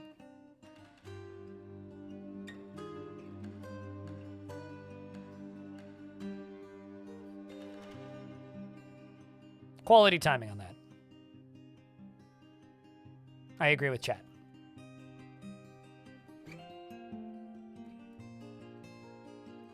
All right, so here, we do this. It's gonna up to here. Limestone all the way along here.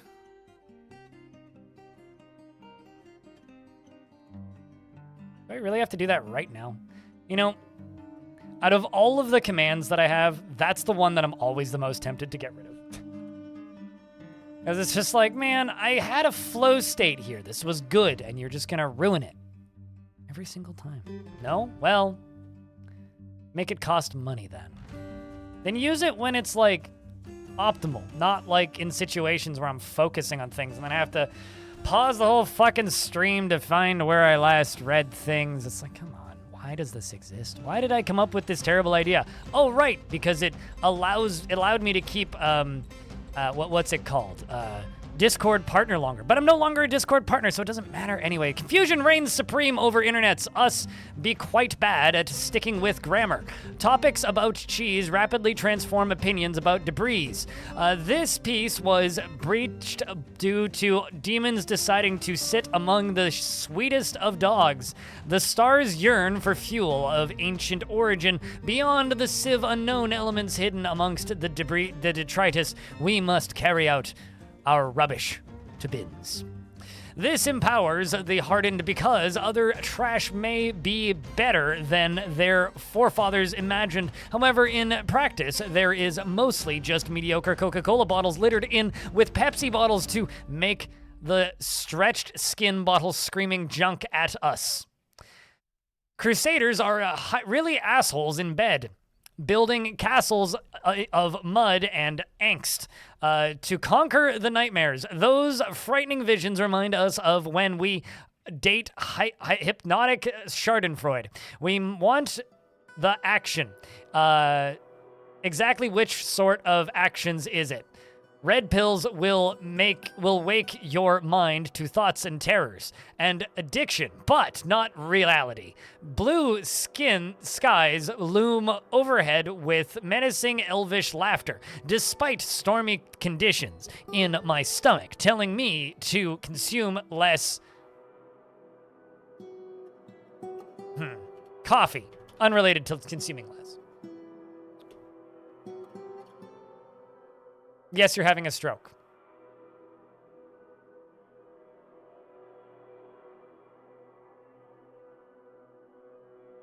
How to get your dwarves to read a slab of the secrets of life and death. They can't. At least not in fortress mode. In adventure mode, they can. In fortress mode, they can't. They cannot, and they will not.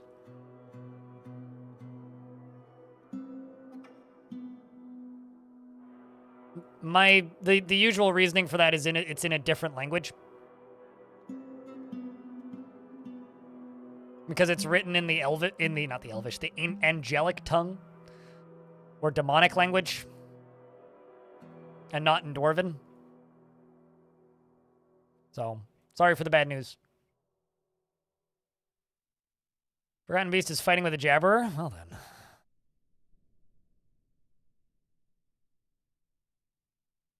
So sorry to be the bearer of bad news.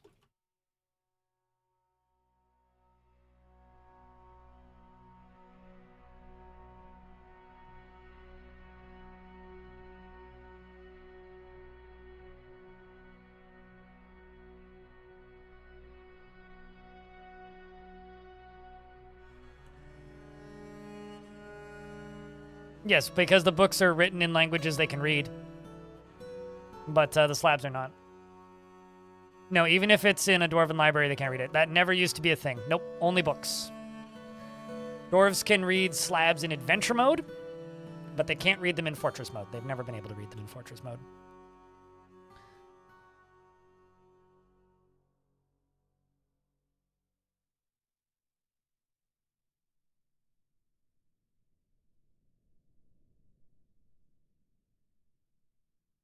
Usually the slabs are brought to your forts in fortress mode by a mega beast, like a giant or something, or an Etten, or a cyclops. Okay, now we are safe from this layer from forgotten beasts.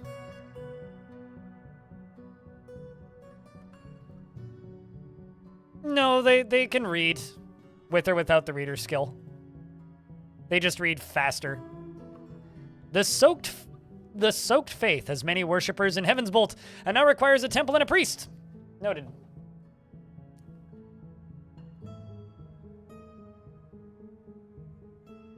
So this is slowly filling. So what I'm going to do is I'm going to build another one of these.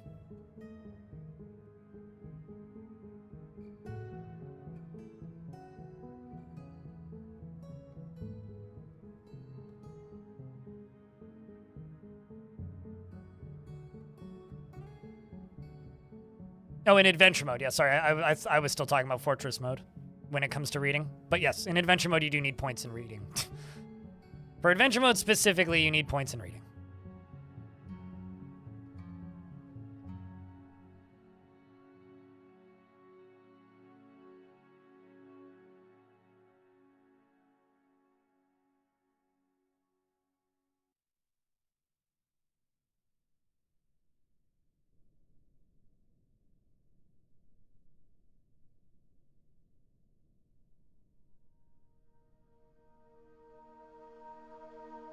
Okay, so this is just going to fill this up entirely.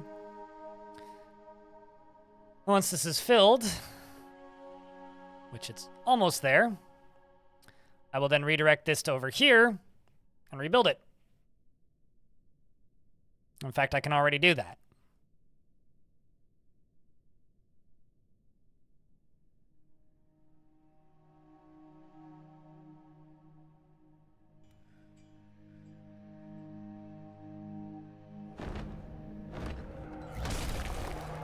Another Forgotten Beast has arrived. This one's named Lane. It has a towering feather. It is a towering feathered mite. It has a twisting jointed trunk and it undulates rhythmically. Its top feathers are long and sparse. Beware its deadly dust. Didn't anybody tell you I have no weapons game? I literally have. Maybe that's why they're all attacking me. Anyway, they're all attacking me because I have no weapons, and this is terrifying.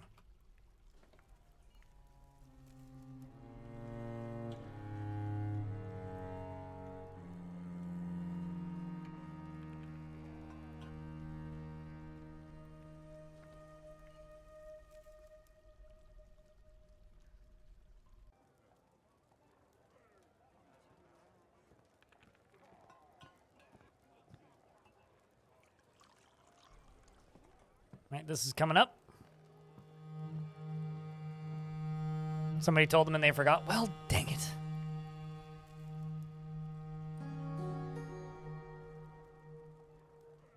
All right, well, that's 5 of 4. We can do one more round of this.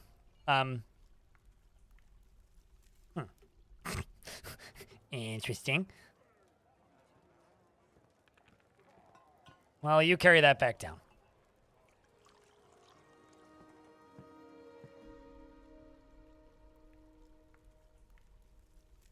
You know what I could do, actually? I could get them to glide north. Not ride north. Glide north. And then make a additional stop right here. And then get them to kick it that way.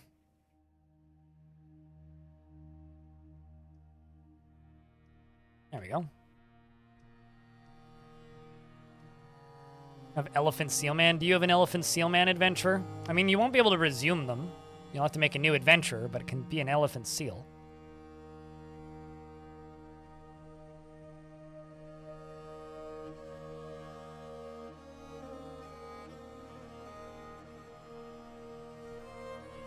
I could put a Magma Forge here. And 2 of these, and then 3 Glass Forges, maybe? Or actually, you know what? Let's just do it this way.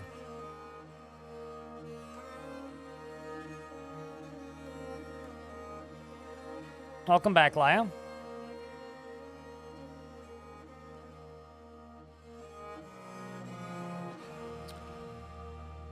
Also, I can forbid this again. Actually, not forbid this again, but I can start the mist generator up again.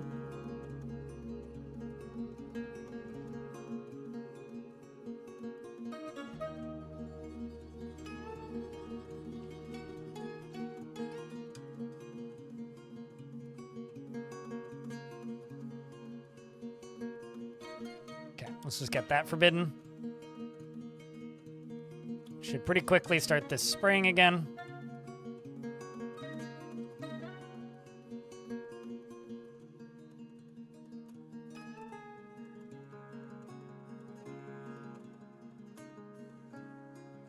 There it goes. 'Tis back to working.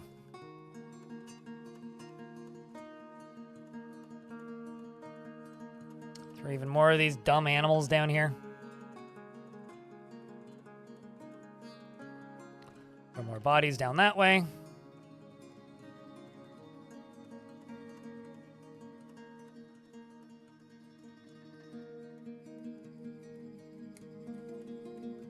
I think all I'm going to do here is this.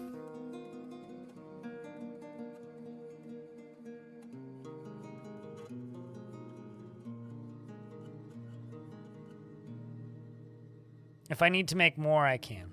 But for right now, we'll just do this.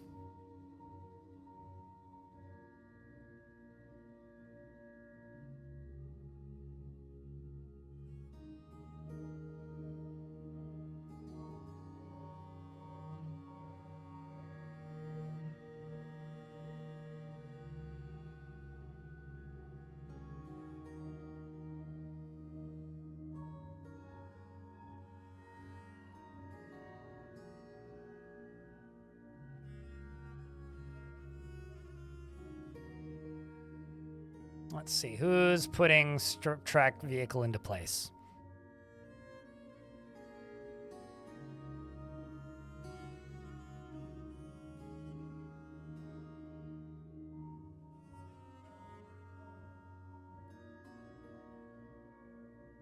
Yeah, you gotta type in the number exclamation point tickets to see how many you have before you can try investing, Boylano.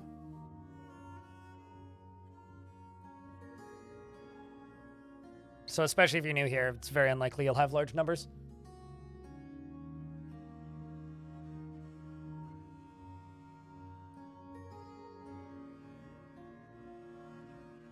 Okay, how full is this? 5 of 5. That's plenty. All right, so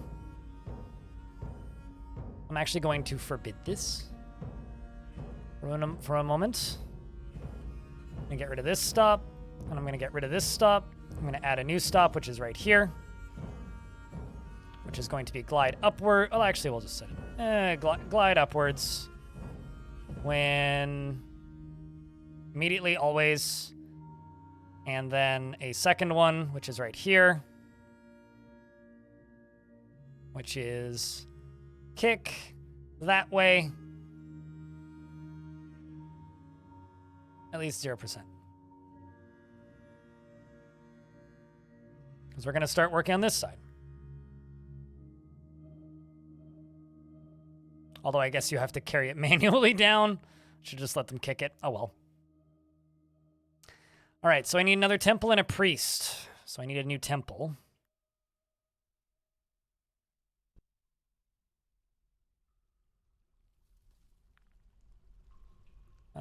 We will build another limestone building here.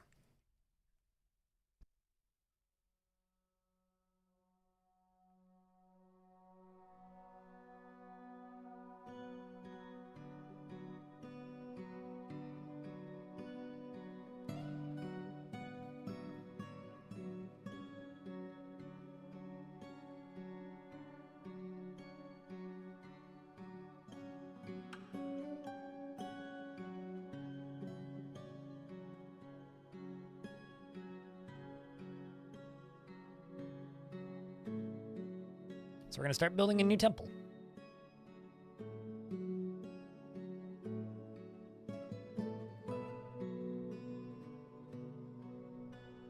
Sometimes you just have to have 0 tickets. Also, Crundalicious might be one of those people who's kind of disliked by my bot for some unexplainable reason that I'll have to figure out and debug at some point. But I tend to just forget, to be honest.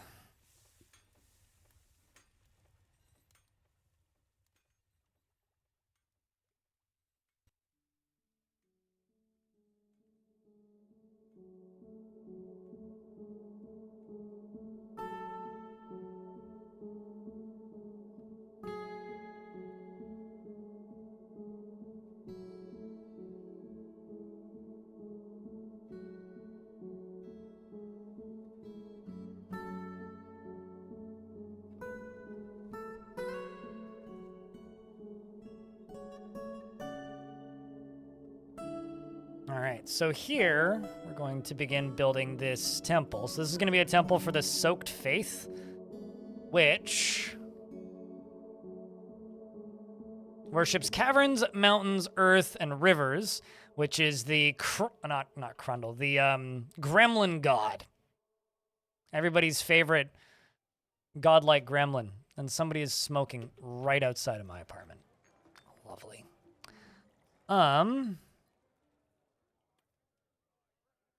Did make an artifact recently, which was this. It's a pretty valuable little mug.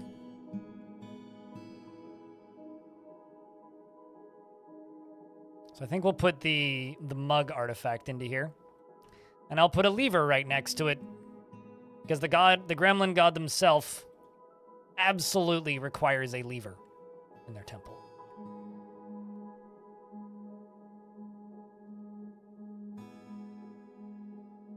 Mubum Sesh.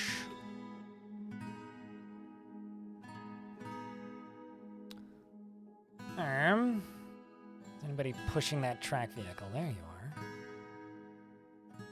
Wait, what? Did it not get filled? Well, the track vehicle is currently empty, but I guess we'll have to follow the track vehicle and see if it ends up in the right place this time. Probably doesn't matter. I mean, if you don't care, then yeah, sure, it doesn't matter. If you care, then yeah, it matters, and I'll fix it. Otherwise, I'll just infinitely forget until the day I don't. So someone should just come over here and kick it.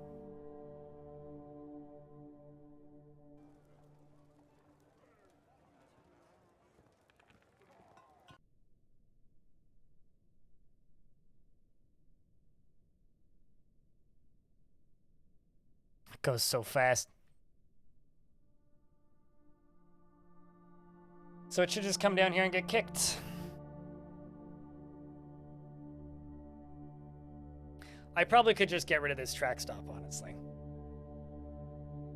I probably could just get rid of this one. But there it goes. Then it comes back up. Now it'll end up in the right place. Surprised this hasn't killed anybody yet. Nobody's been smacked by this minecart. There was one time I was, doing something similar with minecarts. And the hysterical thing was it actually, the whole setup had to be taken apart because there was a point where dwarves were prioritizing using the track here, and dwarves kept getting slammed into by flaming minecarts going at like 100 fucking Mach 12 down my minecart tracks. Which, you know, glorious. Absolutely wondrous.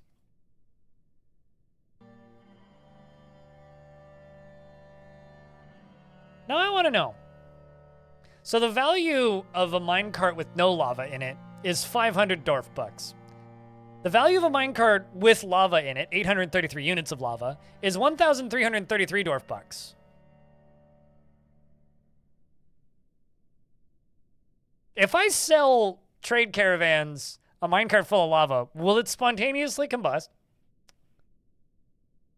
Anything can pass through axles. Axles basically don't exist.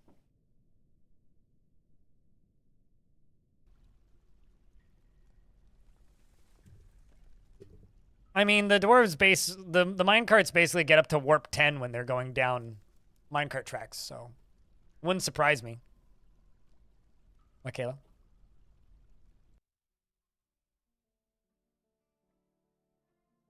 I clearly have to test this. Test what?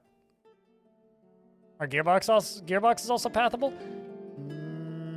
Yes, but I think it breaks the continuity of the minecart track. It's like the minecart track will fail to function.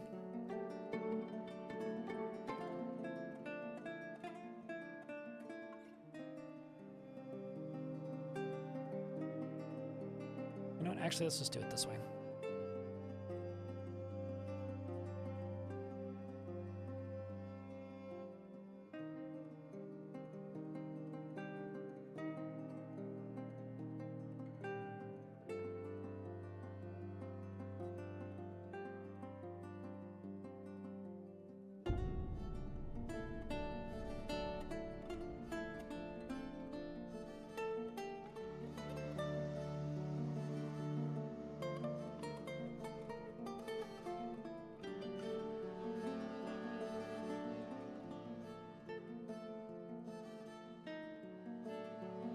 Up here, what's the value of this? Need to recognize a priest. The Holy Clam. Jacknerick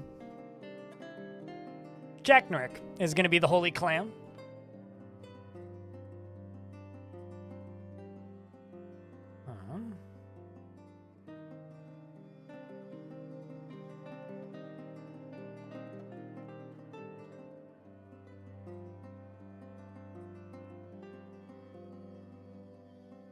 And what we're going to do is I'm going to go to furnaces, and we're going to go to magma glass furnace. I'm going to get rid of this. There you go. It's got 3 1s on that. Someone just needs to come kick that. There you go. And build on top of this.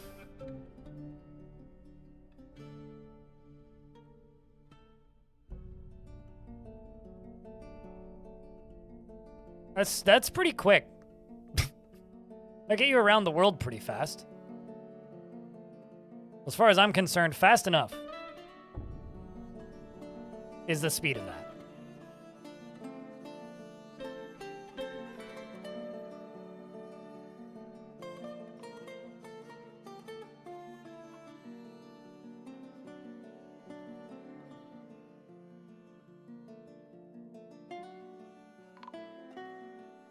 Trade caravan has arrived. This dwarf is beaten up. Isn't that past escape velocity? Yes. Well, probably. I don't actually know what escape velocity is. I need to go look that up, but that sounds right.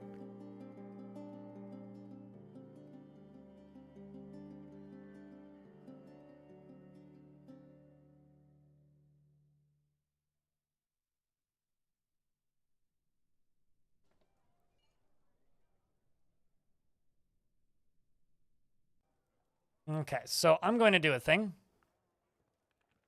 I'm going to do this.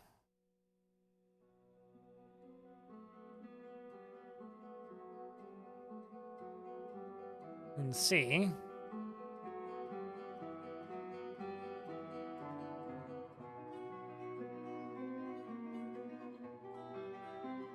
If I found anything interesting.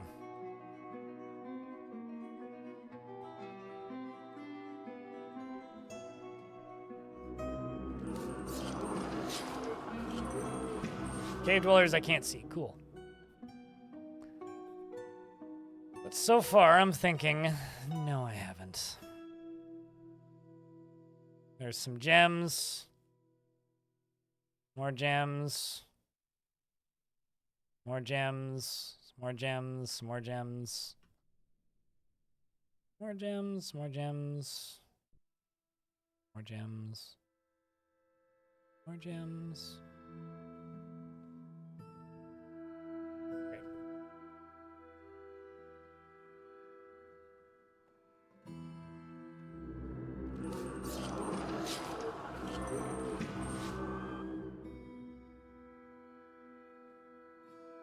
This isn't filling quick enough. Fortunately, this one did.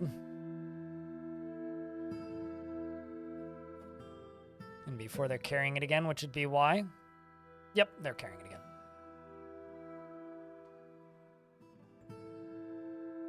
You don't think you can bike up to escape velocity? I don't think so either. I didn't even need to think about that. I'm pretty sure you just can't.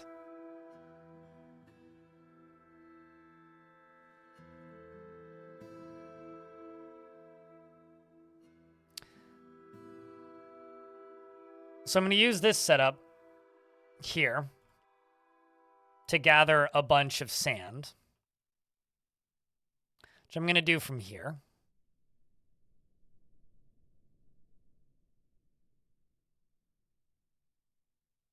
That my animals are oh so kindly and conveniently making for me.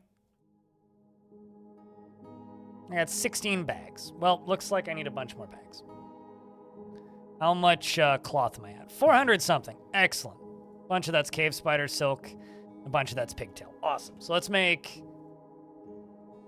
cloth bag 250. Let's just do that. Just get to these cloth bags. We're also going to go down here and we're going to harvest all this.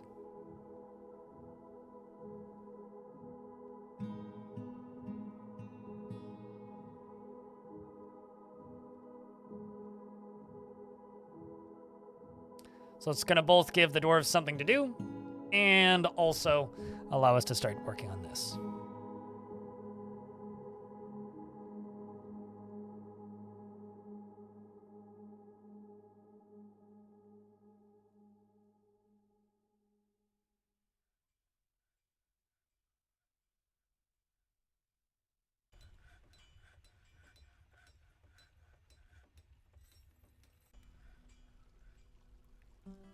That is a lot of tasks.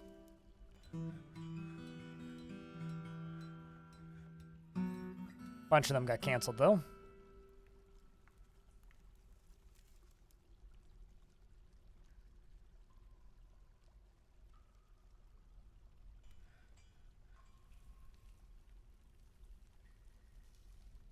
Chat's just like talking about crazy nerd math right now, so it's not that I don't like you guys. I just have no idea what you're talking about right now. So I'm not even gonna bother trying to figure it out. Let's follow this down again. We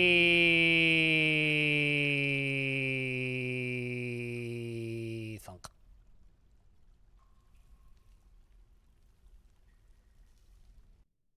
What's a metric measurement you could get behind? People have tried. We've talked about metric time and like internet block time and a bunch of other things on this channel many times. It's like the same reason large portions of the world still have daylight savings for no reason. It's because we're used to it. And people are it's very difficult to get people away from things that they're used to that are comfortable. It's even harder with things that are uncomfortable. You know, this is the reason why we're still so bass-ackwards when it comes to a lot of things like, you know, basic human biology. So when it comes to something that's simple and like everybody understands it and it just kind of works, is it really worth trying to change it? Like, let's focus on more important things.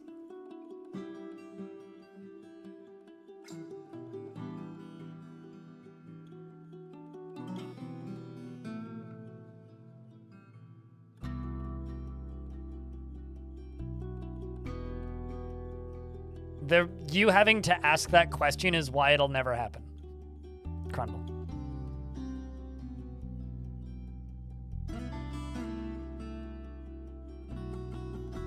You're inventing time units? Mate.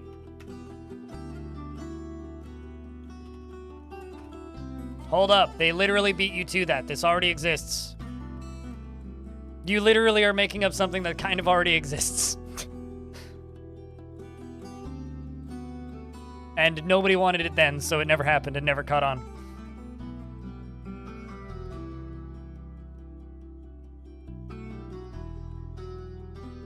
My dad used to have a Swatch internet time watch. Fun fact.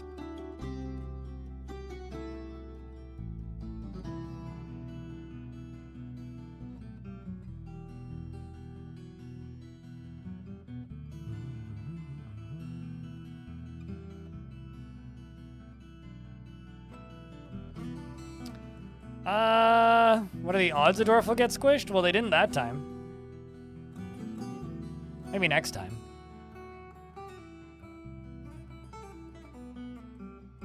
There we go.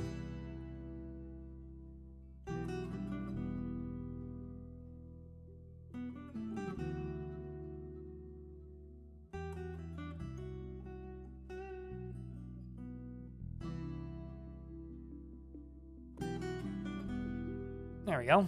One thing at a time.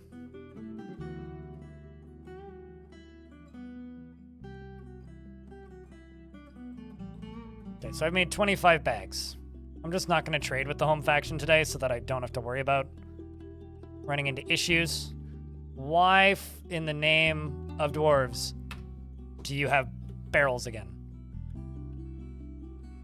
For fuck's sake, just get rid of that goddamn barrel.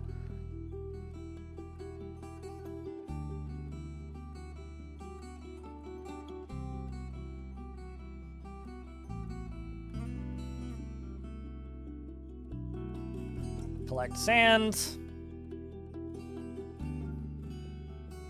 Let's just do let's do 200.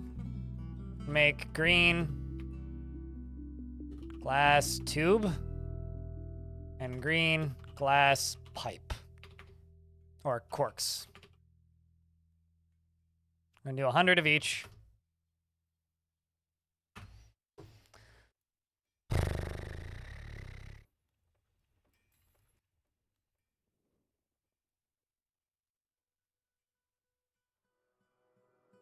You've learning to go by Zulu time.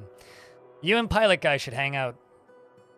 There's somebody in chat named Pilot Guy who recently got his pilot's license. Had been trying to get his pilot's license for a very long time and then recently got it.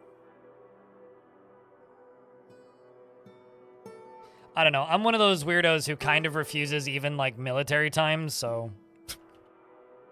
I don't know. I don't think there will ever be a universe where humanity will have anything except for the type of time we currently use.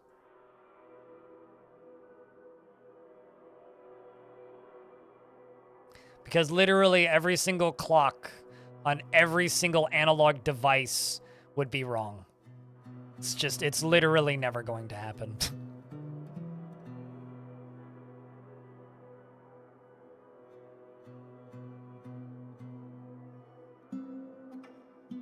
You've been trying to get started? Ah.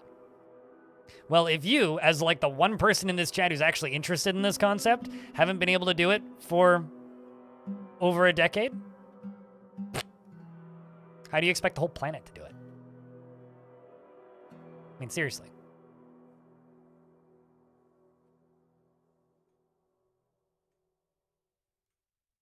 Time doesn't matter as soon as you get beyond Earth's orbit. Fortunately, none of us are ever going to go beyond Earth's orbit. Because I don't think anybody here is rich enough to afford commercial space travel. And it's not like we're going to Mars, so...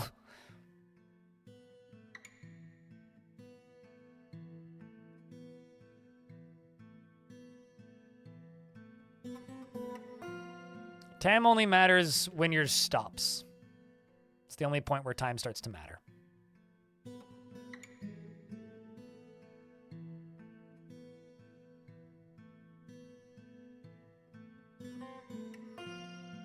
Oh, your pilot's license. I thought you were talking about time. My bad. I was pretty focused on one subject. And also building a temple and making sure lava doesn't overflow.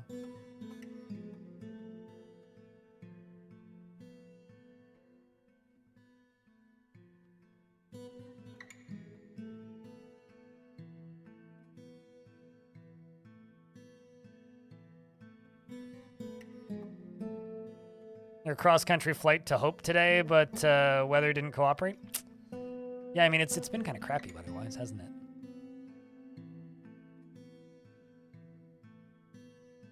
I'm just gonna dig this out.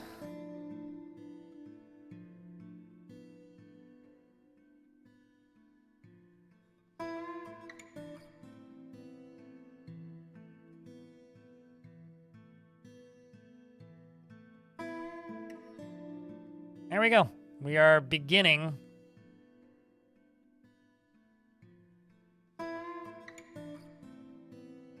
to get what we need.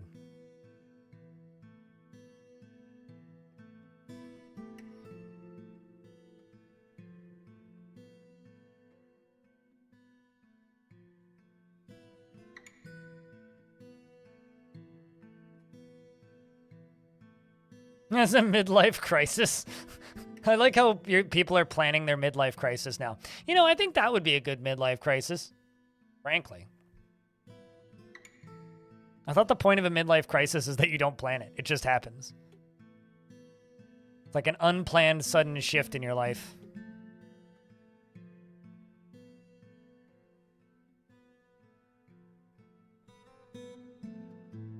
You're too ugly for a mistress. What, so you want to fly planes instead?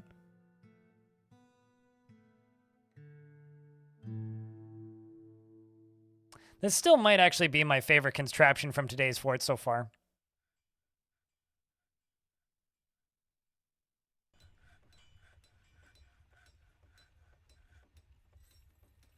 I skipped being a teenager. Like, I feel like everybody in chat and everybody I really encounter in life has, like, some sort of story about shit that they got to do in their 20s.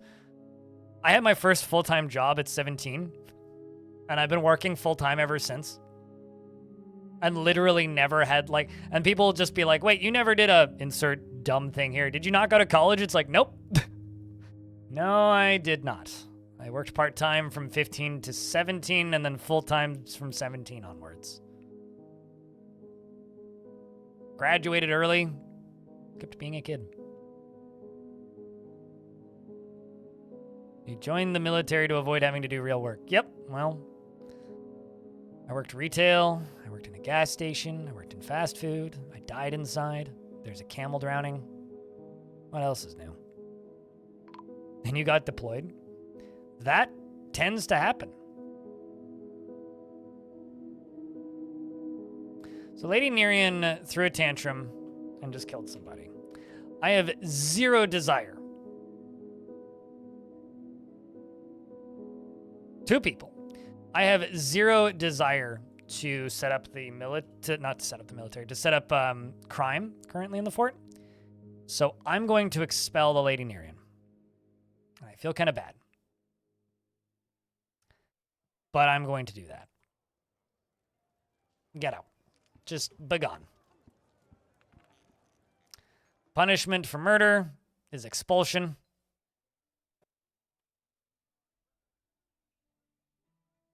So get out of my fortress.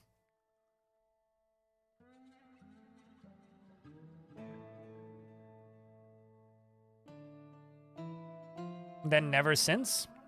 You have to hit this button and then click convict and then convict dwarves. So you have to manually convict dwarves. I just don't feel like building it right now. So if you don't convict dwarves, yeah, it won't work.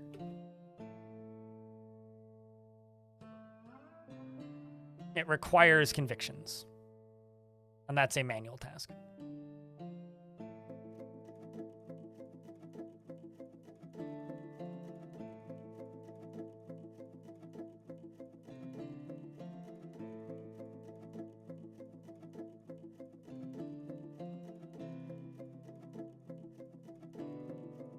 Yeah, I will never fully understand the logic behind behind joining the military to not have to do real work. That is the realist work. Quite literally. The realist work. Can't really get more real than potentially being deployed. So it is pelting rain outside again.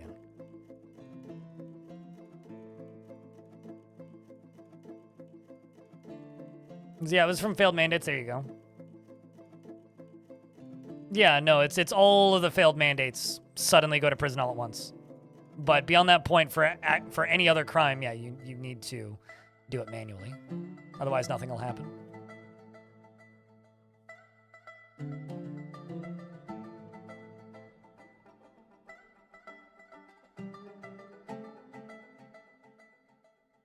It's pretty simple, though.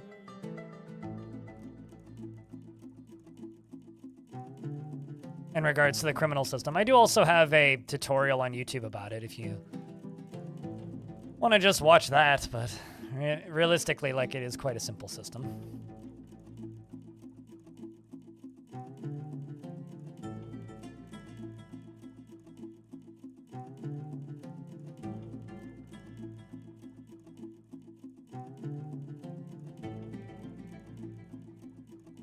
Maybe I'll tell you real quick. Yeah, I have this advantage of I wouldn't get deployed even if they wanted me to because my eyes are too terrible. But I knew kids who signed up for boot camp and stuff when I was graduating high school, and it's like, why? Don't do that. That is, once again, the realist work. That's work that stares at your mortality and goes, that's like, it's literally like, instead of getting a job, it's like staring at your mortality and just being like, bet. It's like, if that's a gamble you're willing to take, then I guess by all means, but...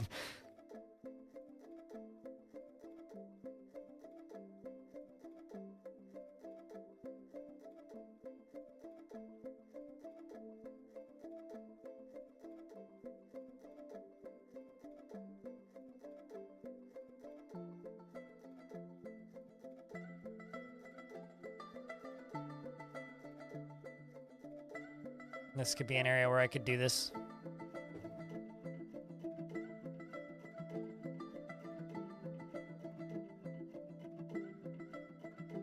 Must be nice. Yeah. Non-third world countries. It's just like countries that don't have legal weed. Like, what are you even doing? Why even live there?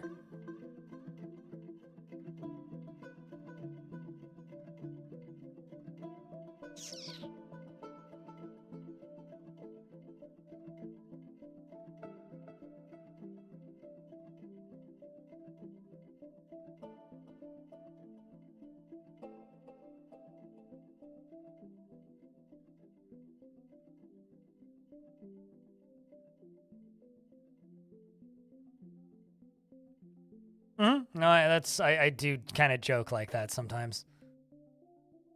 But then again, I consider most of the U.S. a third world country, so.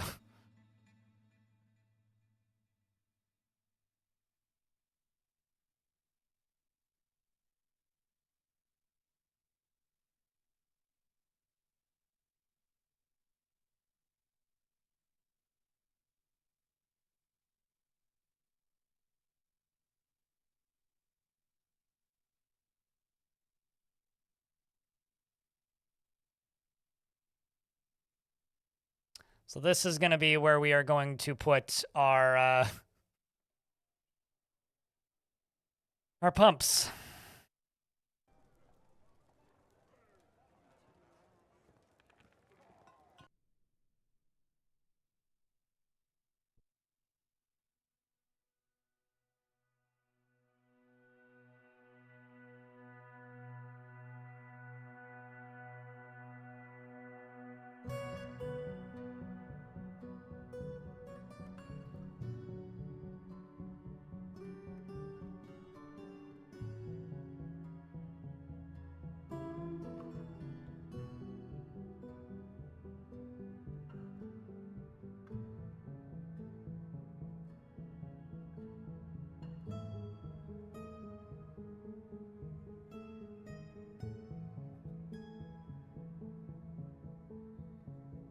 America is a lot of things in a trench coat.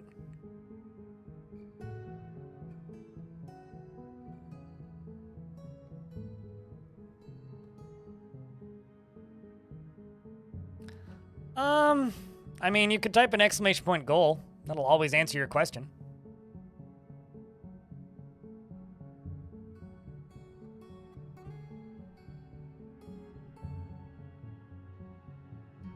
And also, keep in mind, I have literally no metal that I've found so far in this fort, and not for a lack of trying.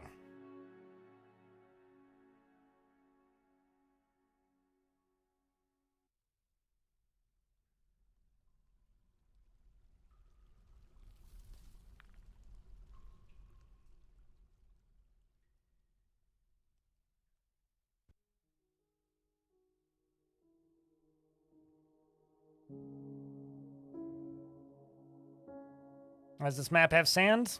No, it doesn't have sand. I'm not making glass right here. Definitely doesn't have sand. It doesn't have a sand layer, but there is sand. Because every map has sand, technically. If you know how to find it.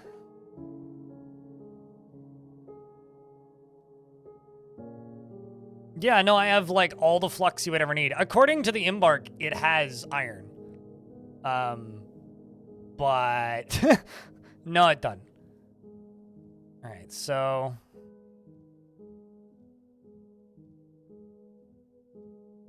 I'm going to get rid of these last two.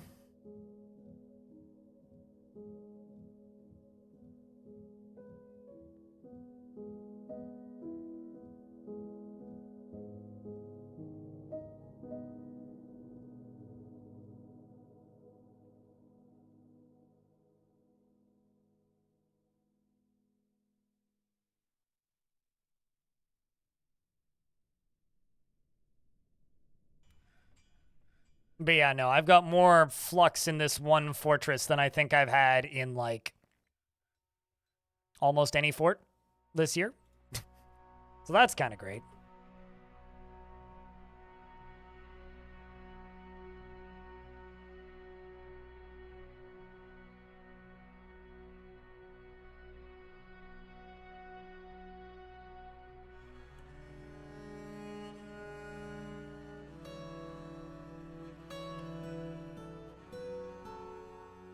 And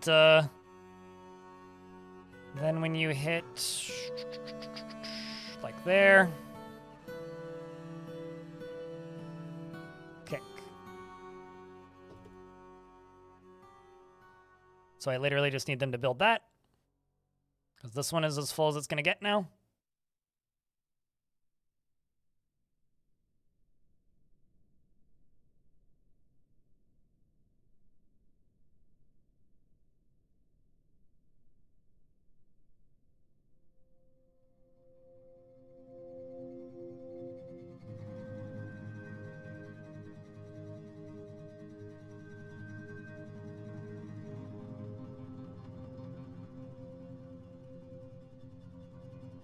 Yeah, cool. Thank you. Yeah, you can. I can also trade for it. There's plenty of different ways I can get enough iron. That doesn't solve my problem, though. No, I would rather retire the fortress and just start a new fort. Dwarven. So no, I will not do that.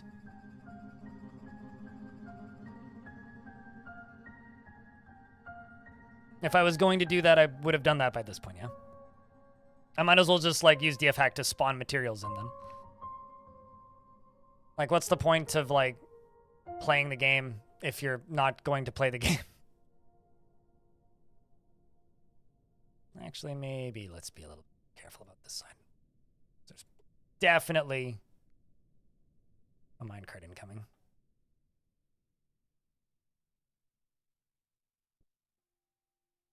Goblinite? I would need goblins to show up first, which they haven't.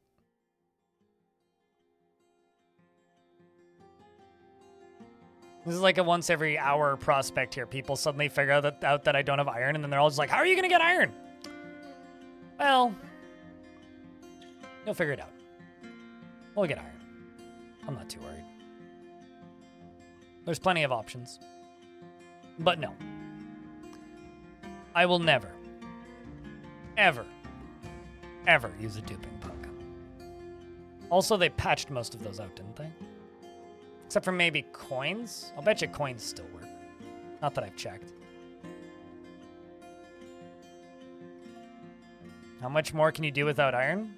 Literally everything but fight. You don't need iron to, like, play this game.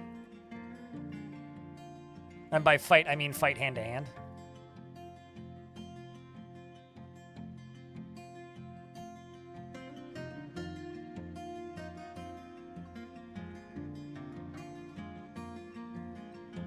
Most things in Dwarf Fortress are made up, so it's fine. But no, Goblinite is a slang term for, like, the stuff that goblins drop. Adamantine is pretty much impossible, Baka, because I would need weapons to be able to safely acquire adamantine. So, no, not even close.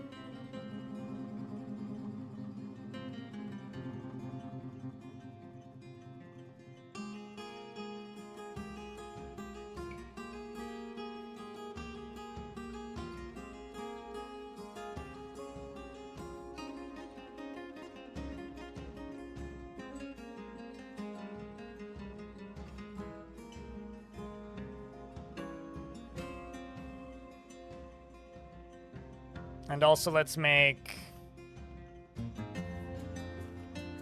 rock cabinets, rock coffers, and rock armor stands, rock weapon racks. Like 100 of these. Not the armor stand, just the weapon racks. 20 of those for the armor stands and weapon racks. Cabinets and coffers, though, we'll make quite a few.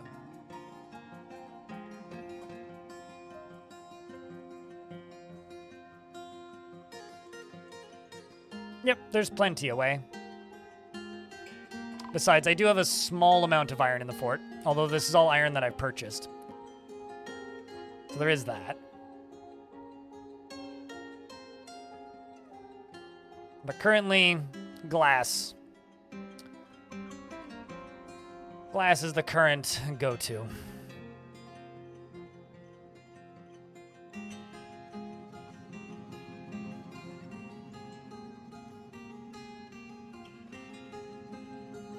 I have one artifact steel spear, yes. That was brought by a giant?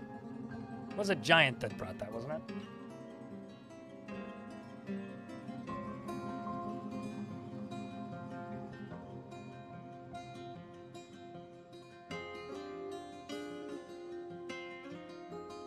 So we got a decent amount of cave spider silk cloth. Am I still making bags? Okay, we're done making bags. So let's make cloth trousers, silk shoe, silk sock, 50 of each of those. That's 550, Greg. We need 50. And then cloth shirts.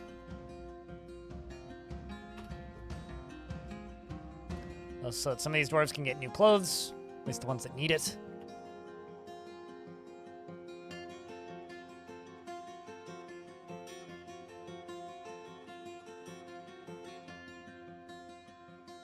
Won't build the last half of the window. There's probably something in the way. Or something going on that's causing the job to cancel. It's very rare that they just don't do something out of laziness.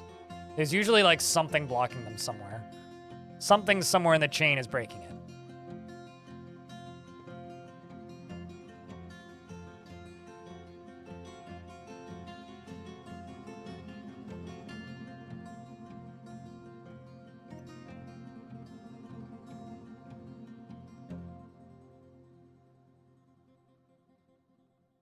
All right, so down here on this side, I'm gonna do magma smelters.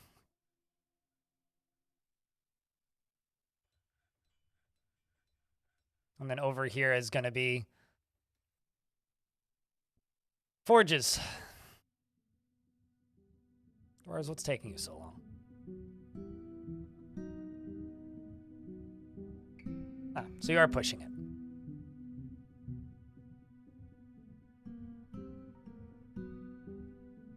Probably fighting over the block spin, or somebody is standing on the block that they're looking for.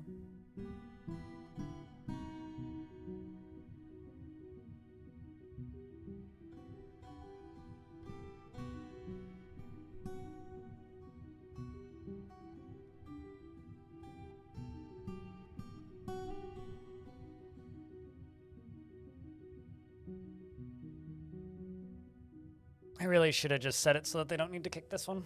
Oh well.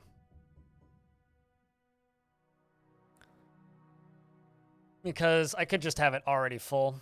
I could just deconstruct this.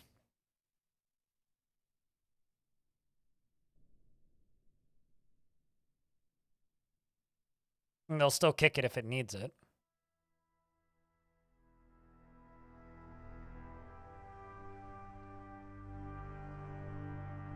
Let's just watch a loop of this and see if this is better. Because you're going to get rid of that. So now we just wait for a dwarf to show up here. There you go. And we'll see if this setup works better. It's still considered a stop, but they'll just skip the stop because it won't be at it. Although it might derail. It should be, I mean, its own level of funny, but... Let's see. Dumps. Somebody else comes over. Gives it a push and then a kick. This should end up... Nope, okay. It does need to stop there. Boo. Although, actually, what I could do... I could just put these here. Let's try this. We're, trying to improve this setup.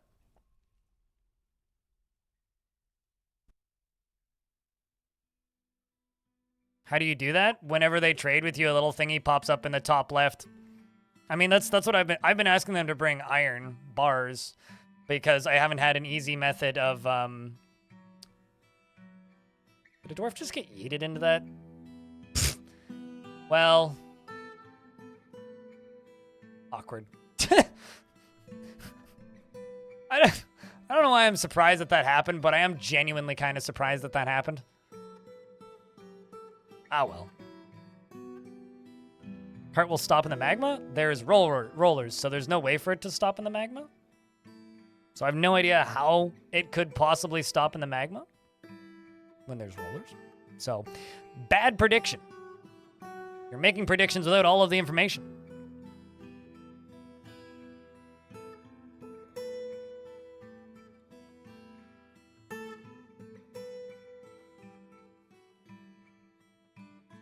So let's see if this works. See? There you go. Full and ready to go.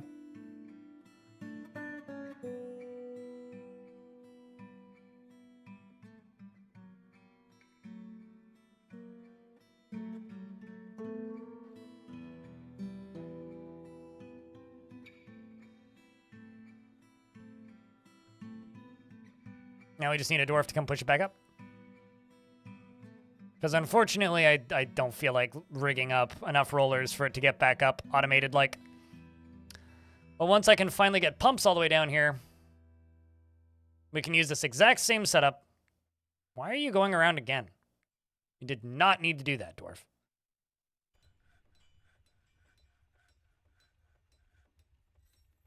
I guess because I still have that first track stop, so let's get rid of that.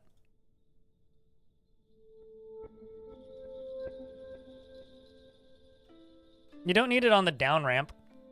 You just need it to go back up at the bottom.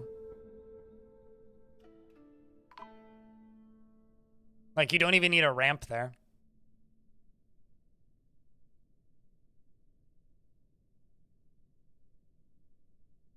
You just need it to get kicked into the location.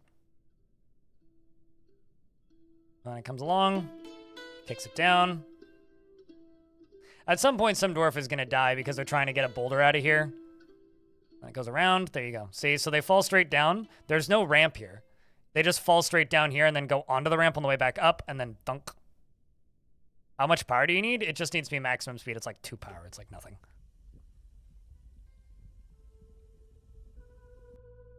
Oh, to get back up? Oh, I don't know. It's less of the power drain and more just the time it would take to make it. Because, like, I would need, like, 1 or 2 rollers every other level. It's more just the tedium of constructing it. It's got nothing to do with, like, the amount of time. Yeah, you don't need an in-ramp. You just need an out-ramp. Because it just falls down into the in-ramp, right?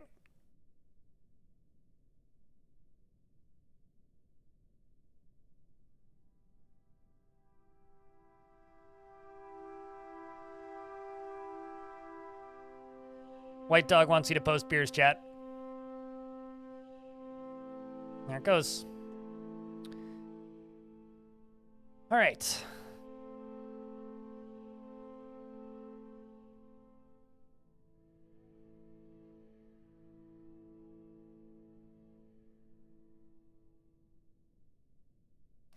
Now, something I could potentially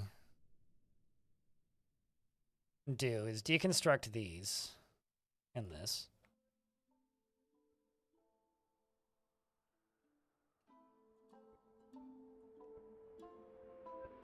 Deconstruct all this. Remove all these.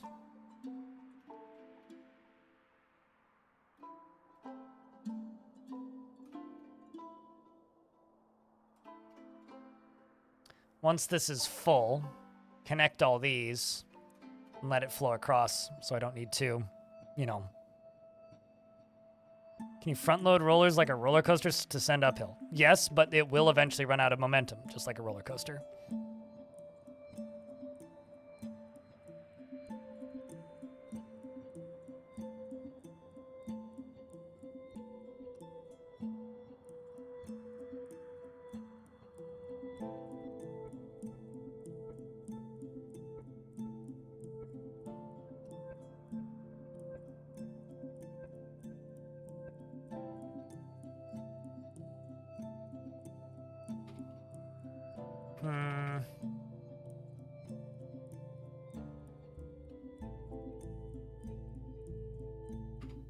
I mean, corkscrews are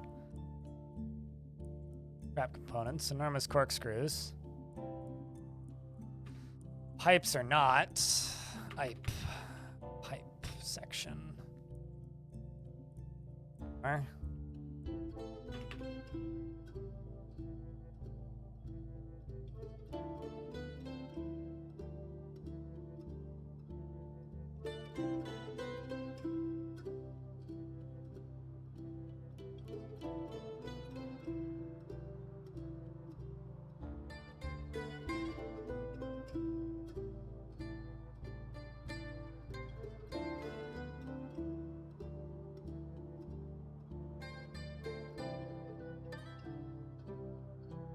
So let's just get all these pipes removed from here. I'm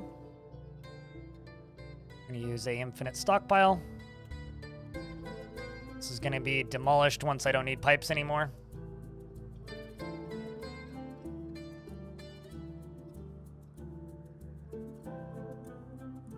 It's going to be called glass pipe / work.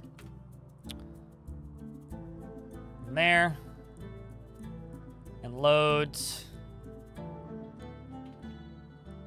Pipe sections.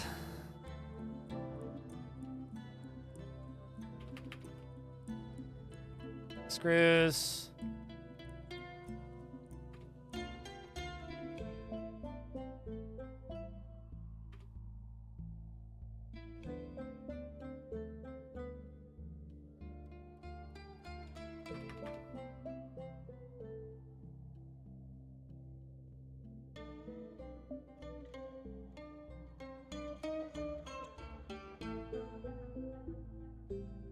I wonder if I can make it so that it's all just the same stockpile. Probably not.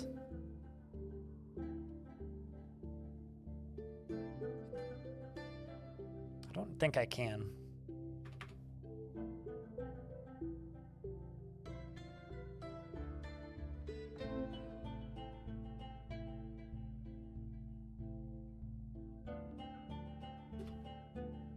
All right, so now I just need a stockpile to come over here, or a thingy to come over here. We're gonna end up with some tower cap ones, but that's fine.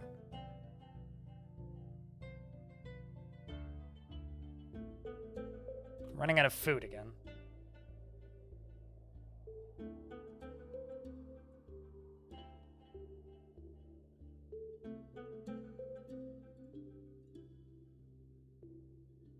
Fortunately, that doesn't seem to bother aggravation at all.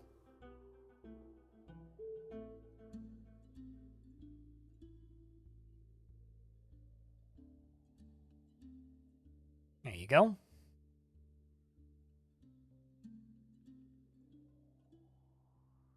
This is going to be done pretty quick. And let's do sandbags right here. Sandbags. Equality. All. Yes. This. That.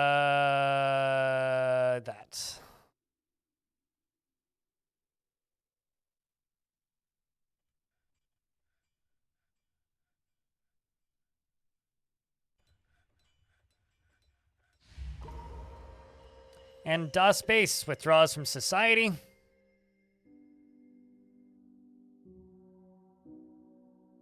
Who's a pump operator.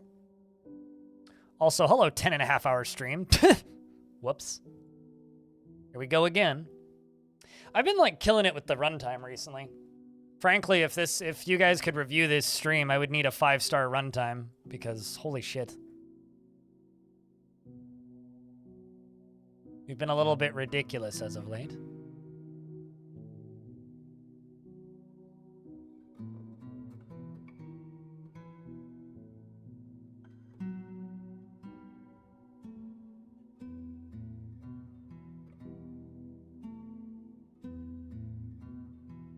Laura, you're the one I need to do.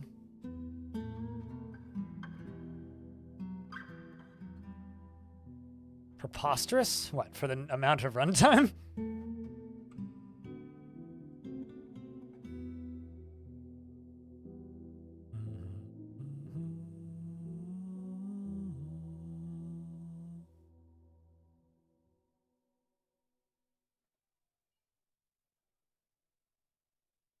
We'll just let him do his thing.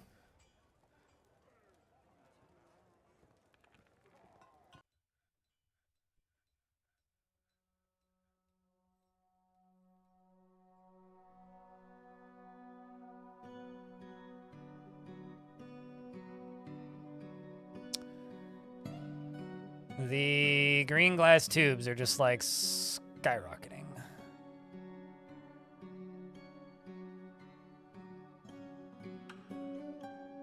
The thing is, these need to get thrown away because they're not technically supposed to be here.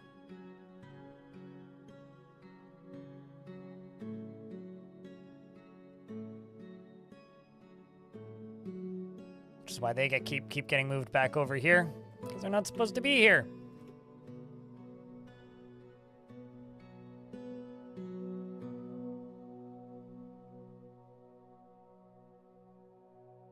There we go.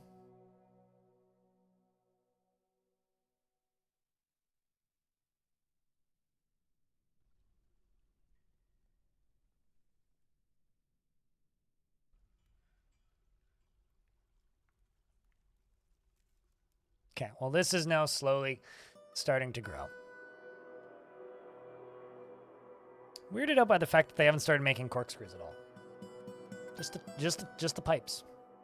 No corks, just pipes.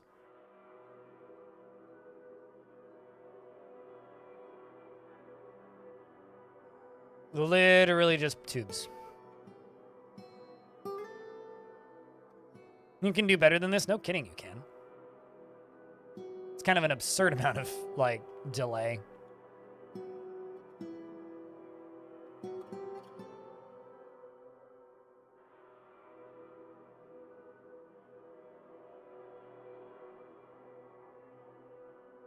There we go. We start getting the sandbags now. And the bags. Hopefully not seed bags.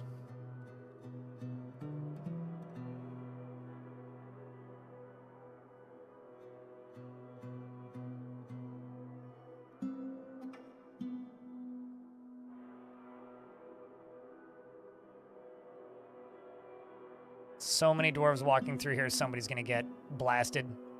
Not yet. How about you? Come on. Be safe. Be safe, dwarves. Don't just set each other on fire. Okay. that was a little close for comfort. So this one's gonna stop working. That's fine.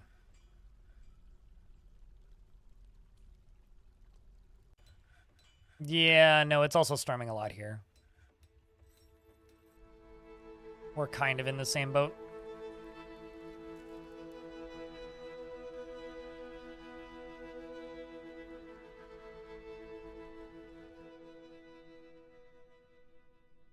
And there we go. So now we just wait for this whole thing to fill.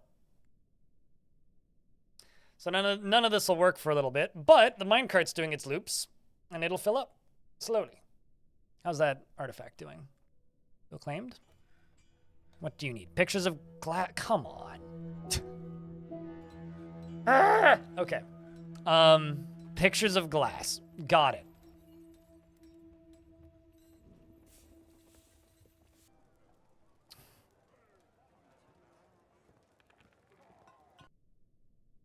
For a slightly crispy dwarf. I mean, a slightly smoky dwarf. Dwarf that's burning. Cloudy with a chance of burning.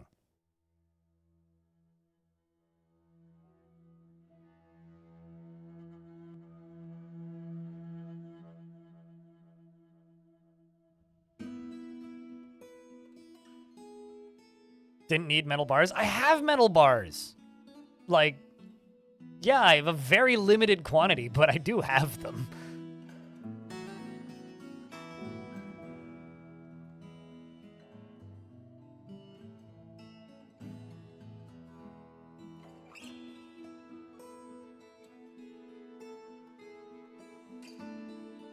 There's large portions of glass that I just can't, like, straight up can't make.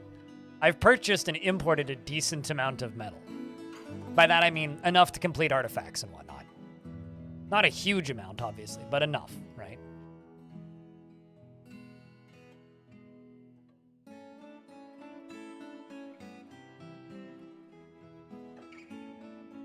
Okay, let's jump back to that strange mood. Granted, we do have a very limited quantity of metal, but like...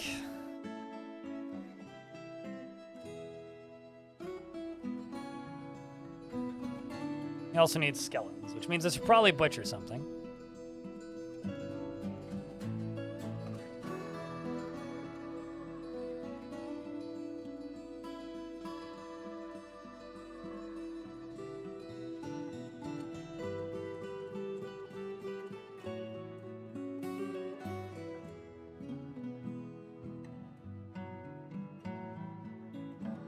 This dwarf wants to acquire something. Didn't feel anything after being able to acquire something. The bright side, generally this fortress is very happy, aside from this one nitwit who keeps tantruming. This one, right here. In fact, nitwit, get out of the fort. I don't need you. I really don't. I don't need you to push somebody into the water. This is a fort of happiness, not a fort of anger.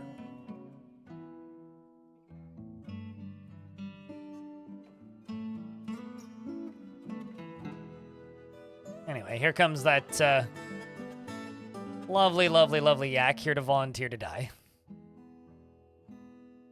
There you go.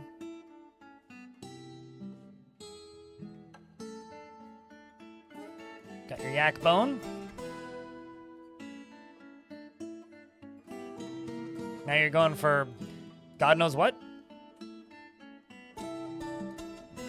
Ah, leather.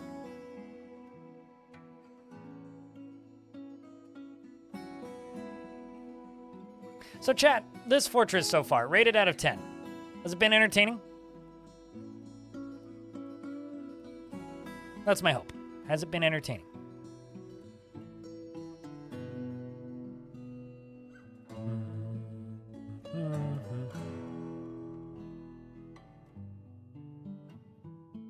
.3 out of beer. Okay, I'll take it. Solid 7. Boo. That's like a 0 if we're talking IGN scores. Fort is a bit slow. I'm entertaining.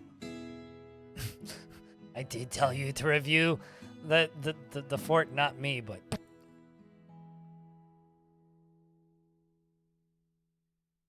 yeah, fort's a little bit slow. Although I feel like I've managed to make it entertaining by just doing dumb shit. Yeah. Like I think this has been pretty entertaining. The casualties that this wooden minecart has is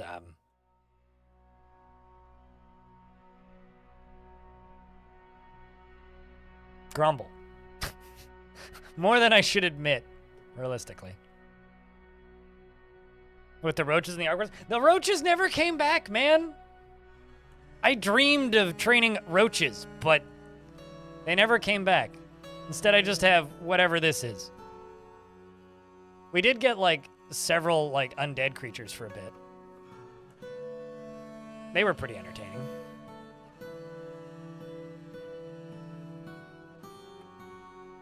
And this whole thing has been entertaining. What is that? That's us, man. The flaming man. He's a forgotten beast that's on fire. And is made of fire. And, is not what the kids would describe as straight fire.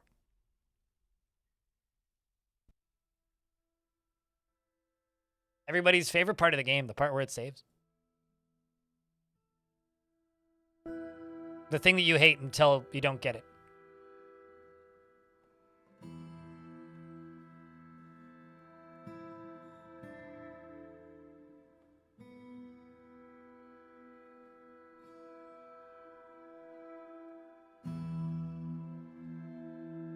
Flamo McHotman, Spicy Boy, Esquire, the 47th, Mr. Osman, lives in the caverns to clean it for me. No, very hot, actually. Definitely not cool, but yes, very hot.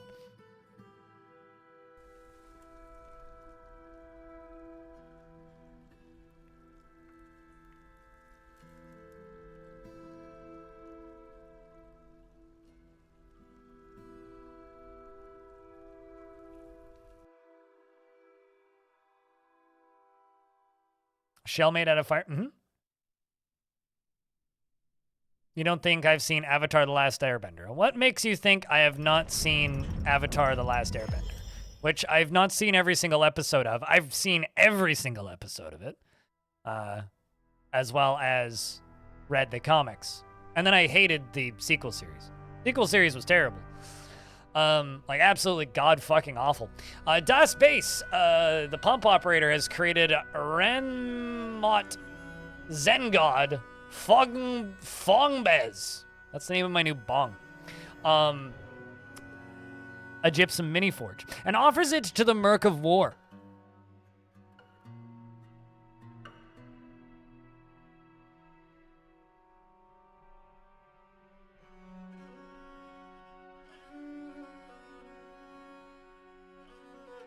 Just because I don't recommend or perfectly pronounce one specific reference for a show doesn't mean I haven't seen it, mate.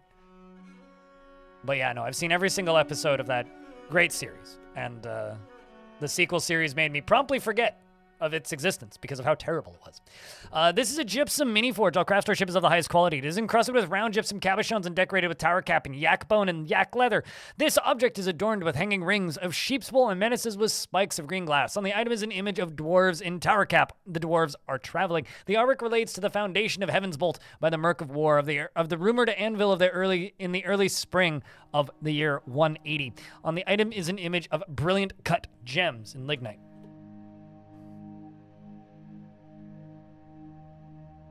You wish you could do that with bad sequels? I made it half a season in and was like, why did they make this? And then literally stopped watching. And to this day, people are just like, Blind, it's great. The characters really grow on you after a while. I'm like, I wanted to kill every single character in that show. I'm not going to keep watching because they get endearing after a bit. Like, that is not a reason to watch a show. If I find every single character in a show so fucking insufferable, I want them all to die with the exception of one side character. Yeah, no, I'm not going to watch a goddamn TV show. I don't care how good the writing is in season 2 or season 3. God, that was a bad sequel. Like a brain tumor? Oh boy. You know, it's really funny. It's like, I get it. Like, I think the reason a lot of people really like that show is that show's has got really good representation, right? Like, it's got queer characters. It's got real good representation. Doesn't make the writing good. Like, that's not how you sell me on a show. You sell me on a show with good writing and interesting characters. You make insufferable twats. I don't fucking care how, like, inclusive your show is. Season 2, right? It was awful? Really? Wow. Okay. Interesting. How's it going? Fine! Yourself? Nice King? We're talking about the sequel show to Avatar: The Last Airbender. Legend of Korra, which is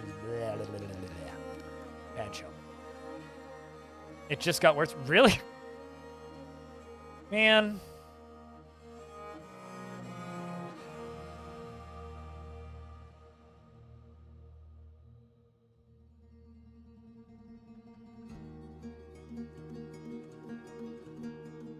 I'm like bummed out again over that show, even though it's been a while since that show was new, and it's been a long while since I watched any of it.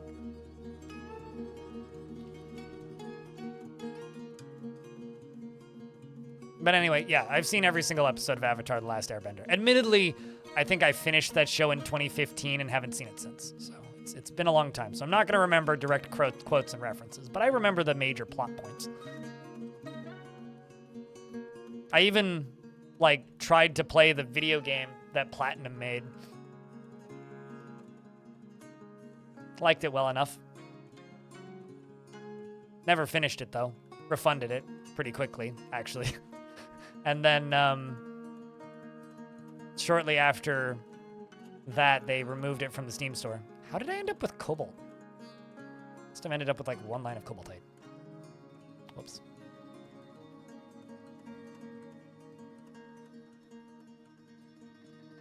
What, the M. Night Shyamalan movie? You know what's sad is I really like M. Night Shyamalan. I'm one of those people who really likes him just as a director.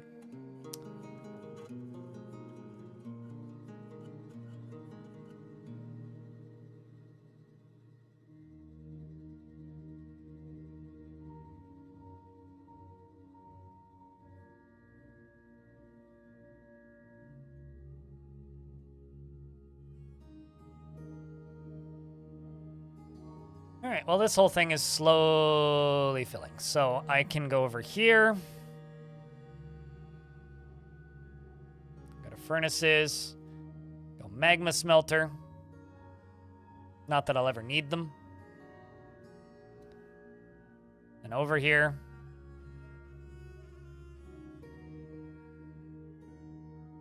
Can make a steel magma forge. Is it powering everything? No, the thing that's powering everything is this. This is what's powering everything, which is coming from the light aquifer over here. So this light aquifer is dumping water down this way, which is powering this. The water cart up here, which I have to pause the game strategically to catch, going by, goes through here, gets filled up with water laced with mud, and then dumps the water out here, which makes mist, and gives the dwarves showers. So they get to be content near a waterfall. This dwarf was jubilant, remembering the establishment of a temple for the denomination of mountains. So yeah, this is just basically acting as a fancy water pump by going through at 200 million miles an hour, dumping it there, and then creating mist. It doesn't create mist every time. It's like one every couple times, but it's enough. How is this one of the highest skill ceiling games? It's not. It never has been. That was a fucking meme. And if people don't understand that, then I don't know. Like literally that entire story came from a fucking XKCD. This. Legitimately this. Google lied to you? Yeah, Google lies to everybody all the fucking time. And it's getting worse. But literally, no, it came from an XKCD comic. That's bullshit. I mean, like, it requires a lot of knowledge to play this game efficiently and accurately. But, like, it's not even remotely close to the highest skill ceiling game. Like, I used to, like, tear my hair out because, like, I know, I've played this game for years, like, pre-Steam version when it got a lot easier. And people used to be like, Dwarf Fortress is too difficult, I'm not going to play that. And then, like, you see them playing Tarkov, and they've got, like, 2,000 hours in it, and are, like, perfectly acing every raid, and it's just like, because you think Dwarf Fortress is harder than Tarkov? No, Dwarf Fortress isn't hard. It's never been hard. It's obtuse, but that's it.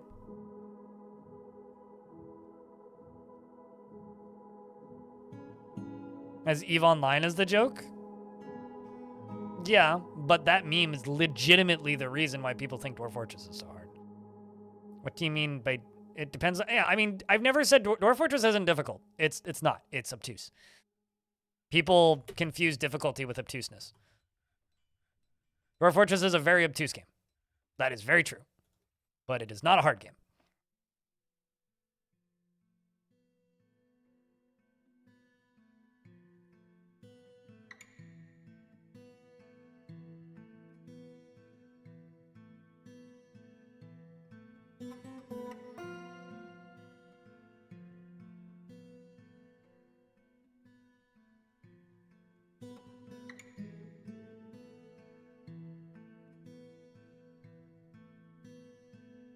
What do I look forward to the most when I start a fort? Chat making fun of me for getting something?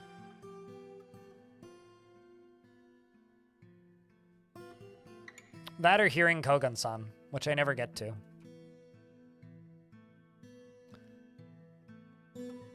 Or actually, no, the high frame rates I get when I start a new fort. That's what I look forward to. That's definitely what I look forward to when I start a new fort.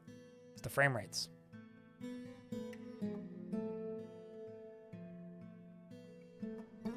But no, this game is, like, definitely requires a lot of knowledge to play competently. It's very easy to play Dwarf Fortress in ways that is, like, literally never going to end well for you.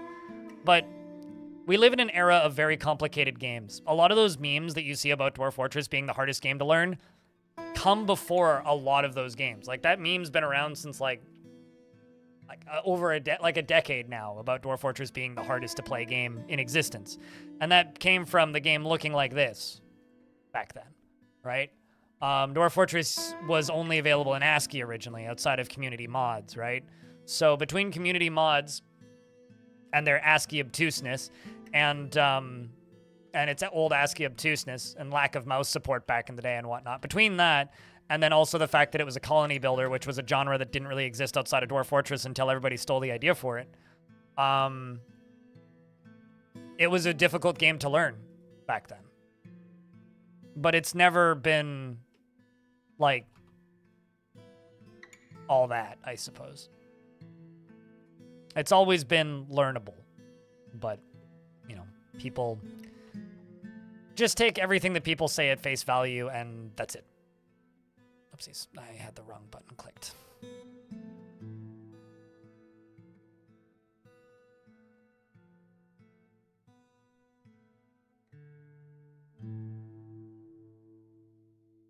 Thinking about making a pump setup up here.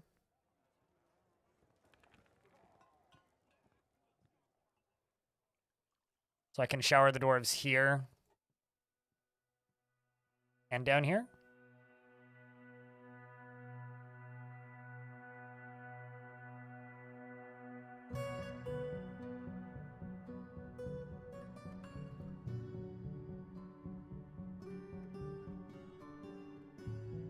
One of your doctors is apparently worshiping something in the fucking lake. How deep is the lake? How many of 7? Maybe he's trying to get baptized. Makes sense.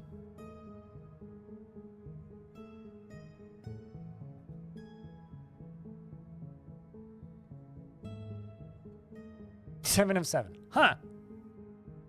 Well, I don't know then.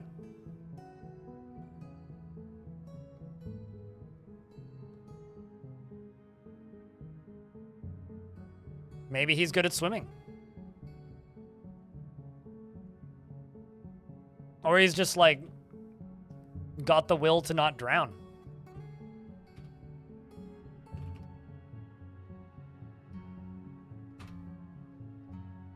Can't be a vampire unless blue. If not blue, then def not vampire.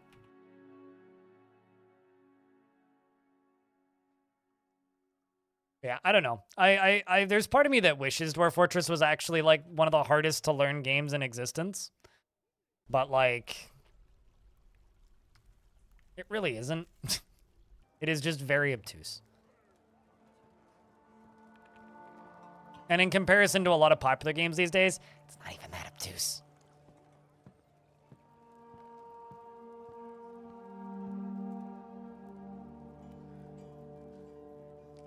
So I don't know.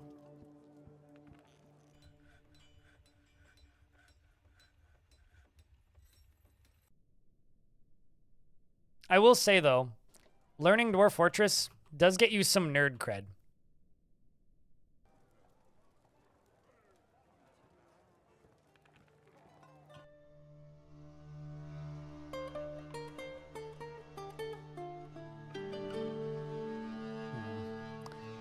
What's the easiest way to get up here? I could just pop up here.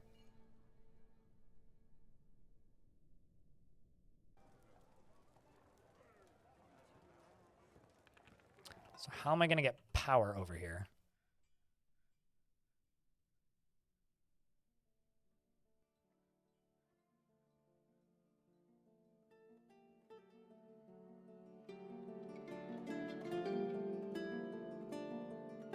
Hopefully nobody gets slammed by that minecart up while I'm up here.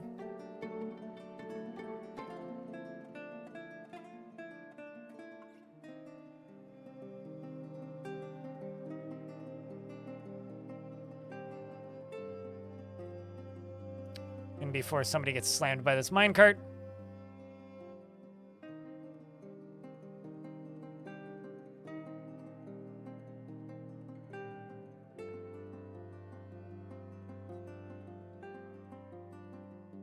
I think everybody's out of here. Looks like everybody's out of here.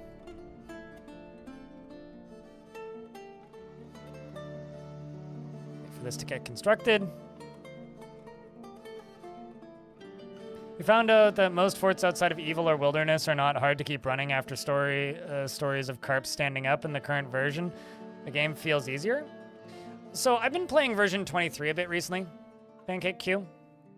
And version 23 is like the version that Boat Murdered happened on, right? So like quite a long time ago, right?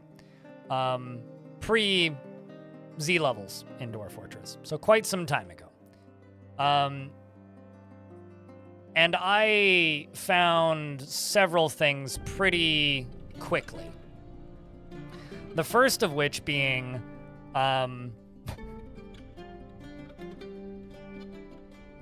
that version of the game is a lot meaner in that you will just kind of die. Sometimes things will just kill you. Like, just show up in your fort and you will just die. And you will effectively have no real way of fending it off. Personally, like, basically, back then, the way the game felt was that you were designed to lose. Like, you were guaranteed to lose, and it was just a matter of time, and you were going to lose. Now it's like it's up to the player when you want to lose. And I much prefer this way of doing things. I personally think it's a lot more fun. It's admittedly a lot more predictable. But, like, as a game that's essentially fantasy Mad Libs about you die the way you want to die, I think that makes for a real good game. Unless you want it to be, like, a particularly evil fort, in which case, then yeah, like, go ham. Just need those statues to get queued up.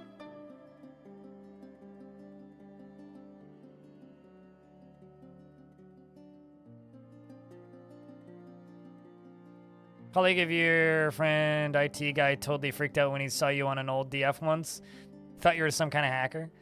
You know, I don't understand how some IT people have a job. Like, if you think that if you see somebody playing Dwarf Fortress and you unironically think that they are some kind of hacker, you shouldn't be working in IT. I don't think that that's a, like, hot take.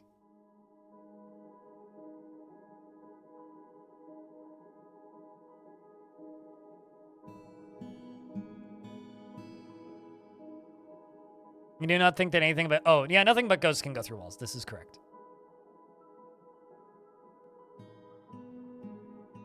Let's get this pump going. But actually, let's wait until I have those statues made. Where the hell is those statues? Why is my manager so goddamn lazy? What the fuck?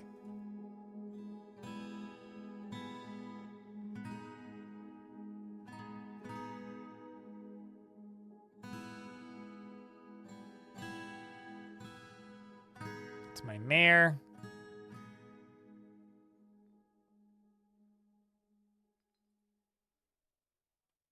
All right, I'm going to take you off of whatever task you're doing.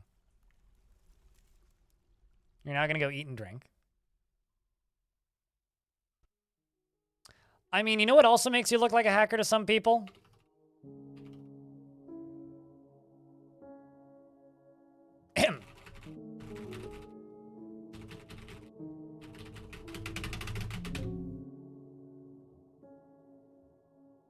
Excuse me while I face roll my keyboard. Wait.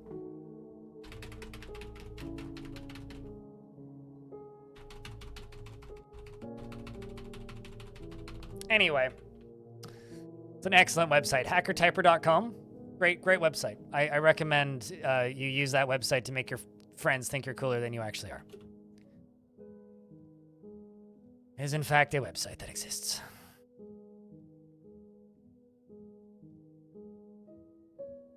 I'm pretty sure if I open Notepad++ with the right person watching, they'll think I'm hacking into something.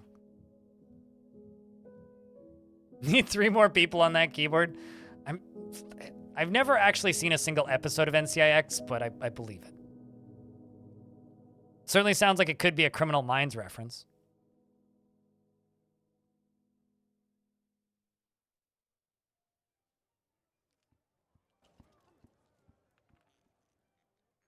Okay, seriously, what in the world is my manager up to?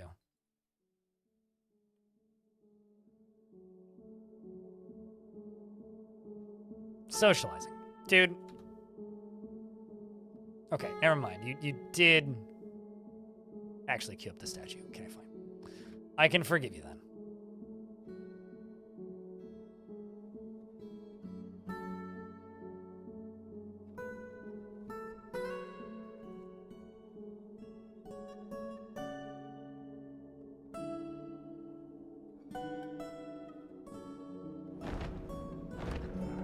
Forgotten Beast, Evifa Malefume Kakwova Iwo has come. A giant scaly cicada. It has a pair of knobby antennae and it belches and croaks. Beware its fire. Well, that's fucked.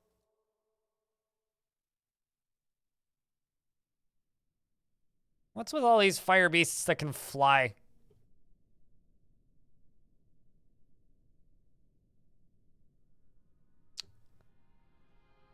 What is with all of these beasts that can fly? Well, it's bleeding and injured, so... Is it fighting with anything? Oh, it's fighting with serpent people. They've been knocked over.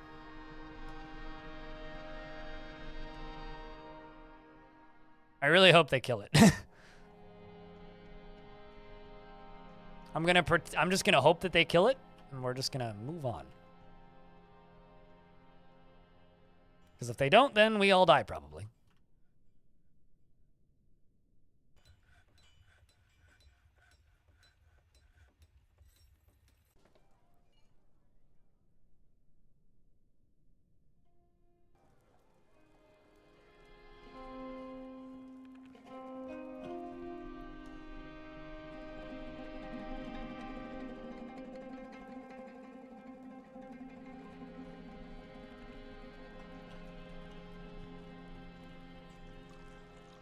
CSI cyber thing? But yeah, hackertyper.com is a pretty good website. I recommend using hackertyper.com to make your friends think that you're cool. My Farmers Guild needs to be upgraded to Grand Guild Hall.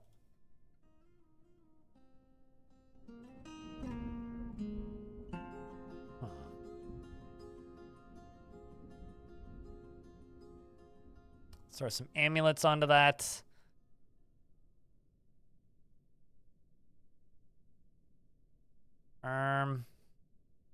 Cut gems, maybe? Because there isn't much more I can do aside from adding other floors to this. Oh, I know what I can throw. Mini. There we go. Put a bunch of gems and a mini forge onto this. Aligned oh, true, yeah, those split ergonomic keyboards. That'd do it.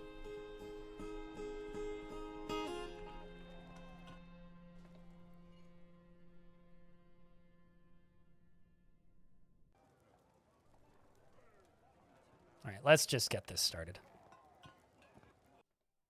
Pit pond, right there. Now we just need to wait for a dwarf with a bucket.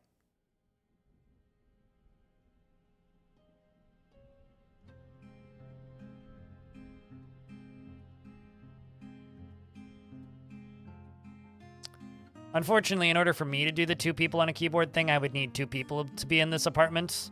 And there's almost never 2 people in this apartment, so...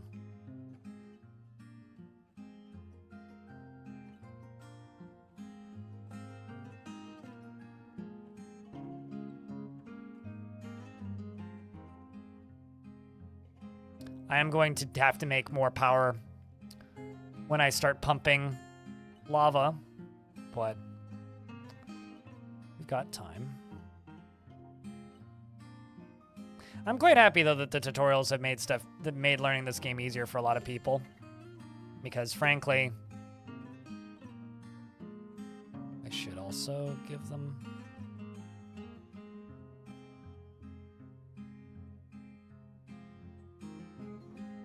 that's interesting.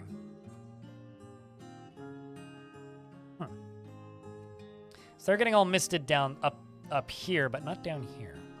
If I remove this, well, then they get misted down here? There you go. That's more than enough, I think.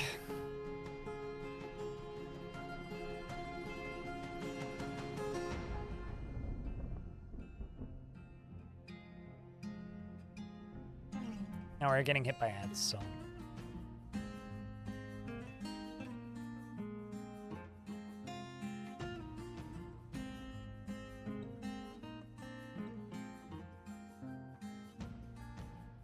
This dwarf's in heaven. Made the game easier for you as well. They got you into playing the game.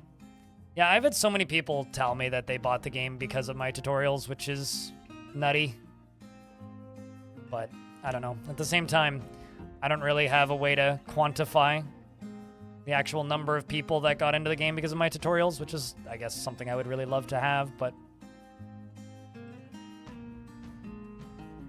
So now in the future, theoretically, I could repurpose this minecart to bring me metal up here.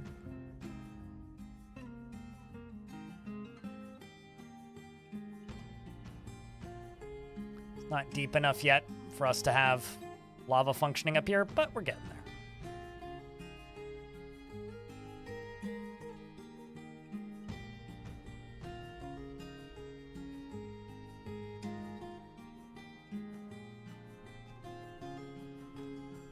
Putting a bunch of grates in here.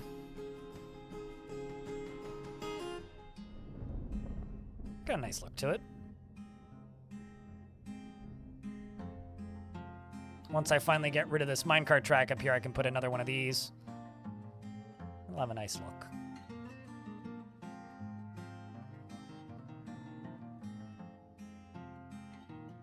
November was a month before this version came out. Did you learn on, like, the previous versions? Or do you just have your timing messed up?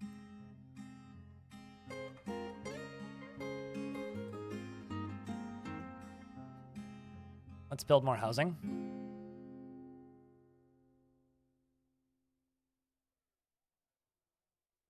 But yeah, at this point, it's basically just me and Hoodie Hair that are left from the active, like, pre-stream YouTube side of, or pre-Steam YouTube side of things.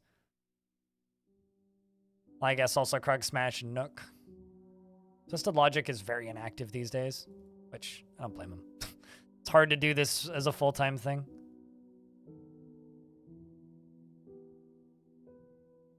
Yeah, so that would have been December then. November was the Project Zomboid sync. Gotcha. Yeah. That's another time sync game. That's more what I would describe Dwarf Fortress as. Less of a, like, learning curve difficulty thing.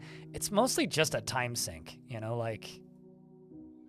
Is it the hardest game to get into? No, but to, like, learn it properly, you probably have to spend, like, 100 hours just fiddling and trying things and messing with it. It's sort of like Kerbal. It's like, are these, like, the hardest games ever made? Absolutely not. Do they take forever to learn properly?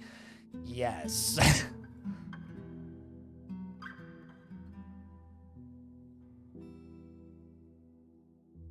That was Songs of Six as well. Songs of Six, you're probably right. But I never felt like it was that daunting to get into. Like, the basics of Songs of Six are super easy. Actually figuring out the nuances of Songs of Six is a different story, though.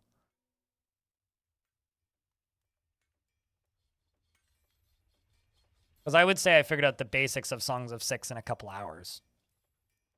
But, like, actually learning that game? I'm running out of chalk. That's concerning. That's what I'm using for my walls.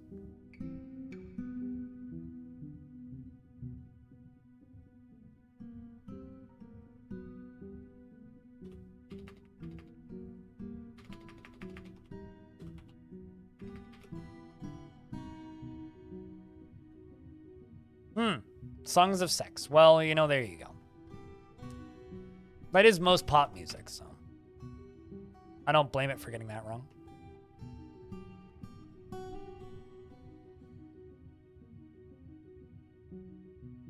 Oh yeah, no, certainly. Cogmind is another one of those games that I really fucking wish I could just stream 1 billion hours of, but can't.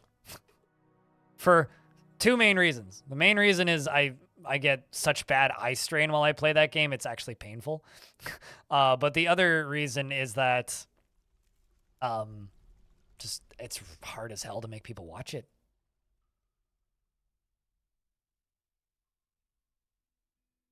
And that game gets literally no press. It's basically just press within the, like, hardcore roguelike community.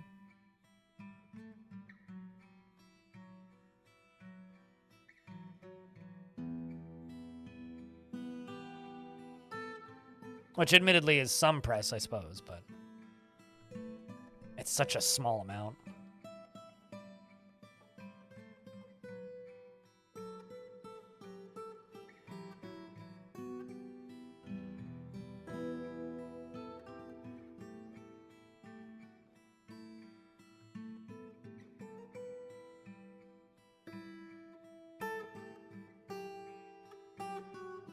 Pogmind is beautiful. Yep. No, that game's genuinely a work of art.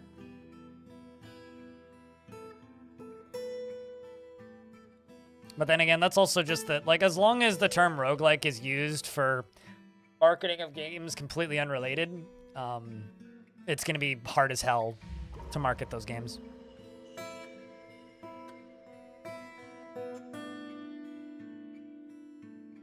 Because the mainstream audience doesn't know that they want to look for them, don't know that they exist, and then the people who want to find them can't. And so you have two problems. You have people who get mad that they can't find roguelikes, and then you have people that get mad that these random weird games that don't look like video games get stuck in their roguelikes directory when they're trying to find Spelunky, you know? But, you know, it happened to RPGs a few decades ago, so...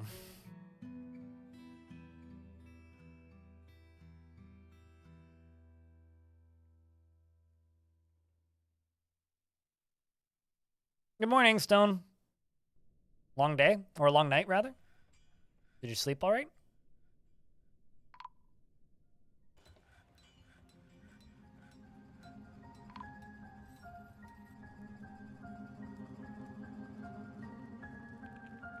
You know, when you say hello, Pebble, I can't read it in any other voice other than the Pirates of the Caribbean line, hello, puppet, for some reason. And I don't know why. Hello, Pebble.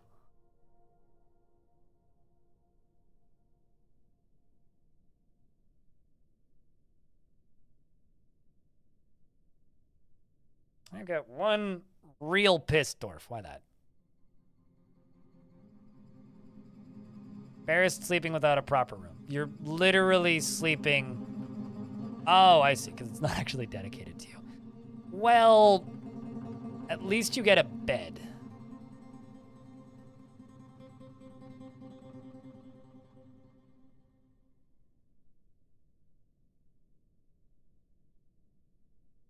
In Steam's difficult tag than in any of the roguelike categories, which you guess makes sense. That's depressing. But yeah, also makes sense. Like, it's easier to find like Souls-like games in the roguelike category than it is to find roguelikes. We'll see you later, MB Audio. Thanks for sticking around today, doing everything you do.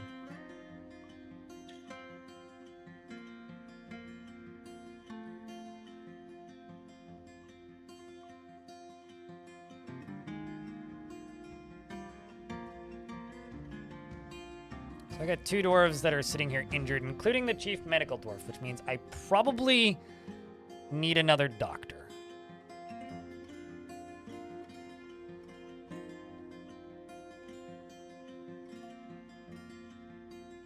And I probably also need a traction bench.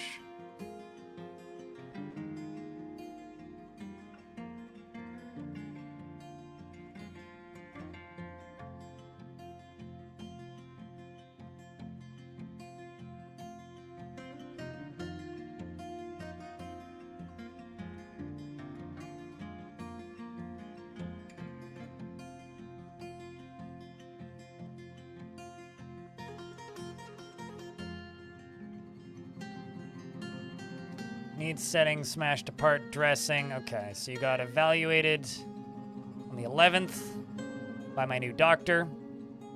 Got stitches. Camel fighting. Camel goes running by. I need skeletons.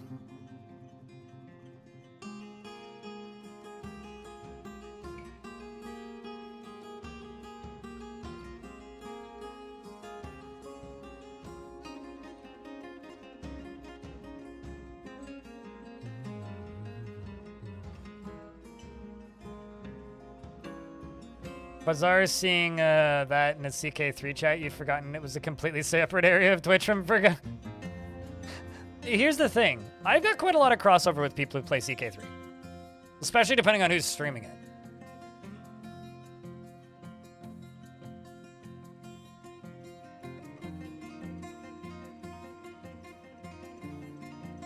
And also, like, some of my emotes get pretty heavily used around Twitch. Like, I have some of the... Not, like, obviously in the top 100 most used emotes, but, like, a couple emotes that are, like, in the top couple thousand most used emotes on Twitch, which is enough that like you'll just see them organically in places, right?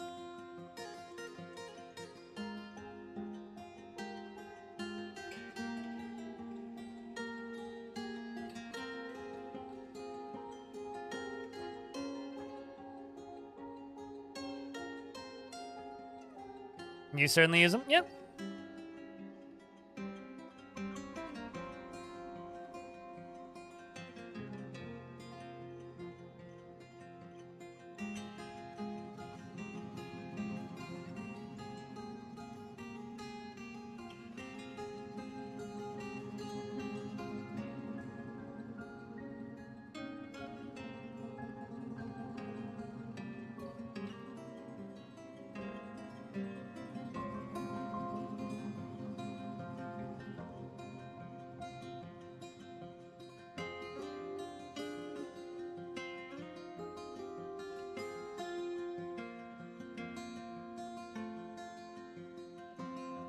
And then over here, dig up to this.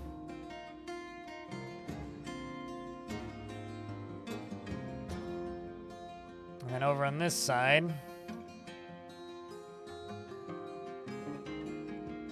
and dig up to that, turn all those in.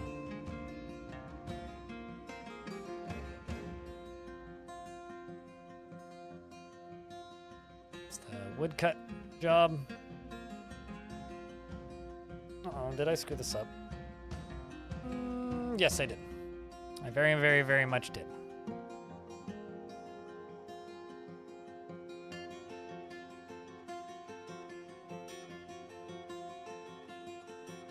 You don't watch any other streamers, so no idea. Fair enough.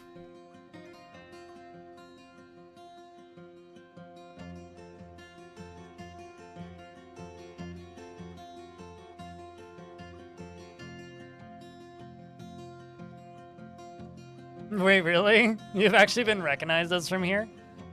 One of my favorite recognizings, I think, was around the time that Steam Dwarf Fortress came out. Somebody recognized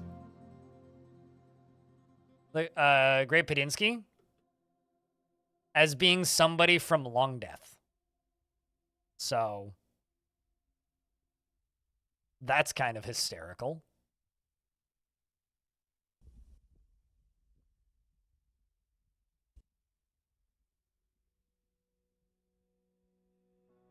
I was like, I recognize you from Long Death.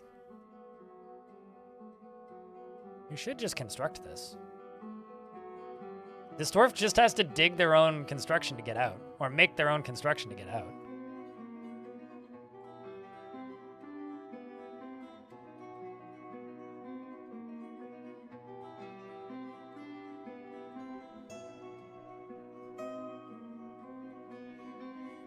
I mean,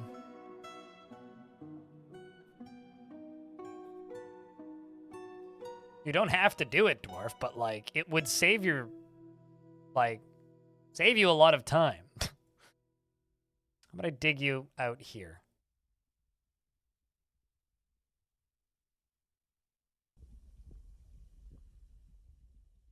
Oh, literally started to do it and then suspended it.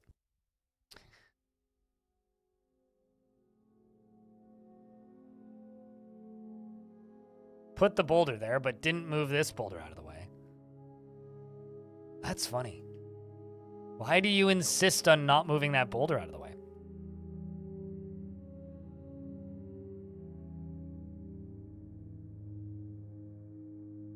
Oh, you're sleeping. Well, there you go.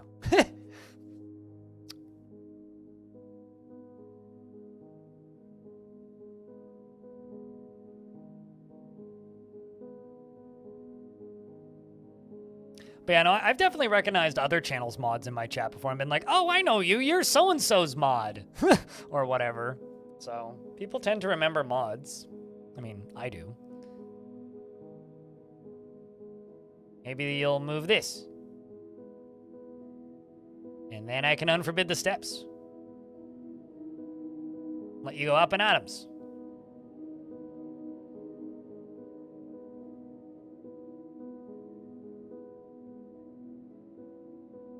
Migrants have arrived.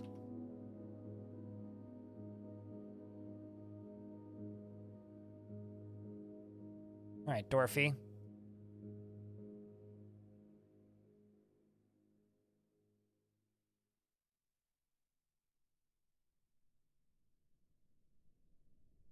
We'll get there eventually. I just need this dwarf to haul all of these boulders. Could also just forbid the ones that I don't need you to haul. I'll probably speed this up. Are you for real? Okay, you know what? Just haul this boulder. Haul these 2 boulders. Both of them. Okay, that one. Yep. Now this one. Dwarf. Dwarf, you are brain damaged. Just move this boulder. Dude. Move the goddamn boulder. Not that one. This one. You know that video of just like, this goes in the square hole. This is how I feel right now. Dwarf, move the goddamn boulder. I swear to Armok, move the goddamn boulder. I just need you to move.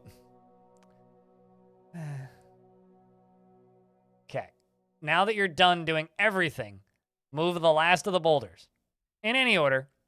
Doesn't matter. You like this dwarf? Really? You like Dodek?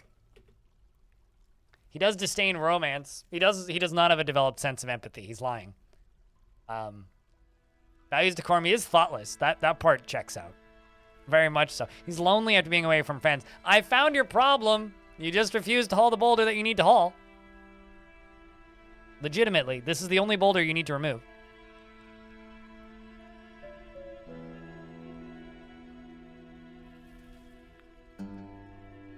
Dwarf. There you go. You finally figured it out. Okay, so now that we've done that, I can do this. There you go. You're constructing a building. How hard was that? Now you can go get your food. Goddamn Dwarf. Dwarf finally did it. I mean, he figured it out. Only took a week. Cat Dodger the Mayor mates with Baron Consort Dodok of Starfield. And we request that, and that, and that. And now that I actually have a method of importing stuff, or not importing, but cheaply manufacturing stuff, I'm going to request tetrahedrite. I'm going to request hematite, gold, maybe not gold nuggets, but definitely hematite and magnetite. There we go. Bracelets and figurines. Smartest dwarf? It's dwarf, that's for sure. I don't know about smartest. Maybe it's the most dwarf.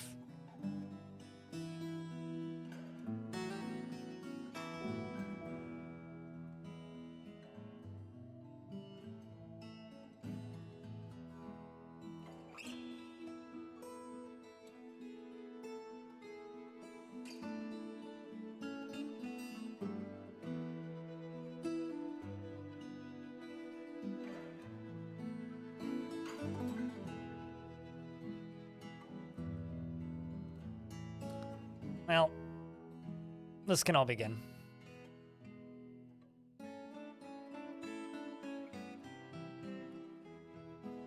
You don't get that another again? I mean, that is maybe the most Dwarf Fortress thing that's happened all day, yeah. Gotta agree with you there. So the dwarf does literally everything else before doing the thing that we wanted him to do. Quite literally everything else. Like they could have done this 10,000 times more efficiently, but instead of doing it that way, they just did everything else first. Sometimes I swear dwarves are just protesting. It's like, could they be helpful and useful and like good to all like the dwarf friends? Yeah, but do they? Nah. Nah, absolutely not.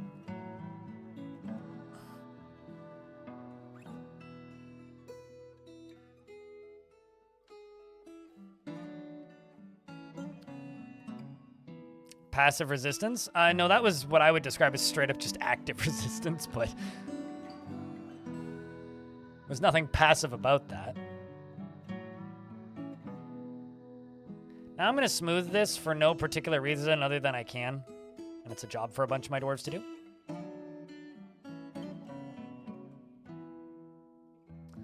Another artifact maker went stark raving mad. I keep doing that, but...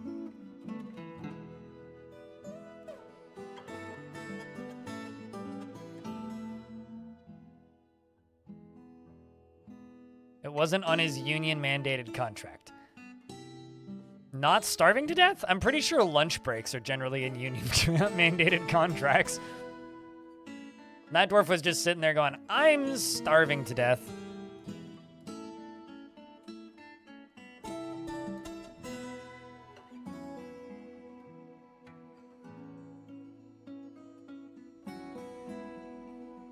Oh, I'm still sitting here just trying to think of, like, my favorite DF hack commands. Extinguish is another one.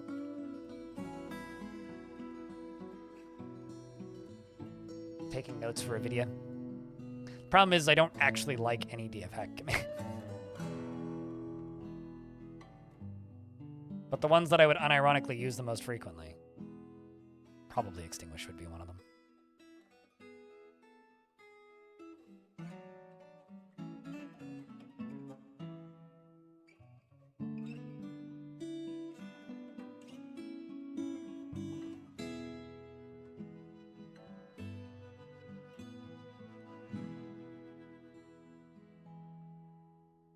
You are very much on a huge stream delay, Devilish, yes.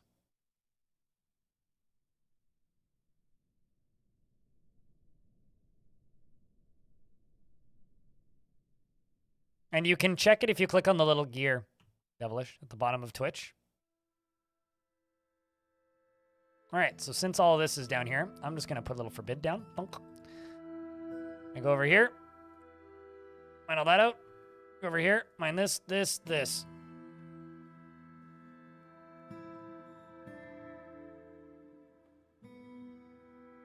Let this whole sucker fill up with lava.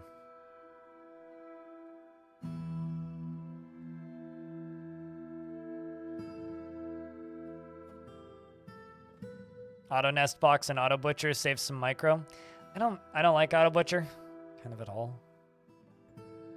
Like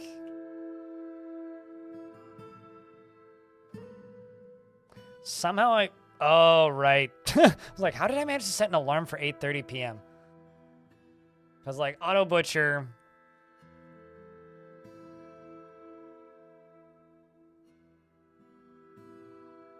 Yeah, I don't know.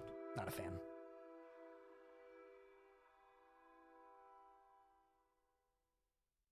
You know, not...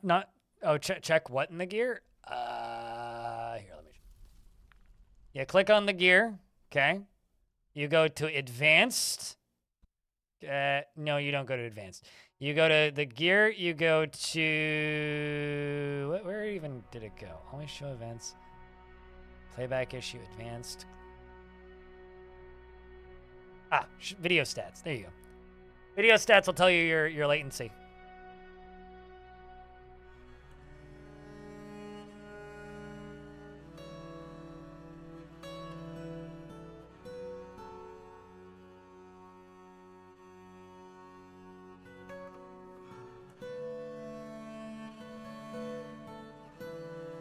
Picture in picture in picture in picture. I mean, yeah. Happens sometimes. But it also tells you your latency, so.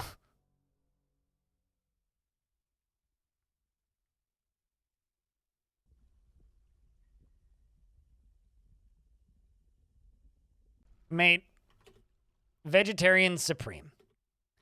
I'm visually impaired. My eyes are terrible. Dark mode gives me eye strain and makes it very difficult for me to read. All right? If you want to be a douche and be all like, yo, look at this guy using light mode, you can. But just realize, light mode is an accessibility feature. So if you want to be that guy, cool. I don't shame anybody for using dark mode.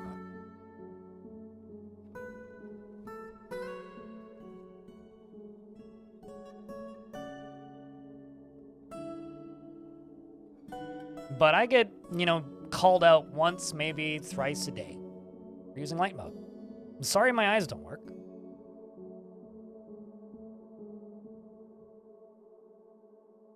That seems like a lot, Salty.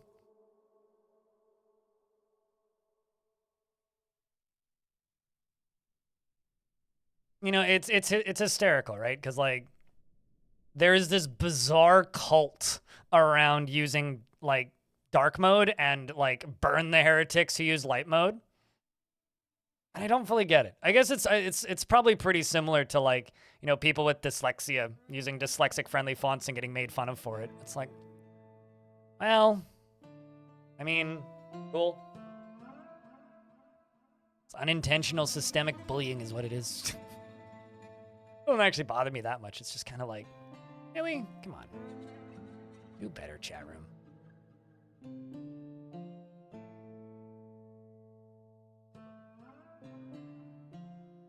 It's also like the other thing that people don't point out is the fact that I have my web browser zoomed in 200% most of the time.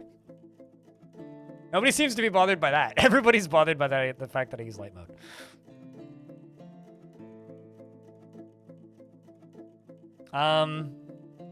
I mean, braille screens do exist, but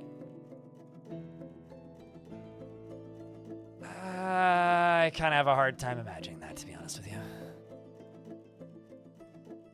Just like textured porn exists.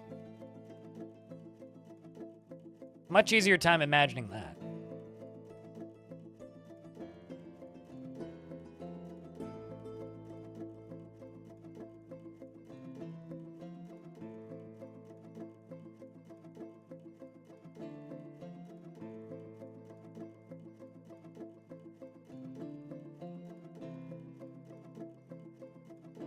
Yeah, they are extremely pricey. But any like, you know, right now Microsoft is like dealing with a lot of, not backlash, that's the wrong word, but criticism, because Microsoft has put a lot of work into their like what's the word? Disabled friendly controllers for people with like motor function issue and whatnot, so with large buttons and those things. Basically they're accessibility controllers. They've run into a lot of heat recently because they're fucking expensive. It's like a normal Xbox controller is like almost $100 here in Canada. The disability ones are like twice that. So they've gotten some heat recently because it's like, well, you're putting all this effort into making a controller that's friendly for people who are disabled, but none of them can afford it.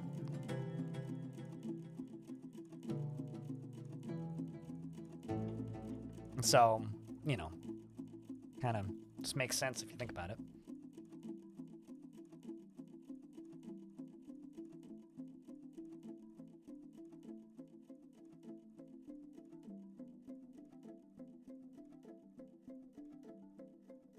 Well, turn down the brightness on your monitor, Vegetarian Supreme.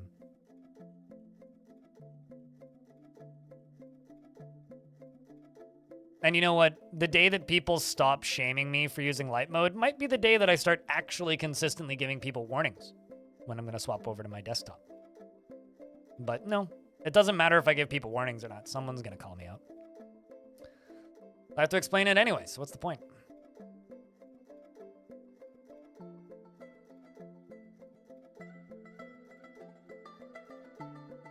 Then you just won't be able to see anything sentient. Like, the stream will just be unwatchable then. It'll be like 96 pixels.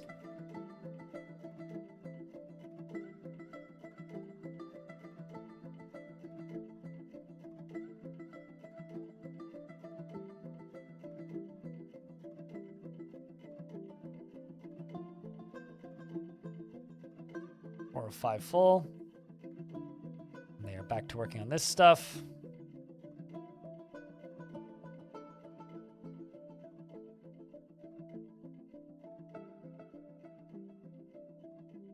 And you come back up.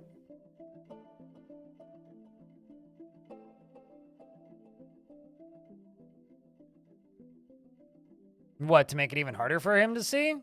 JBT?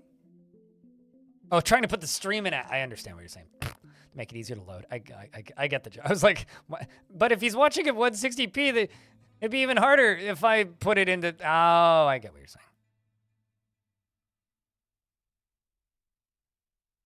Can be streamed via Telnet? I have no idea the logistics of that. Or how any of that even works.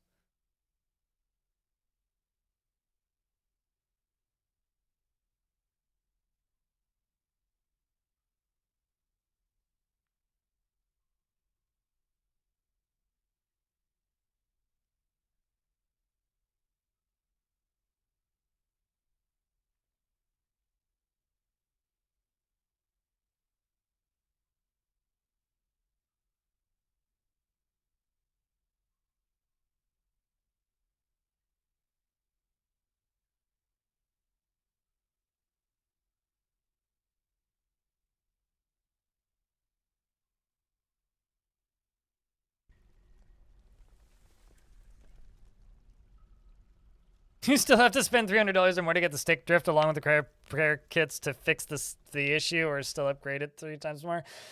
I mean, to be fair, have you looked into like the right to repair stuff that Microsoft has launched? You can buy spare parts for all your controllers now, which is kind of nutty.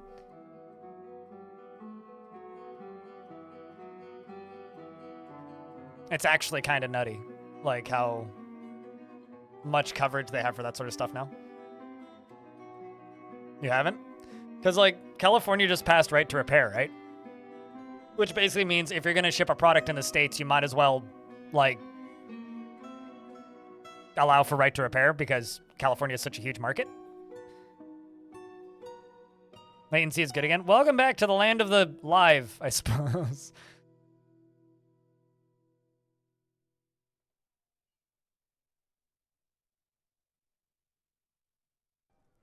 I can't believe nobody's randomly died on that yet.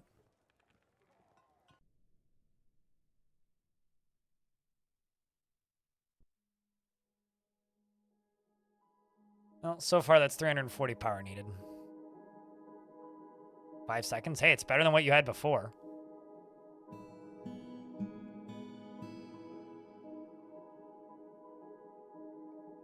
I have a herbalist who's starving. Oh, wait, no, that was the one who failed an artifact, right?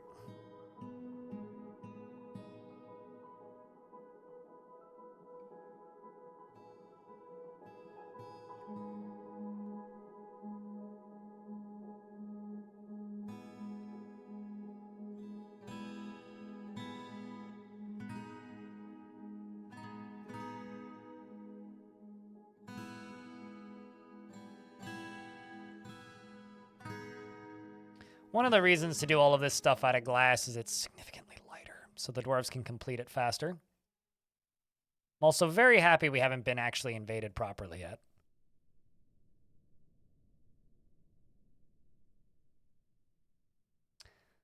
So my plan is to replicate my minecart design for water, but with iron minecarts, and make repeating lava cannons. Because I've tried a number of times to do these sorts of things.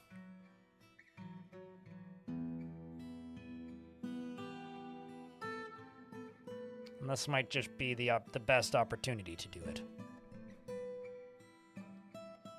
Glass is light. Yeah, glass is super light.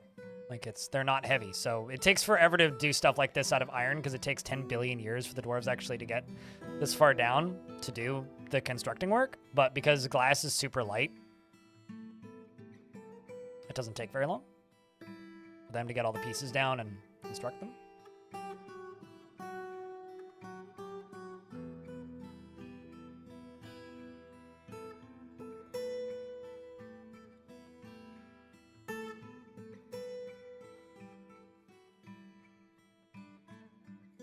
The only problem is I'm going to have to figure out some way of getting the minecarts up through that stupid aquifer, or just give up and do it below the aquifer, which I could absolutely do. I could dig that trench through the aquifer. Yeah, I could do it that way. Dig the trench through the aquifer and then like snake them around into like a long open area.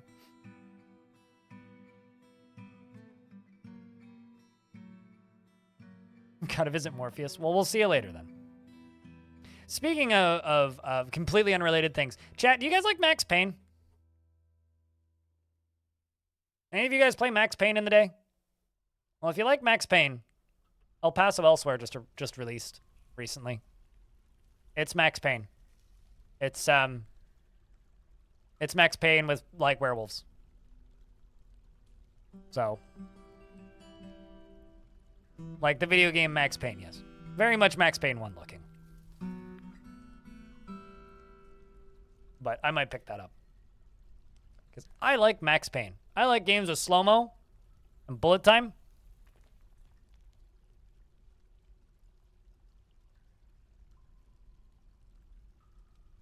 Max Payne with a Y, not an I. So,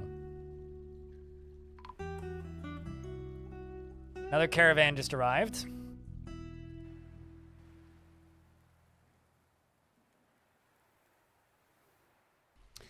You know, I'm going to smelt 2 platinum.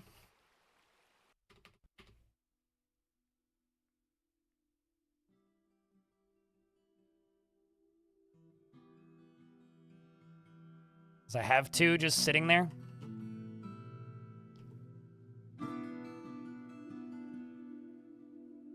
I'm also going to melt down these anvils. 17.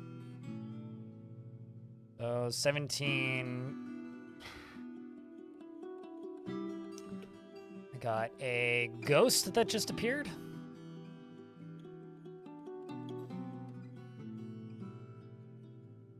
I swear that I already made one for you, but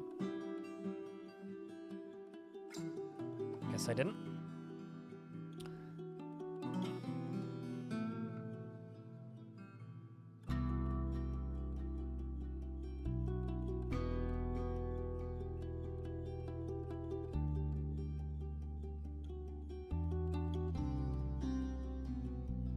We're gonna slowly start building what we need.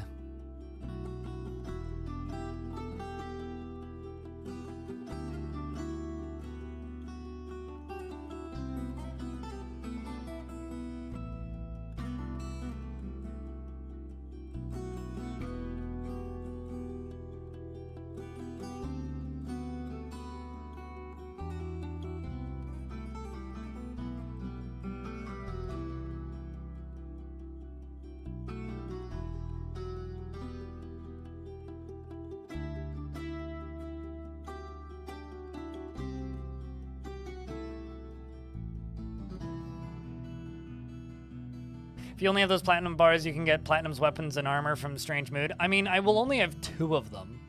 And platinum weapons and platinum armor, unless they happen to be a hammer for the weapons side of things, not great. Like, really not great. Certainly not incredible weapons by any stretch.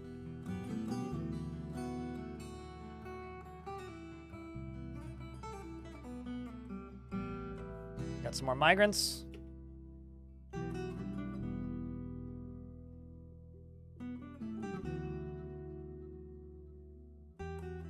Also, chat, 15 minutes, and guess how long we've been streaming for? Although you guys can just look. That's cheating. But 12 hours. Long stream. I did say I would make up for yesterday's lack of stream with long stream today. I did say I would do that. Look at me. Fulfilling you guys on my word. 12 days, 12 hours, but not days, hours. I am throwing out the used clothing that has X's on it that nobody wants. These are old clothing. Buy 2 iron, buy a bunch of tetrahedrite and magnetite, buy these anvils, which I can't afford all of, but that's fine.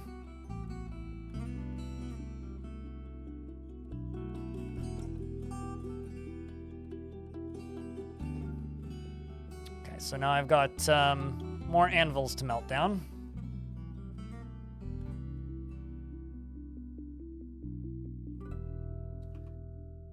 And I can go into here and I can smelt this ore. Because I got hematite ore. I think magnetite ore. And also metal objects.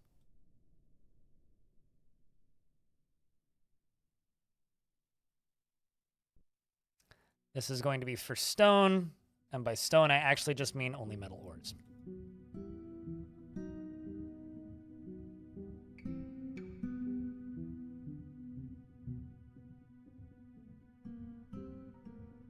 "95 frames per second and 130 dwarves.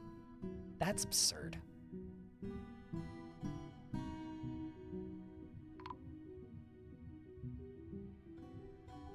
A bad meme? Or like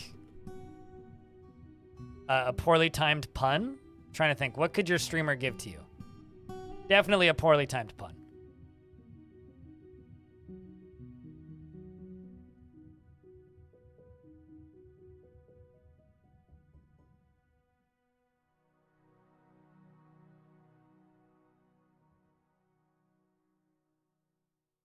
Let's see, how are we doing on bars?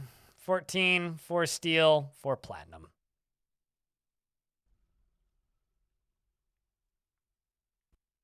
Got 2 more platinum to make.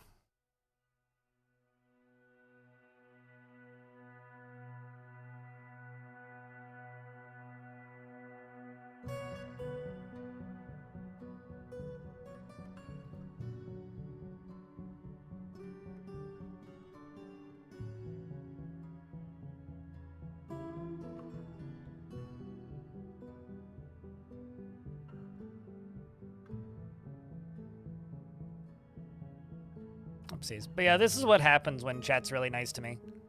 I do these kind of long streams. Like today was, you guys were nice.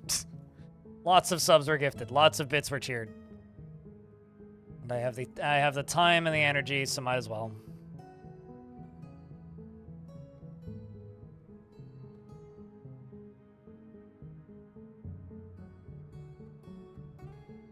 No access. Oh, I see. I had it backwards.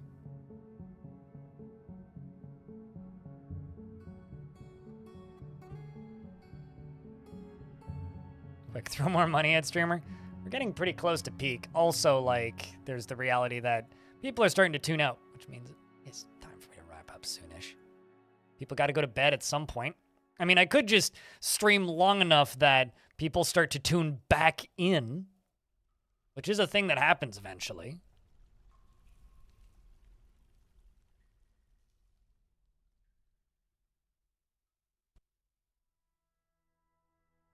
But we're not quite there yet. I've got a lot of these to do.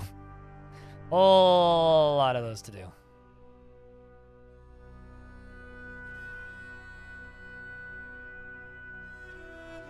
This fort is kind of sparse still. I actually kind of don't like the way it looks because of how sparse it is.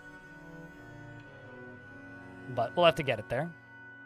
So something that I'm kind of thinking, chat. You see this area right here? This area? It's a big kind of open space, right? What if I dug an open space like that? Not right here, but like that. I'm thinking about maybe making this into a tree growing area. But like over here somewhere. And essentially just have like a reservoir over here of lava. And just use a system identical to this to power and launch minecarts full of lava at the baddies. And basically just like loop them around and fire fireballs at them. That's kind of my hope. That's what I would like to do. Let's just go to stone and just bring in ore this time. I don't want to just request some platinum nuggets. But let's do magnetite, tetrahedrite, hematite. Oh, fuck it. Platinum nuggets. Why not? You want legwear and seeds. Okay. But that is my plan for tomorrow. Got stone. That may take a little while. Well. All right. This is gonna take a long time. But we'll work on that tomorrow. For a second there, I thought that there was lava in this trench. There isn't. There's just trees. That's how long it's been since I worked on this trench. Because the last time I tried working on this trench, we got attacked by giant undead somethings. But, you know.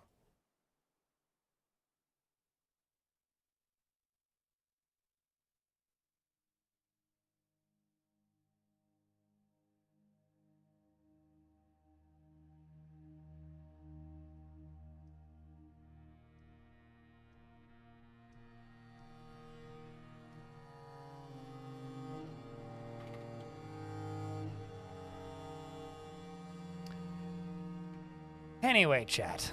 How are we doing on bars? 32 iron. Progress is being made.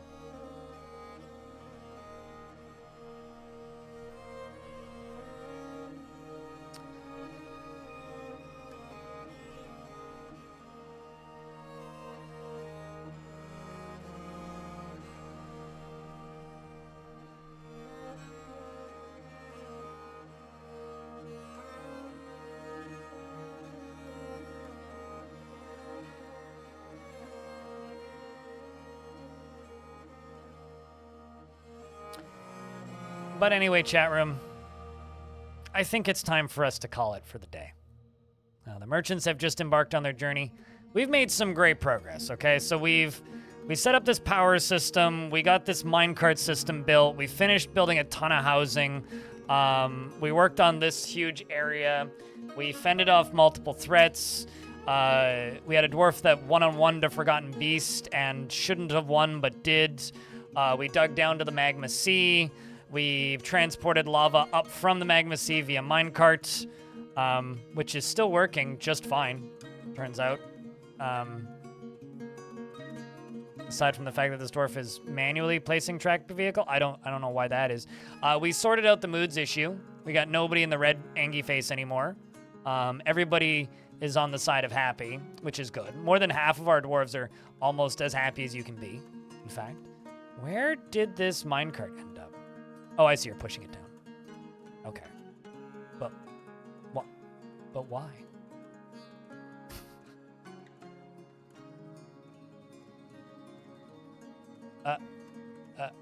Oh.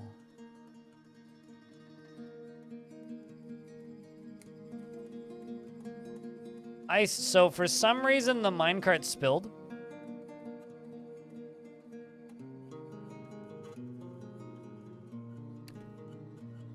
Not gonna worry about it. I'm just not gonna worry about it. Let's save. Chat, if you guys want, you can say goodbye, YouTube. Do I try to keep all my forts in the same world? I do not particularly care about that for adventure mode specifically, but I do try to do 2 to 4 fortresses per world. Once adventure mode rolls around, I'll probably start fresh fortresses, to be honest with, or fresh worlds, to be honest with you. Because that's not what you need to make adventure mode slap. You just need a lot of different factions doing a lot of different things and things that are close together to make adventure mode slap. Going from your old fortress to old fortress is useful and neat. I prefer adventure mode actually for starting fortresses. You go to your old fortress and then travel to where you want your new one to be and pretend to be your little adventuring party and then settle there and then start building and then claim it when you're building the fort. That's how I like to use adventure mode, as a form of starting fortresses. So it doesn't really matter to me how many of my fortresses are in there. But anyway, yeah. It's time for me to put a marker in the chat. Woohoo! Apparently I don't put R in the word marker. All right. So today was long, but pretty good. You guys had fun, right? Right? Right? I mean, a lot of people have gone to bed, but like, I hope that the people who are here and who are still here enjoyed the stream. I'm gonna find somebody for us to raid, but before I find somebody for us to raid, I'm gonna go put the music on for the raiding. So we're gonna do that. But before I go put the music on, I'm just taking a real quick glance.